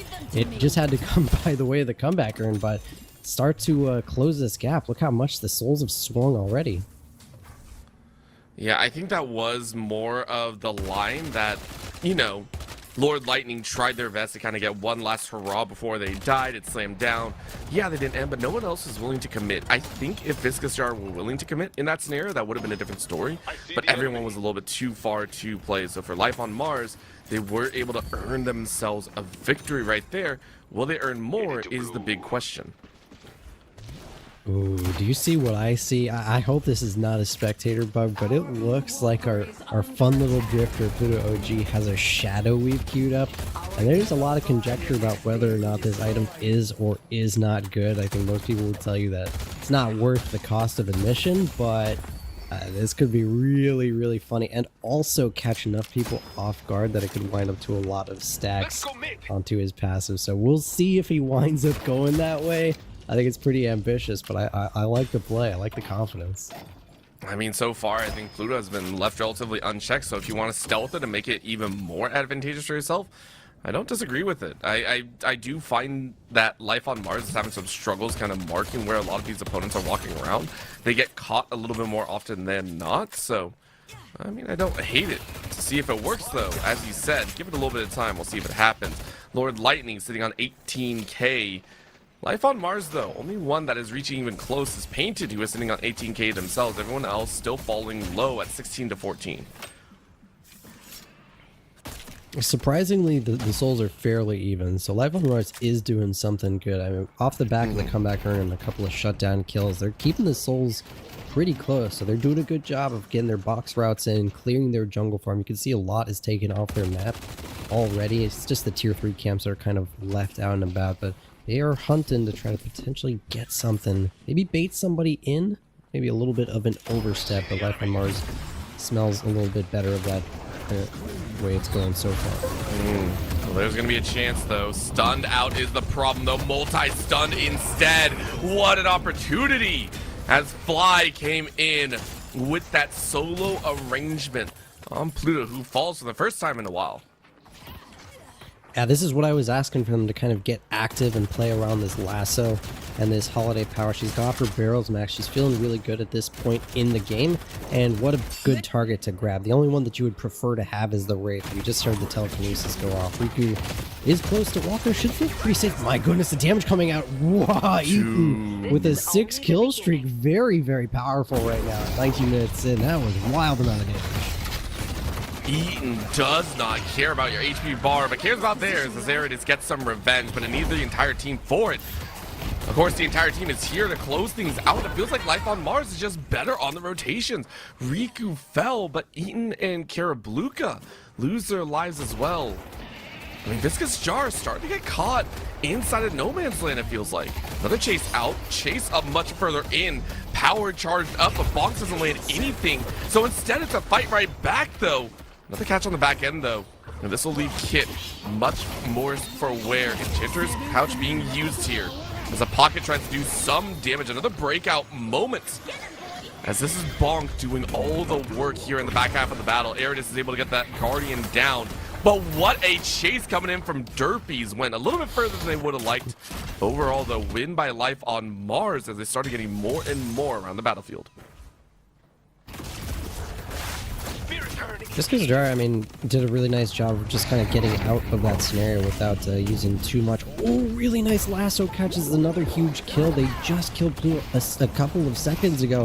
If they can convert on this one, they're really going to shut down the kind of powerful start that he had, and they will confirm that kill. So nice find, another lasso onto the Drifter, and we'll see a combo on the other side. Not a better target to grab than the pocket. Whoa, the damage from that power slash. My goodness, Bonk is coming into this game now on their own killing streak, so a couple of priority targets go down for each side. Really nice rotations from both teams. I think it's only going to continue as well as teams are getting frantic a little bit to get the leads, to get the advantages, to get this game number 1. And reminder, this is game number 1. There's a lot more game to be played, a lot more space to be taken here. As we are getting a run of the urn, we just watched this Viscous. Aridus trying their best to get it all the way across the map. Nobody on the side of Viscous Jar, though, really willing to contest just yet. Still farming some of the enemy side jungle. Life on Mars have a nice timing here if they do want to force this urn. They have a very slight ult advantage, but we'll see how hard they commit. I think Viscous Jar looks like they want to actually give a good defense at it, but Arity's just kind of hoarding it in between their Walker and their base Guardians. Just going to leave it on the floor now, kind of let that thing walk around while they kind of make a decision on whether they do or don't want to commit. But the next urn fight could be a big swing in the gold as we're even at this moment. A couple kills and the urn turning could change that very quickly, and we're also approaching the time where a couple kills could wind up into a mid-boss. Get a good slap number 1, slap number 2, all of a sudden you're looking at a 3v6 and things just do not go your way. Inventory is filling out very, very well. Decent on the spirit side though, for the side of life on Mars. On the flip, Viscous Jar instead, working more to that just straight damage values. A lot more of that gun damage, a lot more of that punch values, especially for Lord Lightning. Sitting up with a majority share in pocket. Currently inventory filled out, I believe both of those flex slots being used. Could be preparing for a huge earn fight. In the time that we had to kind of review and look around at builds, everybody's ult has come offline, but they did find a lasso. It's a great target, Lord Lightning. But he gets enough, he has enough tankiness to kind of survive. The chain gang is out and the backup has arrived. That's a massive shield, 887 from green on this page. So Billy will survive that lasso, and both teams will kind of back off, reset to even, maybe consider ganking this raid and push up pretty far. Oh, another dash in this pocket, making moves about. I like the barrage at the back end, but I mean, you're still having to haul butt around. Look at this chase, by the way. This chase is ongoing right now. You can hear the shots on the backside. Pluto really wants some revenge. Good cold frost. Slow them down, but an affliction is burning through their HP. So there we go. Pluto with the power brings pain to pocket. There's pick number 1. Can you find pick 2 and 3? I don't think they're going to find too much more, but every time Drifter adds a stack onto his passive, he's feeling pretty good. And look at Eaton, again, confident in this side lane 1v1 against the Warden. This is a card, it's going to be impactful. As Riku kind of dances around, is going to rip the last end. No telekinesis to stop it now, but they do have Project Mind to get out of the scenario. Let's see how hard they commit, because Arides has come. Nice counter spell, block a little bit of that splatter damage. And Ian kind of showing off here, a bit of a flex to dodge a 2. Now 3-man kick, lasso whiffs. That would have been huge, and the backup is arriving to the side of Viscous Jar. I like the dash away though. Gonna go ahead and kind of hold your own.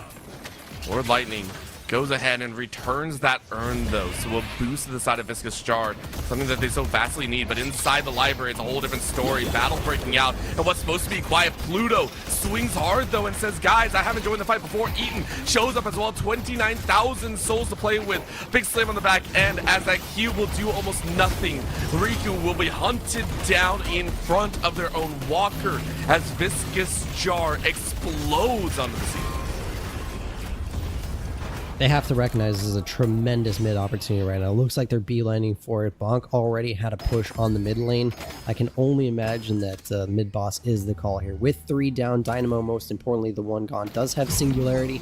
If this takes too long, we could be looking at a little bit of trouble, but it looks like they send 5 on the commitment, and Drifter's going to clean up the off lane here, but everything will go their direction. I wonder if we'll see a little bit of a desperate attempt here, but Derby's going to back off. Definitely knows better of it in this situation. I think sacrificing yourself for a possible play is just a little bit too rough. Instead, you gather what you can around the state of this New York. An urn run looking like a possibility as Viscous picks it up and immediately gets answered on the back end. Drops that urn as fast as possible. The threat of bonk on your back end is too real. Pretty greedy Yamato build, but I mean, this is kind of what Yamato can't afford to do because of how her kit is built. Boundless and Reverb already at 27k. We could afford to buy a couple more greed items. Maybe we'll get there as time goes, but feeling themselves right now, still sitting on that kill streak and defending, importantly, a comeback earn for the side of life on Mars. We saw them secure one earlier that kind of neutralized the soul advantage that Viscous Jar had built up until that time, but this one's going to be a little bit harder as Viscous Jar have Rejuve to play around with this time. They really do. Those rejuves can play an important role, especially allowing someone like Pluto to go a little more ham in there. We talked about the fact that for Pluto, whenever you enter a fight, it's great. If you start the fight getting caught out, it's a difficult scenario to play with. So for Pluto, those rejuves are going to be huge, but it is going to also give confidence for Viscous Jar to break through the base, something that we haven't seen them do so far. They haven't been willing. Got to force their way in. In comes the horse, though, as the page opens up. Bonk is able to return that urn, but is it going to be enough? Quick Claw coming down, not going to land instead. We're watching, though, as Eaton fries out the rest of Derpies, and Arides is soon to follow. The entirety of life on Mars is being wiped away so quickly. Aaron is rolling out, trying to stay alive, but it ain't gonna work. And my god, Viscous Jar just bolt over the entirety of the opponents.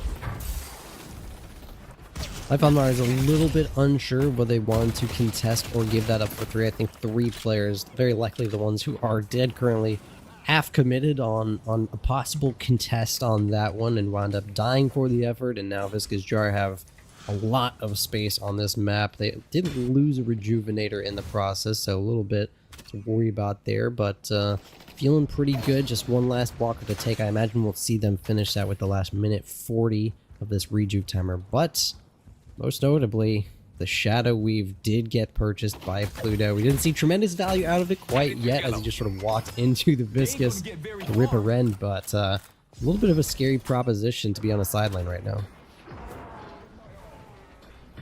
I think watching these plays go down, you can almost feel the energy that Viscous Jar are bringing. They see this game 1 victory in their eyes. They have the heroes to do so. Are they going to find that mark? A quick find here as the power slash goes just a wee bit wide. Residual damage actually hits on the back end. Nice one to play for. Eyes out though, as that's a catch and a half. Is it going to be enough? Quick spray out as the scattering happens for Viscous Jar. Everyone gets out of dodge. So careful, but HP bars are still dwindling down. Good catch. Green will lose one of the rejuves. Will the second fall as well? Karabluka taking low but not finish off, so saving at least one of the rejuve beads for themselves. I don't think there will be much consequence of that last one, unless that lasso had connected, it would have gotten its value, worth its weight in gold, but I think we'll just see the last of this one timeout with the 30 seconds that are left. They made a decent attempt. That was a fairly big affliction. Unfortunately for Derpies, not enough follow-up to kind of clean up those kills.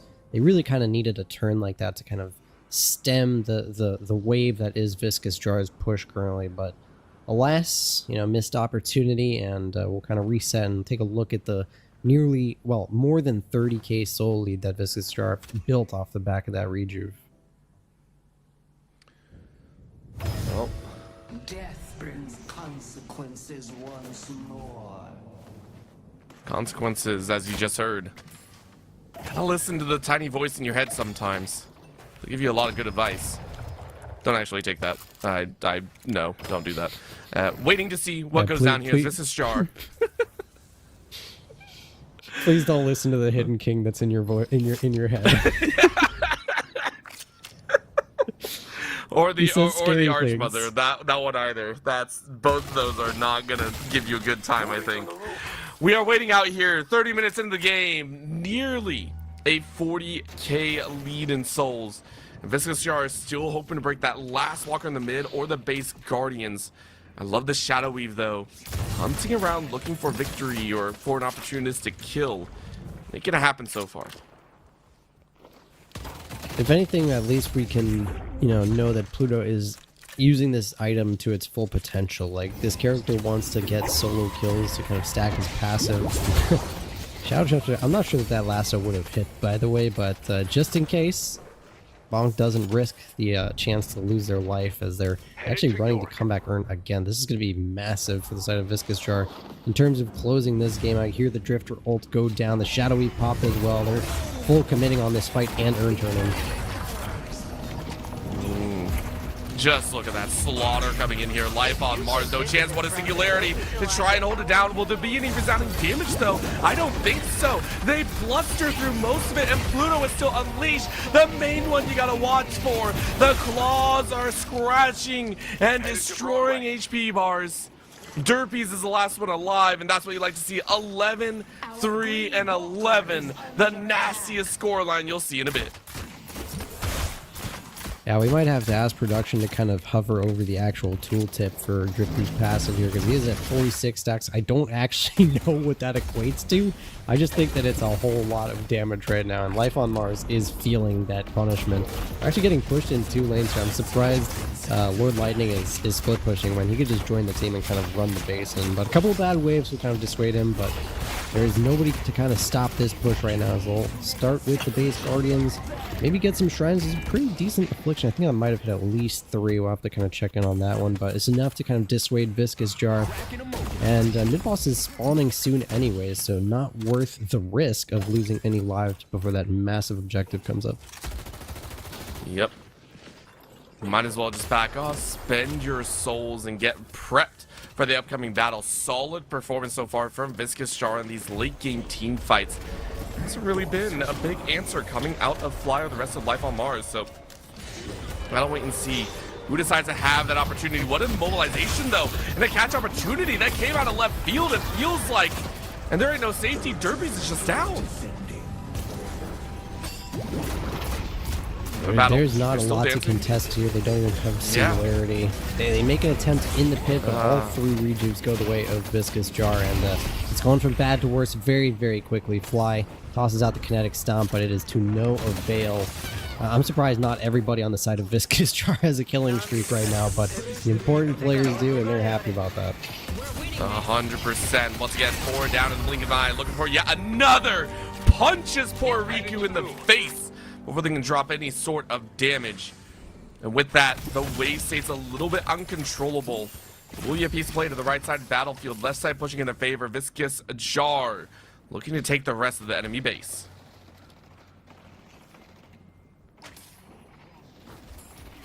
Not a whole lot for them to do. I mean, this is a really grim situation. I can't imagine that we'll see it get to the point of like 100k soul deficit, but every second that this game goes on, it's like inching closer and closer. But I think we're going to see this game end very, very shortly. Maybe Viscous Jar play a little respect and kind of back off after the respawns come through.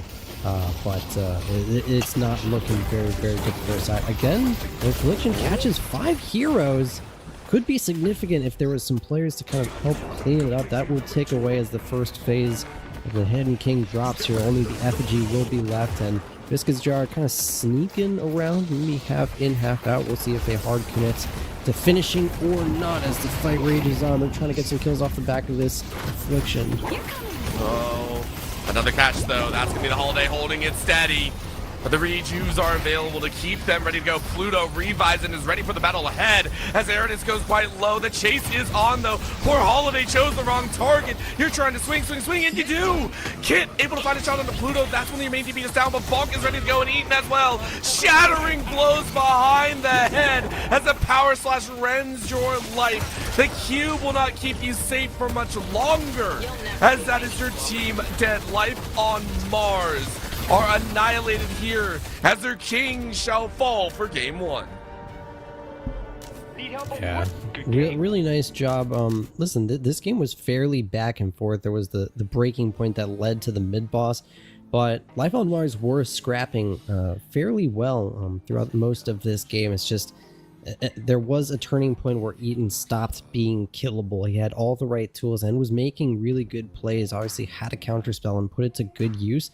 If the Wraith dies in a couple of those scenarios, there is an angle that Life on Mars can make a more competitive angle of this game. As we see, Eaton did secure the MVP. Most player damage, most objective damage, most souls. So that is an easy cleanup for them. Pluto OG next in line there. Also, good shout for Painted, who had some really important lassos that kind of kept their team swinging, but it's just overwhelming force at a certain point from Viscous Jar that led them to winning this first game. Yep, well done overall by this squad, and I hope Viscous Jar are very proud of what they've done. It was a little bit of a slow start, but multi-carry threats yielded results, 12, 4, and 17. And on the flip, you can see Life on Mars, they tried their hardest, but it just wasn't enough. And you take a look at the composition, it's a little bit lackluster. Where do you think they go moving into game 2? It's a strong question. I feel like if they just address some of the lane assignments, it might be a little bit of a better time. I think we needed to see just a bit more out of the Shiv and Viscous. I think they did well early, but as the game kind of got too far ahead of them, they could not keep up.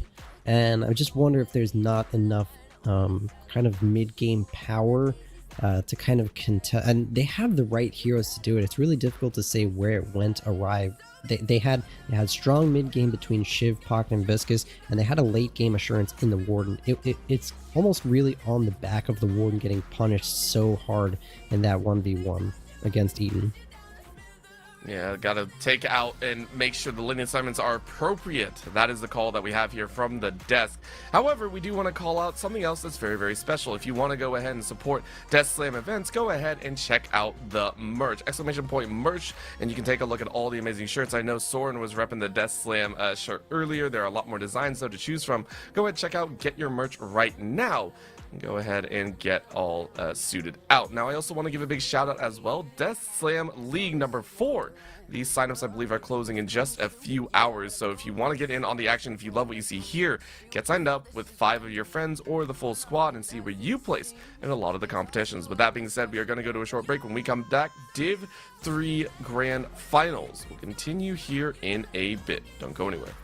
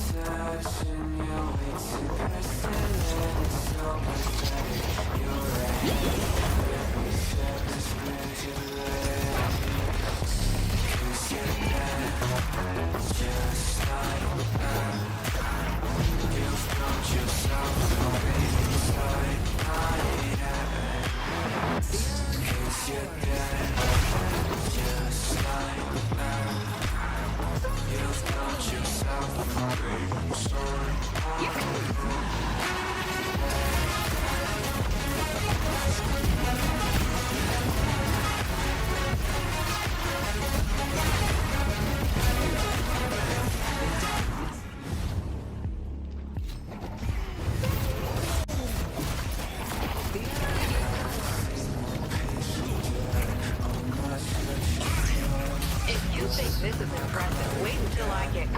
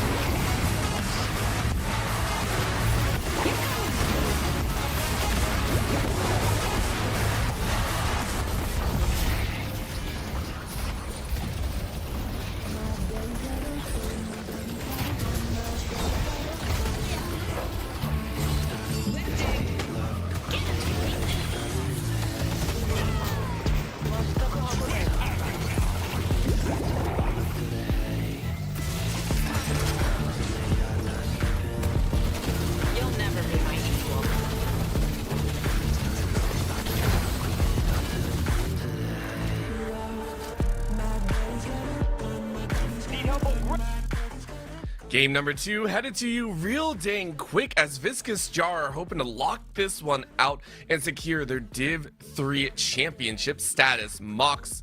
Game number 1, a little bit slower than we would have liked in that mid game, but concise team fights when they did not step into that 1v6 fray. Really, really well done by them.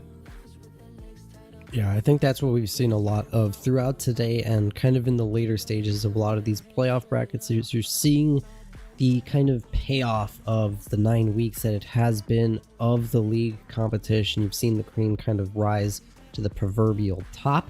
And what you're left with is teams that are really prepared to play together and do very well in doing that. So really nice game 1 so far from the side of Viscous Jar. And we hope to see them continue that in game 2. But Life on Mars have some things to figure out. Yeah, they got a little bit more to figure out than we would really like, considering it felt like they had some right opportunities in there. Life on Mars, really nice snaps at points, but at others it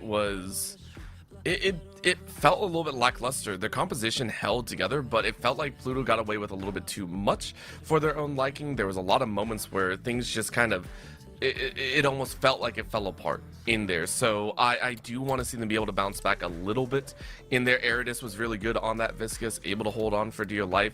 Now the question is, do they choose the Amber side again, or do they choose the Sapphire? I think that in itself will be very, very interesting to watch for, and will it be enough to kind of give them the do they want the counter picks? Do they want that ability to close out a game with their strong picks? And now they have to get thrown into another kind of question mark bank, because we are still waiting on Moxie to come back. I do apologize about that one. I really do sit there and wonder, is the Drifter going to play any sort of semblance in the ban phase? I think Pluto had an exceptional game on the hero. The question is, was it enough to garner a ban? Is it enough of a threat that you have to be worried? I think yes. I really do think yes. This Drifter kicked things off to a massive degree, and it was just wild. So I really do want to watch and see if it's going to be enough of, was it enough of a good game 1 to ban the Drifter, or is it still left open? Mox, are you here with us now? Oh boy. All right. So we're still waiting for Mox to join back in. I do apologize. So in that timeline though, let's take a look at game number 2. Number 1, we saw some increases in terms of the ramp up potential. We saw Eaton, I believe, carry quite well in there, and then of course it was Bonk as that third. But on the flip, we had the Shiv, we had the Viscous, we had the Holiday, the Pocket, as well as the Dynamo and the Warden. All of these were they were okay, nothing crazy, but at the same time it was lackluster. So where do we go from here? Was it a draft tip? Probably not. You just need to find that opportunity to shut down Pluto. It might have been late in science. Mox mentioned that last time. I think that was very appropriate, to say the least. Hey, are we going to allocate some differences here? Where do we want to place everyone to get the win in the end? I think though swapping out the Dynamo might be a good call. It felt like Fly had some really good opportunities, but the Singularity is a little bit too one-dimensional. It's a little bit too easy to read. So, give him a little bit of time. We are going to go to a short break one more time though to make sure we get everything fixed for Mox, and then when we come back we should have the draft for game number 2. Don't go anywhere. We'll be right back.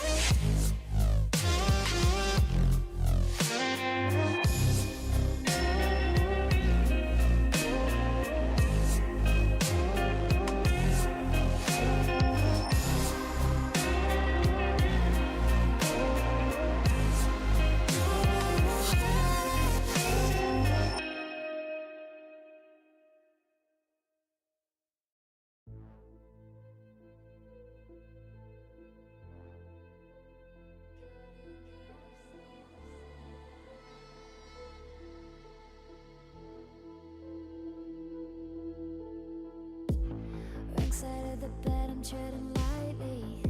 The demons in my head are sleeping quietly. Please don't wake 'em up. I'm just not strong enough.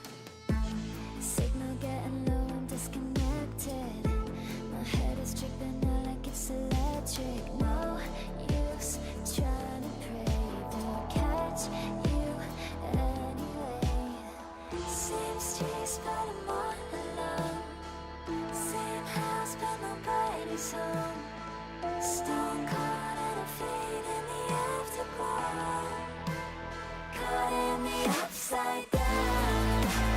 If the hand close, monsters all around. If I'm not around, caught in the upside down. Welcome back, everyone. We have got Mux back from the void. We are set to go for this game number 2. Viscous Jar versus Life on Mars. These two squads duking it out from the winners finals into the grand finals. And so far, Mux, I want to get your thoughts here because I posited, maybe the Dynamo could have been traded out, given a little bit more freedom to work with, maybe a little bit of variety instead of the one-stop shop for the Singularity. But you mentioned that it might be a whole different story in terms of how you want to play and maybe just lane assignments overall. Do we still stay by that? Yeah, I think they had a decent composition. The Dynamo was answering some questions that their composition was lacking in terms of team fight. Maybe they want to secure something that's a lot more modern and up to date in the meta, like a Kelvin would kind of fit that niche, especially in fighting into kind of what the enemy team had prepared with them in the Drifter. Be pretty difficult for the Drifter to kind of execute targets through all of that potential healing. And as we saw earlier, the Victor was also banned out as well, so it's getting banned again here. So not, Kelvin could have been a nice swap out. Not sure if it's a hero pool thing or what, but I really think that it wasn't a composition issue. I think if they set their lanes in a better spot, they can kind of get to that mid game point a little bit quicker than they did, and maybe have some more fighting power in that game 1. Well, we got the 3D models to show us exactly who will be picked up here. Warden and Abrams, 2 heavy hitters slammed into that draft. Abrams looking buff as heck, rocking back and forth, ready for the fight. You know what? Mo and Krill once more. Listen, it ain't stopping anywhere soon. If it ain't broke, don't fix it. They clearly like this Mo and Krill for the side of Viscous Jar. And I'm forgetting the exact name. What was it? Kill Kablooey? I'm gonna get this right. Karabluka. There we go. Shout out Karabluka. My bad. That's on me. But did well enough on that Mo and Krill that we were kind of questioning as they picked it early again here. But very confident in it. Life on Mars will go with Lady Geist. So that's a little bit of a switch up that we've seen from game 1. And they'll lock in the page a little bit earlier. So maybe there was an issue with those support selections, and they're opting to go with Paige, who we, seen rise in popularity and kind of dominate the scene as the kind of the number 1 overall support. Yeah, well, normally it's paired with the likes of a Yamato, with a Billy as well, and the fact that right now it's only with the Lady Geist and Warden actually has me a little bit worried. I love the grab that Viscous Jar have actually gone for here. Very stalwart frontline, very much the damage profile that they had before. Big questions abound, though. Are we going to see that Wraith banned away this time around? Life on Mars so far has deemed it a little bit more necessary just to kind of hard focus what was played last time. It seems like, will it come through this time? Yeah, it would definitely be a pretty decent respect ban for them to whip out, but I'm a little bit worried about them kind of falling into that trap, because usually if somebody's got a Wraith in their pocket, they might also have a Mirage, a very common kind of duo of heroes to kind of have in a similar player pool. So I wouldn't be surprised if, they're not even worried about seeing a Wraith ban, but they actually opt for the Rem, which is interesting. We see a lot of contest over the most applicable supports. I didn't have Rem being that high, but apparently Life on Mars knows something that we don't. Yeah, considering it wasn't picked at all in the previous series, it was just kind of left to the wayside, or the previous game. I mean, they might have a thought, but it still leaves open a lot of power picks coming through for Viscous Jar again. They get their tried and true duo of a power point here, the Wraith and the Yamato setup. Now, again, the Drifter is still open. They can still rock the Drifter. Obviously, Lord Lightning won't have the ability, but the setup, I think, is just as strong. So what do you opt for here? The swap, so another holder. At the end of the day, another hero that can kind of draw out an opponent and keep them close to the battle. Yeah, pretty good into the Wraith too, because obviously we're going to see the Silence Wall get maxed fairly early as possible. That's going to make life difficult for Wraith if they manage to catch a Paradoxical swap onto it, and they're pretty committed to this kind of pick composition right now. Lash complementing Paradox in terms of a tandem of heroes that can get into the enemy jungle, start fights on a whim, and really make sure that they conclude quickly as well with a bunch of burst damage. So I like this pivot that Life on Mars have kind of made in this situation. It's another team fight ultimate, but it's a little bit more active, and I like to see that for them. It's back. You know what? It didn't warrant a ban. That's crazy. It didn't warrant a ban. Neither the Drifter, nor the Wraith, nor the Yamato. Life on Mars saying, guys, this is what we play as. And they say, I love this so much. Calico as the last tier. Listen, you take our page, you ban our rem, screw you. We're going 4 DPS hard into this game. Yeah, it's interesting. I kind of actually like what they've done, because some teams will pick a Mo and Krill and kind of say like, okay, like that's a frontliner, you know, like we need a support still, but they're clearly showing that they don't. I think that it's a very strong understanding that Mo and Krill is a support. It's a different angle of support. You're supporting from the front line by being an engager for your team. You're not the DPS. You're not the primary tank that Abrams is going to be. You are a support. It's just a different way to play that role. It's a little non-traditional, and that's kind of what we love about Valve. So Viscous Jar buy in on that, and they go full in on the kind of like single target assassination. Life on Mars get the pocket again, which did land some pretty impactful afflictions. You got to think now that they have the tandem of the Lash and the pocket, it's going to be a little bit easier to kind of control and execute these targets with some more proficiency than maybe the Singularity could have done in the first game. But some nice adjustments from both teams. A couple of things carrying over, and I kind of like that Life on Mars have made a decent adjustment. It's just the bans, maybe we would have seen some more targeted at the problems from last game, though. Yeah, but I mean, the number of changes that come down, the main threat points are still there. So for Life on Mars, they gotta be able to bounce back. And this page, I think a lot rides on it. You drafted out the Dynamo and the Viscous, and it's all laying on this page to kind of bolster your ranks up. It's not impossible, don't get me wrong, but the safety mechanism of the Viscous, I think, stalled out a lot of those fights in game number 1, a lot more than we truly expected. So heading into this one, we got to see those lane assignments as well. You were talking about it before, I 100% agree. Where do we see the lane assignments? Where do we see these players go? Are we going to see the Lash and Pocket, or where do we get this mix-up? Especially where Lady Geist and Paradox decide to go. These two need to be scaling up very neatly to match the pace of the Drifter, Wraith, and Yamato like we saw back in game number 1. It's a very dangerous proposition, the laning stage in general for Life on Mars. They'd have a couple of heavy hitters, but like you said, Ward and Geist, they want to scale. This composition is going to take some time. It's going to be imperative that the Paradox and Lash maintain a decent amount of pace in the early game to not get far behind, so that way they can actually compete against the roaming Calico, the roaming Drifter, the power hitter of the Yamato. Like, Viscous Jar has so much mid-game spike. It's going to be very, very scary. Looking at the page is going to be a big target for the Viscous Jar team, and it's going to be hard to keep some of these heroes alive. We saw them put a strong focus on attacking Riku on that Warden in the first game, and I can't imagine that they won't go away from that plan. This, if anything, they're more enabled to do it this game than they were the last one. Yeah, I'd actually agree with you on that point. Poor Riku did not have a solid time, so we'll see if anyone else is able to help out. Tuso Fly going to be rocking out on that Lash with Painted on the Paradox, their icon namesake, and then Derpies on that Pocket. Eridus, though, once again, a little bit of safety for the rest of the squad. We'll be rocking that page with Kit on the Lady Guys. Let's get the music bumping, let's get the lanes assigned, and let's roll into this game number 2. Already some interesting pairings to kind of talk about. I do wish that they kind of slot either their Geist or their Warden on the left side of the map. They opt to send the Pocket and the Lasher. I feel like the Pocket could very easily play on the other side of the map. The Lash you definitely want to keep on this amber high ground on the left side. It's a very powerful spot to be in. But, you know, their mid lane's got some pretty good punch to it. The Geist Paradox is a decent duo fighting into that Drifter and Yamato. Both sides have really strong power in that mid lane. I do have my questions how these side lane matchups will kind of pan out, but they're fighting into a Wraith Mo on this left side. It's not terribly scary. It's the other side that's a bit of a menace. The Abrams and Calico, we do see the Leaping Slash kind of miss the first one of them, but it's a scary duo here.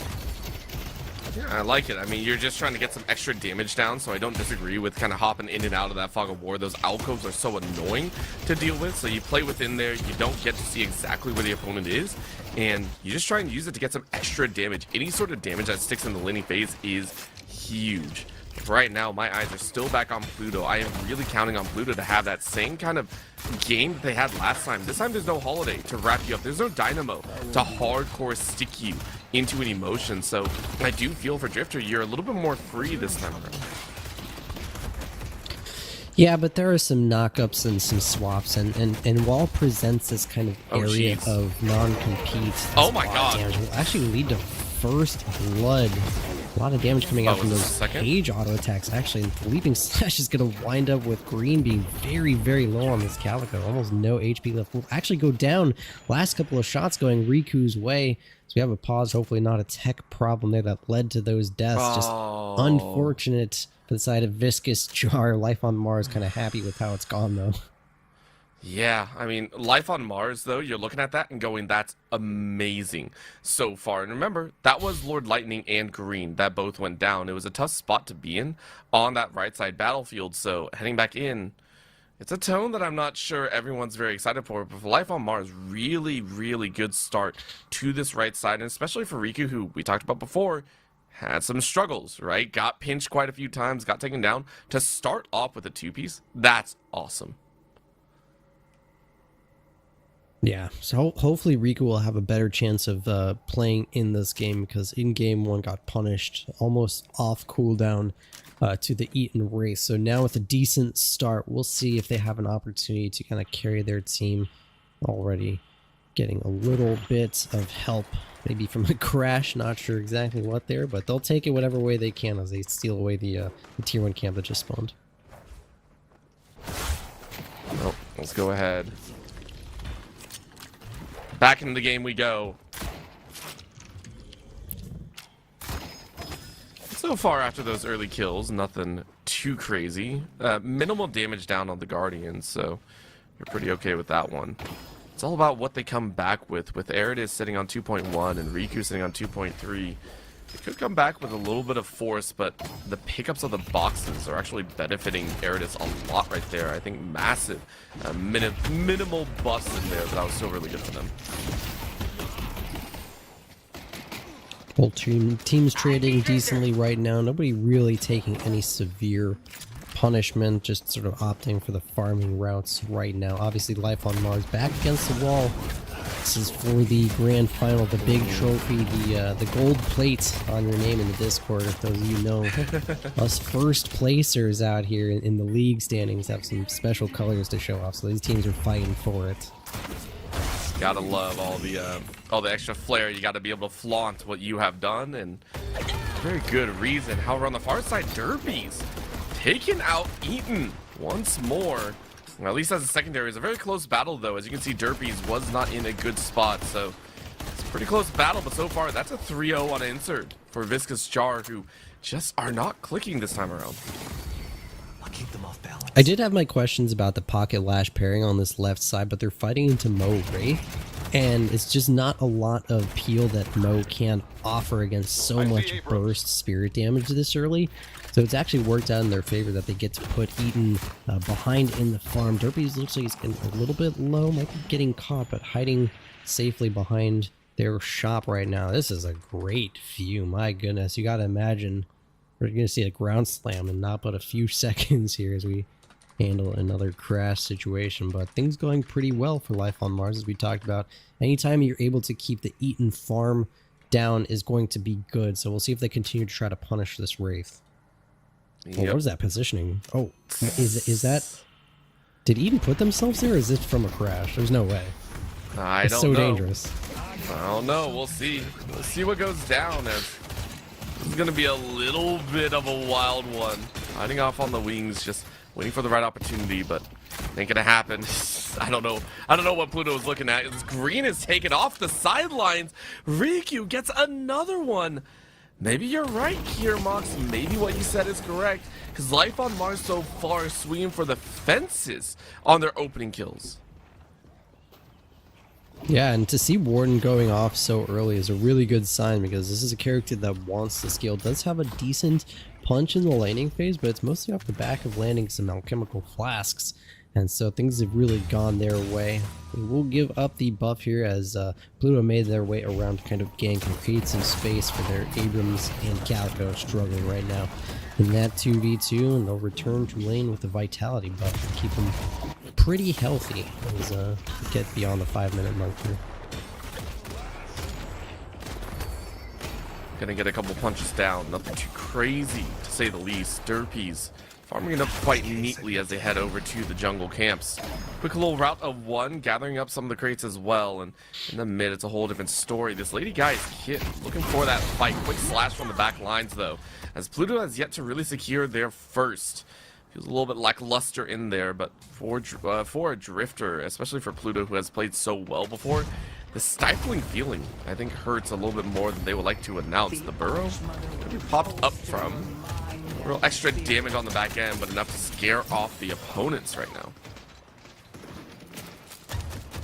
I gotta say, I'm impressed with the Riku and Erity's side lane here. It's putting a lot of pressure. Abrams and Calico are extremely threatening laners, and they've really kind of put them in their place here. You can see the positioning hiding well behind their Guardian here, trying to not give up any more advantages than they already have. And they've actually lane swapped, by the way. They've moved the Calico and Abrams into the Lash. That is a mistake as the ground slam connects for just a few too much damage. There's a nice shoulder charge, return onto the pocket, but I think Lord Lightning's going to go down for that effort, diving underneath the Guardian there. Or hiding underneath their Guardian. Looks like they might be able to escape as nice Rend connects, putting Painted in a difficult spot. Swap though, is going to try to continue the fight. Double swap, actually, I didn't even think about this. There's 2 swaps to come out in mid lane. Nobody has died quite yet. The Yamato Ult does get popped, and Paradox will wind up going down. Guys just nearly escapes through the subways. That was a funny bit. Oh, so much damage from the Essence Bomb. So Kit will actually get a nice trade kill for the effort. Maze Pluto actually stayed, just kind of gave that one over. Could have backed away, but wanted that last little bit of damage onto the Guardian. Feels a little bit of a lost cause right there. So the kill for kill is different. Mobilization though on the far end as this Wraith Eaton is trying to make some magic happen. On the right side lane, we mentioned that lane swap, or a little bit of a shift as they're going out. Maybe not a lane swap here, but on the right side, it has really been all the Riku stage so far carrying in the damage department. This Warden, much more on them. Interesting itemization too. Looks like he might have a counter spell queued up, very early one. It could be a very nice way to stem the potential snowball from a Calico or something along those lines. I wonder if they continue on with that purchase, but usually you'll see Wardens go pretty aggressive in their build, finalize their gun or their Spirit Spike. Maybe we'll see something a little bit different off of Riku, as they're feeling pretty confident in the laning stage so far, but no Guardians have been taken quite yet. A bit of punishment for the side of Life on Mars' Guardian, but that's just about it. So Sinners come up, and I think we'll take a break to kind of see who starts to invade and try to get away with a little bit of extra farm. Ooh, that shot right there is Derpies invading, at least in the jungle side, and swapping away a kill. Just finds a slow Lord Lightning for Pluto. Pluto, you're trying to do your same antics from before, but you do not have the same Souls lead as you had prior. Difficult round, as that is Life on Mars celebrating the win. Oh, what? Jesus, Derpies. This is what I have to do, Soapy. Yeah, Derpies has had a really good start, so the burst damage is absolutely off the charts right now. Might get punished. Yamato is hunting. Abrams is here as well. So Lord Lightning trying to get this finisher, but the what a Death lash. Slam actually might buy enough space. There's a chance here for Derpies to actually escape with the flying cloak, and he will. What a defensive Death Slam coming out from Fly. I cannot believe that happened right there. Fly coming in like Superman to save Derpies, who is currently on a kill streak. Very smart job to keep them alive. Sacrifice what you need, but listen, even offensive tools can be used defensively if you make the right call. Viscous Jar really falling behind here in the early stages. Things couldn't be going better for Life on Mars so far. Even when Viscous Jar had an opportunity to get a kill on a priority target, they missed out off of some tremendous defensive play. So we'll see if they get a little bit antsy in this situation. A nice swap puts Pluto in a dangerous position here, trading a lot of damage fairly well in a 2v1. Mind you, it looked like Bonk had either been taken out in that fight a little bit earlier, so does manage to hang on to their life and kind of stall out on this mid. Second set of buffs have gone around, so Abrams getting a little bit of a consolation prize in this gun as they've had a hard start. And I think they got it on the other side as well. Maybe Mo and Crow grabbed that one. Yes, a movement buff for them. So a little bit of reprieve maybe for Viscous Jar in getting both buffs. We say that, however, this is a wholly different story. I have no idea what you were hoping to find there, but it was not found easily. Of course, Bonk on the far end was able to get the first Guardian of the game, but the urn is being run right now, so it feels like Viscous Jar has swapped from the lane-centric focus over to the macro games. See if you can get souls that way. Yeah, they were the first team to kind of swap lanes out and try to change up the pace a little bit, but it has not affected Life on Mars. Despite having a pretty tough game one, they're showing that they're still very, very confident about their gameplay and their ability to kind of execute. We do see Eden tossing out telekinesis. I think this is a bit defensive though. Immediately TPs out of that scenario. As Life on Mars have 3 players situated on this side. They're actually going to engage onto Eden, very low HP, somehow surviving still, but stuck behind their shop. Swap comes out onto Mo and Krill. Last stand will be popped as well. They're sending the entire kitchen at this, but the Viscous Jar on a nice opportunity will sneak the urn tournament. And now there's quite a few low health bars. Double kill immediately for Green. Right place, right time. The Death Slam comes out. It's a disengage though, as we saw earlier, and it's not going to be enough. So 3 players go down. Nobody goes down for Viscous Jar, and they get the urn. I mean, Green just got an influx of souls right there. Nasty amount handed to themselves. A double kill plus is a revitalization that you might have needed. Of course, on the other side, we see Derpies doing some work. Scarabluca is able to find that friendly Guardian, but a well-timed play is still a kill at the end.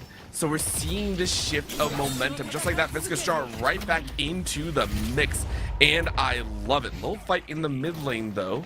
I'm not sure that's where exactly they want to be, as it's a swap for the HP bars. This poor kit cannot go much further. Eaton piggybacking off of Pluto's damage numbers as he secures a kill for himself as well. Unfortunately, not getting the last hit, which would have, I think it would have provided him a few more stacks onto his Stalker's Mark, but his Hunter's Mark, what's that skill called? We'll figure that. Somebody will tell me in my ears at some point, but either way, a stack goes the way of Pluto OG, and after a slow start is going to enjoy that Blood Scent. Thank you production, W production. Gotta give a big shout out to them. I believe it's Kashi on the production side and Dia on the observation. These two have been honed in for the entirety of this show, from Div 4 all the way up to Premiere. And I love every single moment. Quick shot coming out here though, because that swap didn't do as much as they wanted. The rest of Life on Mars starting to clean up the Guardians that have been standing tall for quite some time. 2 Guardians versus 3 flex slots are available. So Viscous Jar starting to look towards that left side flank, or in between, as they start to try and save their own walker on the left side. Headed to blue. I did hear the audio from the perspective of Paradox here. They know the Abrams is in the AO. They saw the Calico as well, so they decided to go for a little engage here. Not going to rip the Affliction quite yet. Derpy's pretty powerful in this position. Can just leap online, but the backup is arriving. The launch, the Affliction, it catches on to quite a few heroes. The turnaround is going to come from the rally. Chargemaster with that one hit onto. They're trying to collapse onto this pocket though, and onto Paradox at the same exact time. Pluto is on the hunt, trying to stack up that blood sense now that we know the name of it. Herpes though will go down, so that's a kill streak off of the board, and we actually have a DC at the same moment. We're going to get the pause. I saw it maybe before everybody else did. Unfortunate little moment as Riku is disconnected. Not a part of this fight that we are watching, but this is going the way of Viscous Jar so far. You can see the low HP bar. Despite the affliction, they really want to continue to hunt here and kind of break into this mid game after a very slow laning phase. Yeah, for Viscous Jar, this is a whole different story. I mean, this pause hurts. And this is the third one as well. The tempo shift has been palpable, I feel like. But for Pluto, I feel like this fight could be a whole different story. I mean, Pluto has been so good in the 1v1s and in the exchanges that I can foresee them just kind of carrying it onwards. 814 HP to work with, and you mentioned a little bit extra on the back end. I could really see Viscous Jar utilizing this time to kind of break forward. You mentioned them trying to... You talked about Viscous Jar having a nice turnaround from a slow early game. Their mid game has been phenomenal to actually eclipse the lead that Life on Mars had. Yeah, this fight could really change the tempo of things, and we'll have to sort out the crash situation as we're kind of watching teams chatter back and forth about it. But they do need to continue to kind of push. They have really strong mid-game heroes that they need to get online. The Wraith obviously is just going to sort of sit sideline, but we saw Eaton's proficiency in the 1v1 in game 1 against the Riku Warden, and they are even souls for all intents and purposes, so this could be a pretty dangerous scenario in the next couple of minutes while these teams kind of hunt for each other back and forth, kind of in the groups that you're looking at now. The only oddity is that Lash is not a part of this fight, but if we kind of like take a broad spectrum of this, there's going to be kind of 4v4s happening as they are currently. And if Eden has enough space, we've seen a high proficiency at kind of ripping the telekinesis and sort of going for those 1v1 kills. And that's how the last game got out of hand very quickly. Yeah, well, right now we saw that Riku was having some trouble getting back into the lobby. But it looks like we might be good to go. Viscous Jar saying, please give us just a moment to compose ourselves. We know a big fight is coming up here. Riku's a little bit worried about possibly leaving the lobby soon again. It always feels a little bit bad. This game obviously still has some things to iron out, but it's such a fantastic one overall that I think we can kind of overlook that factor. For Viscous Jar, they are wondering, again, this singular 1v1 is what we're going to watch for.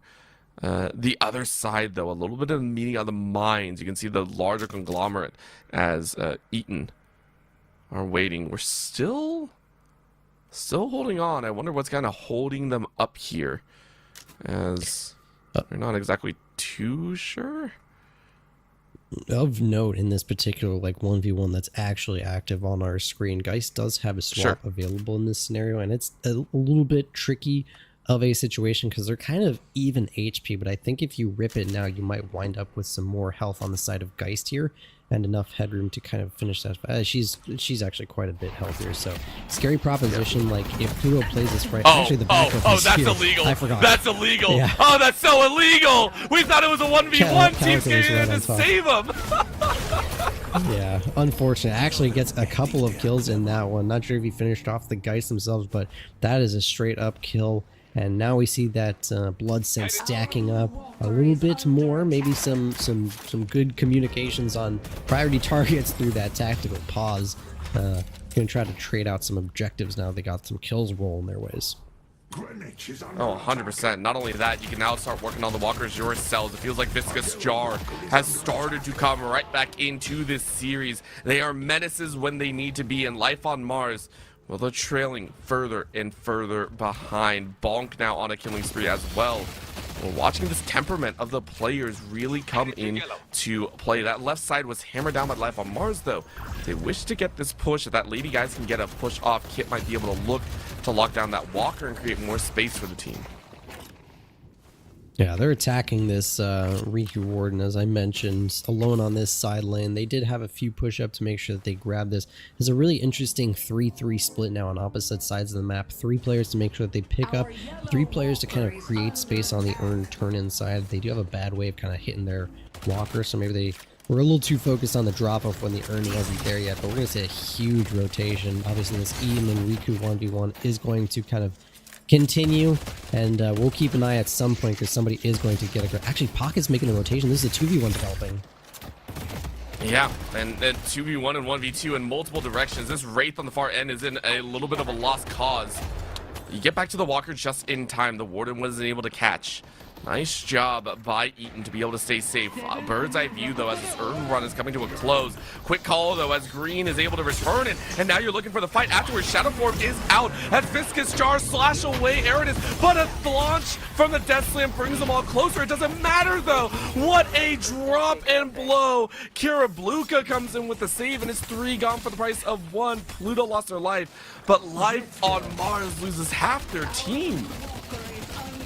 Yeah, most importantly, Viscous Jar got the earn as well, so it's not like they sacrificed anything. They got the earn and they got the kills on top of it. So we had a long pensive laning stage, and then, you know, one thing broke Viscous Jar's way, and now the hounds are loose and they're hunting on the map. And one interaction happened very in particular that we kind of highlighted at the beginning, and that is that this page is a massive target for the Abrams, the Yamato, the Calico to hunt down and finish off, and it was the first target they killed in that fight.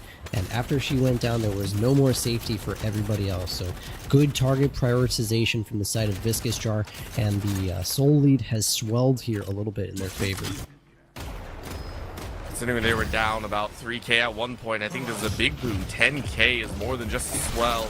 It is a call to a comeback status. Quick grab on that mark. Derpies has to run away. Derpies, who has been leading the charge in a lot of these fights, is now getting kind of bullied out here. Blinded out, has to go in with that cloak, trying to dash away from the opposing side. But it's a well thought out play, and Pluto on the hunt. Definitely a little bit slower here on the Blood Scent stacks, but they're going to keep hunting and keep looking.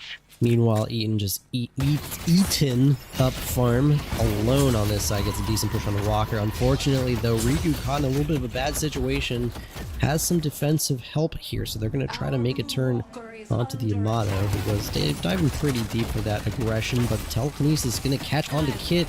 This is huge if Eaton can finish this one off. Will it hold off the silence? TP's in for the barrier, I think, maybe thinking they could grab that one. Nice counter spell as we see a combo in the mid lane. Derpy's caught. So fights happening left, right, and center. Not going to be on Eaton to sort of sneak out of this situation. Creates enough space. And luckily, Kit survives on the Geist, so that is one positive for the side of Life on Mars. But you can see the tempo really ramping up right now. Yeah, Viscous Jar on the hunt as well. Take a look at this on the right side flank. Yamato getting shot down a little bit here. Bonk trying to farm up this camp as much as possible. Get some help from the team, but Lord Lightning instead finds Fly. Fly goes down in a really smattering applause. Mid lane is the point of contact. As you can see, I love this, by the way, Pluto not caring about their HP bar too much.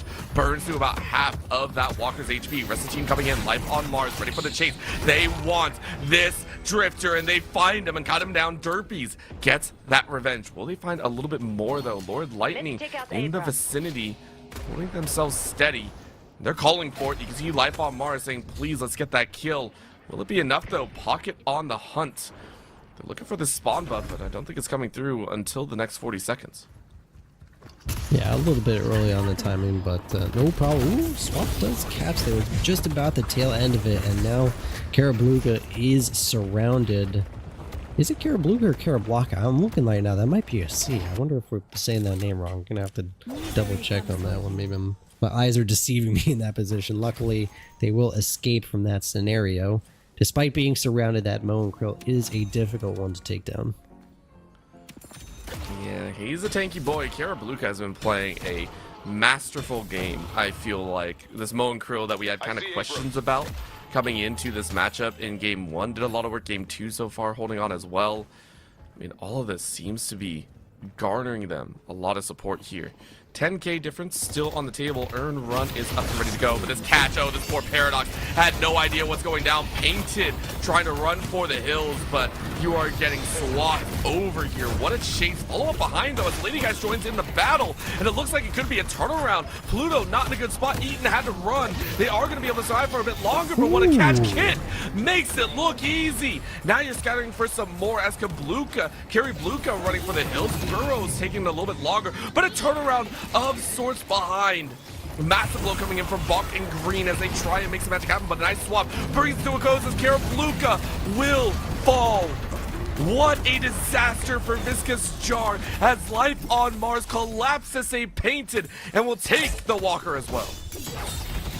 Yeah, the fight is continuing though on the opposite side of the map. They're going to try to punish for the aggression on the opposite end. Riku is the target of it. Let's see if they can make an escape of his shadow transformation to stall and reset the chain perhaps, but it's moved too far away, so is escaping for the time being, and now Lash has arrived. So Fly, Johnny on the spot to make sure that they're warding gates out of this scenario scot-free, but the carries for Life on Mars are performing way better in this game as we saw Kit, a powerhouse on that left side, really turned the complexion of that fight, and now Riku escaping to continue their farm in this game. They're going to rotate this urn over. We'll see. I think Viscous Jar might have a better opportunity to contest this one right now, so we'll see how hard they commit onto this. Let's take out Calico. So far, it's not too bad. However, the rest of the team is coming in as Fortification. Big bounce over thanks to that blast. They're going to look pretty dang close. Drop of the urn, though, to turn it onto the Abrams. Abrams goes high, looking for that slam down if they can. And a pocket going into that smoke. Big slam back on the back line, though, as the Abrams is in a rough spot. Good urn drop coming in from Aridus, but Withers out in fight. Work Kid slaps down Lightning, Lord Lightning, Bonk, and Green. Are they going to enter the territory battle? It's a whole different shift as the smattering comes through. Another blow to the back end, and Serving to go down. Painted will fall. Kid has to run for the hills. Well done to Viscous Jar as their bodies collide. Kira Bluka and Eaton are able to save face as they survive for a bit longer, and Pluto will clean up the rest. Life on Mars found a small window, but Viscous Jar quickly smashes that out. Another chain though, as the Warden is ready for the battle. Though. Rico slices through Pluto's life. Granted, Pluto only had about a fourth of his HP left, but it's still damage needed. Yeah, it's just the pace at which the damage came out is such a difference from this game to the first one. Riku obviously off the back of that tremendous start, and now have Viscous Jars overstepped a little bit on a slow retreat now. The backup is here, and Bonk will eat it on the ground slam, and some interesting questions to be answered here for Life on Mars. They've got a really nice potential if they want to try to force a mid-boss. I wonder if they're thinking about it. They got tremendous wave states and a lot of important ults down on the side of Viscous Jar. Maybe they won't be so committal on a dangerous pick, but scrapping both ways, it looked really good for Viscous Jar in that moment, but a couple of kills trading back towards Life on Mars, and all of a sudden it's you know, it's almost like nothing ever happened. Yeah, that's the nature of Deadlock though. Get to this point where things go crazy. There's sort of Relic currently in pocket. It looks like for Pluto, you're still trying to find that angle. As you mentioned, that stacking hasn't gone as neatly as you would like. Bringing out the mid wave though is the call. Now take a look at this. It's a 2-2-2 split. Everyone kind of gathering around this mid lane. A lot of the farm going to go to Eaton's way, but for Life on Mars, you have to be aware that a collapse would be imminent. Someone is going to get chased here, as it looks like they found this Paradox once more. Something Ice being used, but the Eternal Knight is out, and it's a smattering of death as Green finds that mark, but what a death slam on the back end, but it only throws Viscous Jar away. They actually get played to safety as Life on Mars kind of disengaged that fight.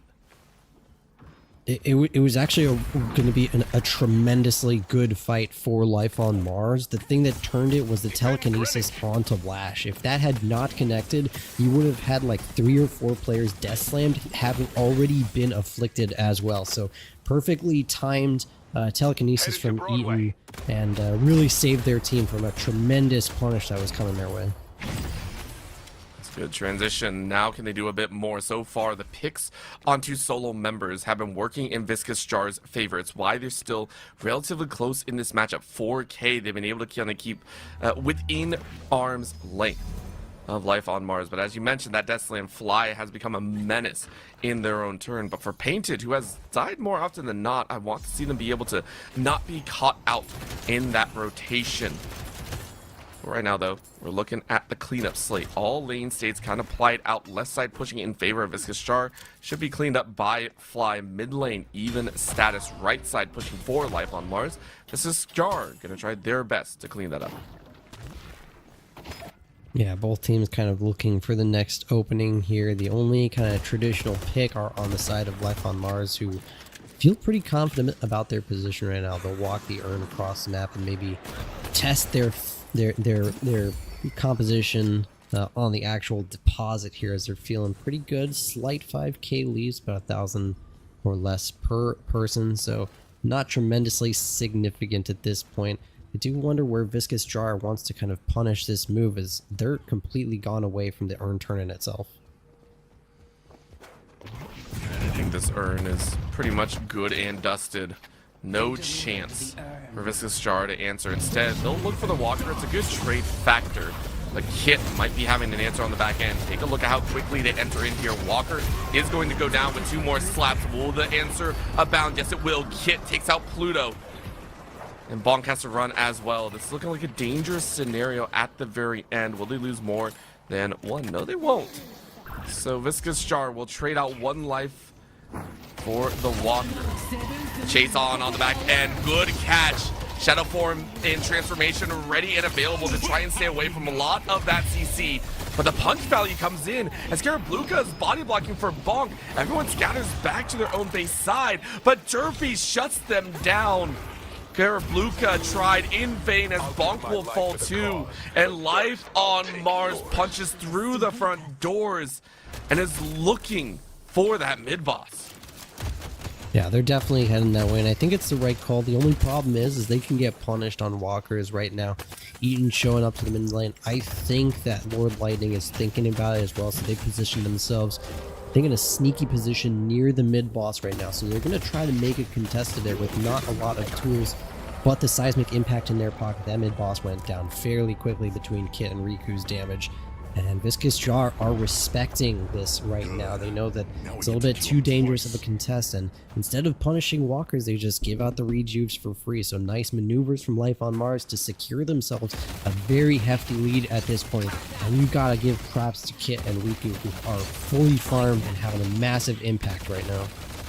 Yeah, they are blowing through defenses like crazy. Kit soaking up a lot of those kills after that Walker going down, creating space for the rest of the team. Viscous Jar have to recognize that one single fight can lose them their base Guardians. Where is it going to occur, though, as the lane states are fairly out and spaced? Really, we're waiting for Life on Mars to select a lane and group up and look for the battle. It's been an interesting pivot from Pluto because the start hasn't been so good. Oh my god, this wraparound through the veil. They're going to extend the swap as well.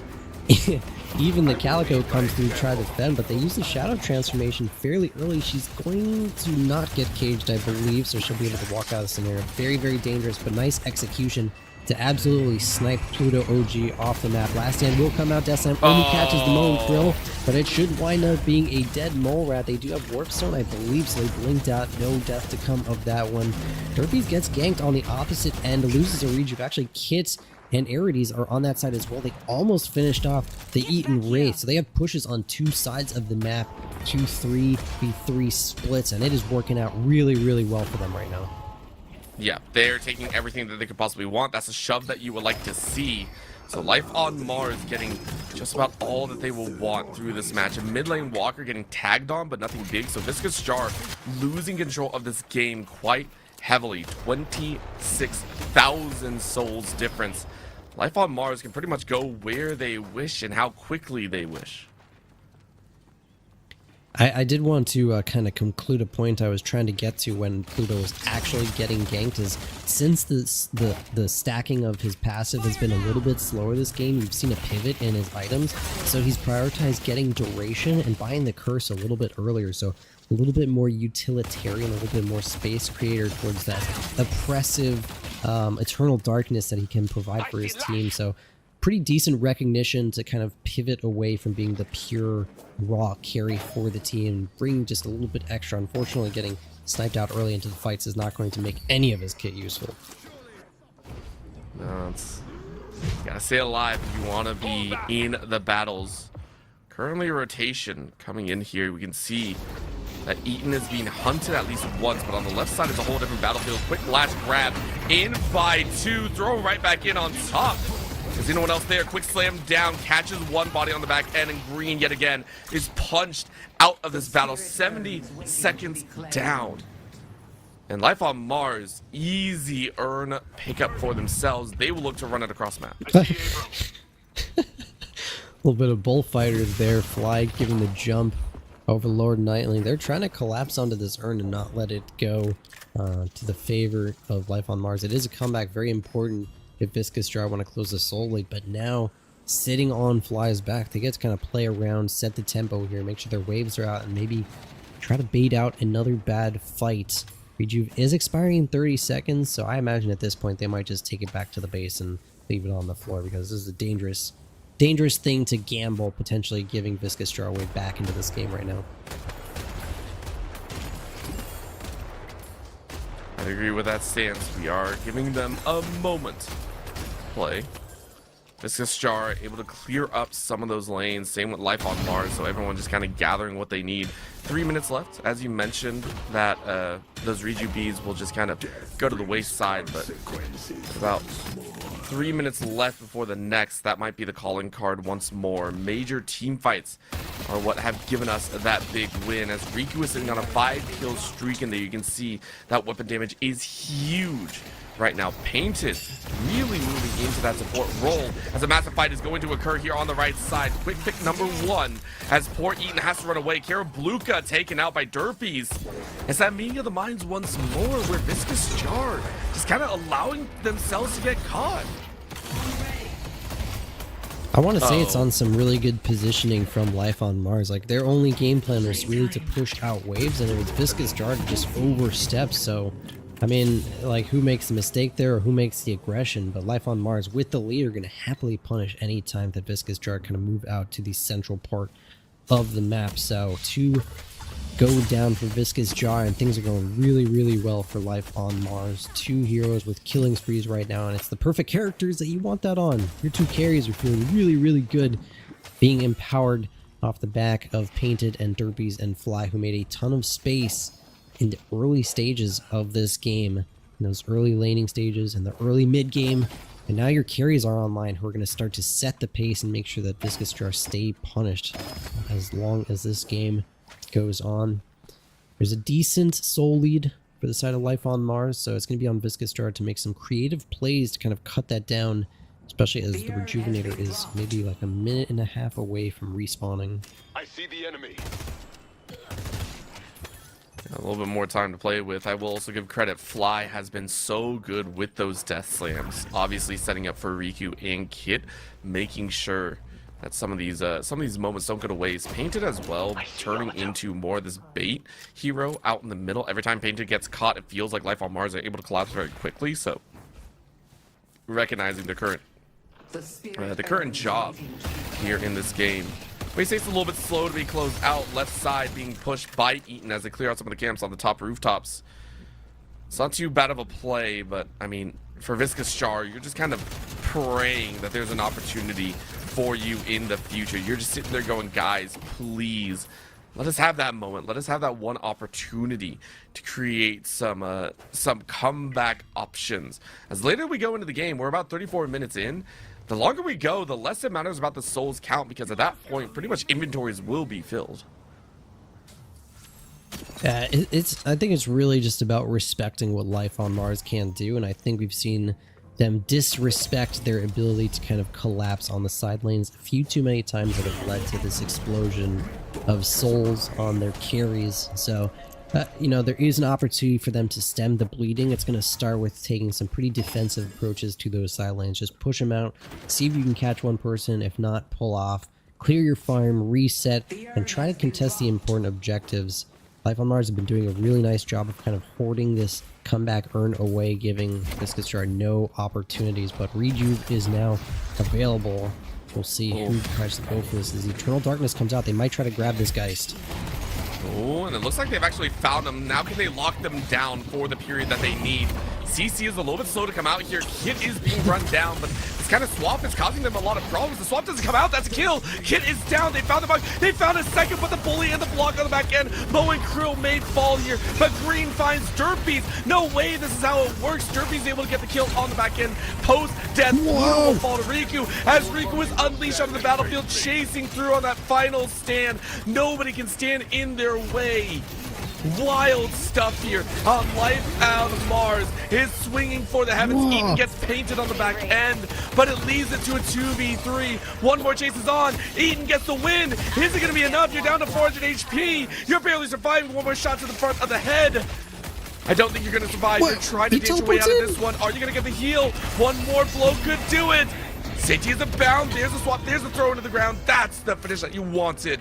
Life on Mars, after a hectic battle, is able to secure 6 kills, but they lose 4 in tow. There was a lot of spaghetti to talk about in the middle of that fight. Kind of started out with the Mo and Krill warp stoning into a wall and kind of missing an opportunity to combo the guy. She dies without swapping anyways. And then the funniness of like Warden just collapsing player after player as we get a replay. Yes, W production. You get to kind of laugh at Mo and Krill bouncing into the wall, and there's the warp stone. Yeah, that's not quite how that is going to be helpful. So gets afflicted for it. Finally gets the combo. They find the kill onto Derpies, but the collapse is here. The only problem for Life on Mars in this position is that Fly is cleaning up the side lane. Like this fight could have gone so well for them so much sooner as you see them rotating now through the backside of their base, but Riku does an unbelievable amount of damage right now on this Warden. Has Lucky Shot queued up to be purchased next. You can only imagine how much more damage they will do once that comes online. Look at that double kill in that moment. Eaton, nice job to get a trade kill in this position. And there's a little bit more slop on his back end here, but at the end of the day, Eaton does not escape. They will go down. They spend the Death Slam to do so, but we're going to come back to a decently reset game here. Still a massive soul lead for the side of Life on Mars, but at least no Rejuvenator tech to kind of contest with. So we come back to the game here and see everybody sort of cleaning out the jungle after that chaos. I mean, chaos is what you wanted, though, for Viscous Char. The fact that you were down 25,000 and you're still able to pull that off, I think that's a big dub in my eyes. If they can make it happen again, if they can find Kit kind of wandering in enemy territory, that might be big. I thought of Riku. Riku has been getting a little bit antsy. Yes, they travel with Fly a lot of the time, but if you can get that lockdown, if you can get that 2-piece, that's huge for themselves. Inventories are a little bit shy. Obviously, Eridus rocking with only 2 sets currently completed, but full inventory is coming out for Riku, who is blowing through, I believe, leveled up to 4 on just about everything. 4 and 5, no, just 4 if you want to play. Hides out for Kira Bluka as well. This Mo and Krill, you mentioned getting blown up here and there, has been really good on at least soloing out 1 or 2 members on the fight. So let's see if it happens one more time. Eyes out, though, on the wings, as Pluto is looking for a chance to dive bomb someone. Definitely looking, but I really hope that he looks at their own pocketbook with a T4 worth of souls hanging on to. I think they'll finally go back to base and kind of finish out a buy there, but shopping when you've essentially got an entire tier 4 unpurchased is a dangerous proposition, so they'll finally go and clean up that issue, put Inhibitor in their back pocket there and kind of ready to come out and deal out some damage. This is a really nice item purchase. There's quite a bit of healing coming out from the side of Life on Mars, be it the Last Stand or the Geist Drain or the Paradox swap as well. It is very problematic heal, so nice pickup for Pluto OG. It's going to also neutralize some of the damage output from Riku if he can survive the output long enough. Yeah, and you can see everyone kind of zooming around right now. Maybe using some of those tons to get into the position. But Life on Mars, they have been stalled out here for the last, I would say, 5 minutes, even though the fight occurred only about 2.5. The fact that Life on Mars haven't actually been able to push in, they haven't been able to attack any of these base Guardians, it's a testament to how Viscous Stars are currently playing. They're playing very, very smart, very comfortable in their own, not allowing Life on Mars to play. And remember, mid-boss isn't really an option until you get a kill or 2. It's just a dangerous place to play overall, and Life on Mars aren't willing to make that kind of gamble call. Uh-oh, wait, maybe they do. Following wings, that's going to be the Eternal Knight being popped here, and going to wrap around the back end. Fight breaking out in the front side. You can see that Calico chasing, gets a huge freeze on the back end, but no one else is really there to follow. The return of Shadows is going to lock you out as you're just dead. Green went in and tried to make a play, and it doesn't work at all. Life on Mars might have found their execute opportunity, as a Moen Krill will go down as well. Viscous Jar stumble on their course to a comeback, and I don't see any value or any way for them to fight this mid-boss. Bonk could jump into the pit, Shadow Transform, and send a prayer, maybe get a couple of rejuves, who knows, but they really thought that they had some more space to work off the back of that Eternal Darkness. They did not realize that 5 players from Life on Mars were there to kind of collapse on the scenario, so their measured, maybe unmeasured aggression really backfires, opens up the mid boss take, and now Life on Mars feeling very comfortable with 3 extra lives in their pockets. I mean, this is just Life on Mars running shop, finding the right opportunities. Viscous Jar looking a little bit worse for wear. Those timers hurt at the end. Now we do know, of course, with some of those extra timers at the end, once the shrines fall and the first part of the Archmother falls, get a little bit extra. There's a swap though that you really need through that veil.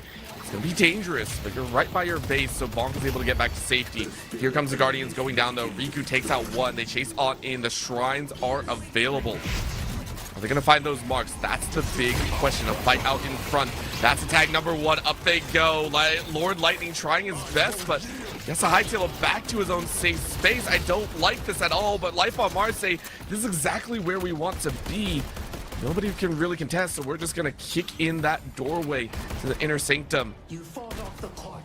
Life on Mars just holding on, standing in front of the doorway.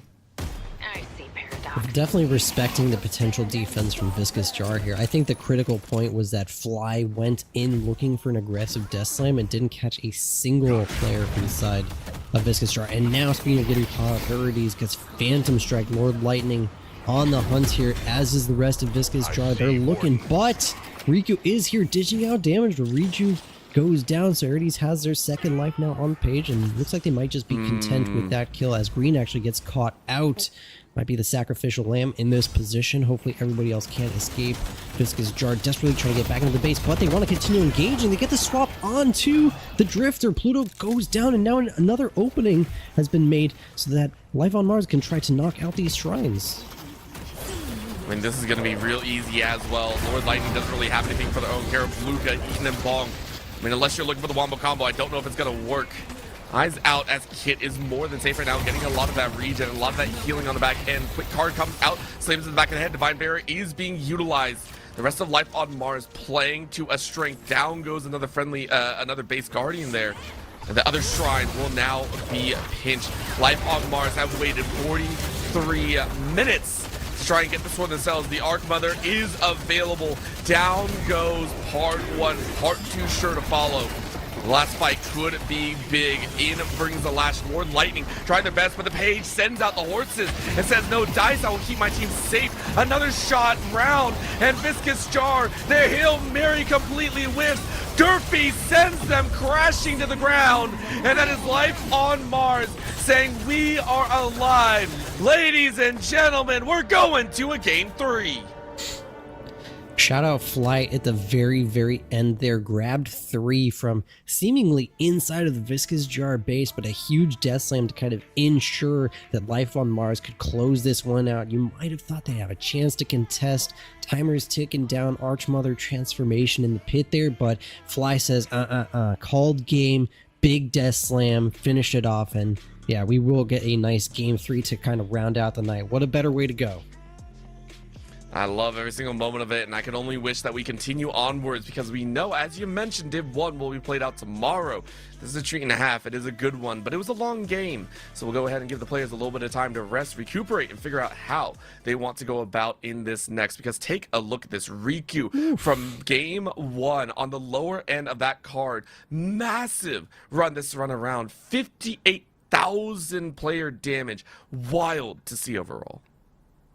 Yeah, it's actually wild to see that he won most overall damage, because Kit was kind of imperative in a lot of those mid-game fights, surviving, creating space. But at the end of the day, once the glass cannon came online, the full Exodia got summoned by Riku, really popped off. You can see only 1 death on this game and 58,000 damage. 36. He actually almost clean swept all the superlatives this game. Like, missed tying the top kills with Derpies at 12 there, missed the 22 assists, but if you're killing everybody, you can't get assists too. So most souls, most damage, most objective damage, and most healing is just crazy work from Riku in this game.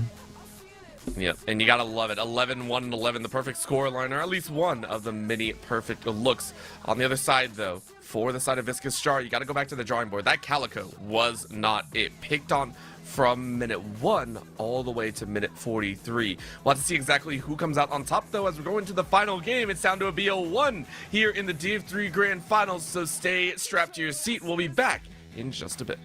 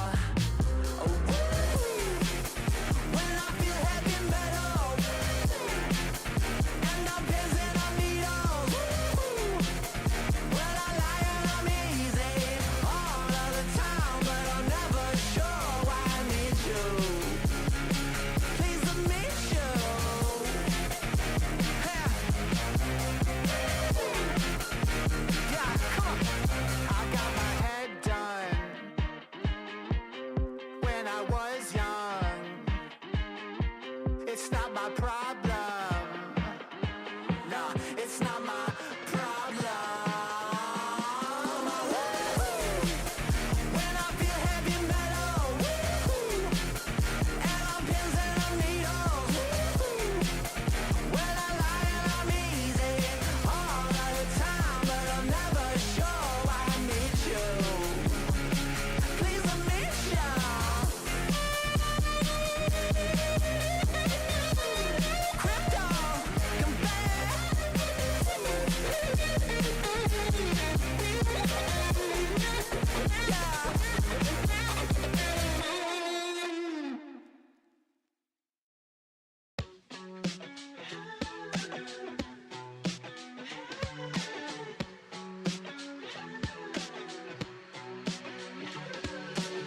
Sweet dreams, bad as it seems, I can trip my mind to a new location. Heartbreak, made a mistake, we can fix this, good as new. She speaks, it makes me weak, every word drips out, no explanation. Lips shake, she made a mistake, now I don't know what to do. Loving you was easy till you got yourself thinking out loud. But now you got me with my head in the clouds.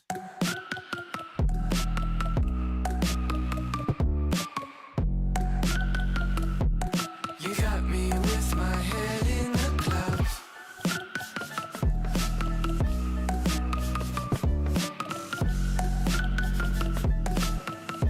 With my head in the clouds. Raindrops and mountaintops couldn't stop us sinking in bad decisions. God sent, he came and went, now we're out here on our own.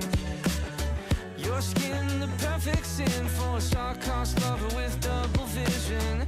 Lips shake, she made a mistake, but she won't leave me alone. A little bit of an extended break. Thank you very much, everyone, for being so patient. But we got Game 3 on the horizon for DF3 Grand Finals. Game 1 went 33 minutes. Game 2 went 43. And now I'm assuming Game 3 will go 53. I can only assume, but at the same time, it was a brutal blow. Lots of life coming out of Life on Mars, though, as they showed up, Riku especially.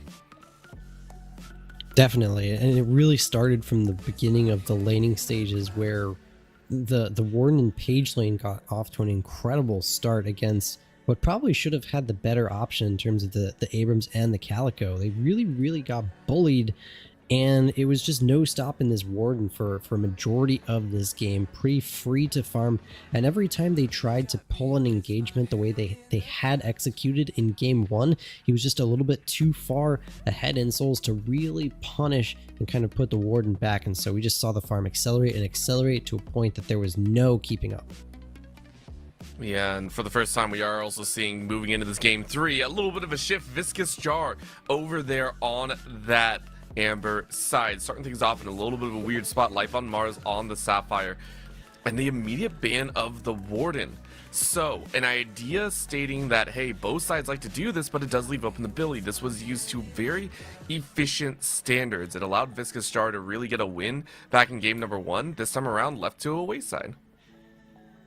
Yeah, this is the point in the draft where I go back physically and dig through the first 2 drafts, because the first ban Warden is so peculiar. Like, did they first pick Warden both games? Is that what's happened here? It is. Yeah. So Life on Mars first picked Warden. They're clearly fearful of Viscous Jar potentially taking it that early.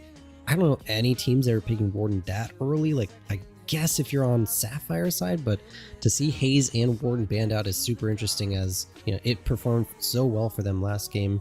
But you mentioned they get Billy, an incredible powerhouse frontliner. Life on Mars will trade that by securing the Geist again, and the Lash. Fly had a really strong performance, not overwhelming, but right place, right time, and was able to peel and create good fights in their favor. Yeah, we'll see if they can do even more with it. But that Lash, I really am looking at it very harshly.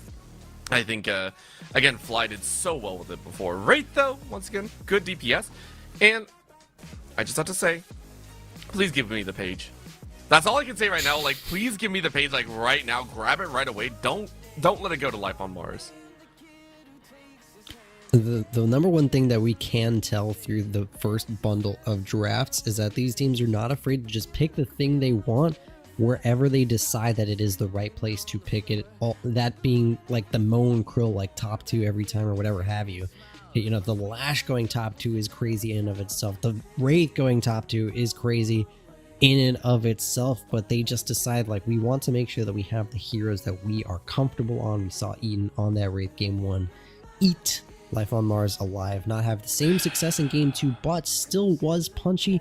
They decide again they really want this Moan Krill, and one alteration that we have seen where we don't have the Warden anymore, the Victor will go to Life on Mars in this top 3, which is a bit dangerous because you kind of open yourself up to some potential counter bans, counter picks. It's a very early Victor grab.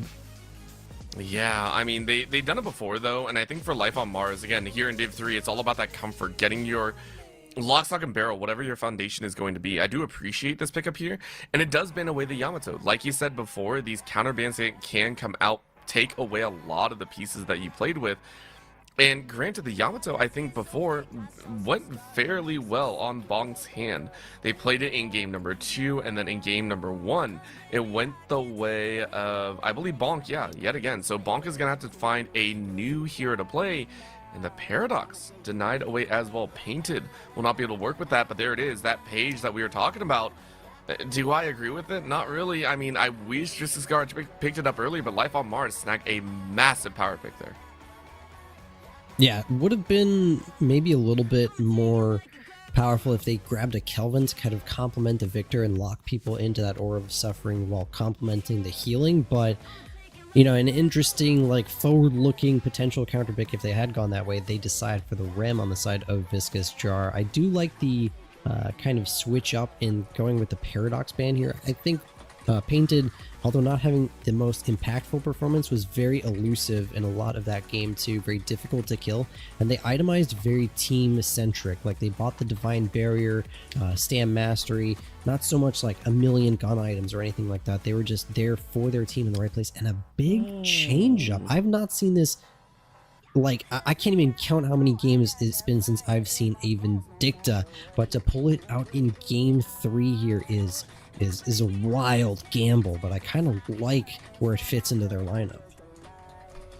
Yeah, I am still a little bit shy on this one. It feels like people are pulling things just kind of out of the bank, and for Viscous Jar, it feels like kind of a little bit of freedom. We mentioned that Life on Mars, one of the big things that they played with. Now a Mirage to follow through. Things are interesting here. So, and again, with these models, I love the way that Mina looks. We are getting all the fun picks out in this game number 3. I love that umbrella kind of shown off in the backline, by the way. Huge shout out with the 3D models in there. I'm loving that we're getting basically the culmination of chaos here at the very end. Everyone getting these power picks, going for the comfort and saying, screw the meta, just do whatever works. Yeah, it's the comfort is it, right? They're just, they have no fear to kind of pick things that they think are going to work for their side, and it doesn't, like we mentioned earlier, it's like it doesn't matter the order. Like as long as they can get the thing that they've got in mind, they're gonna grab it. Like it's just both of these teams draft so wildly. I said it earlier, out of 1,000 drafts, I couldn't pick these hero picks out 999 times. I would get it wrong. So it you know, just gamble to decide what Viscous Jar wants here with their last pick. I do think they might want to get something of another late game assurance or another like tandem frontliner to go with the Billy in Moan Krill. Obviously very tanky, but you know, they got some things to contend with. There's a lot of damage on the side of Life on Mars, and I think the Viscous is actually a really smart pickup that provides something in between support and DPS to kind of save your Mina, save your Wraith. So I kind of like that last pick to round out what Viscous Jar has done.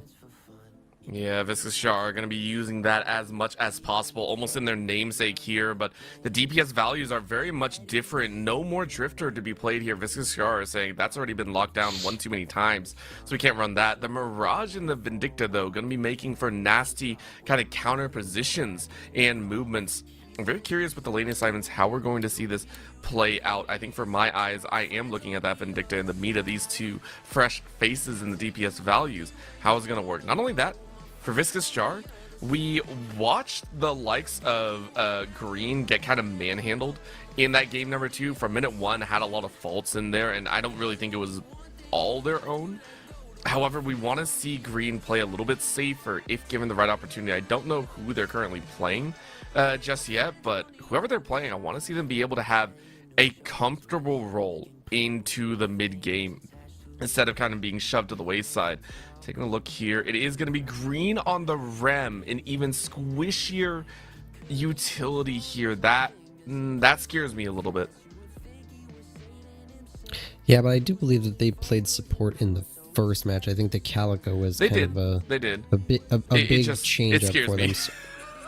Yeah, it is pretty scary. Rem has a small health bar, and you've got some targets that can snipe the hero out, especially as it flies up in the sky to try to hit the nap time. You can imagine Mirage and Vindicta are going to be looking to kind of snipe them out, but also, you know, it's not the longest channel in the world, and he can just sort of sneak out with tag long after that, so maybe they had something in mind along with that, but it's going to be a little bit of a difficult matchup. But they will be able to punish Mina flying through the sky, more importantly. So we'll have to keep an eye on who gets the better of the start. Mina obviously is going to pack a huge punch in the mid game. She's going to outpace Mirage a little bit earlier. Vindicta will have to wait and see what the build winds up being. I wonder if this might be the painted hero, as they have a lot of like pick in their toolkit. And Vindicta can kind of fit into this. Her ult has been reworked to not be kind of a soul funneler anymore, and it's more of a weapon damage amplifier if they go that route. But there is the old-fashioned like crow and stake Vindicta that's really good at picking heroes out. So it is painted on that Vindicta. We'll see what they have in store for us in this game. Game 3 underway for the glory of Div 3. That is what we're looking at here. Place your bets inside of that chat as well. Hype up your favorite players, hype up your favorite teams. We'll see who takes victory. Life on Mars over on the Sapphire side lane assignment. A little bit squiggly here. You can take a look there. Vindicta in the mid with the Lady Geist, I believe, paired up together. We'll see if that yields them results or if things are going to get a bit messy in there. Luckily for the side of Life on Mars, they've sent Rem here, so it's going to be a little bit of a quiet scenario between the two of them. There's going to be a lot of power between the Geist and the Vindicta, but Rem will do a decent job of healing the Billy up, and Billy will kind of sit around and play behind cover. Lord Lightning did a pretty nice job of piloting Billy in game 1, so we'll see if they can repeat that performance. But these side lanes are fairly explosive. We've got Bonk and Pluto finally on a different character piloting Nita this time.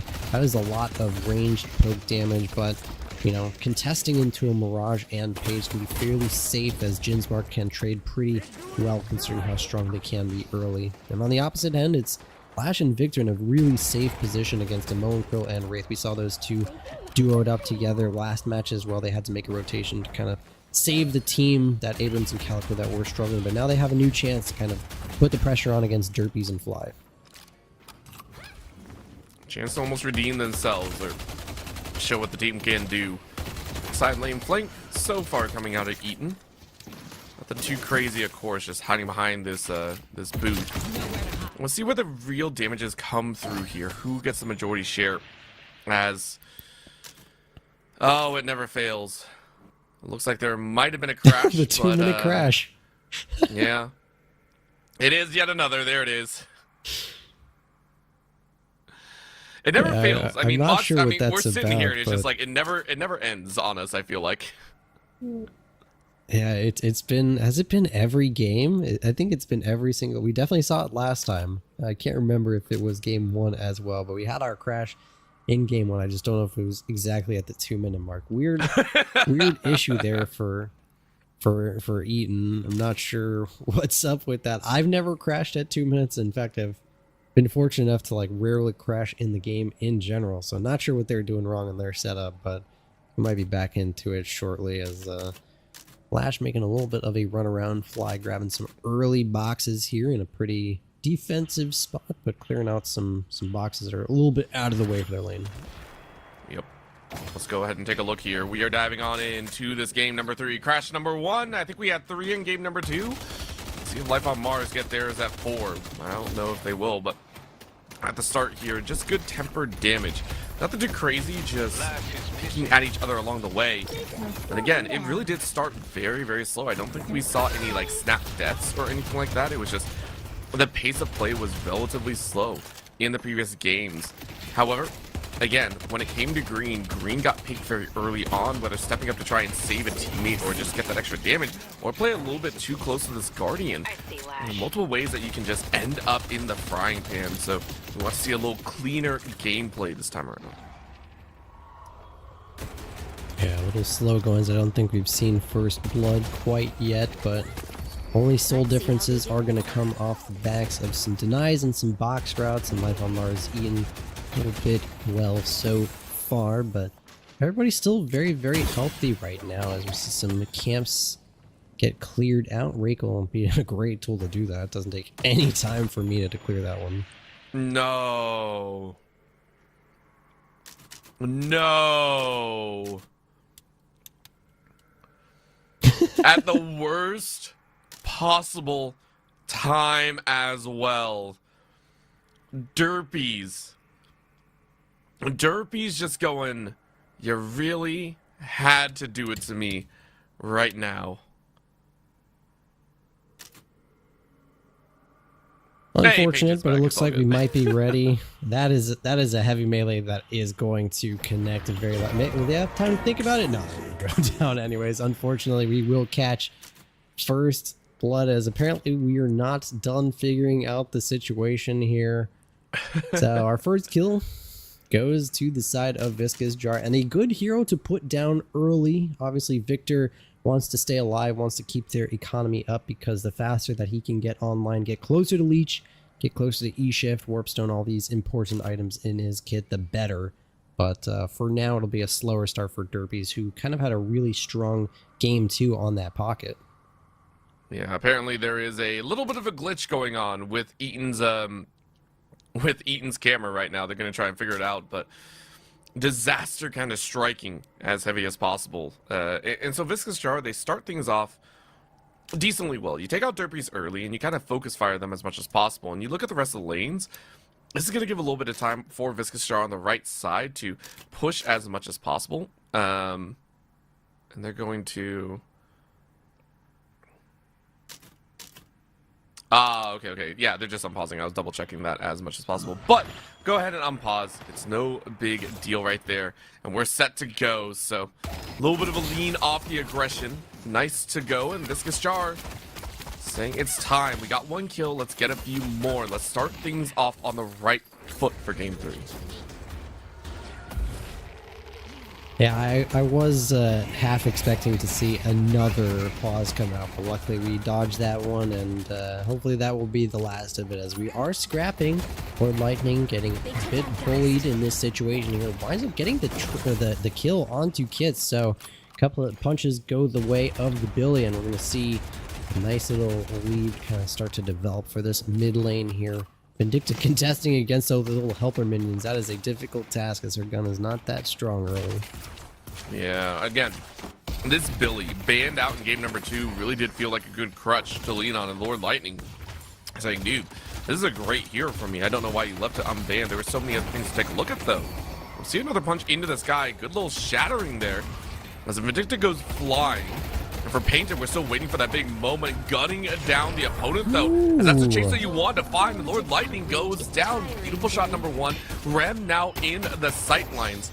Sniper isn't really available as the boons come out to play, but what a parry to hit the back end. Are you going to get the Mirage? 53 HP. The follow-through is there. 18 left to go. Are you going to hunt them down? Yes, you do. Pluto with the rundown. Absolutely Chad move by Pluto there. Looked like he was off of the bridge, but then Sanguine retreats back into the buff, gets the parry off in time. Derpy's nearly getting punished here, but Pluto, nice play to get a kill against Riku. Had a tremendous game last time, and keep that economy on the Mirage kind of stalled out as a great kill. Even Riku saying that was insane, acknowledging how cool the play that was. And especially in the early 1v1, right? In the early game, it feels great to win out over your opponent. It means that you have a little bit of leverage moving in, and especially for Arena, that you want to see that play.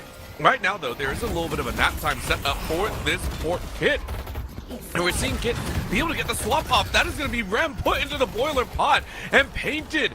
Fires off the kill. Really nice snipe. Looking for yet another on the back end. Isn't able to find Lord Lightning, but close enough at the end of the day. Well timed once again by Kit. Yeah, very, very good. Kit really did a lot of carrying to get Riku to the point of the late game Warden super carry, and again, kind of flexing on this guy so far. Riku getting punished, unfortunately, but yeah, that Mirage is going to have to find a way to turn around, getting heavily punished. One last punch. Woo, that poor little Arides Page getting bullied underneath their own shop, and this Viscous and Mina pairing are eating right now. Different eating. Yeah, it just feels so different though for Viscous Jar, right? Game number 2 a little bit slower. Game 1 also didn't have this kind of expedited kill threat. We did see it moving into like the 8th minute or so, I think, but this early start to 3 kills so far and keeping the opponents of Life on Mars low, huge window and advantage over the side of Viscous Jar. As if they continue this kind of lane matchup, they continue this Bruiser-esque matchup of getting a kill here and there, pushing in to those Guardians, we could see Viscous Jar getting a massive lead and just kind of steamrolling through the mid game. I see Geist. Most importantly, the side of Pluto is making a nice rotation on this mid. She's going to try to collapse on this Geist before she gets her swap. It does take a huge bit of punishment, and they will find the kill. Pluto really showing off on this Mina. High level of proficiency. Snipes the Geist kill underneath their own tower. Man, an assassin in the night as she just flies off. Sporting that umbrella. Floating through the air. They will try to get a dive. The chain gang does not connect on Vindicta. That was an ambitious try. And now Kit is back. Now Lord Lightning gets taken out. Didn't expect Kit to get back here so quickly. Not only that, a lash throw from the back end as Fly gets the death slam, and it's another catch on the end front as you cut off multiple, but that's a slam right to the back of the head. What a save by Kira Bluka, as Eaton is saved at double-digit HP. Absolutely monstrous parry to save your carry in that spot. Eaton survives with just about nothing, and Pluto is relentless on this pressure in the side lane, looking for the finisher on Page, but splits the damage between two. Arides will go down from the bonk pressure on this Viscous, and now Riku is trying to travel her out. It is a desperate attempt, doesn't sneak out behind the box. Actually, nice maneuver, great timing, just barely gets away. A huge moment right now in this game. If this Mirage had continued to die and falter, it would have been a huge problem, but Pluto going to be beating themselves up, missing a kill there. Of course, for Pluto, you're not overly worried about that. The kill was secondary. Primary are the Guardians. What a slam and a grab, though. This Vindicta not in a good spot. Needs some help from the team. Is it really going to work? Another pop to the back of the head as you're just down. Lord Lightning, this is why you died earlier. You're chasing some of these low HP targets, and I love it so much. Green making sure that they live, and Pluto just says hello, bites in the back of the head, immobilized by the captivating read. And Arid is barely able to survive, but Viscous Jar on a rampage right now here in the 3rd game. Yeah, this is a pretty significant solely considering we're only 9 minutes in. It's about 7,000, so pretty impactful at this point. But, oh my goodness, that snipe does a lot of damage. Lord Lightning just barely surviving, and Pluto is here to try to trade something. Very low HP, though. Dangerous game. Painted, unfortunately, out of snipe charges. Could get it back with a recharging rush, but Mina will get stunned going over for the buff. It's just a bit of extraneous damage. Nobody is there to kind of collapse on it. Victor will get a health buff. Going to be pretty nice for Derpies here to kind of reset and try to manage as they head into this mid game, but a lot of heroes have collapsed on this mid. Pluto taking a bit of punishment, might be in trouble. Ooh, that's a chunk and a half, painting a picturesque moment as Life on Mars are starting to steal a march back here. This flight taking him so high. Another snipe to the back of the dome. Can you find the kill? Yes, you do. Painted on the Vindicta, bringing us back to the early days right now. Yeah, Painted's showing off a little bit. We were questioning the Vindictive pick because we just haven't seen it that much, but the snipes are landing, and it is providing punishment. Just as much damage, though, coming from this ball, and there are no drunk drivers in this car. Well, maybe one odd bounce as Bonk is going to make it look like it was intentional, heads off to the side, but ton of damage just rolling through. Arides and Painted not punished for the extension. They do get the Guardian after all, so a nice job out of this mid lane. It's going to be a significant amount of souls heading back to the way of life on Mars. And that early lead from Viscous Jar shrinks just a little bit. They do have 2 other Guardians to defend. We are kind of evened out at this point. Yep. With a lot of the game going down, Pluto picking up that urn, looking to make a run for Viscous Jar.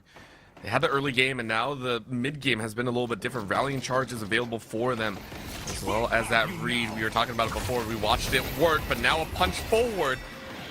The catch 1, 2, 3, and the slam back on 3. Alka, the horse's multiple stun, as this is life on Mars, bringing the Wombo to the combo. Eaton goes down. Bonk and Green are close. Karabluka will go bloop. And that's exactly what you like to see. Life on Mars winning out big to enter into minute 12. Yeah, and the late rotation from Painted to make this 4 heroes on this side of the map. The Soul Urn is very close nearby. Spectator bug, we've got an invisible model. Oh, you know what this is? I think this happens sometimes when you Sanguine Retreat on Mita. She's like, her model is like slightly invisible. I don't know if that the players can actually see that or not, but it's a strange little bug. I think next time she Sanguine Retreats, it'll kind of correct itself, but that Jar is just in an oddity of a space. Is she actually invisible? Oh, she's actually invisible. She's on the same rooftop as Lash right now, and I gotta be honest, this is a kind of a good guy pause, because if you're Pluto right now and you are invis with the urn, I think you just walk it in and kind of turn that urn in, but good guy Pluto opts to kind of pause the game and kind of talk it out with both teams. If they do, I have mentioned this already, if they Sanguine Retreat again, this bug will kind of reset itself. I don't think they need to do any unsticking or dying, but they are holding the urn, so it's a bit of a precarious thing. I wonder, we could see the ultimate spot of sportsmanship if they just sort of handshake this and reset and let Pluto kind of Sanguine Retreat this, but an interesting situation as we've paused to talk about it. Yeah, I mean, that would be a huge respect play for sure, but maybe they hear your voice, maybe they hear the call down from the heavens. If they do, that's huge, but it is, I think they are going to give it a shot. I think they are going to go ahead and just kind of run it out. Let's see what they decide to do. If they can get them unstuck from the invisibility. It looks like they're going to die at the hands of Lash. Is that what they're going to do? Quick little slam, though, as they just jump into the battle instead. And I'm unsure of how well that plays. The Burrow is going to give them a little bit of space to work with, but we're going to dash back in for a bit of a fight. Viscous Jar, there it is. Mina is alive. Jarwood's drop a kit, finds Green. What a snap to the back of the dome. Green falls one more time, but this time I can't really blame him. Painted is on another level right now with this endurance on the duration of that flight.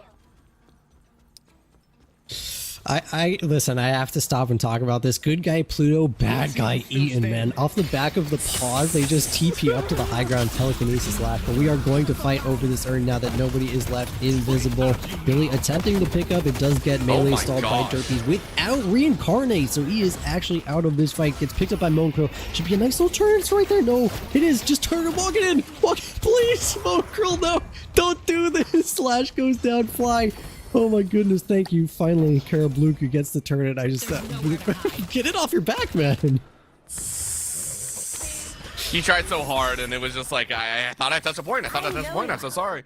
Life on Mars, though, scattering for the wins. Thankfully, Painted was able to stay alive with about 80 HP, but the Guardians actually went down in the interim, so Viscous Jar actually getting a massive lead there, turning it back in their favor with the 3K lead, so balancing it back for themselves in a way that we didn't see earlier. So really nice job by Viscous Jar to bounce back. The urn plus the Guardian will net them that lead, but Viscous, Bonk is getting caught out here. The full rotation to kind of collapse on this. The blue ball is bouncing around. Ooh, Ooh, does not have enough to escape, so the kill very luckily goes over to Riku, and that's much needed at this point. Up to 12k souls. Mina partially caught out here. Sanguine Retreat is used. Actually has another teleportation. Should be okay. Has a little bit of... Ooh, dangerous grab of the zip line there. Risking the potential hyper line for the escape, but does narrowly get out in that situation. I mean, poor Bonk just taking the brunt of that blow. Painted has been on another level, though. We have to give credit where credit is due. With only 11,000 souls in the bank, they are flying through what feels a lot of these fights and really kind of putting the pressure on Viscous Jar. It's given time for Kit to really soak up a lot of those souls. 15,000 so far, but what a tether and a grab right out here in the boons. Able to pick up one, though. That buff is huge, but you're grounded for the time being. A quick flight up as you dash away for the moment. It's Vindicta scattering to the winds. Things are getting messy as Viscous Jar is starting to hunt for that bird of prey. They definitely have a really strong mid-game comp to this, so they do need to like run around and press and make sure that Mina stays on her timing. With the Viscous, with the Moan Krill, with the Billy, they should be teaming up and hunting, because this late game scaling from Life on Mars is a scary thing to contend with. You can see this Victor slowly but surely getting into position, recharge done, resilience online, torment pulse there, so next time they get to Leech, they're going to start to get scarier and scarier. Luckily, they found Kit in the process, so another kill goes the way of Pluto. It's just one of the many carries they have to kind of put down on Life on Mars, so the longer this game goes, the better it'll be for the Sapphire, or excuse me, that's an antiquated phrase now, no longer the Archmother side. The Hidden King tries to secure victory in this winner-take-all Game 3. You know what? I'll always call them Amber and Sapphire just because of the color recognition. It's way easier for me at this point in time. But I do agree the Archmother side of things may get better as we go along. But the Hidden King squad for Viscous Jar, they're looking a little bit better in their own. Yes, Green has been shut down, but Lord Lightning, as well as Kara Bluka, and people to make amends here. You can see them shifting around there in the mid, maybe looking for a pinch of their own. They have to be a little bit worried about this catch from Fly. Fly has been moving around the map so efficiently, waiting for this urn, as the urn kind of waddles its way into never-ending worlds. Viscous Jar, though, they know they have the right moments and the right strengths to create a win for themselves. As will they take it in time? Jungle still being cleared out, though, as Pluto says, I want some gold too, or want some souls. There's the urn pickup once more. Life on Mars is going to try and make this run. Yeah, I'd almost like to see them kind of just continue to hold this, or maybe try to bait something out, because Painted's in a really powerful position, but as of the last few minutes, it's kind of stalled out, so this snowball that the Vindicta had been on has been kind of quieted down, and now Viscous Jar have a lot of players sitting on this side of the map to contend with this potential urn turn in, and Life on Mars will sniff it out, so they'll just drop the urn. Somebody will collect it and kind of bring it back, and I think we're just going to see this kind of stall out, even with a really good push on the opposite side, and has a favorable matchup into a page. This is a bit of a mistake. Riku will teleport in with the Traveler. Couldn't tell if that was a missed TP from the Wraith, but now we're going to come down to the invite. Oh, but a nice slam back as everyone is tethered up. What a pinch into the air as well. I've never seen that situation occur. As the Lash is like, dude, what the hell just happened? However, Lord Lightning was sniped away as Painted covers their team. Still waiting for that big moment to crash, though, as Painted dashing around inside of that hallway. Gonna be locked down, though, as a Viscous puts you away, but a good shot on the back end with the Victor in tow as they fly on up for a shot. Fly picks up poor Green, and Pluto and Kara Bluka can do nothing about it. These shots from the heavens are wrecking shop, but Eden smiles away on fate. Riku goes down. Fly is very low right now, and the Vita scattering for the win. Derpy still picks it up, though. Really nicely done to get that urn rush. Now can the rest of Life on Mars get the final blows? Kid snipes out Bonk, turns around for another kill. Pluto wins it out, though, as Lord Lightning swings in for the fray. Derpy still on a high and a half. This Victor is doing wonders. They'll finally go down here with a final blow to the back of the head. They are trying to run. What an immobilization, though. Captivating field activates and gives Derpy just enough time to run. Meanwhile, the entire time this is going on, though, that was Eaton to get the walker at the cost of their own life. It's hard to like want to go back, but I just want to talk about the impact that strange little interaction between the Lash and the Moe and Krill combo. I think he grappled and comboed at the same time, so the momentum pulled Moe and Krill up, actually winds up keeping Fry alive for just long enough for the team to stall out and for him to get a better situation at Death Slam, even coming back into that fight with really low HP. They wound up winning the majority of that fight and securing the urn, and then wound up overstaying just a little bit on the back end. So that's where we saw Viscous Jar coming in with Lord Lightning to clean up a few of those kills. But overall, pretty good trades for Life on Mars. They wound up getting the urn, but they did lose Walker on a split push. So even with the heads up maneuver, it's kind of claimed the first flex slot of the game. Opening up, giving yourself some space. Inventories will be stacked very, very soon. 20 minutes into the game, halfway for what we've seen so far. But of course, an urn run can change all that. We were even Stevens for a bit, but the Souls run could be the difference. Eyes out though, wave push on the right side, mid covered by Life on Mars. You can see Pluto maybe looking for a chance, get some more damage, but what a chase in. This 1v1 could be a power source for themselves, but the card doesn't land. So Painted is able to escape once more. Uh-oh, backline. Oh no, this Mina. No, you don't like this at all. Scattered to the wind, the bats calling you home, riding the highs of the Big Apple. And I like that Derpy's is like, not a chance. Ain't no way I'm catching that. Yeah, definitely a lot stronger position right now. The Victor is getting to a point where he can actually come out and contend a lot of fights. Leech is online green, incredibly low.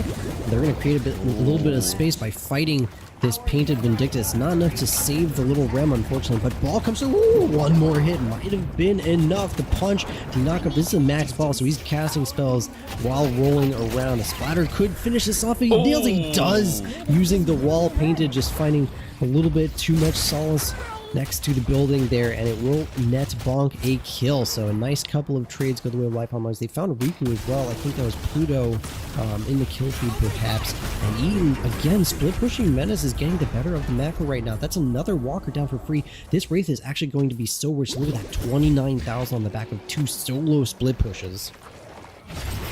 Yeah, that's a massive boon for them, honestly. Life on Mars is actually getting dragged in 15 different directions, so they gotta make play here. They're going to try and lash ult into one, into the slam down as they get the kill onto Lord Lightning, but that's only a Billy. It's not the biggest thing in the world. Another eye from the sky, though.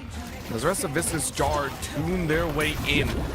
Here comes a rotate, though. Can Viscous Jar ply their time enough for Eaton to join on in for Life on Mars? You have to recognize that this is looking a little bit dangerous in front of their side. Derpy's finds Bonk one more time, but there it is. Slowly Hex being thrown down. Moe and Krill locked into the corner. Fly trying his best to stay alive. But what is this teleport? Up onto the high ground. That was crazy to watch from Eaton. Eaton wanted nothing to do with that battle. Yeah, it's a really strange defensive teleport when it looked like Viscous Jar really wanted to engage that fight, and now Life of Mars, they had a really strong push and a split push actually from Kit that netted them a Walker, and off the back of some aggression and literally no ultimates on the side of Viscous Jar, they're actually going to make a really, really gutsy call, and I am loving it from Life on Mars. Mid boss is down, and we're going to have a big freaking contest over it.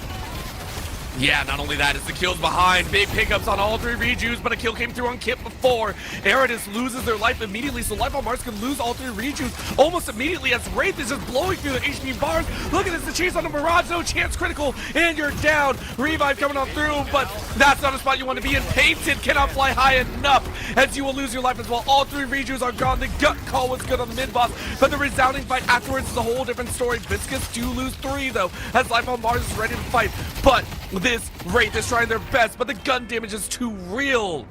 Life on Mars wipe their brow as Viscous Jar lose 4. Honestly, pretty sloppy targeting from the side of Life on Mars because that went really, really well for them. Unfortunately, Eden got a very early rejuve kill just off of tossing cards into the pit, and the only one to commit in turn was Riku, who lost the 1v1, and then that gave enough space for the Wraith to kind of sneak their way into the fight and find a kill onto Painted as well. So we literally watched from our perspective Eden take all 3 rejuvenators for the side of Life on Mars. Luckily, they did manage to win the fight overall, but they lost the rejuvenator buff. They do get all the money that it was worth, however, so that's why they do have a soul lead on their end, but they would have liked to keep at least a couple of those. So nice job by Eden to trade really, really effectively. Well, not just that, a 3k lead after a mid-boss take. Normally you would see like a 7 to 10k, right? Like that would be a much higher lead. So even though they stay ahead, it's not as ahead as they wish. Now remember, these walker takes have really started devastating their field of battle. Viscous Jar only need the mid walker right now if they want to start really hammering home those base guardians. We'll come through though, and that's going to be one of the buffs claimed by Karabluka. Make sure to get it for their own team, and now running out for another fight. You can see the meeting of the minds here on the right side of battlefield. Multiple members line up to fight. Mid lane though, a contest between the Lady Guys and Wraith, as this is a big collapse coming in on Eaton. Eaton not in a good spot, is trying to TP away. Is he able to scatter to the winds? Good chase coming in from Fly. Fly might be able to maintain this advantage. 1, 2, and 3. Looks at the HP bars, but turns instead on the other members as that's poor Viscous running for the hills. Bonk, not liking it. Break to the back of the head though. Viscous Jar able to save their Eaton.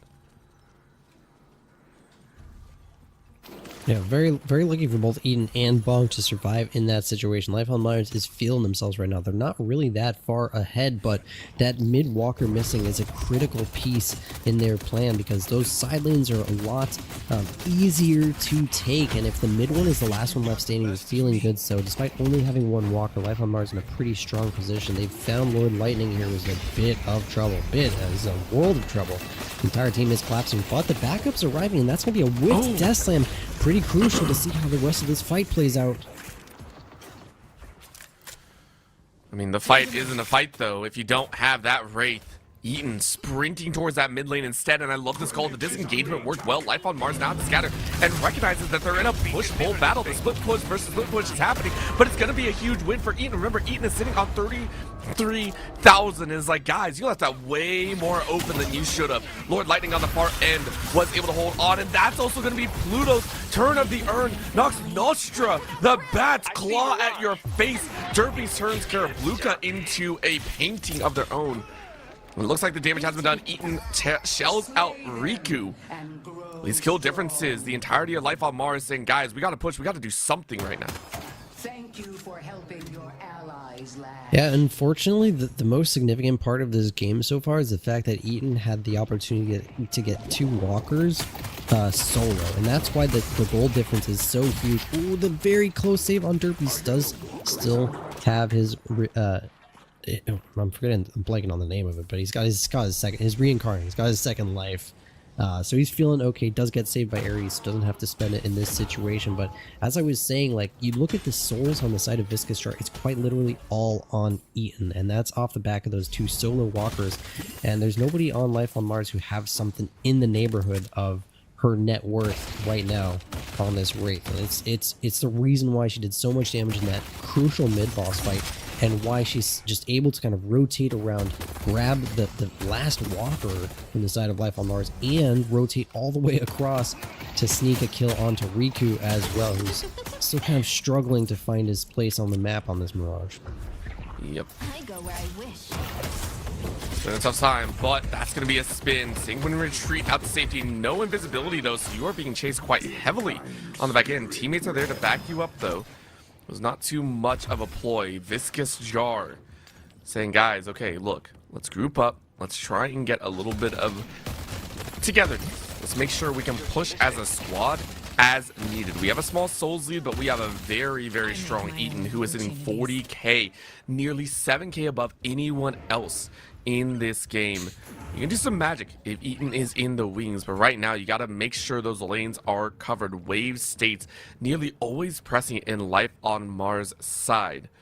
His life on Mars is starting to heal up a little bit more as well, but that's a 1v1 that you want. Again, in the rotations is all about those catches. And look at the damage shred. Easy kill by Eaton with some help from the back lines, but now you got to get back to safety. Actually take out Riku.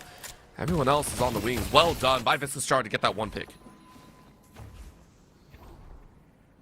Unfortunately for Riku, this is kind of doubling down the punishment off of just having a bad game so far in this third one in our series. Like, just rips the tornado way too early. You have to know that if you see Wraith, telekinesis is going to come out. You have to dodge that skill or you have zero chance of surviving that gank.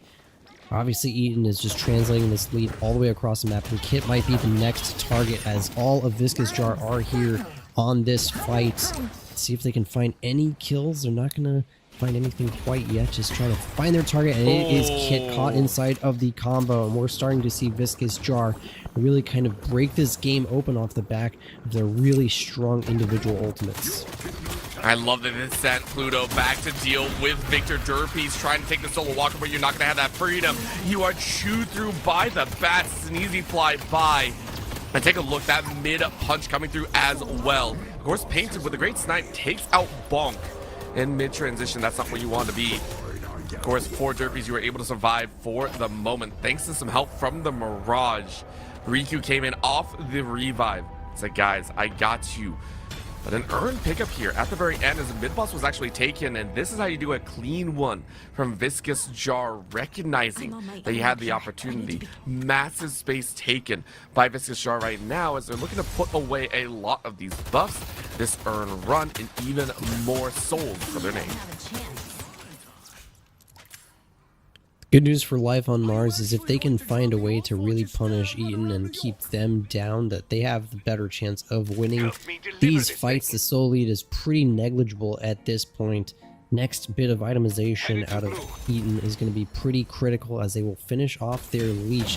The only thing keeping them safe is Dispel Magic, so if a curse comes out from the side of Life on Mars, which is prepared on Arides, it could spell a bit of trouble. It has to be a really focused effort to make sure they catch this Wraith. If they do, there's not a lot of punching power on the side of Viscous Jar. We'll see. Has to be a strong concerted effort, but for right now, they're going to give up the Rejuvenator. It's not a very Rejuvenator, excuse me, the Soul Urn. It's not a very significant one, and they'll just make sure that their lanes are clean, their farm is cleared, and they'll defend the base.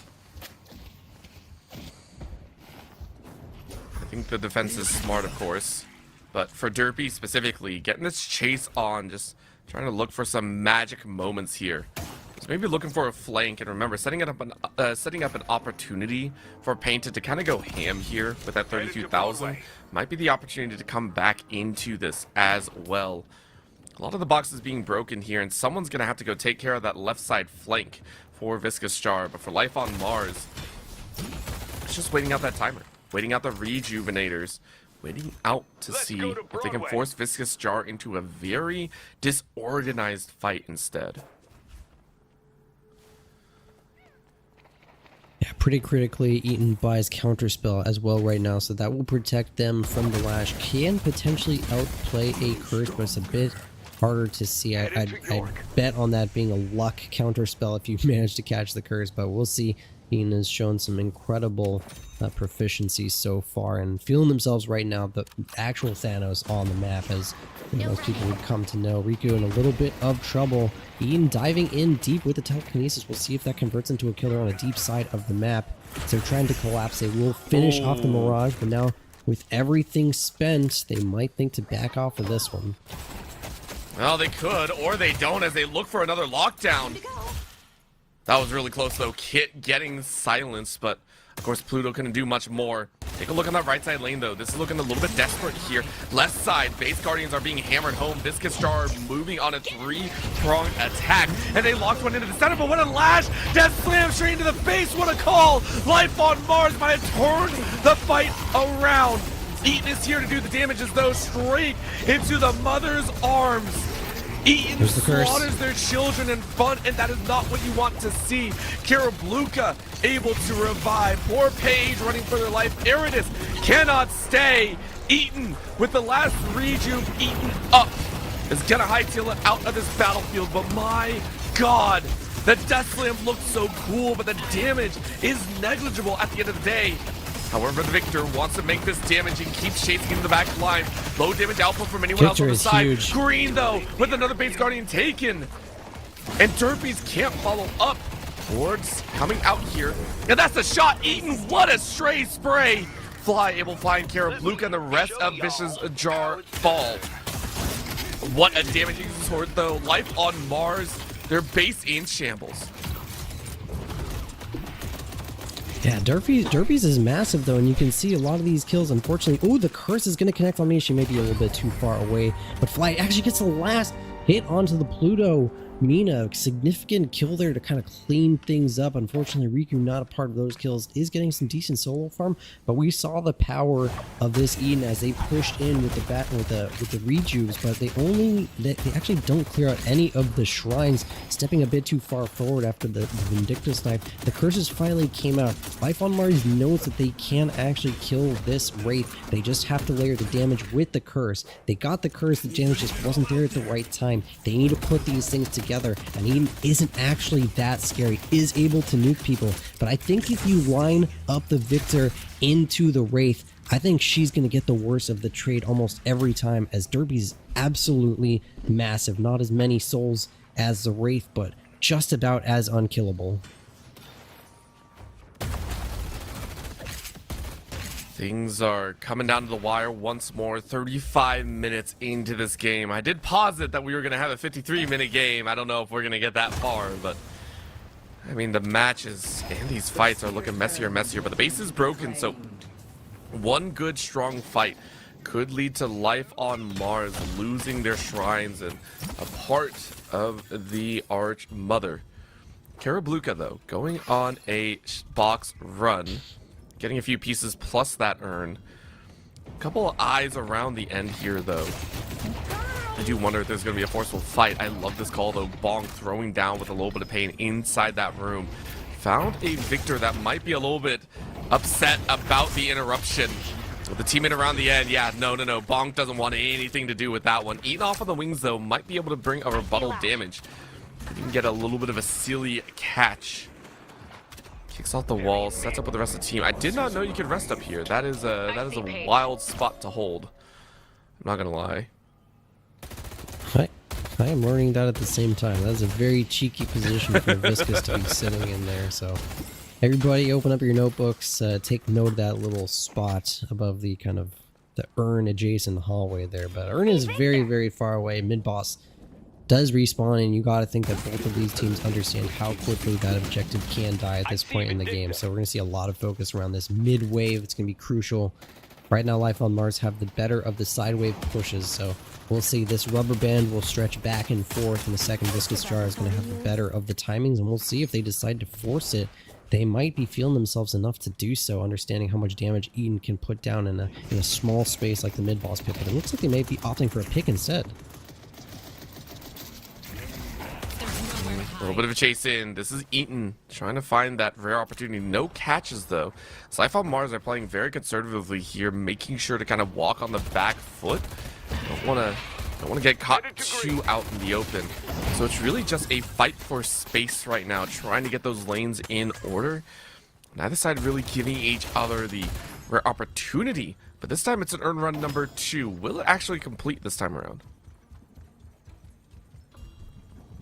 I think Viscous Jar are going to try to force it and see what they can get off of the map. 1 or 2 picks goes right into mid-boss, and Life on Mars are setting up for a potential walker push right now, which could backfire pretty heavily right now as they are collapsing. We'll see if there's a chance for Kit to get out of this one. The cavalry is coming, and Lightning Lord is doing a decent job of baiting right now. Kit wants to think about this one, finally decides to turn around.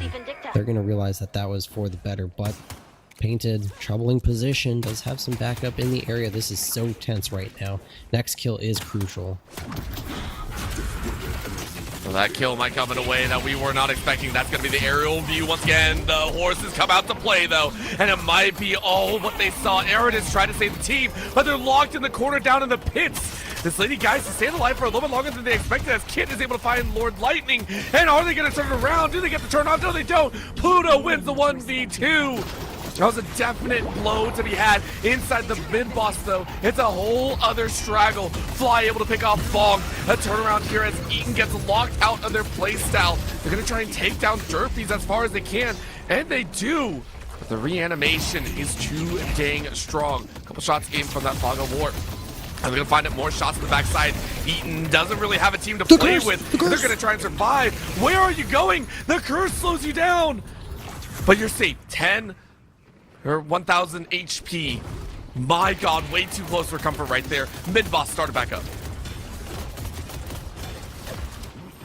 Yeah, Eaton, as that fight had progressed, was trying to like solo the mid-boss while his team was fighting. Maybe a critical mistake. We'll see on the contest. There is no Rem ultimate. Telekinesis does come out. We'll see who gets the better of this one.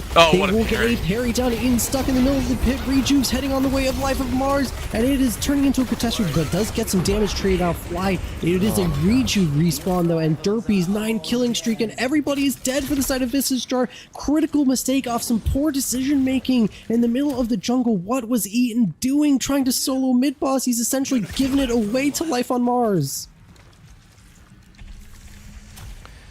He has, but there are no Rejuve beads left. Keep in mind the base is in shambles, but for Life on Mars, this is a huge push opportunity. Billy is up, Bonk is up as well. So it's a two-man defense at the end of the day. Derpies striking through the base Guardian. Shrines under attack here. This bullying factor might be a little bit too large for them to handle. Riku takes out one on the far end. Will the second come to play? You're going to go ahead and jump your way to safety, but you jump right into the arms of yet another base Guardian. Amber Shrine on the right being tagged up. Is there any safety to be had? Lord Lightning has to go a little bit further into the paint, and you might lose your life once more. Derpies gets that kill. Bonk unable to maintain the line.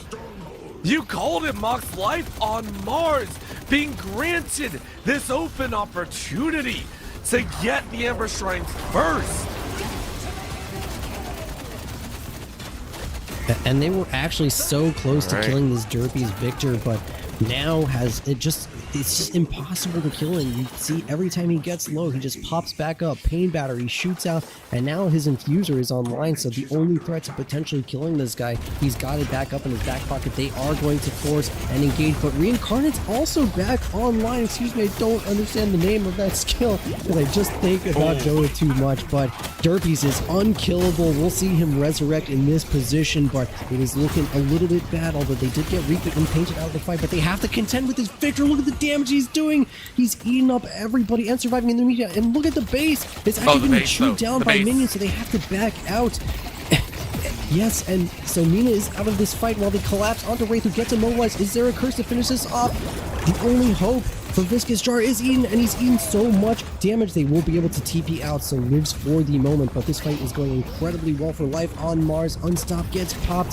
Derpies is bouncing around. There is no more second life for them if they can finally kill him, and they do. So finally they do get a conclusion on this fight. The Death Slam to kind of toss the side of Viscous Jar away. 4 go down for Life on Mars. It is consolation though, as the first half of the Hidden King went down, but now bad position. Kick gets caught out a little bit. Turn with the essence, with the swap though. Is the backup going to collapse? Because right now Viscous is in a tremendous amount of trouble. Should be another kill, and it is. So Life on Mars get yet another one in this long exchange. Lord Lightning takes down Fly, so 5 down on the way of Side of Mars, and somehow, some way, there is actually an angle for Viscous Jar to return the favor of the patron down here. I mean, I can't believe that Life on Mars were able to draw that out so well. However, the deaths are still mounting. This will be the last base Guardians on either end to falter here. One more set over on the Hidden King's side. But this is danger all around. One mistake will cost you the entirety of this game. You can see the swap out now as both teams are doing damage control. Huge pickups all the way around as inventories are pretty much cleared out outside of green. Poor green still sitting on 37,000. But one mistake now. We're in that end game, 43 minutes in, where you make one mistake, game's over, it's done, GG's. I don't see any window back into it. Very scary, and you can see that reflected in the souls. It's completely even. Like the 3k is a fake soul difference at this point, and we're kind of now that every walker has been taken, we're starting to look around like we don't have enough space for all these T4s. 10,000 souls in Eaton's pocket. We'll have to keep an eye on what they wind up buying, but they're gonna have to sell out some pretty important items. Like, just look at their inventory. Really crucial tier 3s that they have to kind of decide whether they will or won't keep. Gonna buy Curse. There are 1, 2, 3, 4 curses on the side of Viscous Jar. I think there's only 2 for the side of Life on Mars, but they don't need as many. They're just gonna try to layer these curses one after the other to take down this Victor, but he is an unstoppable monster now with Refresher online as well as Transcendent Cooldown. It has been the Derpies show as the rest of the team has faltered around them. Life on Mars, they just need to play together a little bit, and I'm looking at Riku specifically, who's been caught out in a lot of these early engagements. If Riku is alive, then Viscous Jar have very little openings in this game, so I'm expecting that they'll play close and tight together. The mid boss has respawned, and they are trying to rush it as quickly as possible. I mean, they're getting through it pretty well. The only question is there going to be a rebuttal? They do drop down. This is going to be a big question mark on the back end of the day. Kit ready to go with the fight. Blows on the back end. Eaton is trying their best to fight as well. Damages are around though as Lord Lightning is taken quite low. Bully in the hallway. Victor chasing him out. And they found Eaton this master for master blow. Eaton trying to scatter away, but that leaves the rest of the team in shambles. Life on Mars has found the magic. Massive punches abound. 2 are taken by Viscous Jar. But is it going to be enough? I don't think so. It's only Eaton and Green that are able to survive. Yes, Eaton's won, but Green is not enough. Life on Mars have done it. They've washed through Viscous Jar and complete the reverse sweep. Man, what else can we say? So Life on Mars finally gets to this end game point. They do have the more carries, and that really showed in this pit. I don't know what Viscous Jar was thinking. They're just so desperate to try to win this game in a convincing fashion, and they don't realize how much damage they're eating by just being around the pit. There's just too much going on, and they do get a nice REM sleep that leads into a couple of Rejuvenator steals, but at the end of the day, it's just too much damage finally at 45 minutes for Life on Mars, and they will clean out the kills in the mid-boss pit, take game 3, and as you said, complete the reverse sweep and wind up winning this Division 3 playoffs. Congratulations to them. Holy cow, what an ending. It was wild to watch, I will say. Very, very crazy overall. And I give a lot of credit. It was a very, very harsh game to play, I think. Very, very long, and both teams very evenly matched. I think the most evenly matched of the day. Very, very fun overall. And I'm very curious. I get to sit here and watch who is going to be that winner. It is the MVP, Derpies. That Victor that came almost out of nowhere, but was banned out in multiple instances. Well done. Reviving, dropping, reviving again, being the menace that we know Victors can be.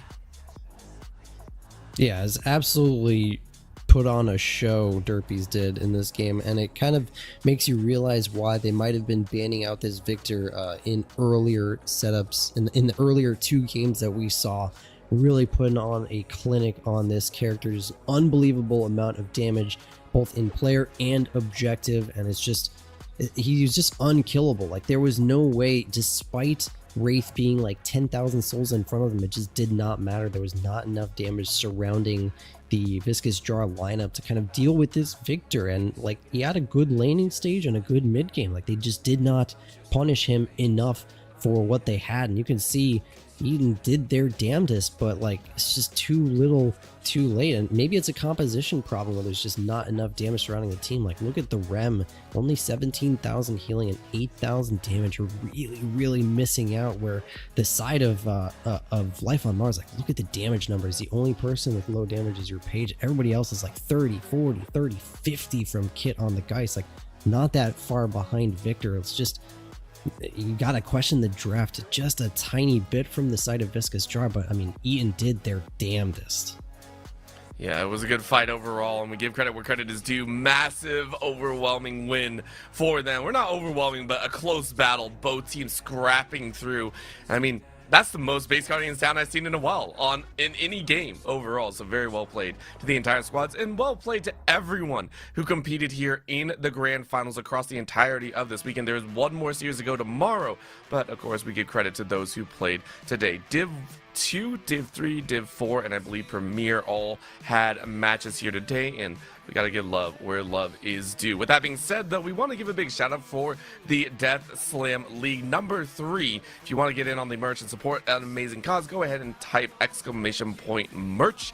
Go ahead and lock in your shirt or shirt of style, I should say, as there's a lot of options out there to go ahead and pick up. We also want to give a big shout out to all teams that might be competing in the Death Slam League number 4. It'll be happening a little bit more in the future. The Div 1 finals, though, if you're interested, will be starting tomorrow at 8:30 p.m. EST. That's going to be a little bit later in the evening, but I know the match is going to be fire. Mox, thank you so much for joining us here on the desk. Shout out to all the casters and production that shelled out over what was, I believe, a 9 to 10 hour day. That has been a run. Dia and Kashi on the production on the back end. Thank you so much to them. To all you viewers for staying tuned as well. We appreciate every single one of you. With that, we are done for the night. Thank you so much for tuning in and have a fantastic evening.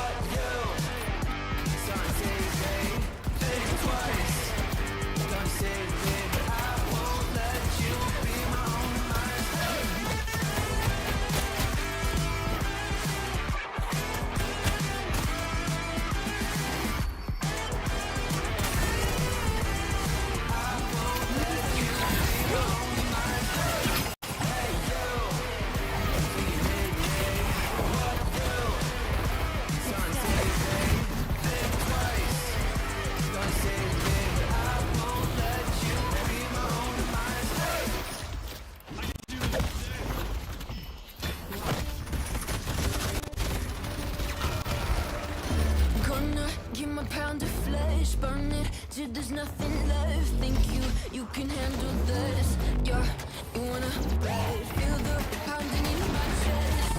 Feeling dangerous. Full shot. No, I never.